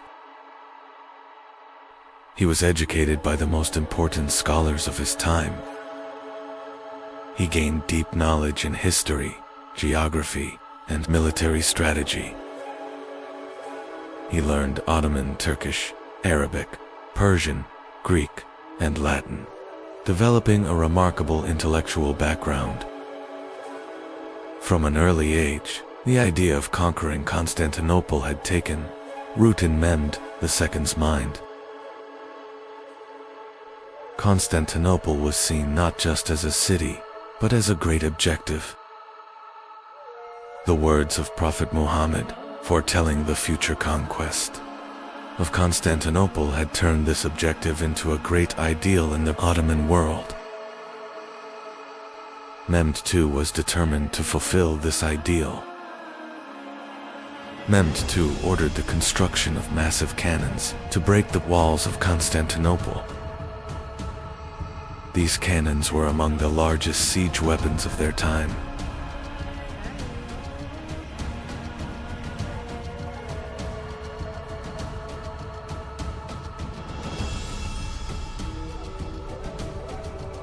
The massive cannons were transported with great difficulty to the walls of Constantinople.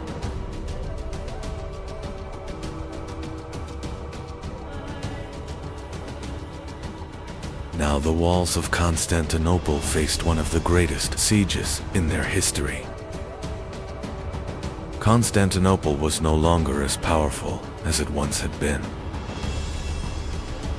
The defense of the city rested on Byzantine Emperor Constantine XI. However, the defensive strength of the city was very limited. The great chain placed across the Golden Horn was one of the key elements of the city's defense. Emperor Constantine XI had requested help from the European states. However, the European states could not respond to this call as quickly as expected. Only a limited number of reinforcements were able to reach the city.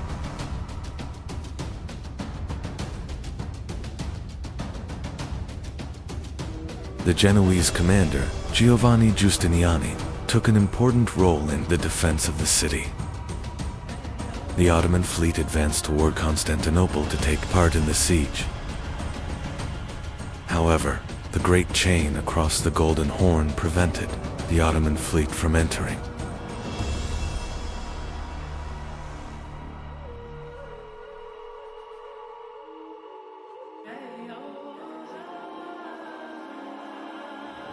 This obstacle significantly limited the movement of the Ottoman fleet.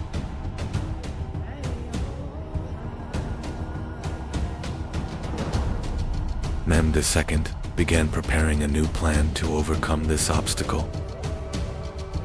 Mehmed II was searching for another way to reach the Golden Horn.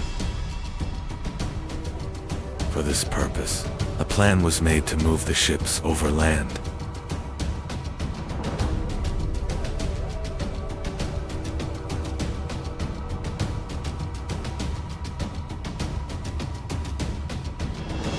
The Ottoman ships began to be transported over land with great preparation.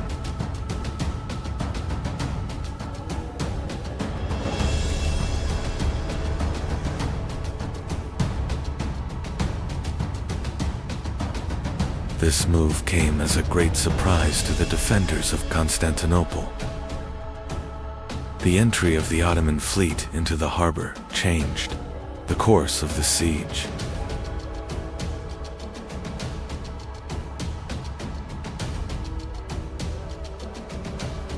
The city's defenses now faced a new threat.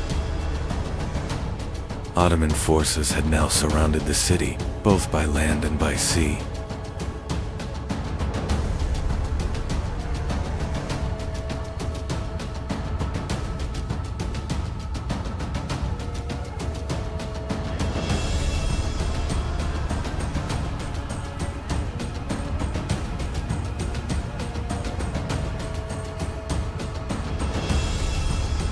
The balance of the siege was gradually shifting in favor of the Ottoman Empire.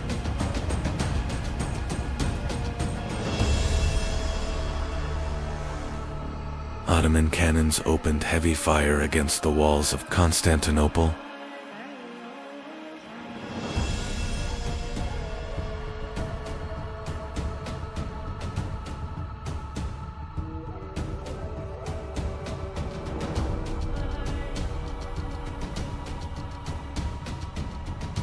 The massive cannons continued, firing without interruption for days.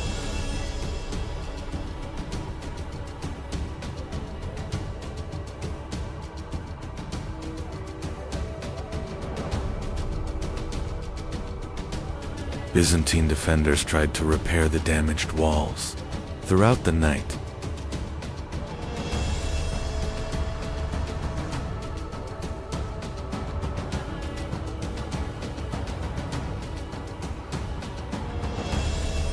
however, the walls were now struggling to withstand the massive assault.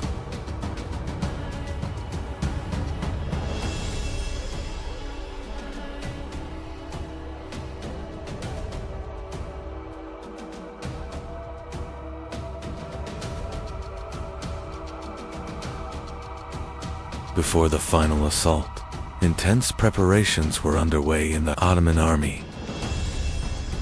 The soldiers prayed before the approaching great assault. Mehmed II personally inspected his army before the assault. A silent but historic night unfolded before the walls of Constantinople. On the morning of May 29, 1453, the Ottoman army launched the final assault. Ottoman soldiers advanced with determination to reach the walls.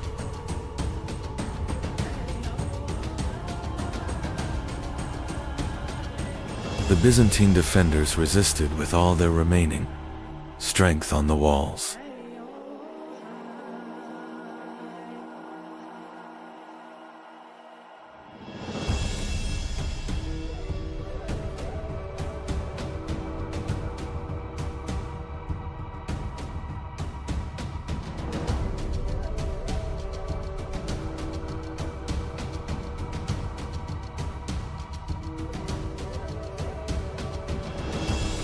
The breaches in the walls showed that the defense of Constantinople was beginning to collapse.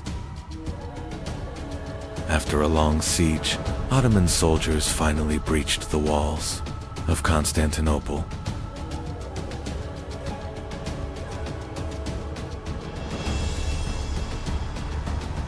The defense of the city had completely collapsed.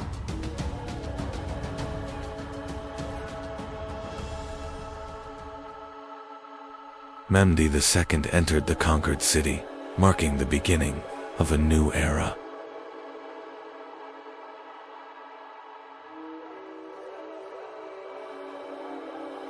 Constantinople would now become the capital of the Ottoman Empire.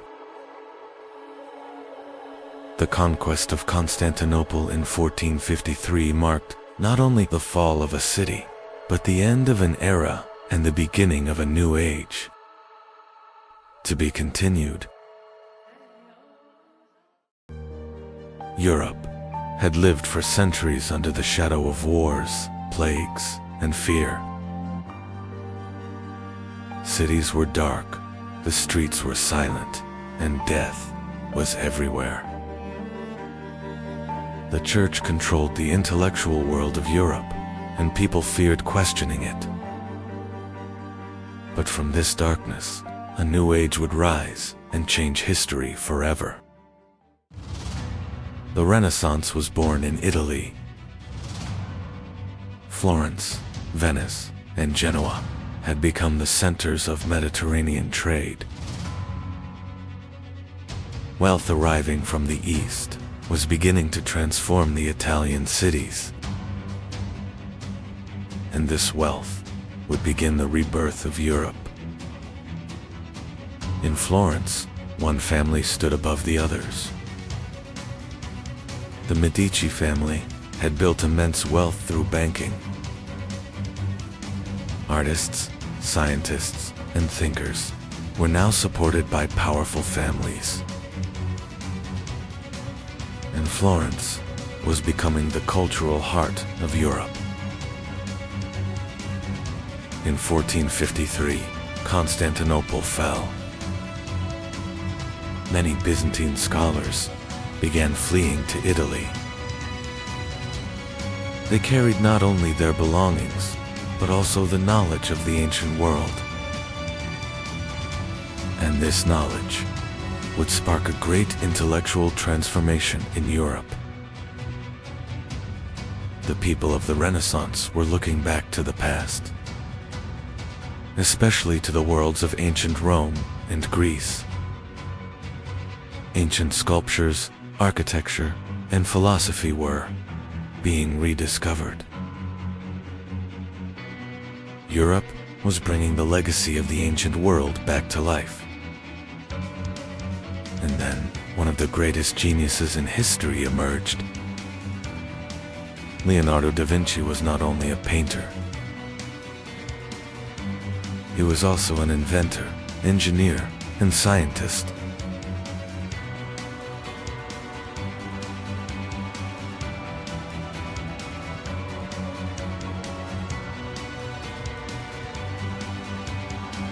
And his ideas would influence centuries to come.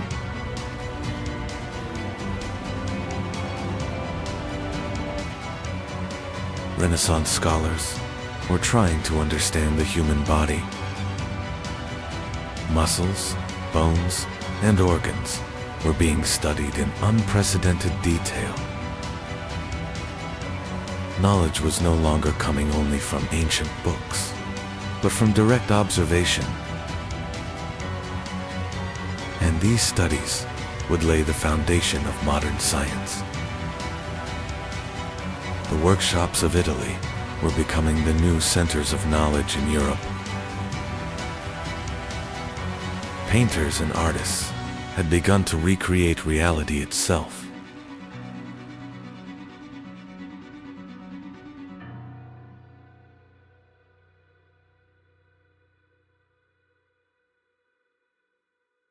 Perspective, light, and human anatomy were transforming art forever.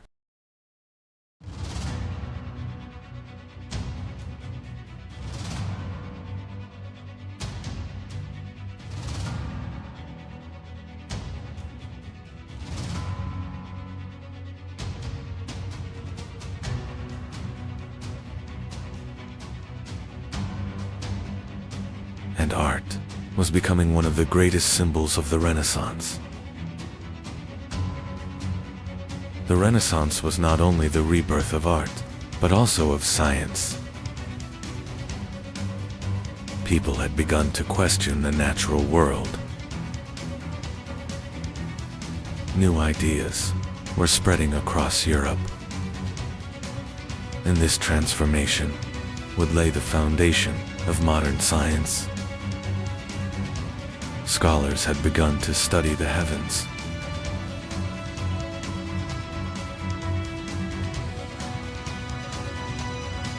Stars and planets were being observed more closely than ever before. Some scholars began to believe the old ideas might be wrong, and the heavens were becoming humanity's new frontier of discovery. The Polish astronomer Nicolaus Copernicus introduced a revolutionary idea. Earth was not the center of the universe. Later, Galileo began observing the heavens through a telescope, and humanity's view of the universe began to change forever. But these new ideas had begun to threaten the Church. Scientists were now questioning the old order, and this questioning would spark a great conflict across Europe. But the spread of knowledge could no longer be stopped. And then an invention appeared that would change everything. The printing press changed the speed of knowledge forever. Books could now be reproduced in massive numbers.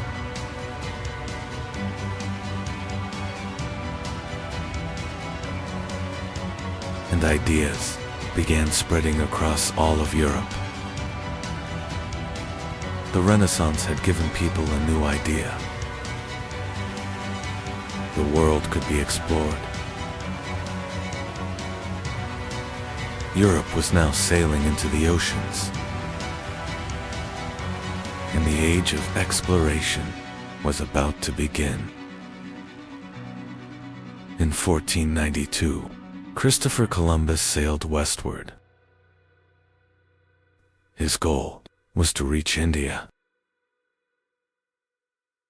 But without realizing it, he had reached a new continent. And this discovery would change the fate of the world forever. European sailors were now reaching every corner of the world.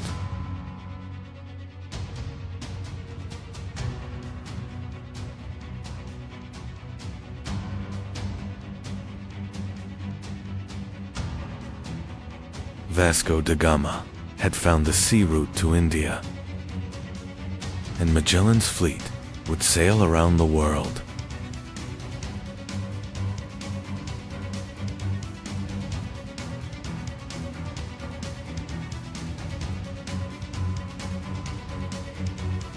Europe was no longer just a continent, it was becoming a global power. The Renaissance was transforming not only ideas, but entire cities.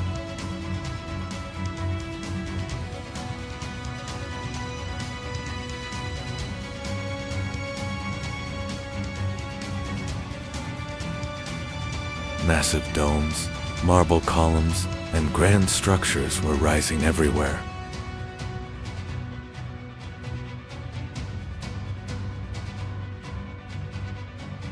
Art and architecture had become the new symbols of power.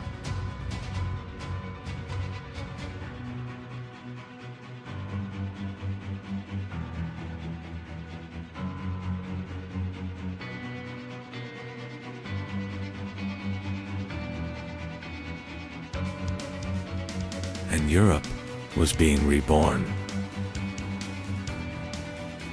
The Renaissance had completely transformed Europe. Kings were growing stronger, and new states were rising. Science, education, and ideas were shaping Europe's future. And a new age had begun. Europe was no longer the old world.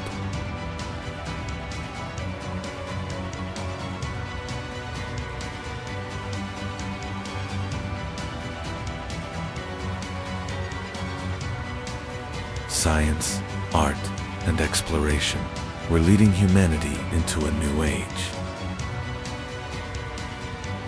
And the fate of the world was changing forever.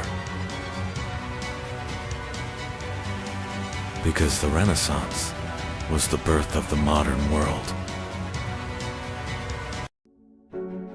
In 15th century Europe, spices were worth more than gold.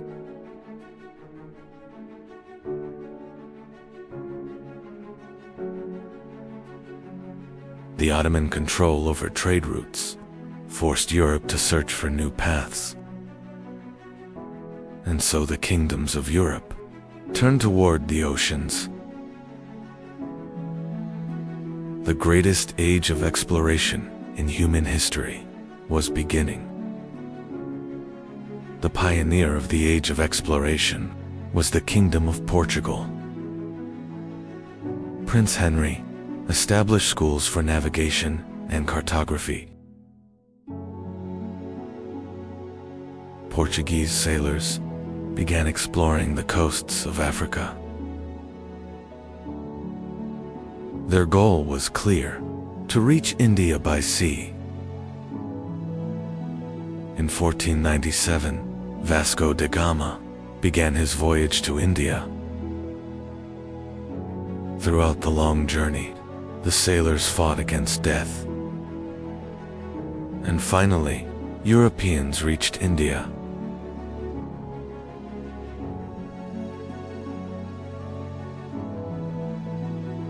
The spice trade was changing, and world trade was entering a new era. Christopher Columbus's voyage continued for weeks in uncertainty.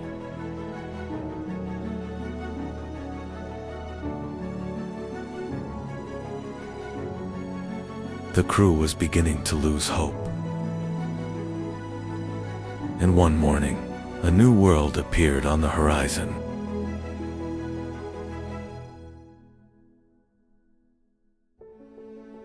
Columbus believed he had reached Asia, but he had actually discovered America. The newly discovered lands sparked great rivalry among European kingdoms. In 1494, the Treaty of Tordesillas was signed. The world was being divided between two great powers.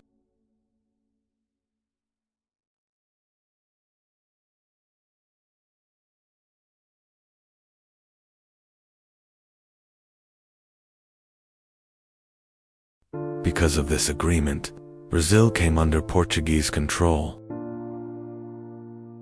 In 1519, Ferdinand Magellan began one of the greatest voyages in history. After months of searching, they discovered a hidden passage in the south.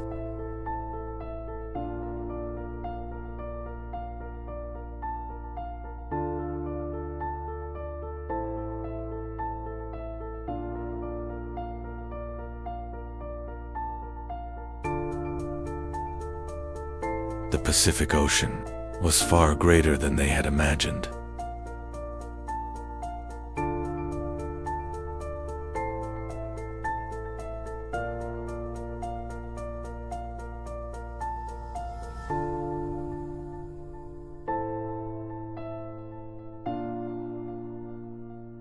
And finally, for the first time in history, the world had been circumnavigated. The Spanish did not only explore America, they also began conquering it.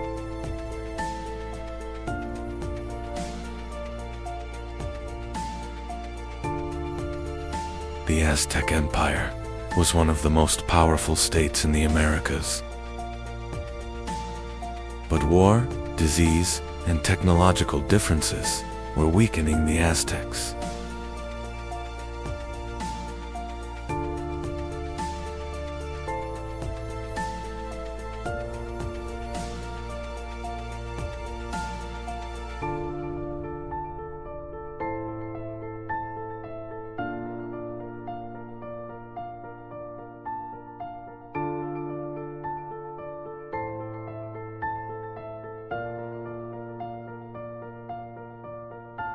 and in the end, the Aztec Empire collapsed.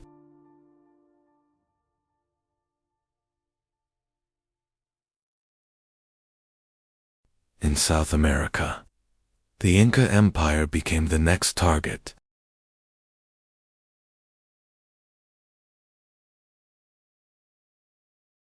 The Incas were one of the greatest civilizations of the Andes.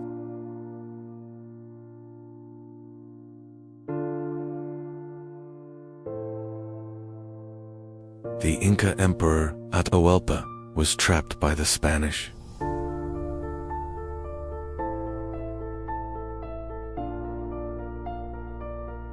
And soon after, the Inca Empire also collapsed. The age of exploration increased the wealth of Europe. The center of world trade had shifted to the Atlantic Ocean.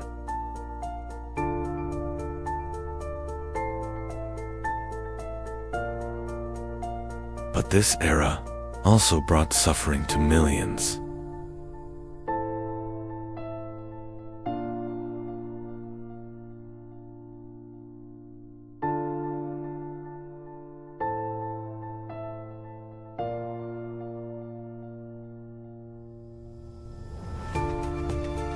And the world had changed forever. Gold and silver from the Americas began transforming the European economy.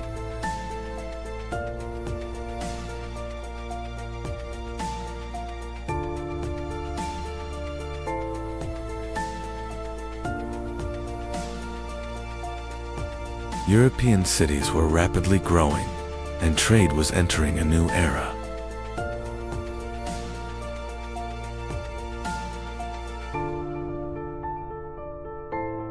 While Mediterranean ports declined, the Atlantic coasts were rising. England, Spain, and Portugal were becoming the greatest maritime powers in the world.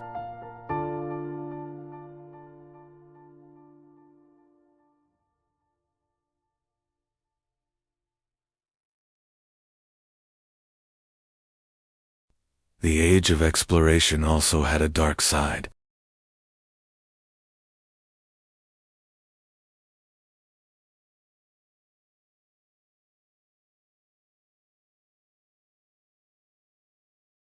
Millions of Africans were forced into slavery.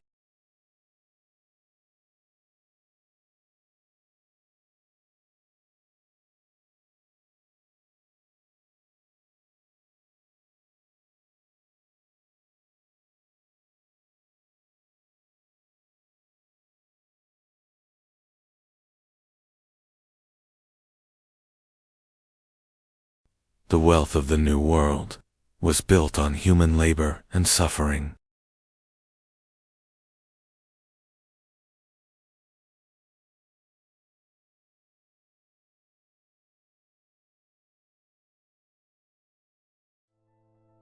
And the Atlantic Ocean became the new center of global trade.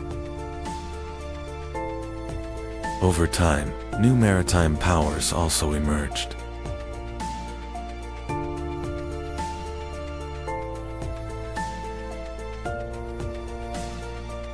The Dutch and the English began rising in global trade.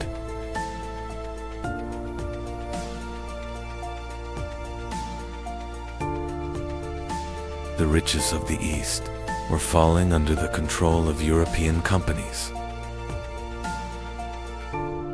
And world trade was becoming truly global for the first time. The age of exploration marked the rise of European empires. The nations that ruled the seas now ruled the world. The old world order was ending, and the modern age was beginning. And humanity had entered a path with no return. The ships that crossed the oceans did not only discover new lands, they changed the course of human history. New continents, new empires, and a new world was born.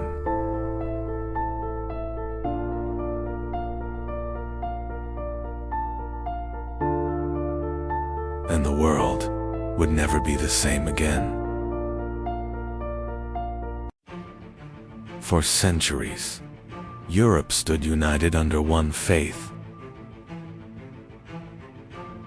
The Catholic Church was the most powerful authority on the continent. Kings were changing, wars were ending.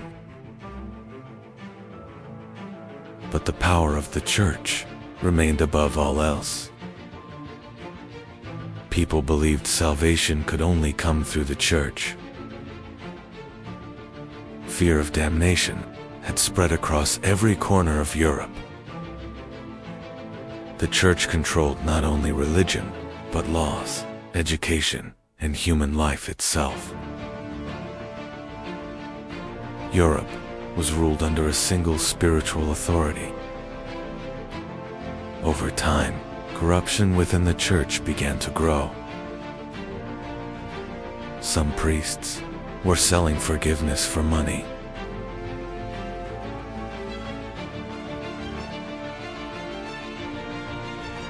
People were told that money could bring them closer to heaven. Fear had merged with faith. While the Church gathered immense wealth, the people of Europe lived in poverty. Anger was silently growing. A dangerous question was now rising across Europe. What if the Church had lost its way? At that moment, an invention appeared that would change the course of history. The printing press. Knowledge was now spreading faster than ever before. For the first time, people could freely read new ideas. Under the influence of the Renaissance, Europe was beginning to change. People were now learning to question authority. And in Germany, a monk would change this order forever. Martin Luther. Martin Luther was originally studying law. But one day, a violent storm changed his life forever. Believing he had escaped death, Luther decided to dedicate his life to God. And he entered a monastery.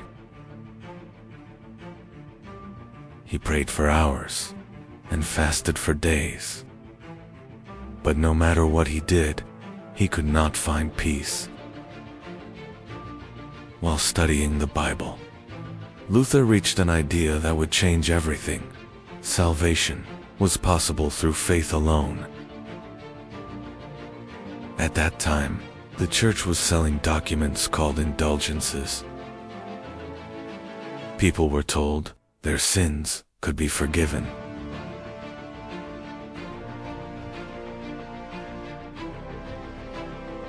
Some preachers claimed that paying money could bring people closer to heaven. Fear was controlling the faith of the people. Pope Leo X was gathering enormous wealth for St. Peter's Basilica in Rome. And the sale of indulgences was spreading rapidly across Europe. Martin Luther grew furious as he witnessed these events. Because to him, faith was not something to be sold. In 1517, Martin Luther wrote one of the most important documents in history, the 95 Theses.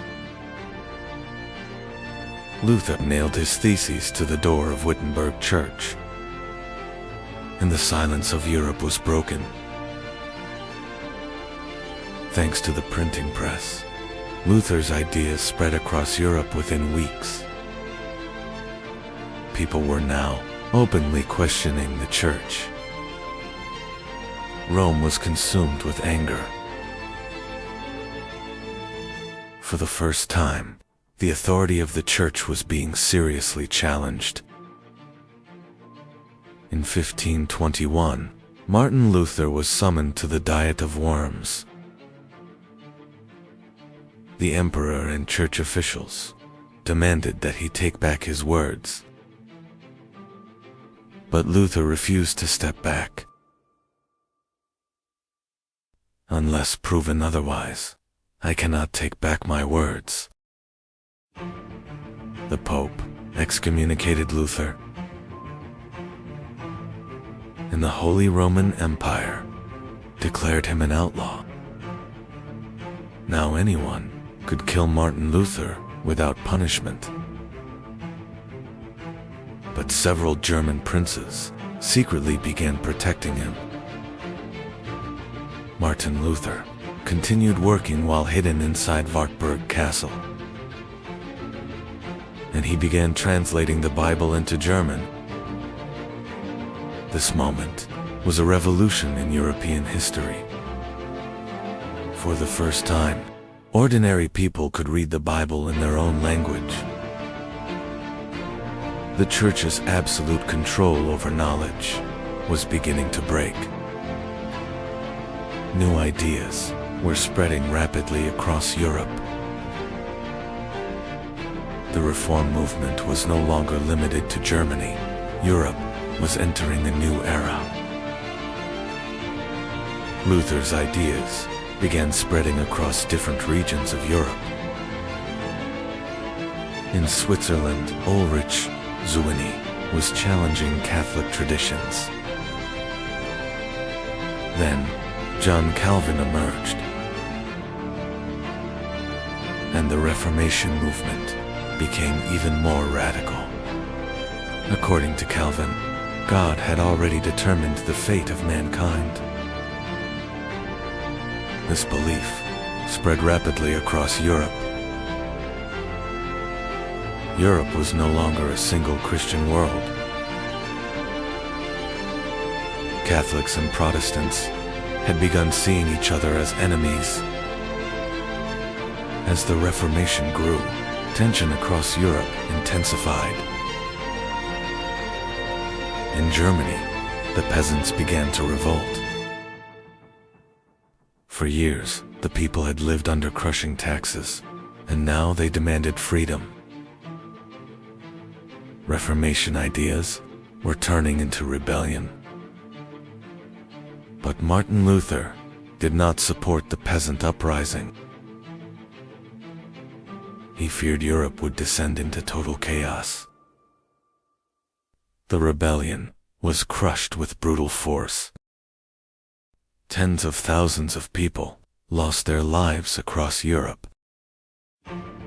Meanwhile, in England, a new crisis was emerging. King Henry VIII desired a male heir. But the Pope refused to annul Henry's marriage. And England found itself in conflict with Rome. In 1534, the king was declared head of the Church of England. And thus, the Anglican Church was born. Monasteries were closed, and church lands were seized. England was now entering a completely different path. The Catholic Church realized it was facing a massive crisis, and the Counter-Reformation began.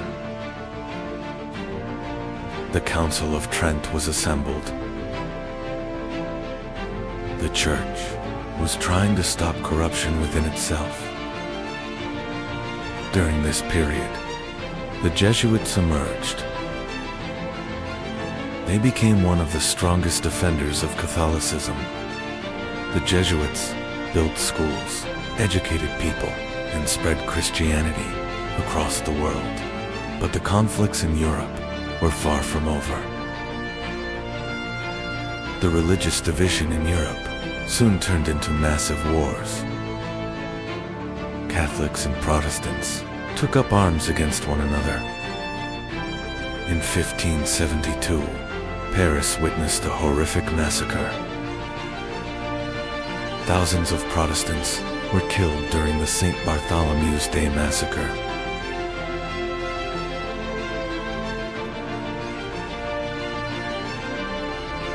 The streets of Europe were filled with blood and fear.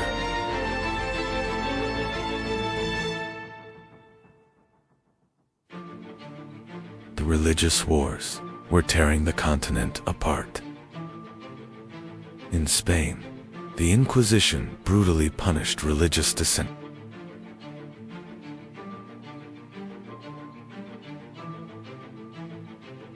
The Catholic world was struggling to preserve its authority.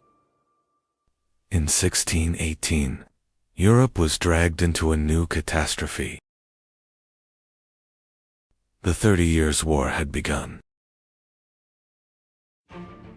The war was destroying not only armies, but entire populations. Cities burned, and famine spread across Europe. Catholics and Protestants fought each other for decades. Europe had descended into bloody destruction. In 1648, the Peace of Westphalia was signed, and Europe entered a new era. The 30 Years' War had devastated Europe. Millions of people died from war, famine, and disease. The Peace of Westphalia changed the balance of power in Europe. States would now be allowed to choose their own religion. The era of a united Christian Europe had come to an end. The continent had been permanently divided. The Reformation was not only a religious movement, it was a great revolution that carried Europe into the modern age. The Safavids were a great empire that transformed Iran. The Qizilbash warriors formed the foundation of Safavid power.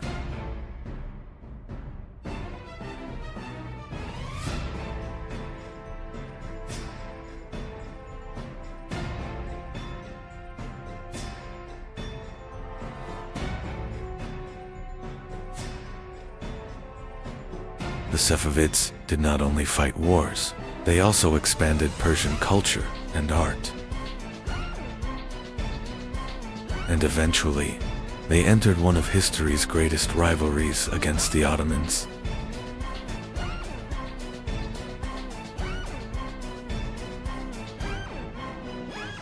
In 1501, a new power was rising in Persia. A young leader was about to change the fate of the Middle East.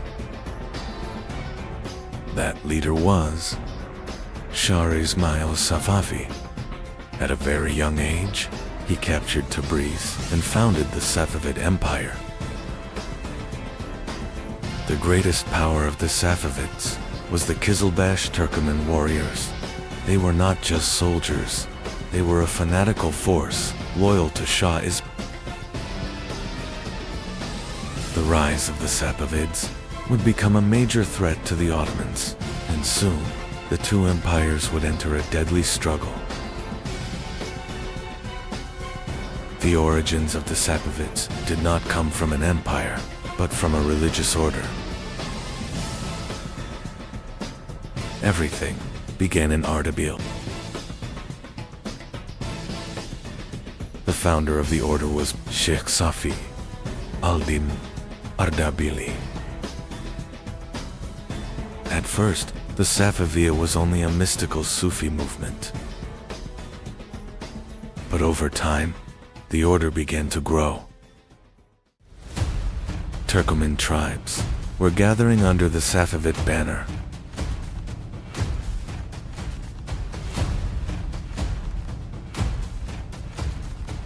A religious movement slowly transformed into a military power.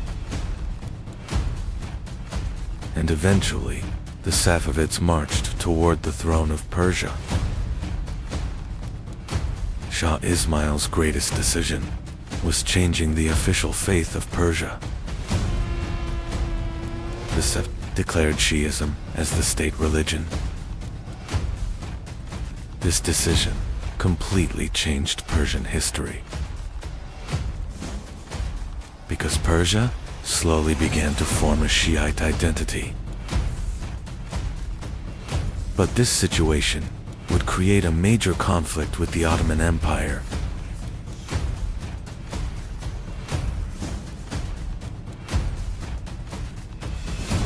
Now in the Middle East, two great powers stood against each other.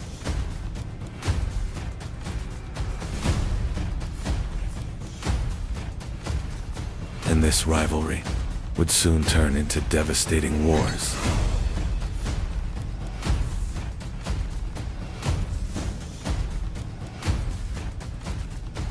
Shah Ismail was not only a religious leader,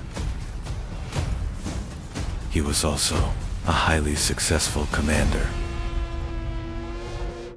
The Qizilbash armies rapidly conquered much of Persia. Rival Turkoman states were falling one by one. Within a short time, the Safavid state became a vast empire.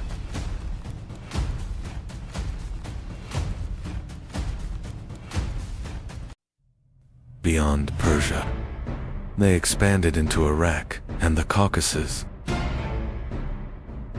The rapid rise of the Safavids created great concern in the Ottoman palace, because in the east, a dangerous new rival had emerged.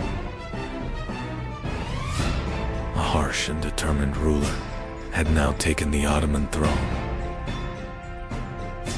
Sultan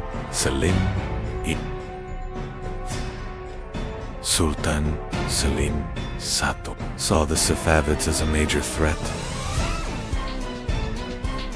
because Qizilbash influence had spread deep into Anatolia. The Ottoman Empire began preparing for a massive war. Toward the east, a gigantic army was marching.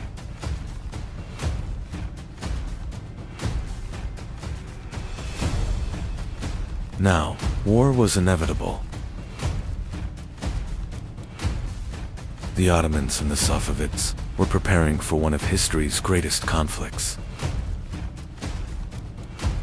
War was now inevitable. In 1514, the two armies met on the plains of Chaldiran.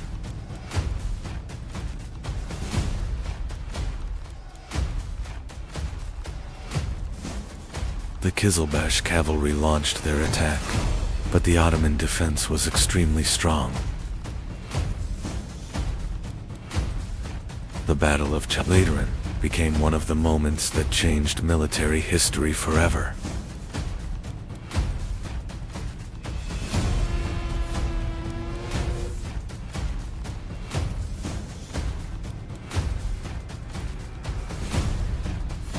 The Safavid army suffered devastating losses. Shah Ismail was forced to retreat. When Chaldiran marked the beginning of the Ottoman-Safavid rivalry.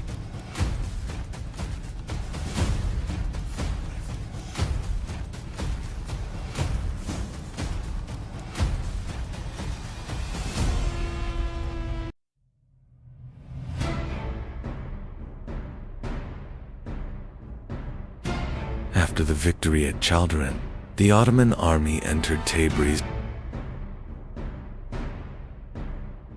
This defeat left a deep impact on Shah Ismail. But the Safavids did not collapse. The empire slowly began rebuilding itself. The Ottomans and the Safavids would fight for control of the Middle East for many years. The Safavids were not only a military power, they also became a major cultural center. Art, architecture, and Persian culture flourished during this era. especially as Isfahan became one of the most magnificent cities in the world. And this became one of the empires that changed Middle Eastern history forever. After the defeat at Chaldiran, Shah Ismail slowly began losing his former strength. But the Safavid Empire survived. New leaders kept the empire alive. Over time, Isfahan became the magnificent capital of the Safavid Empire.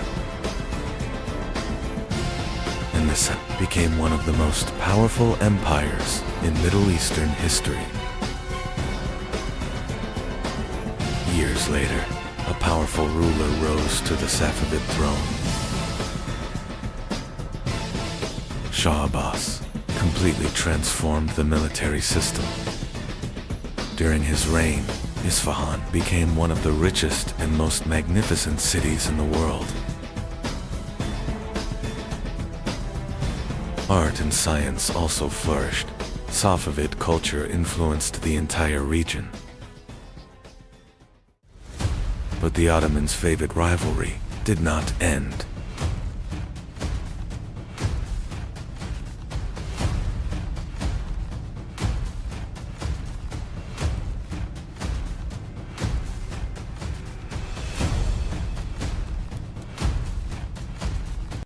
The struggle was concentrated mainly in three regions: Eastern Anatolia, Iraq, and the Caucasus. But over time, the Safavid Empire began to weaken. But the legacy they left behind would live forever in Middle Eastern history. Foreign invasions accelerated the empire's collapse.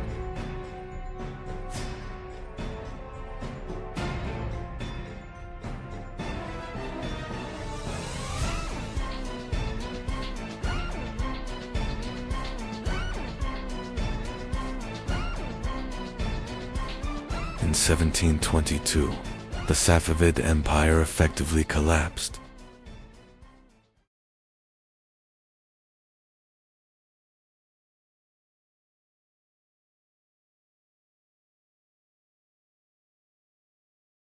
In 1912, China, the last emperor, was about to fall.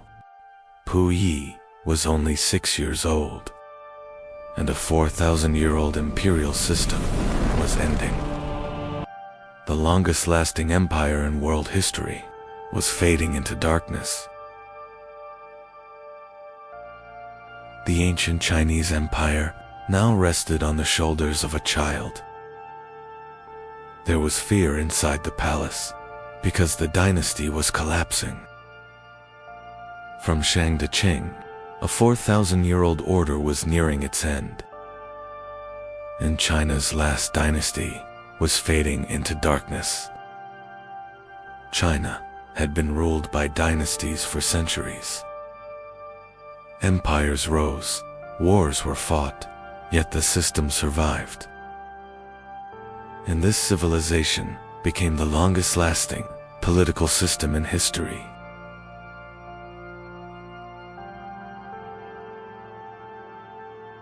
But now, that order was collapsing. 1368, a peasant seized the throne of China. Zhu Yuanzhang grew up in poverty.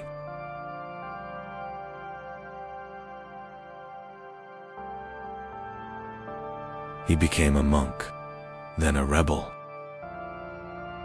And the Ming dynasty was born. Hongwu was a ruthless emperor.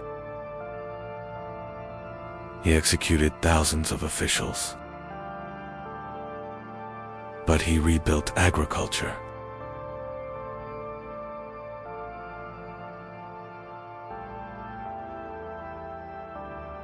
And China began to rise again.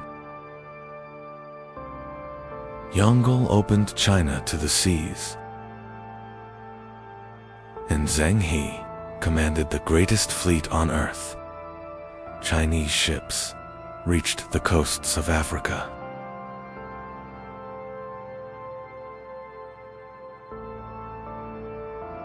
But then, China closed its doors to the world. Famine was slowly destroying China.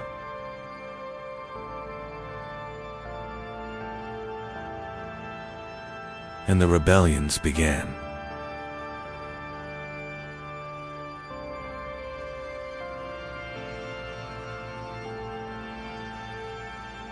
In 1644, the rebels entered Beijing,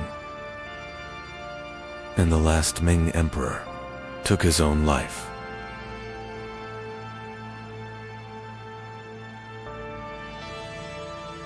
But the real threat came from the north.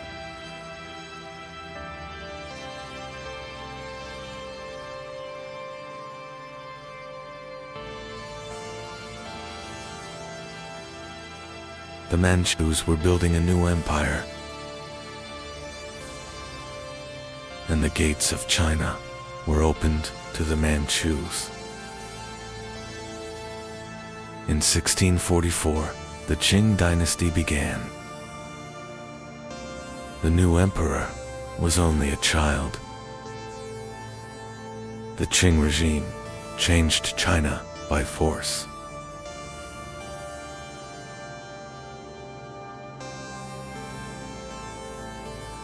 Cities that resisted were destroyed.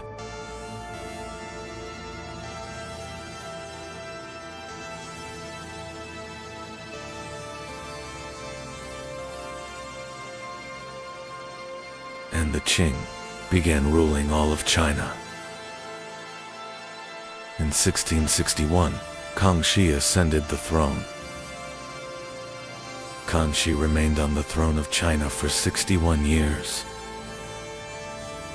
He crushed rebellions and reunified the Qing Empire. He was fascinated by science, especially astronomy and mathematics. And under Kangxi, the Qing once again became one of the world's greatest empires. In 1735, the era of Qianlong began, and the Qing Empire reached the greatest extent in its history. Art, porcelain, and imperial culture reached their peak.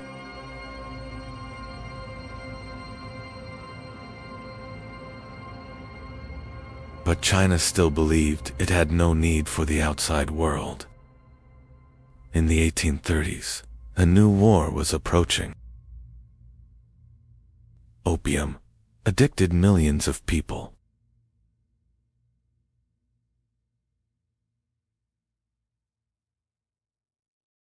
And China tried to stop the opium trade. But Britain responded with war.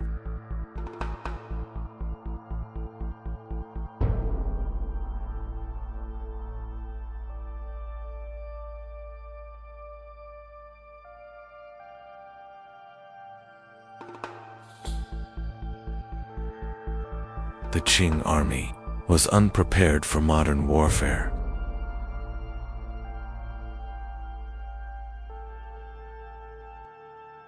Britain's industrial power crushed China.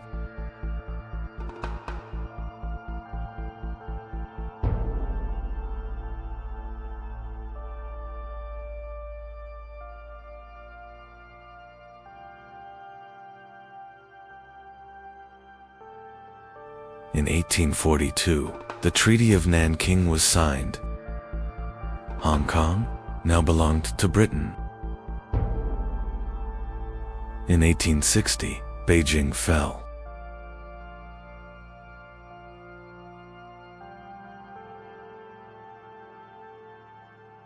The Summer Palace was looted and burned.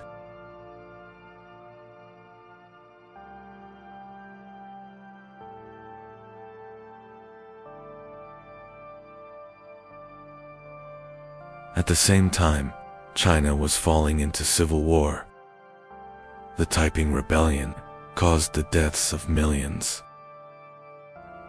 In 1894, the Qing entered war with Japan.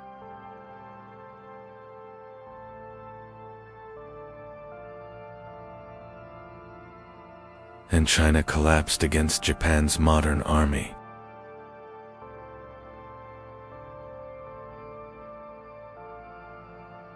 Taiwan was lost, the Qing was humiliated once again, and some believed China needed to change. In 1898, Guangxu launched major reforms. But Cixi refused to give up power. The emperor was imprisoned, the reforms were stopped, and China was thrown into chaos once again.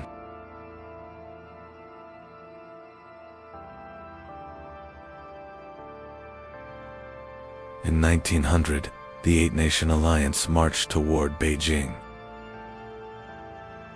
In 1900, the armies of Britain, Japan, Russia, Germany, France, America, Italy, and Austria-Hungary advanced toward Beijing. Cixi fled the capital.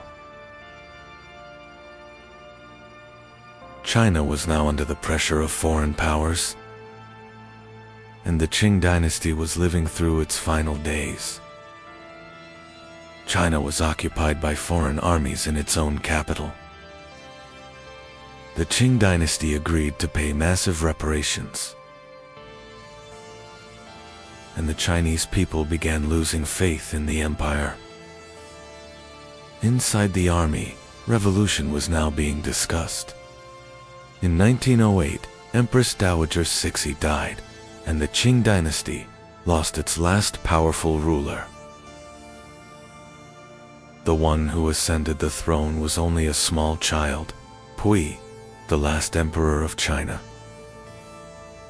In 1911, the uprising began in Wuchang, and the revolution quickly spread across China.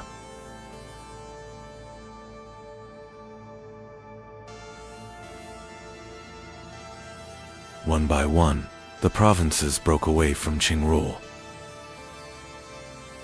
The revolutionaries wanted a new China, a republic. And in the end, Qing generals agreed to surrender.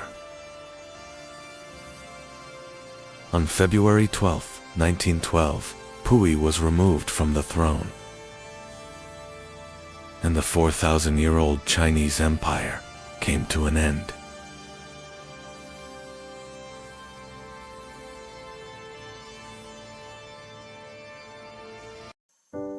"541 million years ago, Earth did not resemble the world we know today. In the depths of the oceans, life suddenly began to multiply. Predators appeared. The First Great War began beneath the seas. And within just a few million years, Earth transformed into an alien world.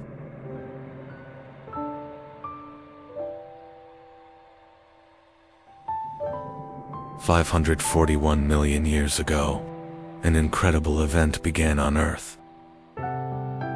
Today, scientists call it the Cambrian explosion, because life began to diversify faster than ever before.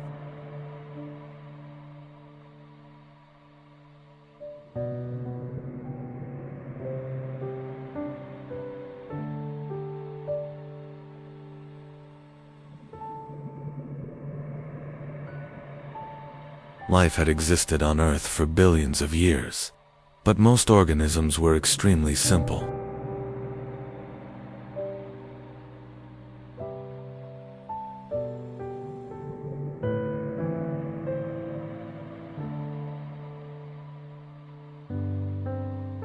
Microscopic organisms, soft-bodied creatures, primitive forms of life. But then, a massive change began in the oceans.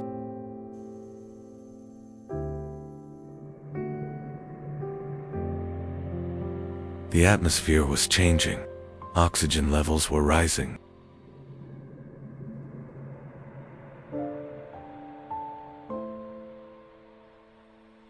And this transformation allowed life to reach an entirely new level.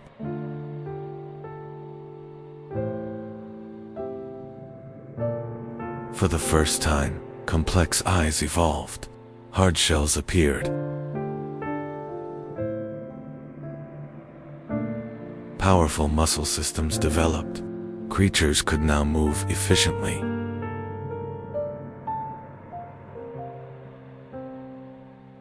But the greatest change was this: creatures began hunting one another.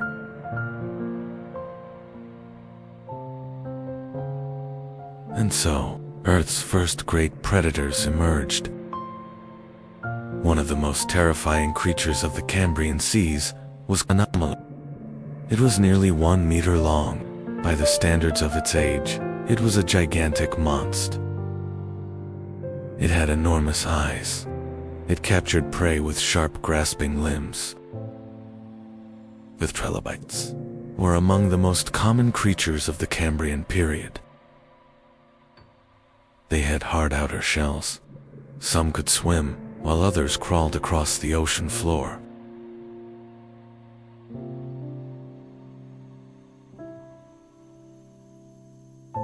And for millions of years, they dominated the oceans.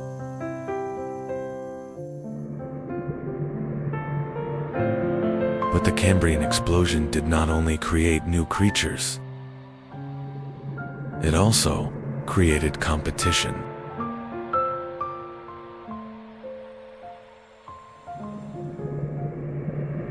To survive, creatures had to become faster. They had to become stronger.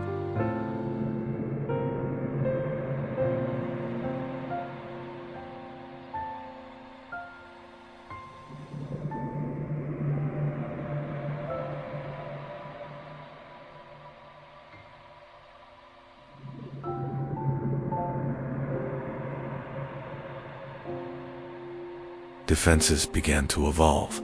Shells became thicker.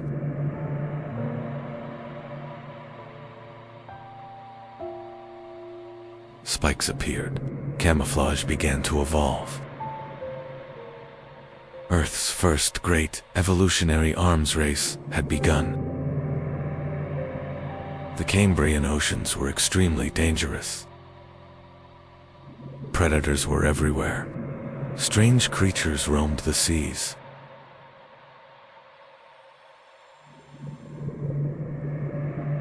Some had long spikes, others had multiple eyes. Earth truly looked like an alien world.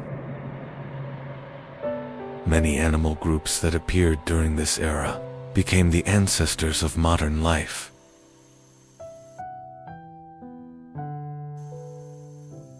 Scientists still ask one question: why did the Cambrian explosion begin? Some point to rising oxygen levels. Others believe genetic changes were responsible. But one thing is certain.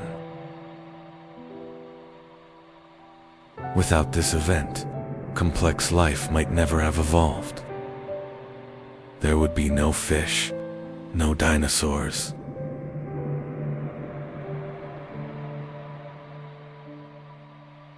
Because the Cambrian explosion was the beginning of Earth's great story of life.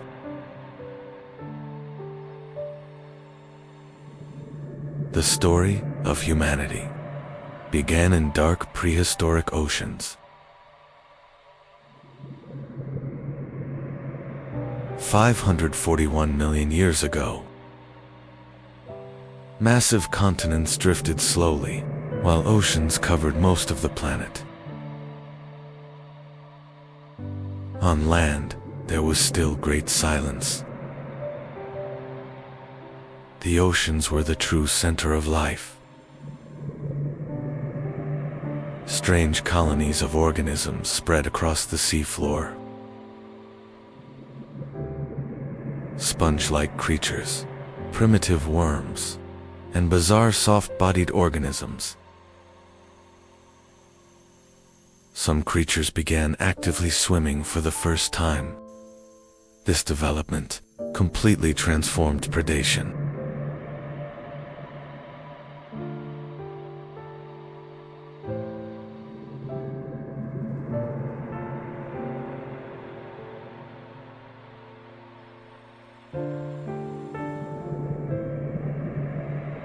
Now, hiding was no longer enough.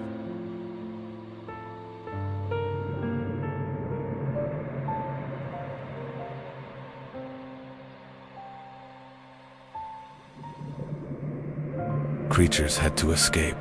They had to fight.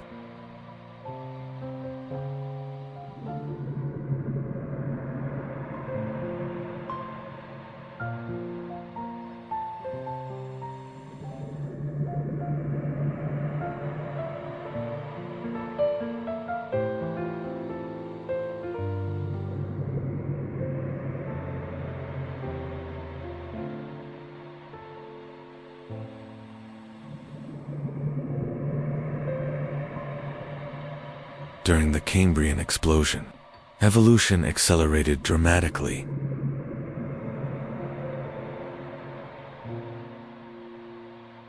According to many scientists, most major animal groups appeared during this era. The first arthropods, the first advanced predators, the first complex nervous systems. Nature was becoming far more complex.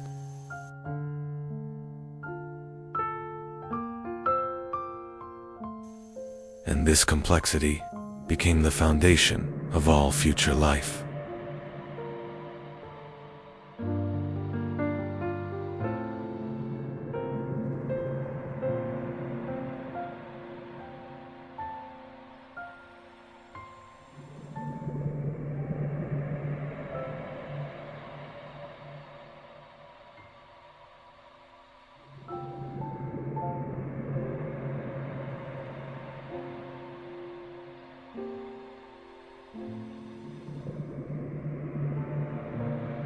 The eyes we use today, our movement systems, even basic body structures,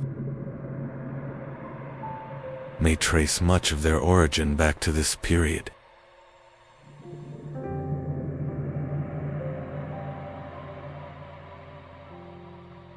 Life in the Cambrian seas was brutal.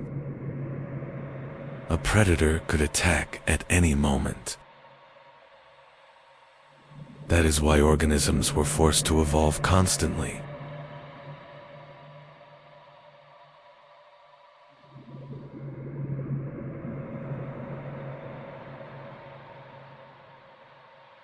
Faster fins, stronger shells, sharper senses.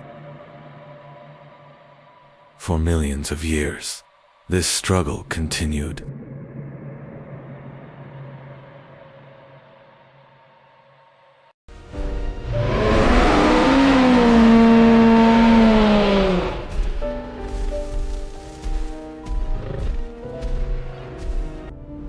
Long before dinosaurs walked the earth, 252 million years ago, the largest extinction occurred.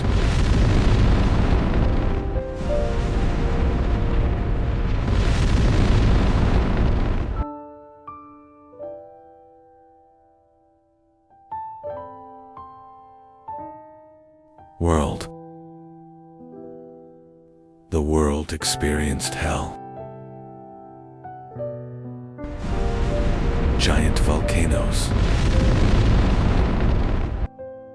The atmosphere became toxic.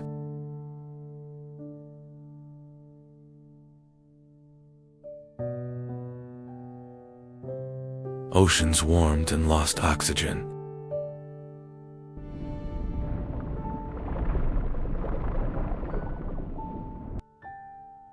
Nearly 90% of species went extinct.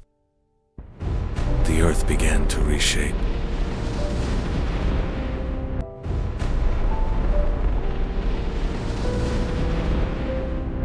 The climate was mostly hot and dry. Only the strongest could survive.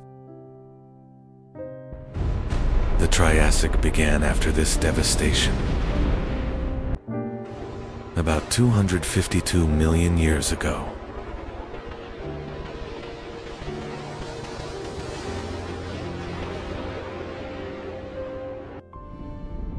End of the Permian period.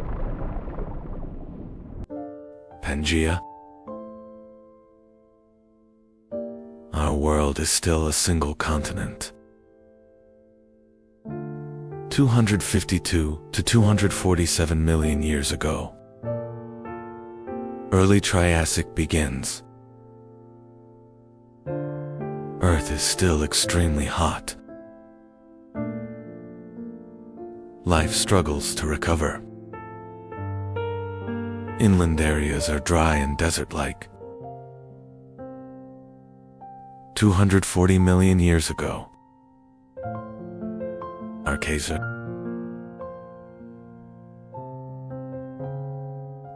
Ecosystems slowly stabilize. A new era is about to begin. Reptiles spread across the land. Crocodile-like archosaurs appeared. Small mammal-like creatures emerged, preparing for a battle for survival.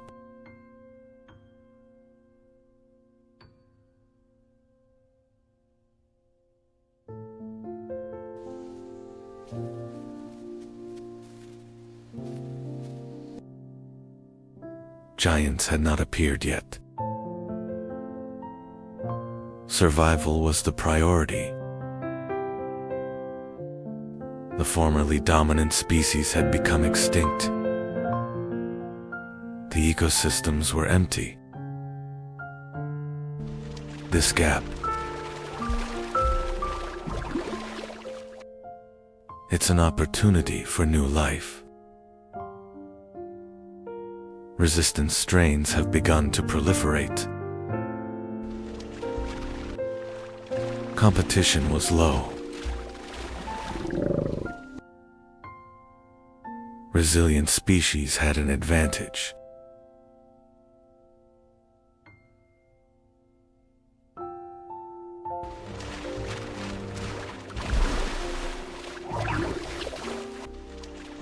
Reptiles began to spread.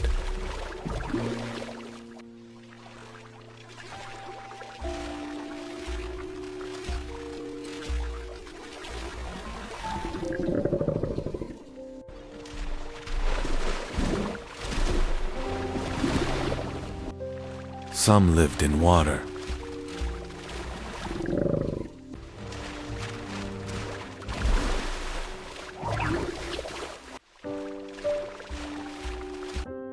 About 230 million years ago,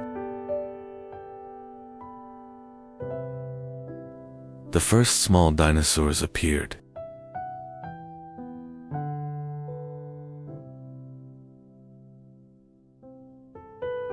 They were small in size.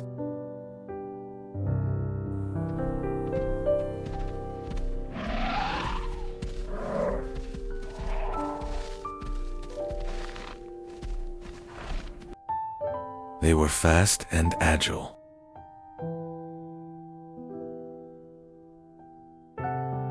They were not dominant yet. Survival mattered more than hunting. They moved cautiously in open areas.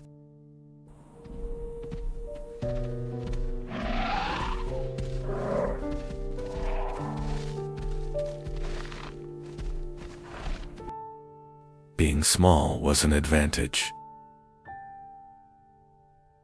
Speed mattered more than strength. These traits set them apart. But they were still few in number. The age of dinosaurs had not begun yet. 225 million years ago, Earth was slowly changing. Large reptiles struggled. Small dinosaurs used these gaps. They could reproduce quickly. They adapted more easily.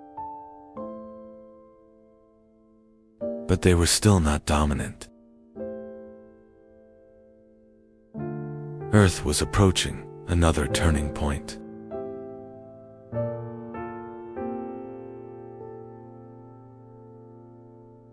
"215 million years ago, the climate became more stable. Rainfall increased.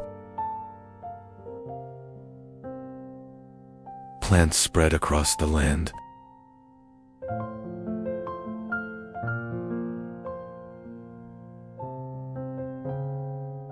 Green landscapes expanded.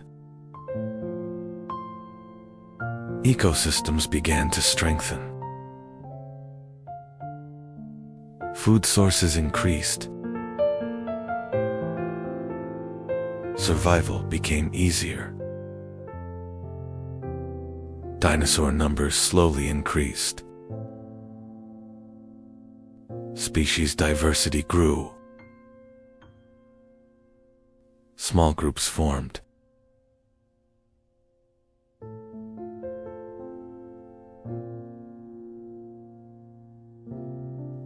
Competition became more balanced.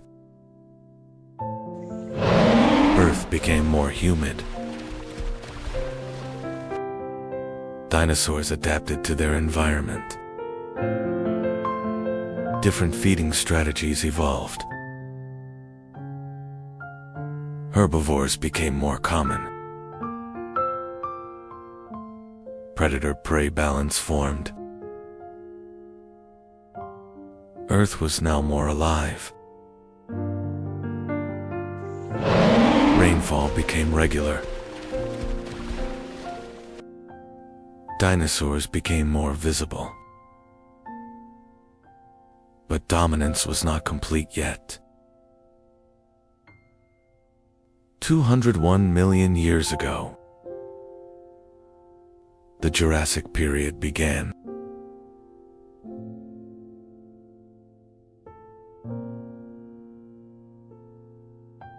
Climate stabilized. Plant diversity increased.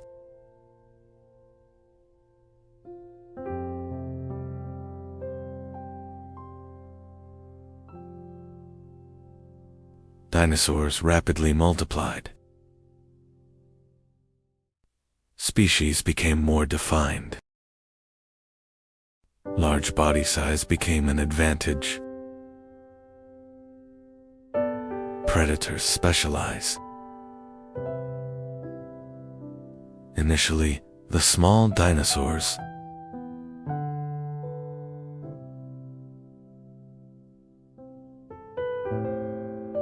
she became the ruler of the land. Jurassic is the heart of the age of dinosaurs. 190 million years ago, giant dinosaurs appeared. They are called sauropods. Earth could now support giants. When life found balance, it grew. Power came not from destruction, but from harmony. Subscribe and like. The world was changing. Life endured. The survivors.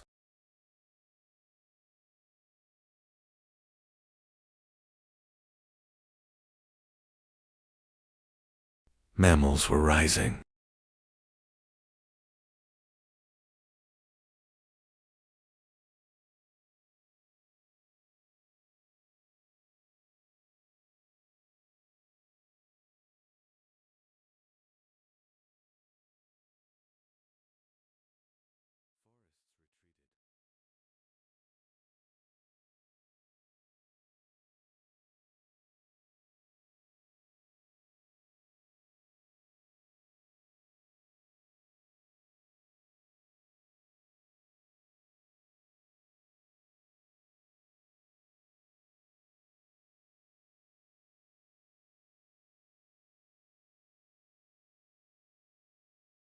Open lands prevailed.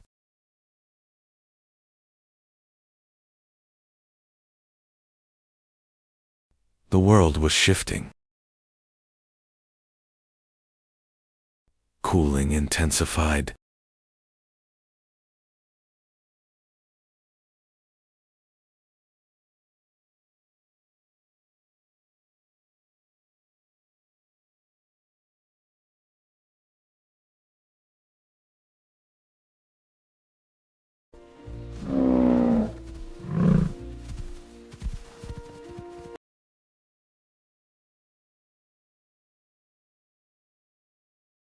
The adaptable endured.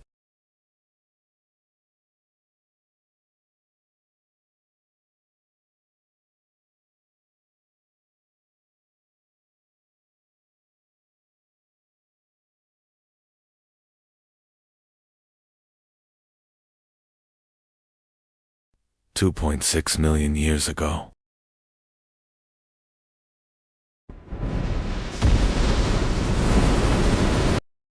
The Ice Age began.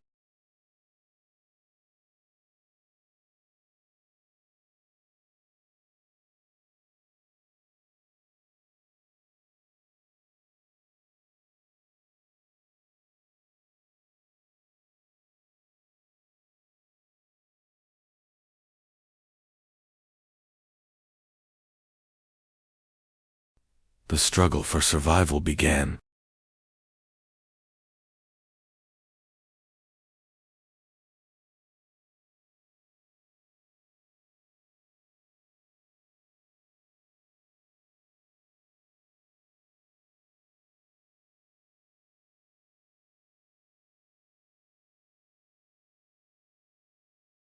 Cold and warm periods alternated repeatedly. Cold took control. Antarctica became isolated.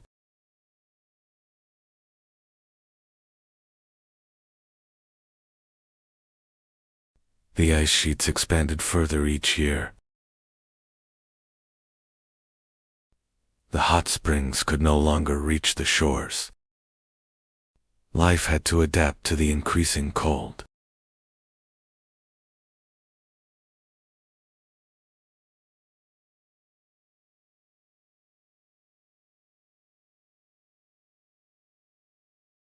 Polar life began.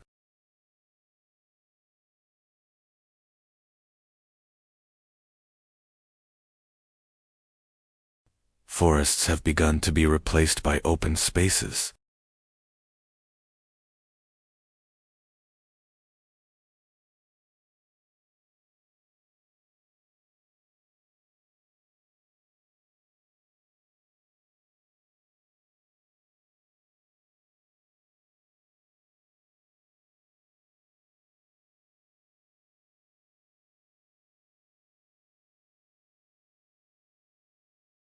The planet's balance was shifting.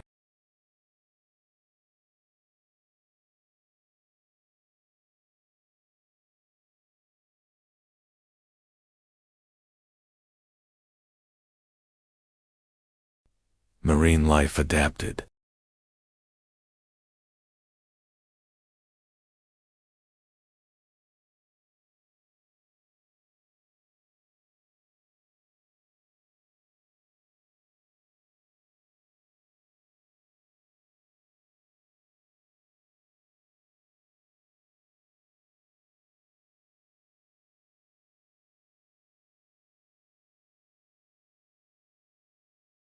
Life carried on.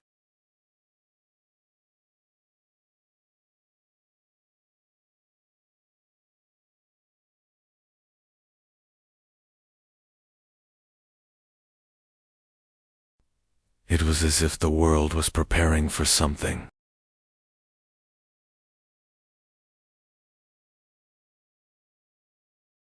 And the story continued.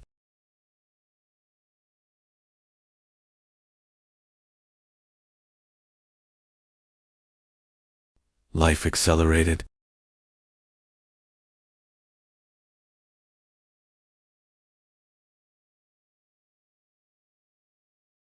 Nature came alive again. Rapport. The land dried.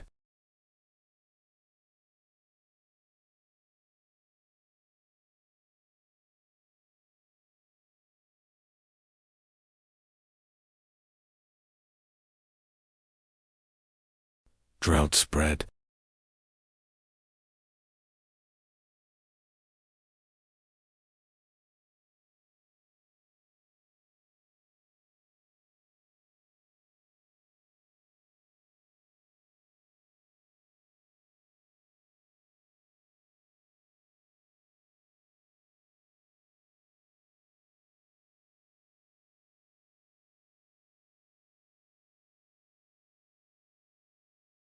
The silence would not last.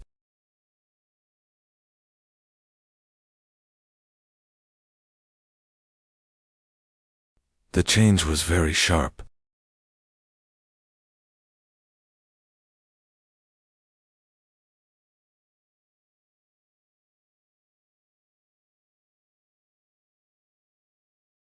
Why this preparation? Years pass.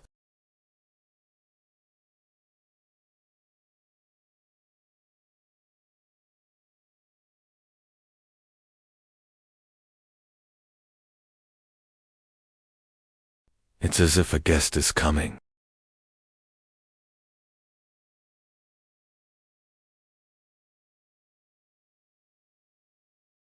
The house seems to be tidying up quickly. A system where only those who adapt survive.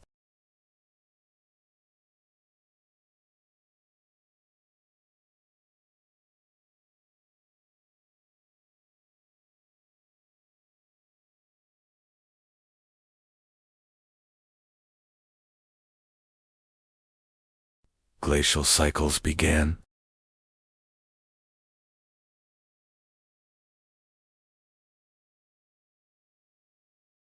The Ice Age deepened. The ice began to melt.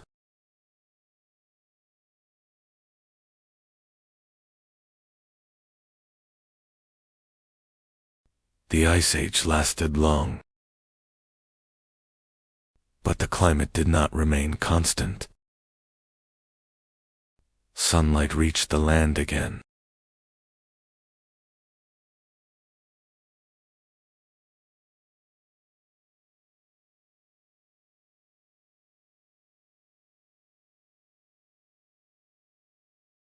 Rivers were set free. Grasslands expanded. Animals moved into open plains.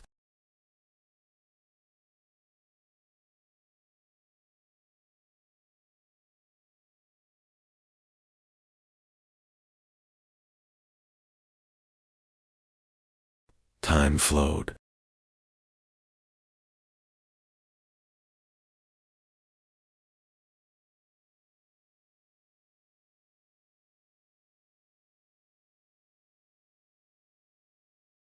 And one day, millions of years later, humanity appeared. And humanity entered the stage. The real story begins now. The story continues. Stay tuned. When humans learn how to survive. Before we understand these ages, we have to travel back, not hundreds, not thousands, but millions of years into the past.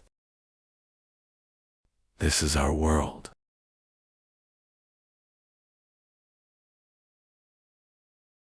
Travel back before humanity. A colder earth ruled life. Much of the planet was covered in ice. Yet one region refused to freeze. The cold could not reach here. Animals gathered where life remained. Water meant survival. The first humans appeared here in Africa. Daylight was their safety. The open land meant life. But the night changed everything.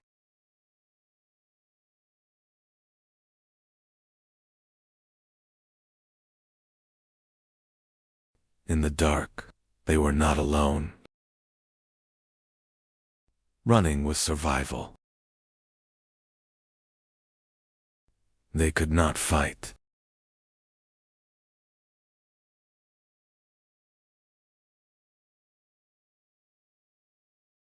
Only escape. Not every enemy had teeth. The wind could be stopped.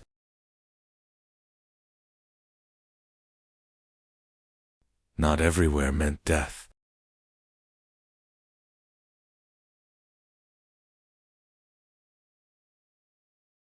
For the first time, someone slept.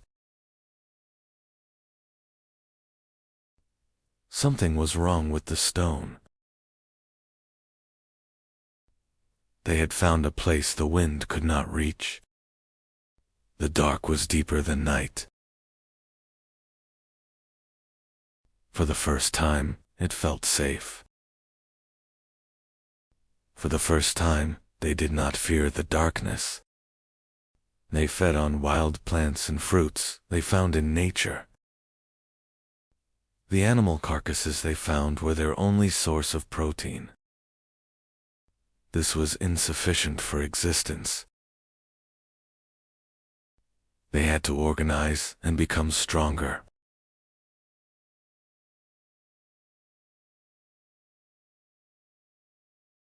The line between life and death was very thin. Survival came first.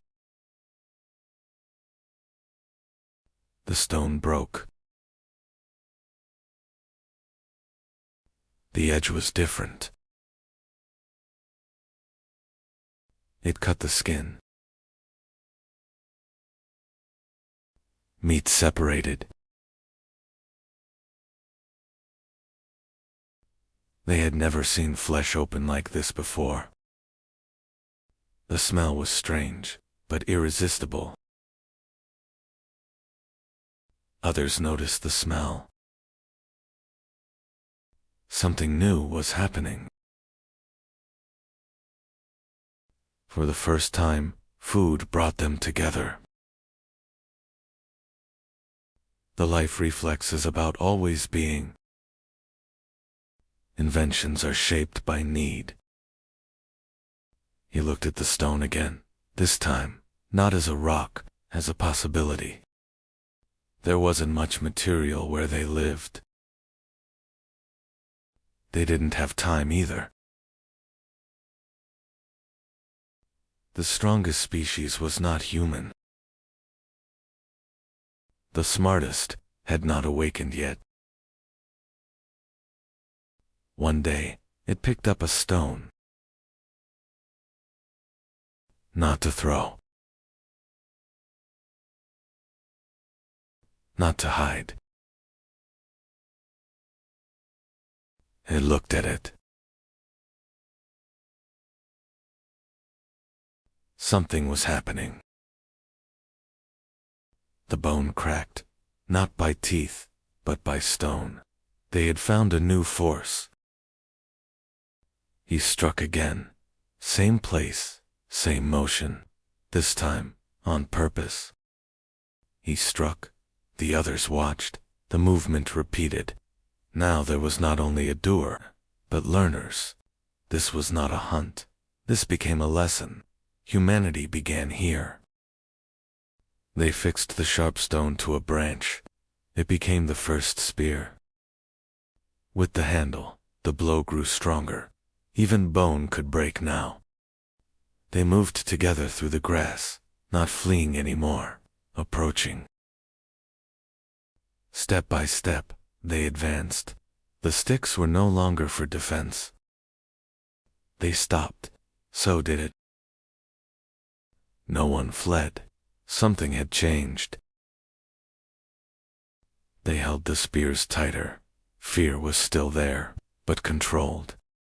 For the first time, they faced nature, together. It stepped back. For the first time, they advanced.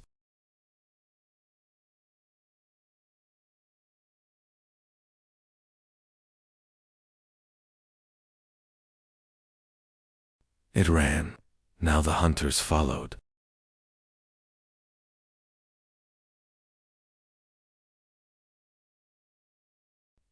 No escape remained. Everything was decided here. Closer and closer. There was nowhere left to go.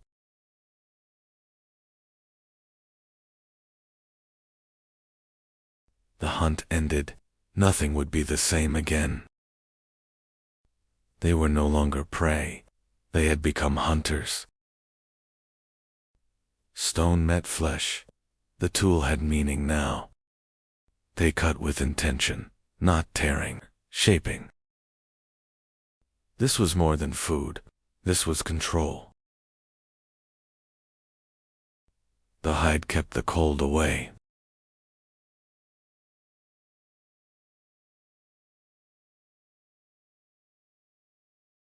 Stone-shaped bone, tools could now create tools.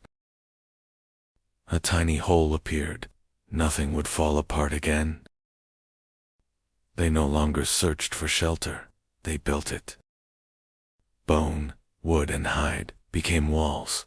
Nature was reshaped. For the first time, they had a place to return to. From stone came tools. From tools came life.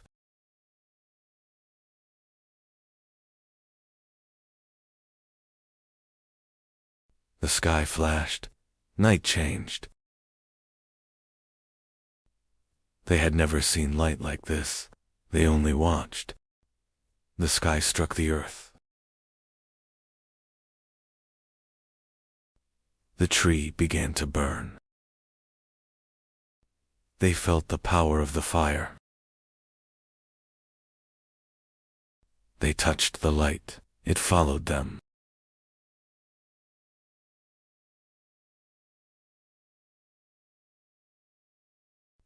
Now the night stayed away. The night was no longer theirs to fear. They had made their own sun. From the sky came fire. They carried it, and the darkness ended.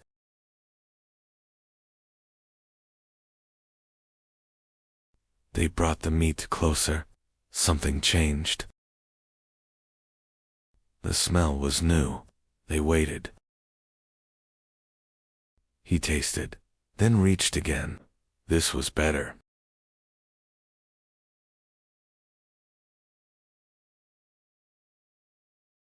They all held the meat over the fire. The lesson spread without words.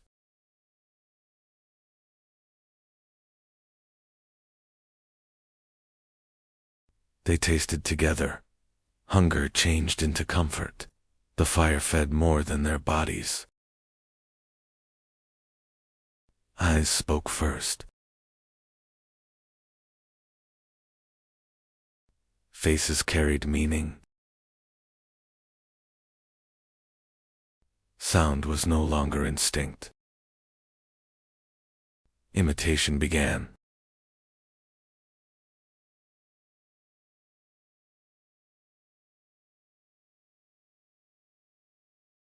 Sounds gained meaning.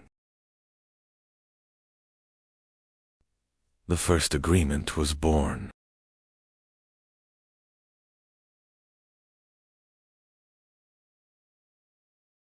Thought was shared.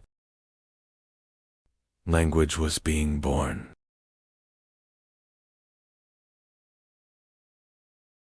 Before the pyramids. Before Stonehenge. Before the invention of writing. There was something that should not exist. Göbekli II. 12,000 years ago, in the heart of Anatolia. At these exact coordinates, people kept returning. Humanity built the impossible.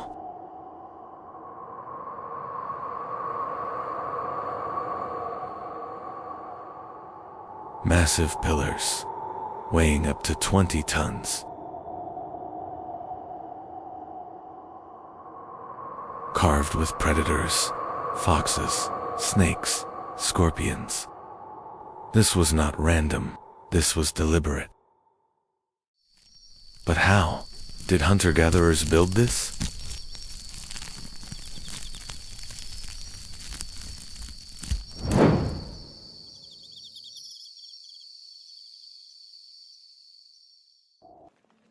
They had no wheels, no domesticated animals. And yet, they moved stones heavier than a modern truck. How?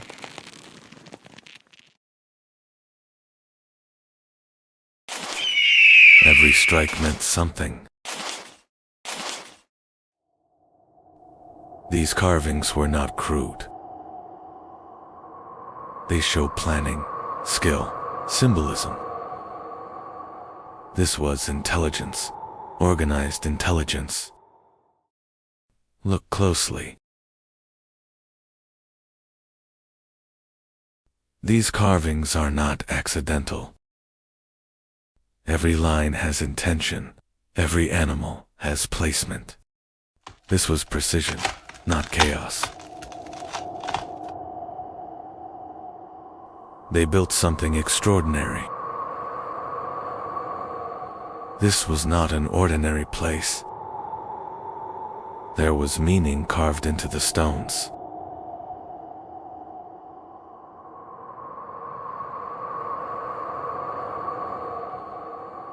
Whatever happened had to be hidden.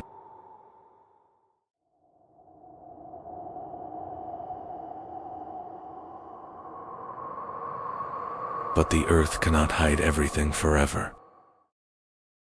In 1994, an archaeologist looked at that hill, and he did not see an ordinary mound. In 1995, excavations began. As the soil opened, history changed. This was only the beginning. The work was being carried out with great meticulousness. Less than 10% of the site had been excavated. The remaining 90% still lies beneath the soil. Some pillars weighed up to 20 tons. And the people who built them were not even farmers yet. Maybe it wasn't fear. Maybe it was a calling. Perhaps temples were first built in the mines. The night ended, but the question within them did not. They began to walk. Separate groups, but in the same direction. This region had been a passage for thousands of years. They opened.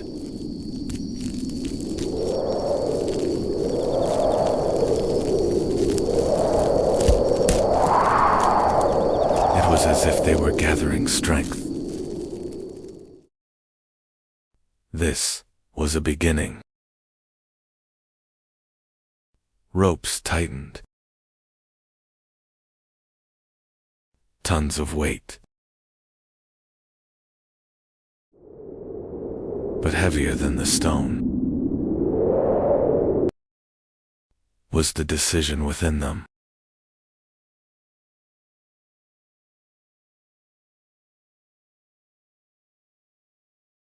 The people who lived here were hunters.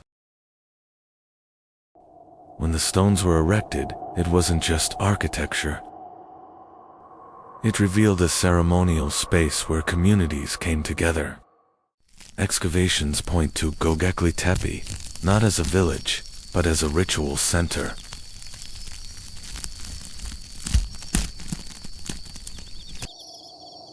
It could be a connection with the sky. People were coming here. On the massive T-shaped stones, there were animals. Snakes, a scorpion, vultures. But that same night, there were shapes in the sky as well, the stars, almost mirroring the carvings on the stone. Distant groups returned to the same place, around the same stones. The circle was complete. But the crowd was growing. This was not an ordinary meal. It was a celebration. Archaeologists were continuing their research at full speed. Feasting remains were found. It remained hidden for over 11,000 years. Why did they hide it?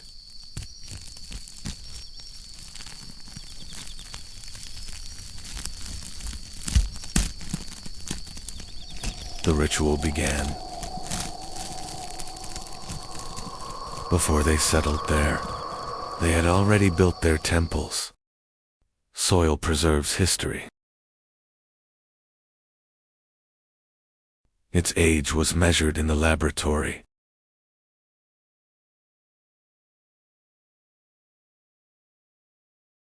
The result was thousands of years older than expected. These stones were erected before it is believed that people settled down. History had to be rewritten.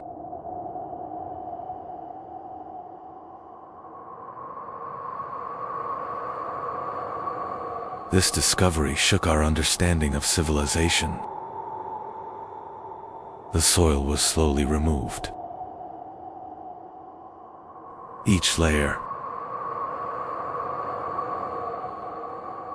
It belonged to another time. Bigger, older. Underground scans reveal a massive complex beneath the hill.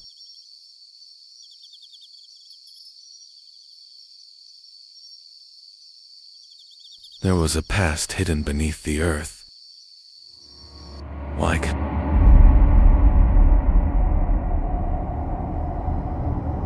Chronological is located at the northern tip of the Fertile Crescent, one of the most critical regions in human history.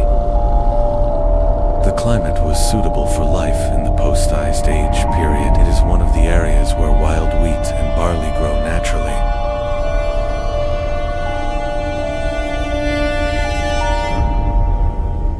The region had limestone deposits from which large T-shaped columns could be carved.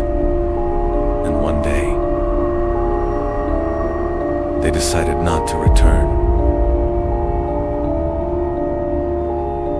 Hunters were becoming settlers.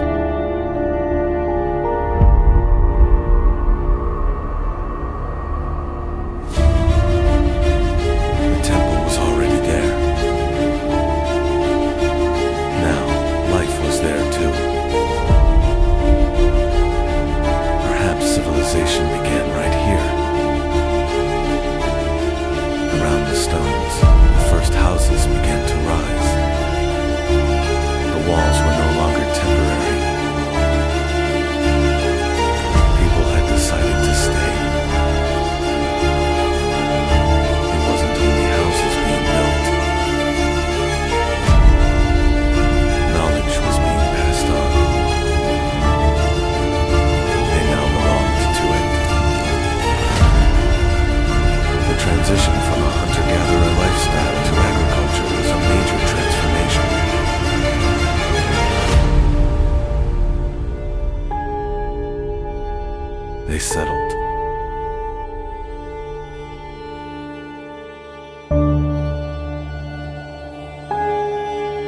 They built houses. But one day, they began to bury their temple. They did not destroy it. They did not abandon it. They hid it beneath the earth. Göbekli Tepe could be a message left for the future. History is never truly lost. It simply waits for the right moment. Stay tuned for the next episode.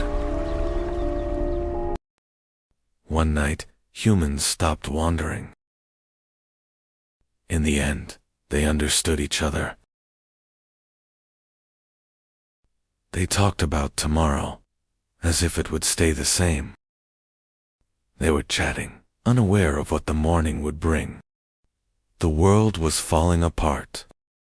The world as they knew it was slipping away. Even the animals were running away. And they didn't know where to go.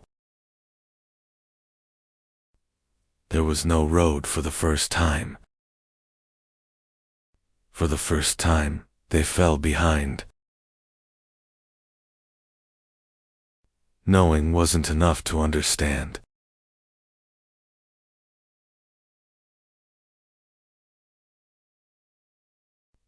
They were helpless in the face of nature's power. The trace disappeared. The lands where they hunted were gone. There was no ground left to stand on. They called, but there was no response. Hunger now had a face. Hope was fading.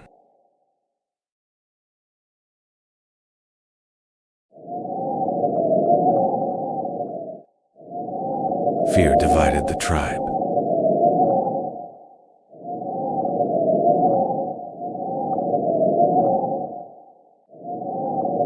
Life was silently leaving her. Some returned to their memories. Life was waiting here. From the ashes, life has returned.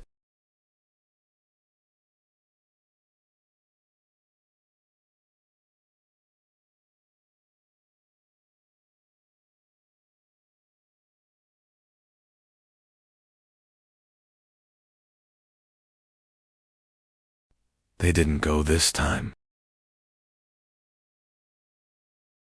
They waited. The answer was in the ground.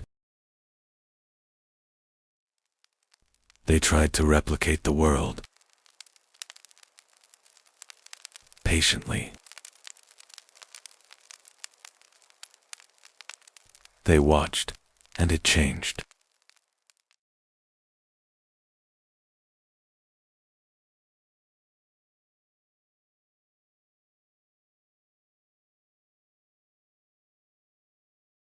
They did it again.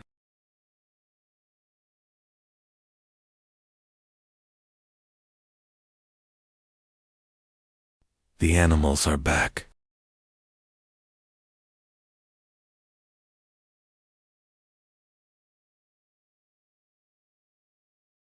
But nothing was the same. They no longer had to follow them. For the first time, they could stay. And again.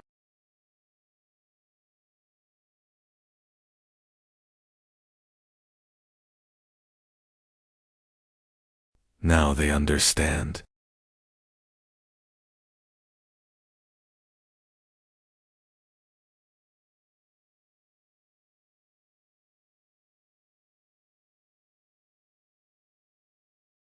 They could do tomorrow.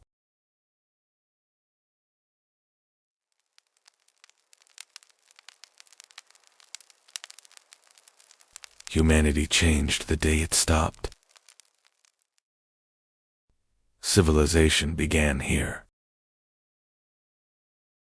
They were no longer searching for food. They learned, and they taught.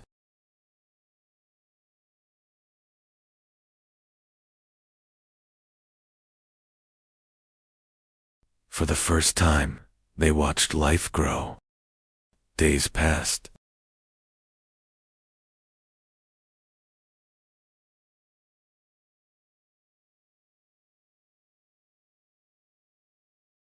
The earth responded. Time was no longer chasing them. She was returning with them.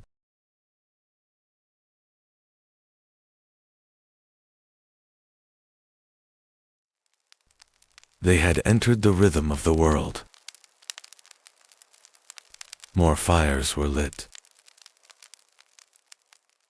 More fires were lit.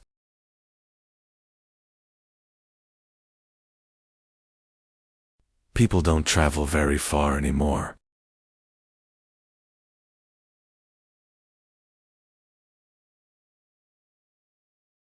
Walking around the camp, they reinforced the walls. What was temporary has become permanent.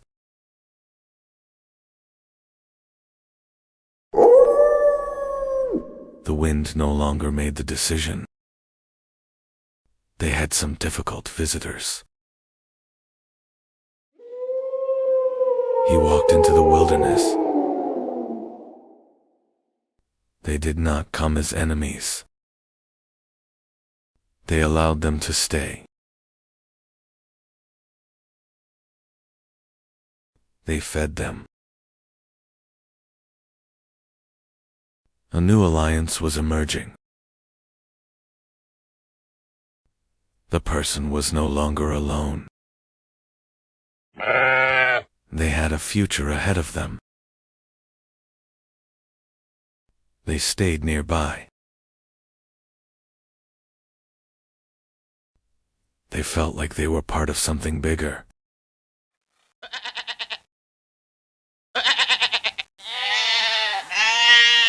Farm life has begun.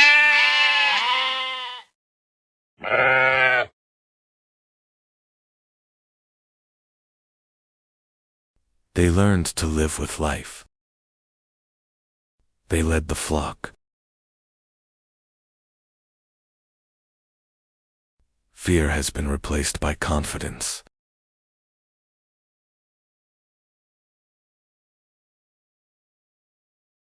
Humans stopped adapting to nature. They started editing nature. Humans stopped adapting to nature. They started editing nature. The earth responded. My hands were full.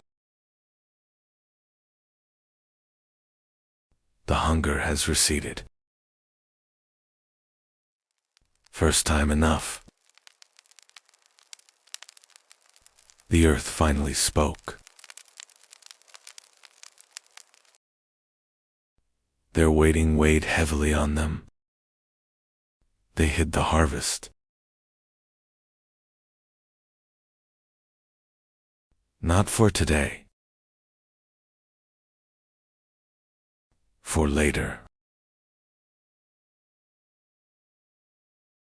Food now had value.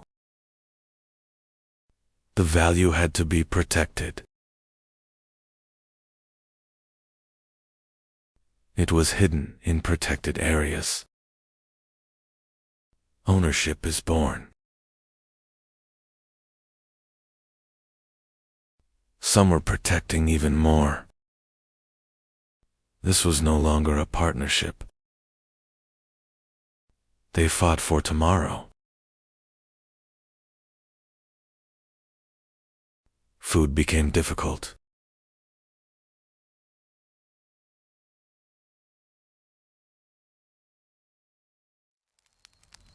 The union had ended. This chaos had to end. one voice became more important. They chose to listen. Order replaced chaos. That night, security emerged, and the next morning, society was born.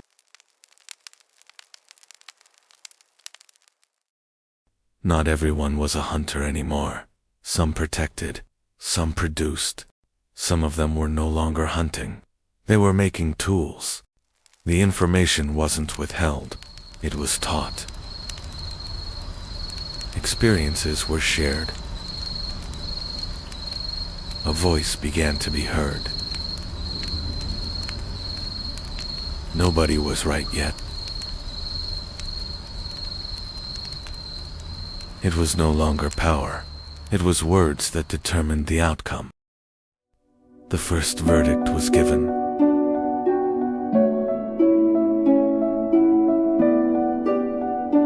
The Neolithic Age has begun. Next chapter, the Chalcolithic Age. You can continue this journey with us. 5700 BC, the sun set for the last time over Chronological. In the heart of Anatolia, one of history's greatest secrets lay hidden. Thousands of years ago, this fertile plain became humanity's first great home. This place, where water and earth met, gave life to tens of thousands. On the banks of the Karsamba River, the first steps of civilization were taken. Why did tens of thousands of people suddenly abandon that giant home they lived in for millennia? While thousands poured into streets in Mesopotamia, Europe was still in the deep silence of endless forests and solitary wooden houses.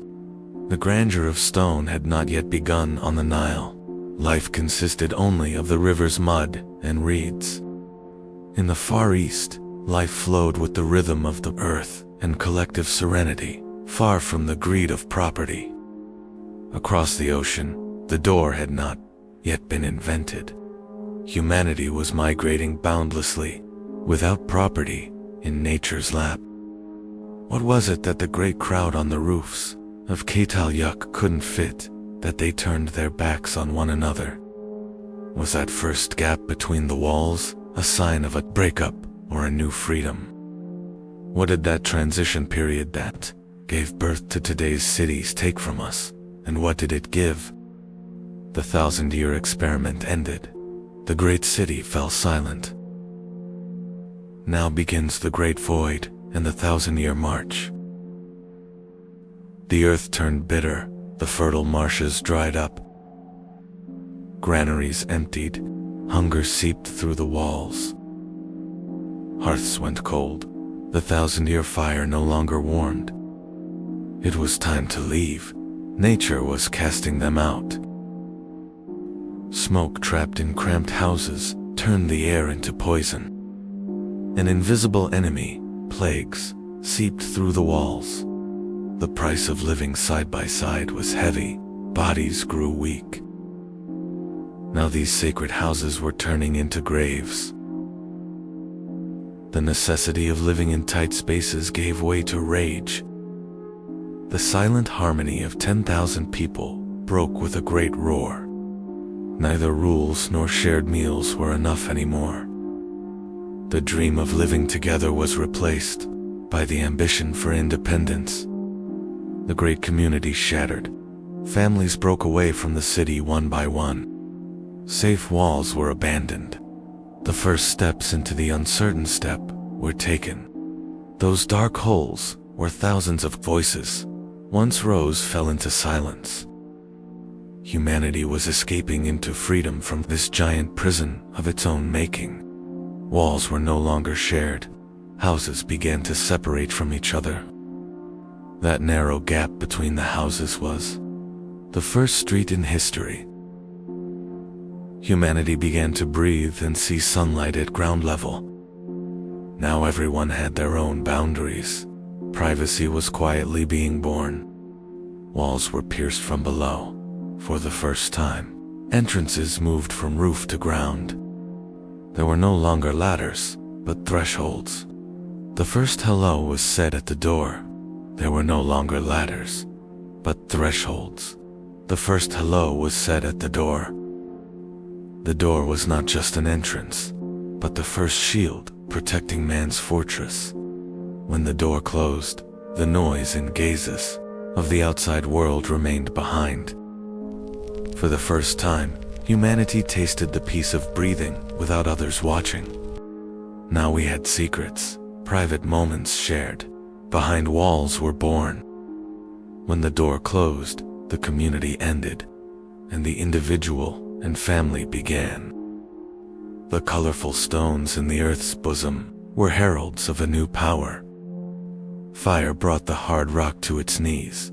Copper melted in the glowing embers. Molten metal took the shape of a new world in stone molds. Now, not only stone, but also metal bowed to the will of man. Yuk fell silent, but the dream it built was sealed beneath the earth. Though thousands of years passed, the desire to live together never died. Smoke rising from mud roofs has turned into towers, reaching for the sky today. We are the heirs today of the great story that began in those cramped rooms. The street was not just a road, it was the first boundary between yours and mine. Humanity took its first step from a common roof to a personal land here. The door and the threshold were born.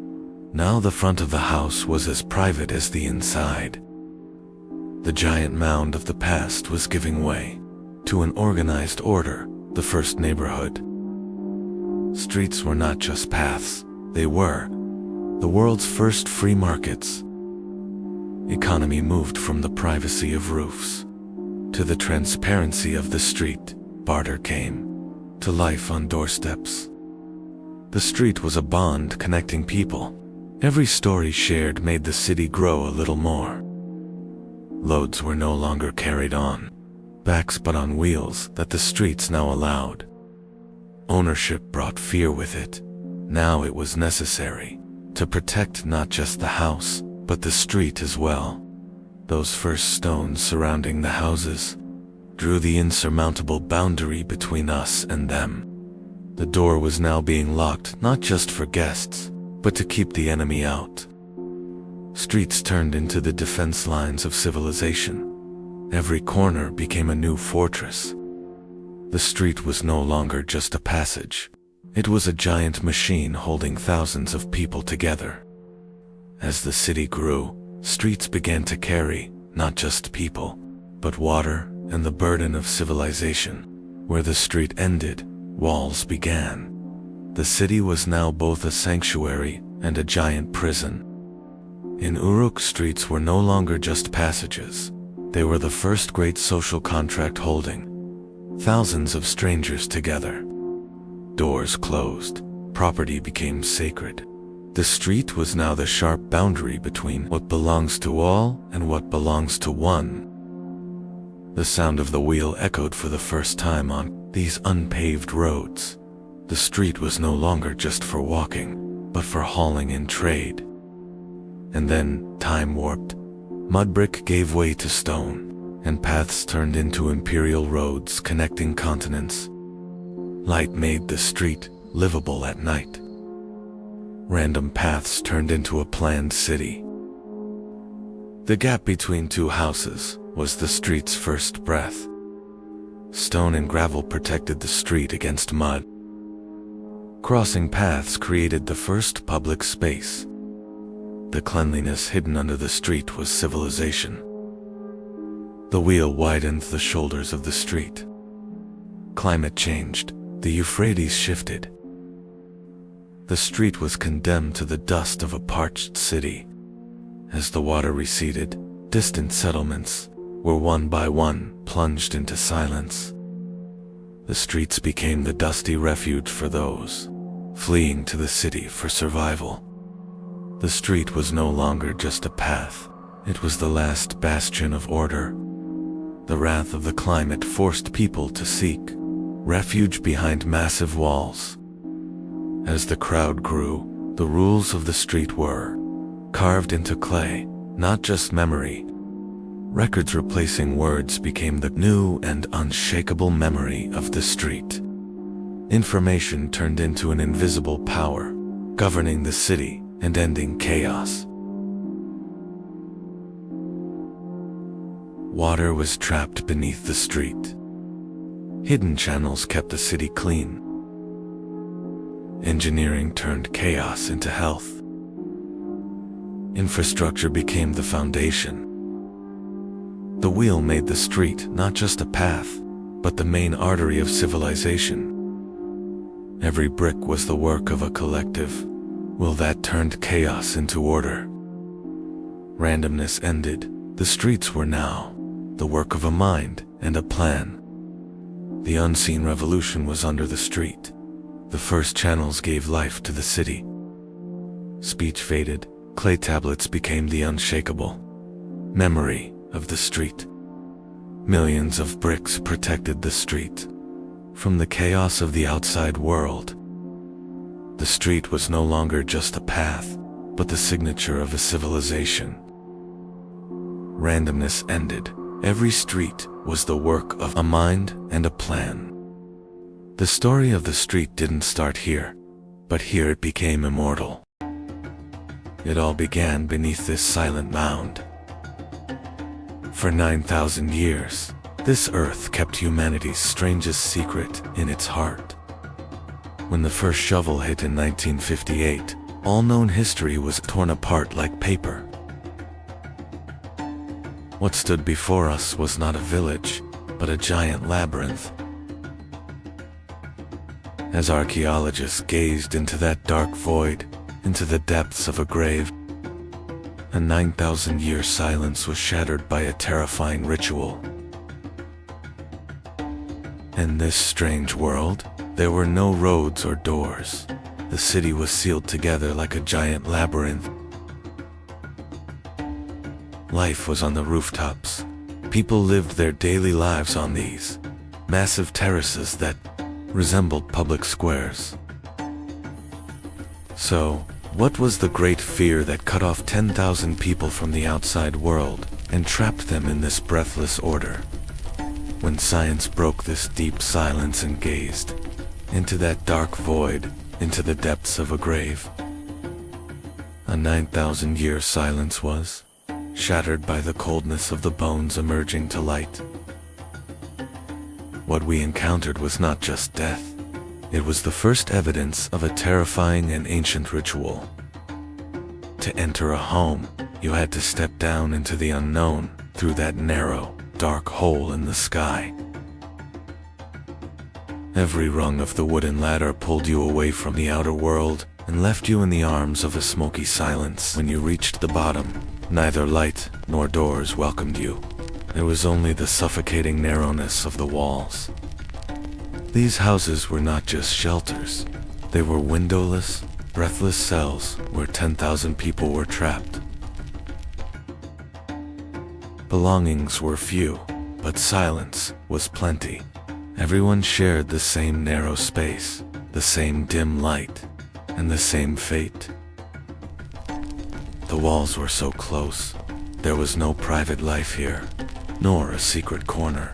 Everyone was watching each other, every single moment. No one could be different here.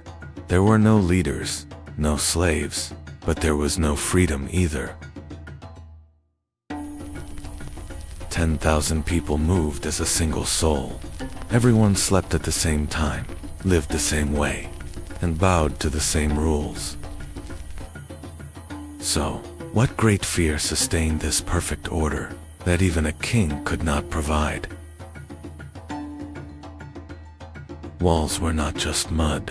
They were woven with the bones of the wild. Giant bullheads were like gods, watching you every moment. Red paint was not just a decoration. It was the trace on the wall of a ritual, of shed blood, and of untamable fears.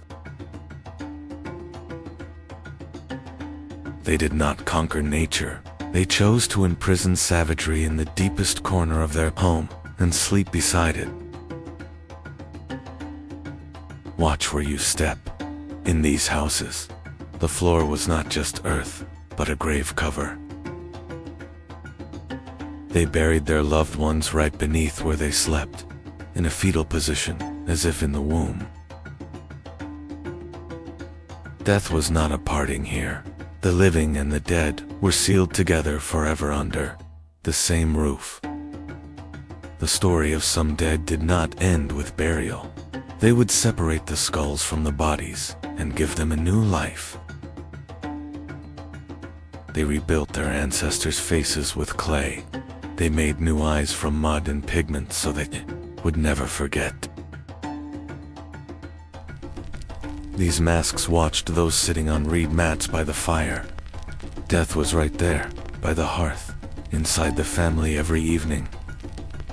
In this dark world, power came not from gold, but from a black glass born in the heart of the volcano, obsidian. They crafted it so sharply that obsidian was both a hunter's most loyal friend and the most perfect blade, two-part skin from flesh.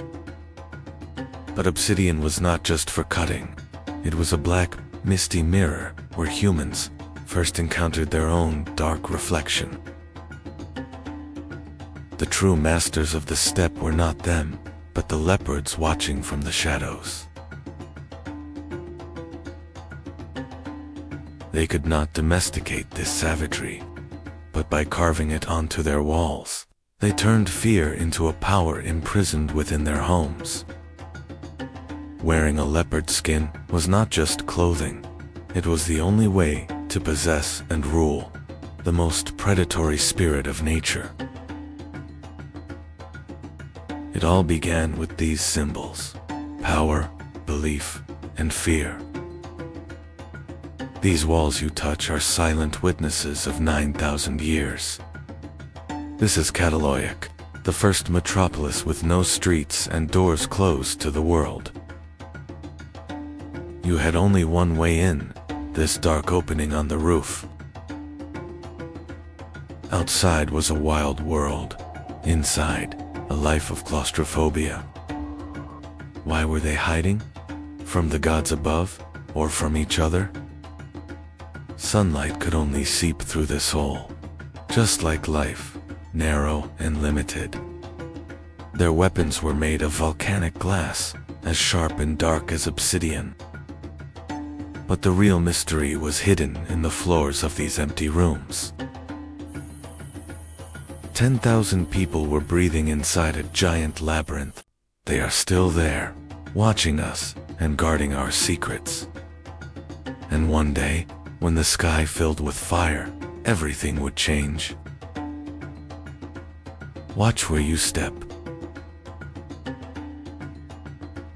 because they are right beneath you. They slept together. Death was not an end here. The hardest goodbye was indoors. Every house was a cemetery. He was following his ancestors. This silence has a price. Even the walls are made of bone. Why didn't they let them go? We are burying our secrets. Chronological, City of the Dead. This massive mound has kept humanity's greatest secret in its heart for 9,000 years.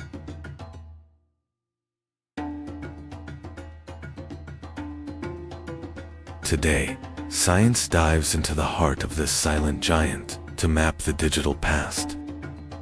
With every brushstroke, we return to a unique world, without property or hierarchy. There were no masters in these houses. Everyone was equal under the same sky. Art was coming back to life with the blood of the earth, through natural pigments. Yet life lived in the shadow of Mount Hazen, always ready to vent its fury. These lines on a wall were the first known landscape painting in history. Cleanliness was an obsession. They sealed their walls with fresh white plaster every year. They were devoted to their ancestors, burying them right under the rooms where they slept. As the first seeds of farming were sown here, humanity learned to domesticate nature. 10,000 people wrote history on the roofs of this streetless giant labyrinth. 10,000 people wrote history on the roofs of this streetless giant labyrinth. And now technology is finally beginning to break this deep, millennial silence. But then, the climate changed and rivers ran dry. The protective fire of the city slowly began to fade. The massive population of 10,000 succumbed to nature. All that remained were the soot marks on the walls. People abandoned the city with fear and uncertainty. After 2,000 years, Chronological sank into silence. They even left their sacred figurines in the dust. No one knows exactly where they went. The roofs were sealed, never to be opened again.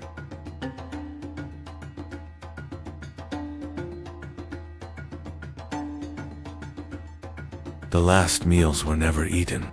The pots remained empty. The city today is still waiting to speak beneath the earth. We are in a place where time and space lose meaning. We are touching the first great secret of humanity, 9,000 years ago. These bones, these lands, are not just remains. They are silent witnesses to a forgotten fear, a suppressed scream. But to reach this secret, you had to step down into the unknown through that narrow, dark hole in the sky. Chronological fell silent. That great roar that lasted for thousands of years gave way to the dust carried by the wind. But this was not an end.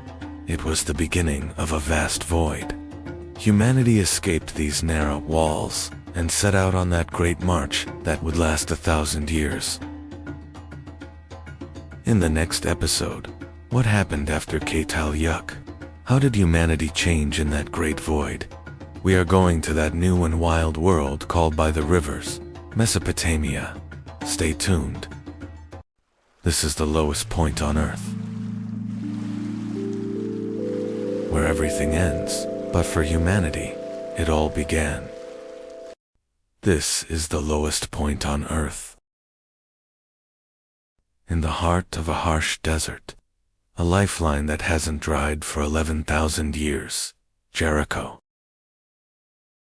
Each layer of soil tells a 1,000-year story.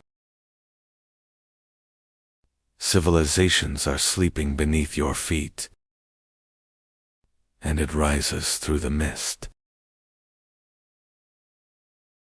The oldest massive man-made structure in the world.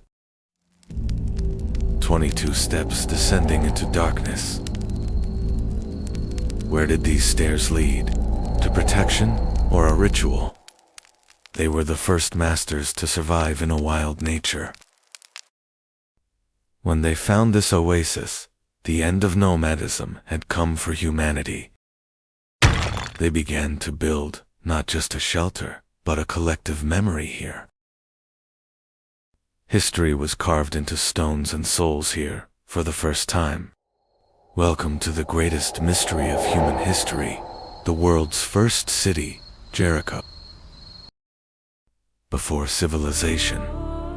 In the Jordan Valley, 10,000 years before pyramids, life spreads across the land.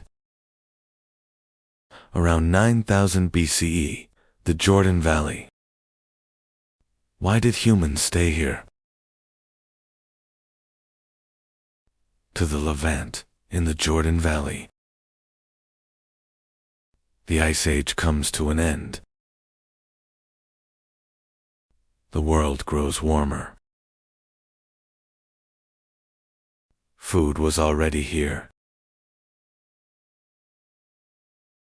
They returned to the same fields. They wandered for ages, but that night, the dark wasn't silent. Something was there. They didn't understand. They were afraid. Not every stone was the same. Together they were stronger. The stone was no longer just a stone. The wall stood.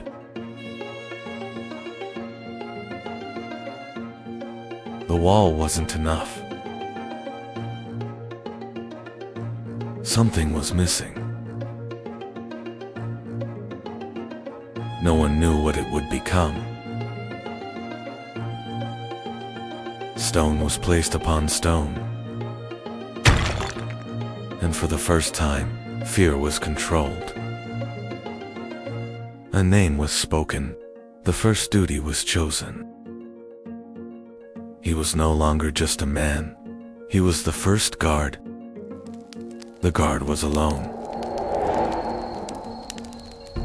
The sentry could feel the eyes watching him from the pitch-black darkness. This fear was very dangerous. The walls had to keep out, not just wild animals, but the unknown as well. But the greatest fear came not from the outside, but from within. The line between life and death blurred for the first time in Jericho. They didn't let the dead go. They recreated them with clay.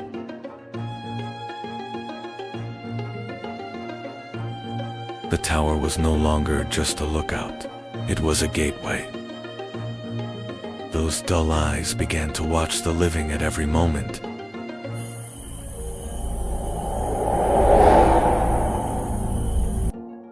As resources dwindled, the peace protected by the walls turned bloody. Only the sound of stone and bone was heard.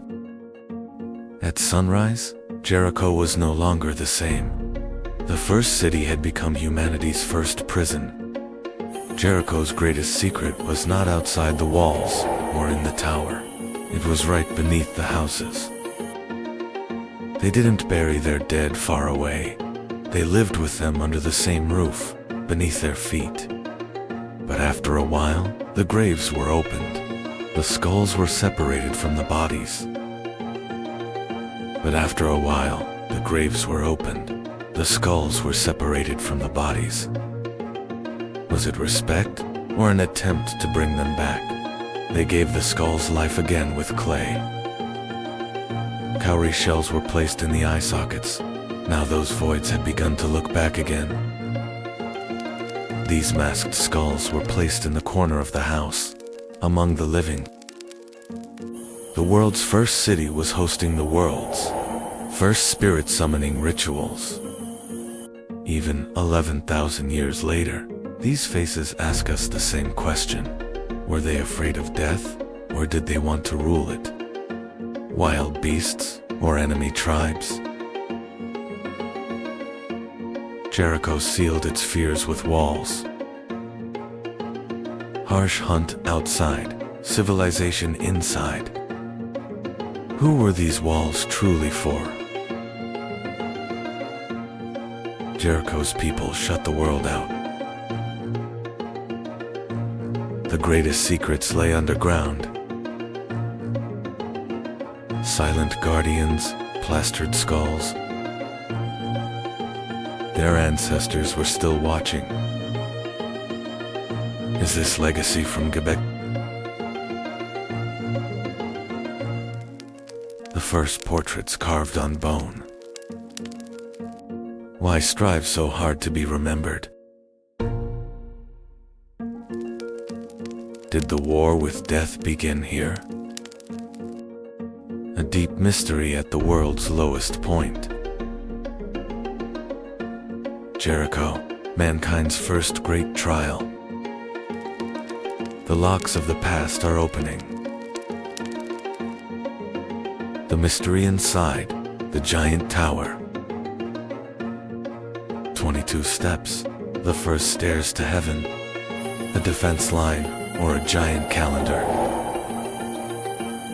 Salt from the Dead Sea. White gold. Obsidian and stones from distant lands. Wealth brought great threats with it. The city fell, but was never abandoned. New houses rose upon ancestral remains. Jericho, 20 layers of different lives. Humanity discovered property here.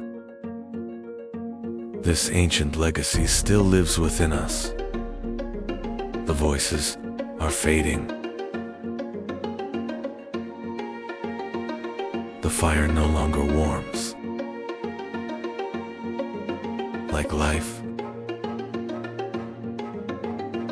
those who are gone are missed. Those we miss are among us. Even those are missing. No one left to watch for. The walls no longer protect us. The traces remain. They built an 8-meter-high wall.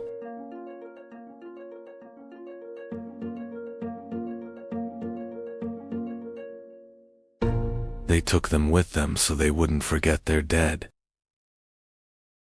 They laid the foundation for modern agriculture.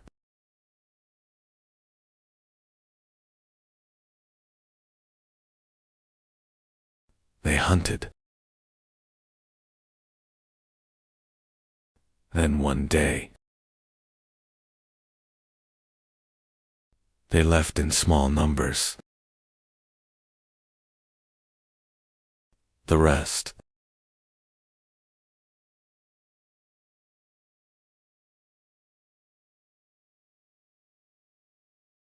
with questions.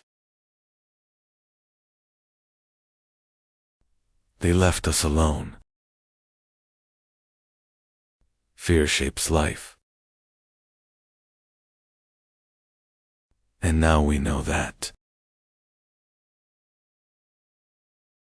They shaped death too. A vast history. 1/6 of the desert soil. She waited to enlighten us. They hid. They lived. They left. The next episode, Keital Yuk, the cradle of civilization. Legend says a gardener found a baby in a basket. This child would change history. The river chose him, not the palace. Before empire, there were only cities. Before empires, there was chaos between the rivers, and among them, a servant.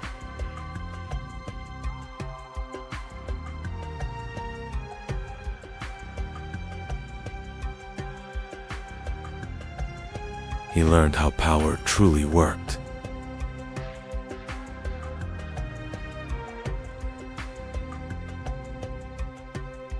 He watched power from the shadows.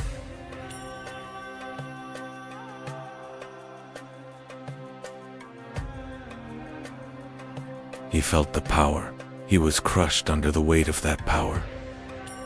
He wanted more than survival.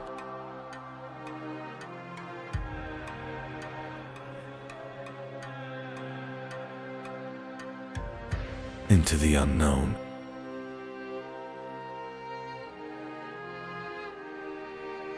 He walked away from his past. The gates of my prison have finally closed. The air of the desert tastes like blood and freedom. He arrived at Kish. There he found war.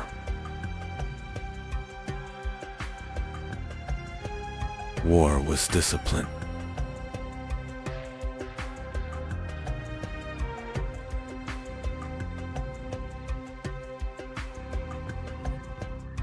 He learned quickly.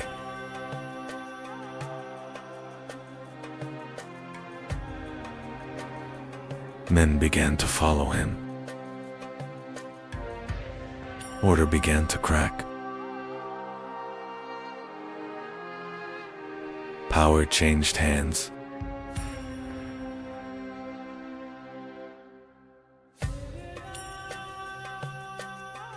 Sargon became king. But one city was not enough. He marched beyond borders. Cities fell.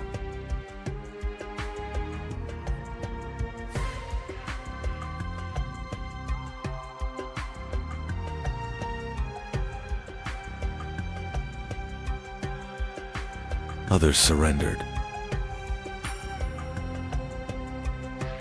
They did not wait for dawn. Night provided the ultimate cover for Aki. Silence was their weapon. They scaled the walls before the alarm rose. The city's fate was sealed from within. Step by step, the wall lost its power.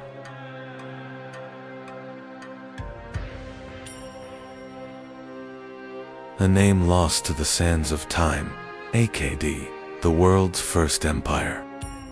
Before them, there was only chaos, independent cities, locked in eternal conflict. The gates were breached. The city was no longer its own.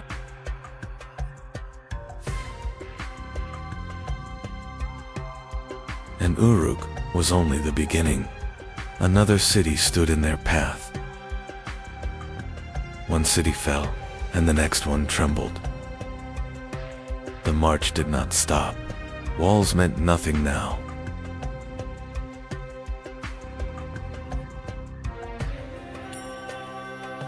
Another gate, another city broken. This was not chaos. It was command. Sargon stood above them all. The age of kings had changed. Sargon reached the sea with the bronze sun of Shamash leading his way. The era of city-states ended. The era of the World King began.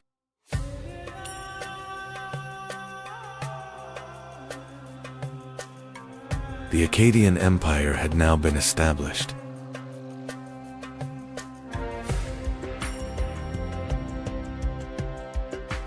Sargon's conquests had united the city-states.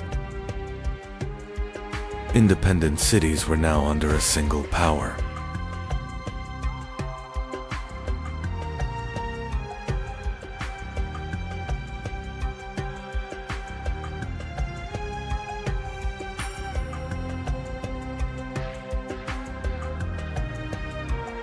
It was one of the first great empires in history.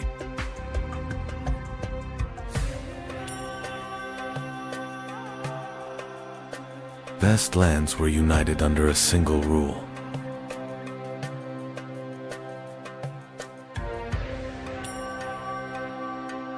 New roads were opened between cities. Caravans carried goods between cities. Trade brought life to Mesopotamia. Communication across the empire became faster. Cities were now connected. News traveled from distant cities. Akkad introduced the first standardized weight and measure system. Centralized administration was managed through thousands of clay records. The state controlled the grain, creating the world's first tax system. The world's first postal system was born, in the desert, connecting distant provinces. Clay envelopes ensured the confidentiality of imperial orders.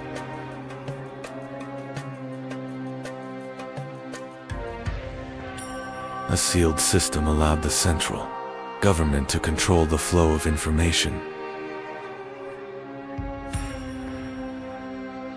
Akkadian became the world's first diplomatic language.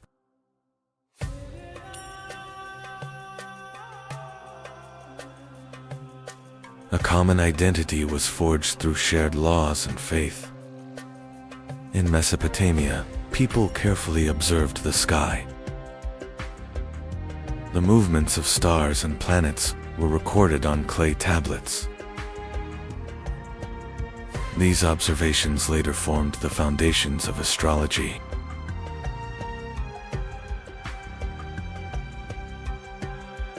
Akkadian trade routes reached the distant lands of Magan and Malup. During the Akkadian period, trade ships carried goods to the ports. Cities traded with distant regions. Scribes recorded incoming goods on clay tablets. Trade had become a system carefully documented.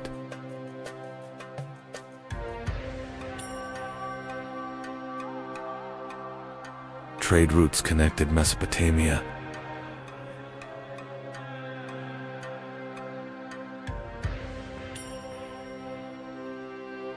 Goods constantly moved across the land.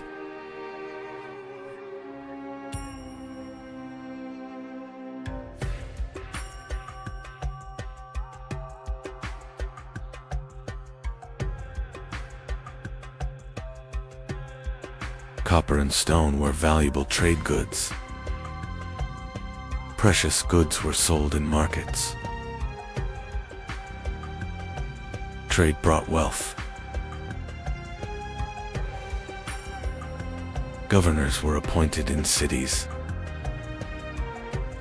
A new administration was established. Taxes were collected. The state controlled the economy. Trade was recorded. Scribes kept official records. Clay tablets stored information. State organization became stronger. Cities began to prosper. Trade brought life to the cities. The economy was strong. But the empire would not stay strong forever. Problems slowly appeared.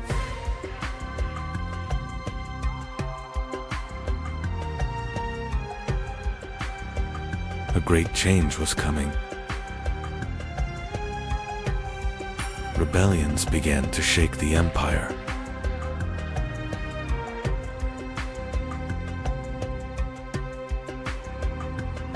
Unrest grew inside the cities.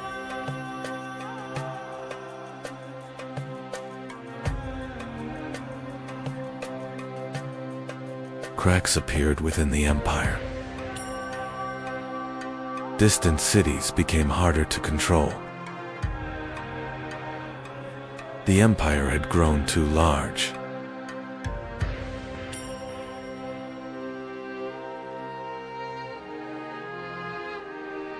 Governing became more difficult.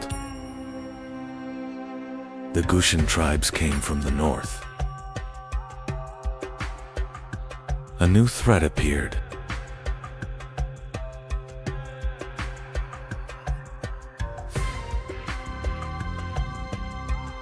Warriors descended from the mountains.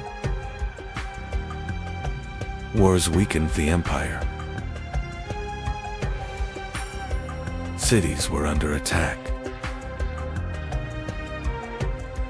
Defense became harder.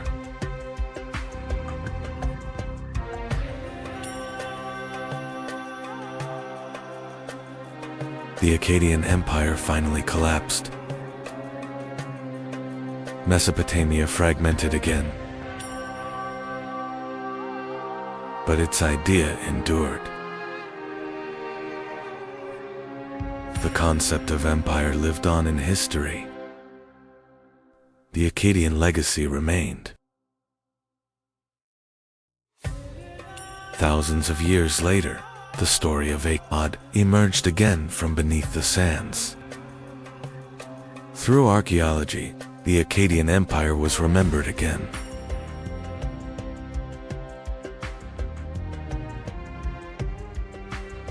Follow for the next chapter.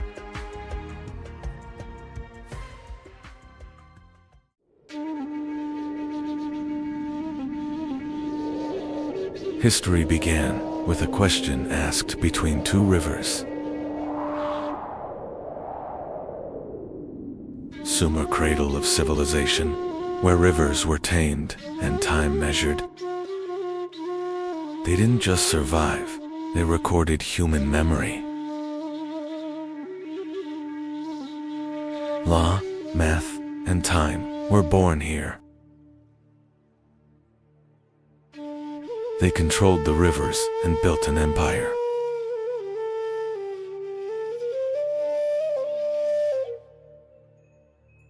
Logistics was born here.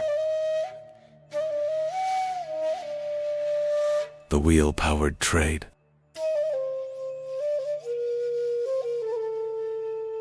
Bricks built the first state.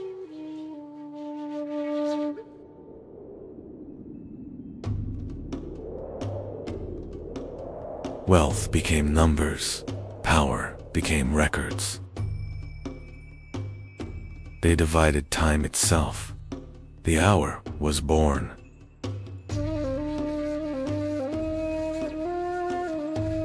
They mapped the sky. The circle was defined.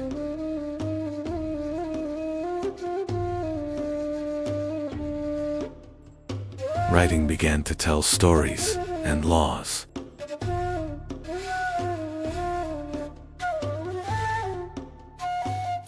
The first hero, Gilgamesh, seeking immortality.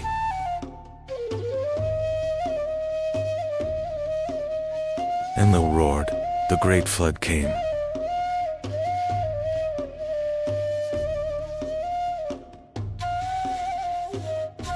Cities served the gods, humans obeyed. Even kings feared the dusty underworld. Their myths shaped humanity.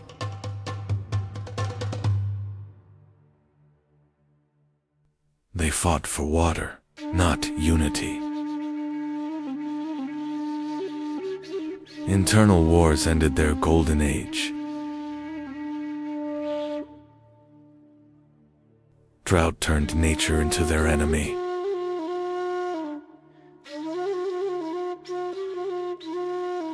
A northern power would replace the cities.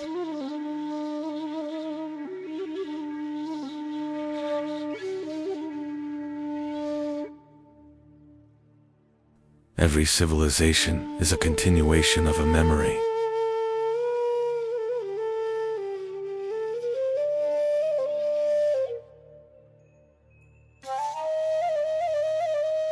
Thousands of years earlier, humans did not know cities, but they had learned to live together.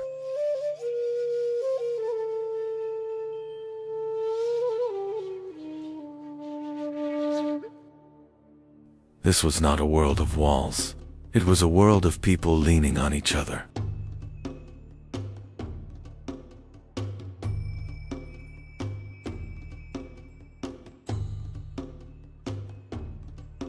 No streets, no doors, only life on the rooftops.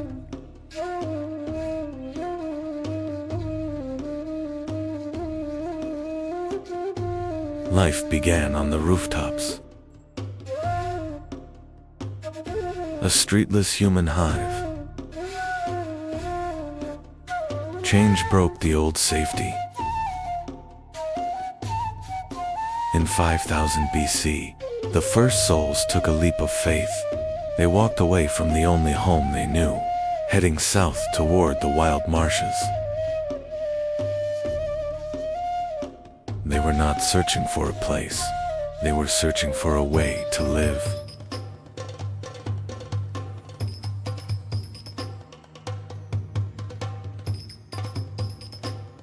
And they found water.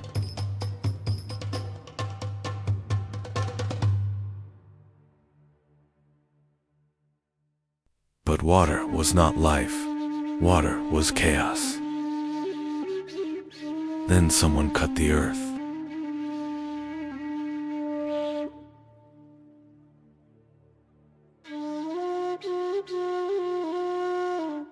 They mastered water with engineering. The wheel began a new era. The first Sumerian city, Uruk, began the Bronze Age. Before civilization, only rivers existed here. Humans had not yet built cities. This land was older than the Sumerians.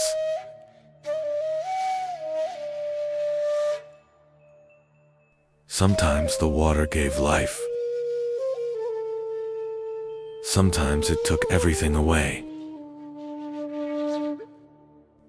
Humans here were not against nature. They were learning to live with it. Humans tried to stop the water.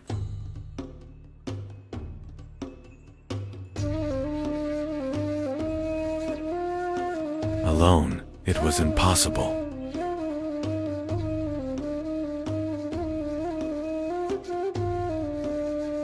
The land was no longer just plowed.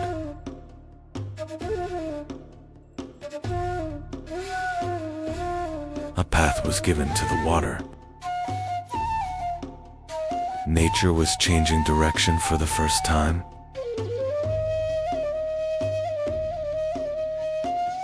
The homes began to multiply. People no longer lived alone.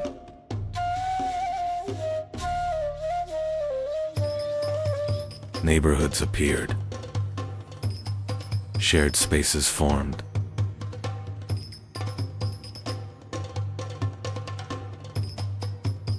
Someone began to guide it.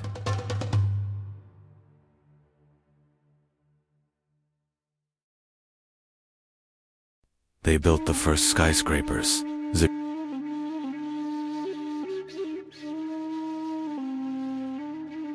Writing was born from accounting.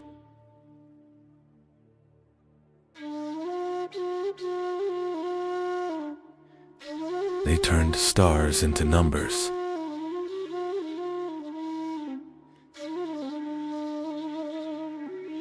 Water clocks measured the night. They created the 360-degree circle. Edaba trained the first administrators.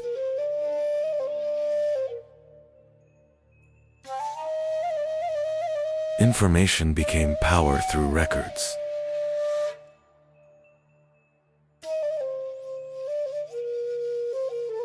Writing became art and poetry. Rivers created a trade empire.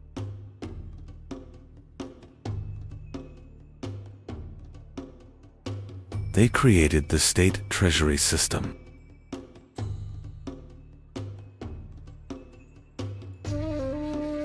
They created the first medicines.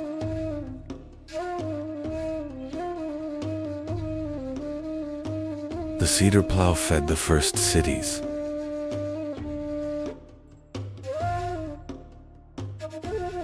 Patterns became a visual language. The first global market was born.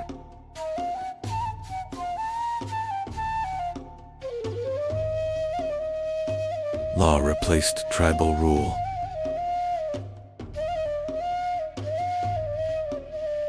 Grain became the first wealth.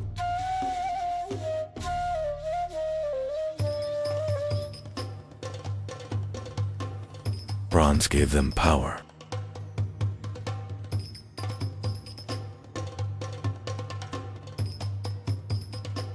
Taxes became a sacred duty.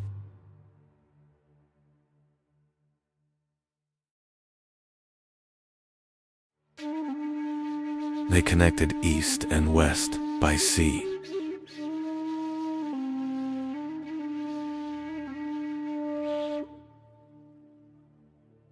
Sumerian cities were the Venices of the ancient world.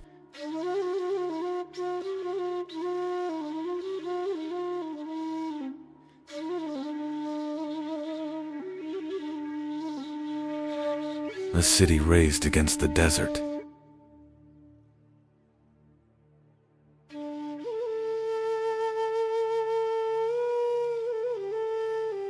War became an organized force.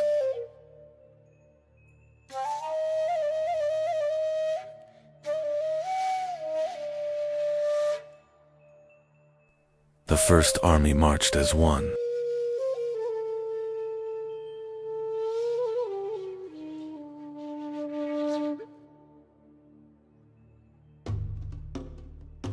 Survival was decided in bronze.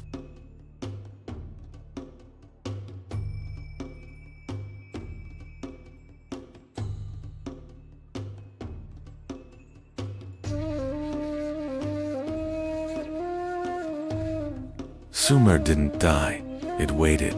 Under the silent dunes of Mesopotamia, their words were preserved in clay. While empires of stone crumbled into dust, these humble tablets kept the secrets of the first stars, the first laws, and the first stories of mankind. They are the ghosts in our clocks, the logic in our laws, and the ink in our history. Sumerians may have vanished into the desert, but as long as we write, calculate, and look at the stars, they live within us. Sumer's chapter ends here, but the storm of history is just beginning. In our next episode, the world's first empire rises from these very sands. The Akkadian Empire witnessed the dawn of King Sargon and the birth of a new era. For the complete story of our world, don't miss our playlist, a chronological journey from Earth's creation to today. You will love exploring how every piece of the puzzle fits together. Stay tuned for the full chronology.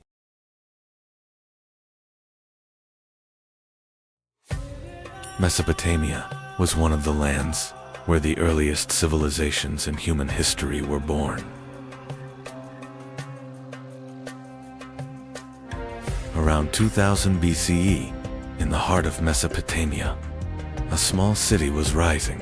Its name was Babylon.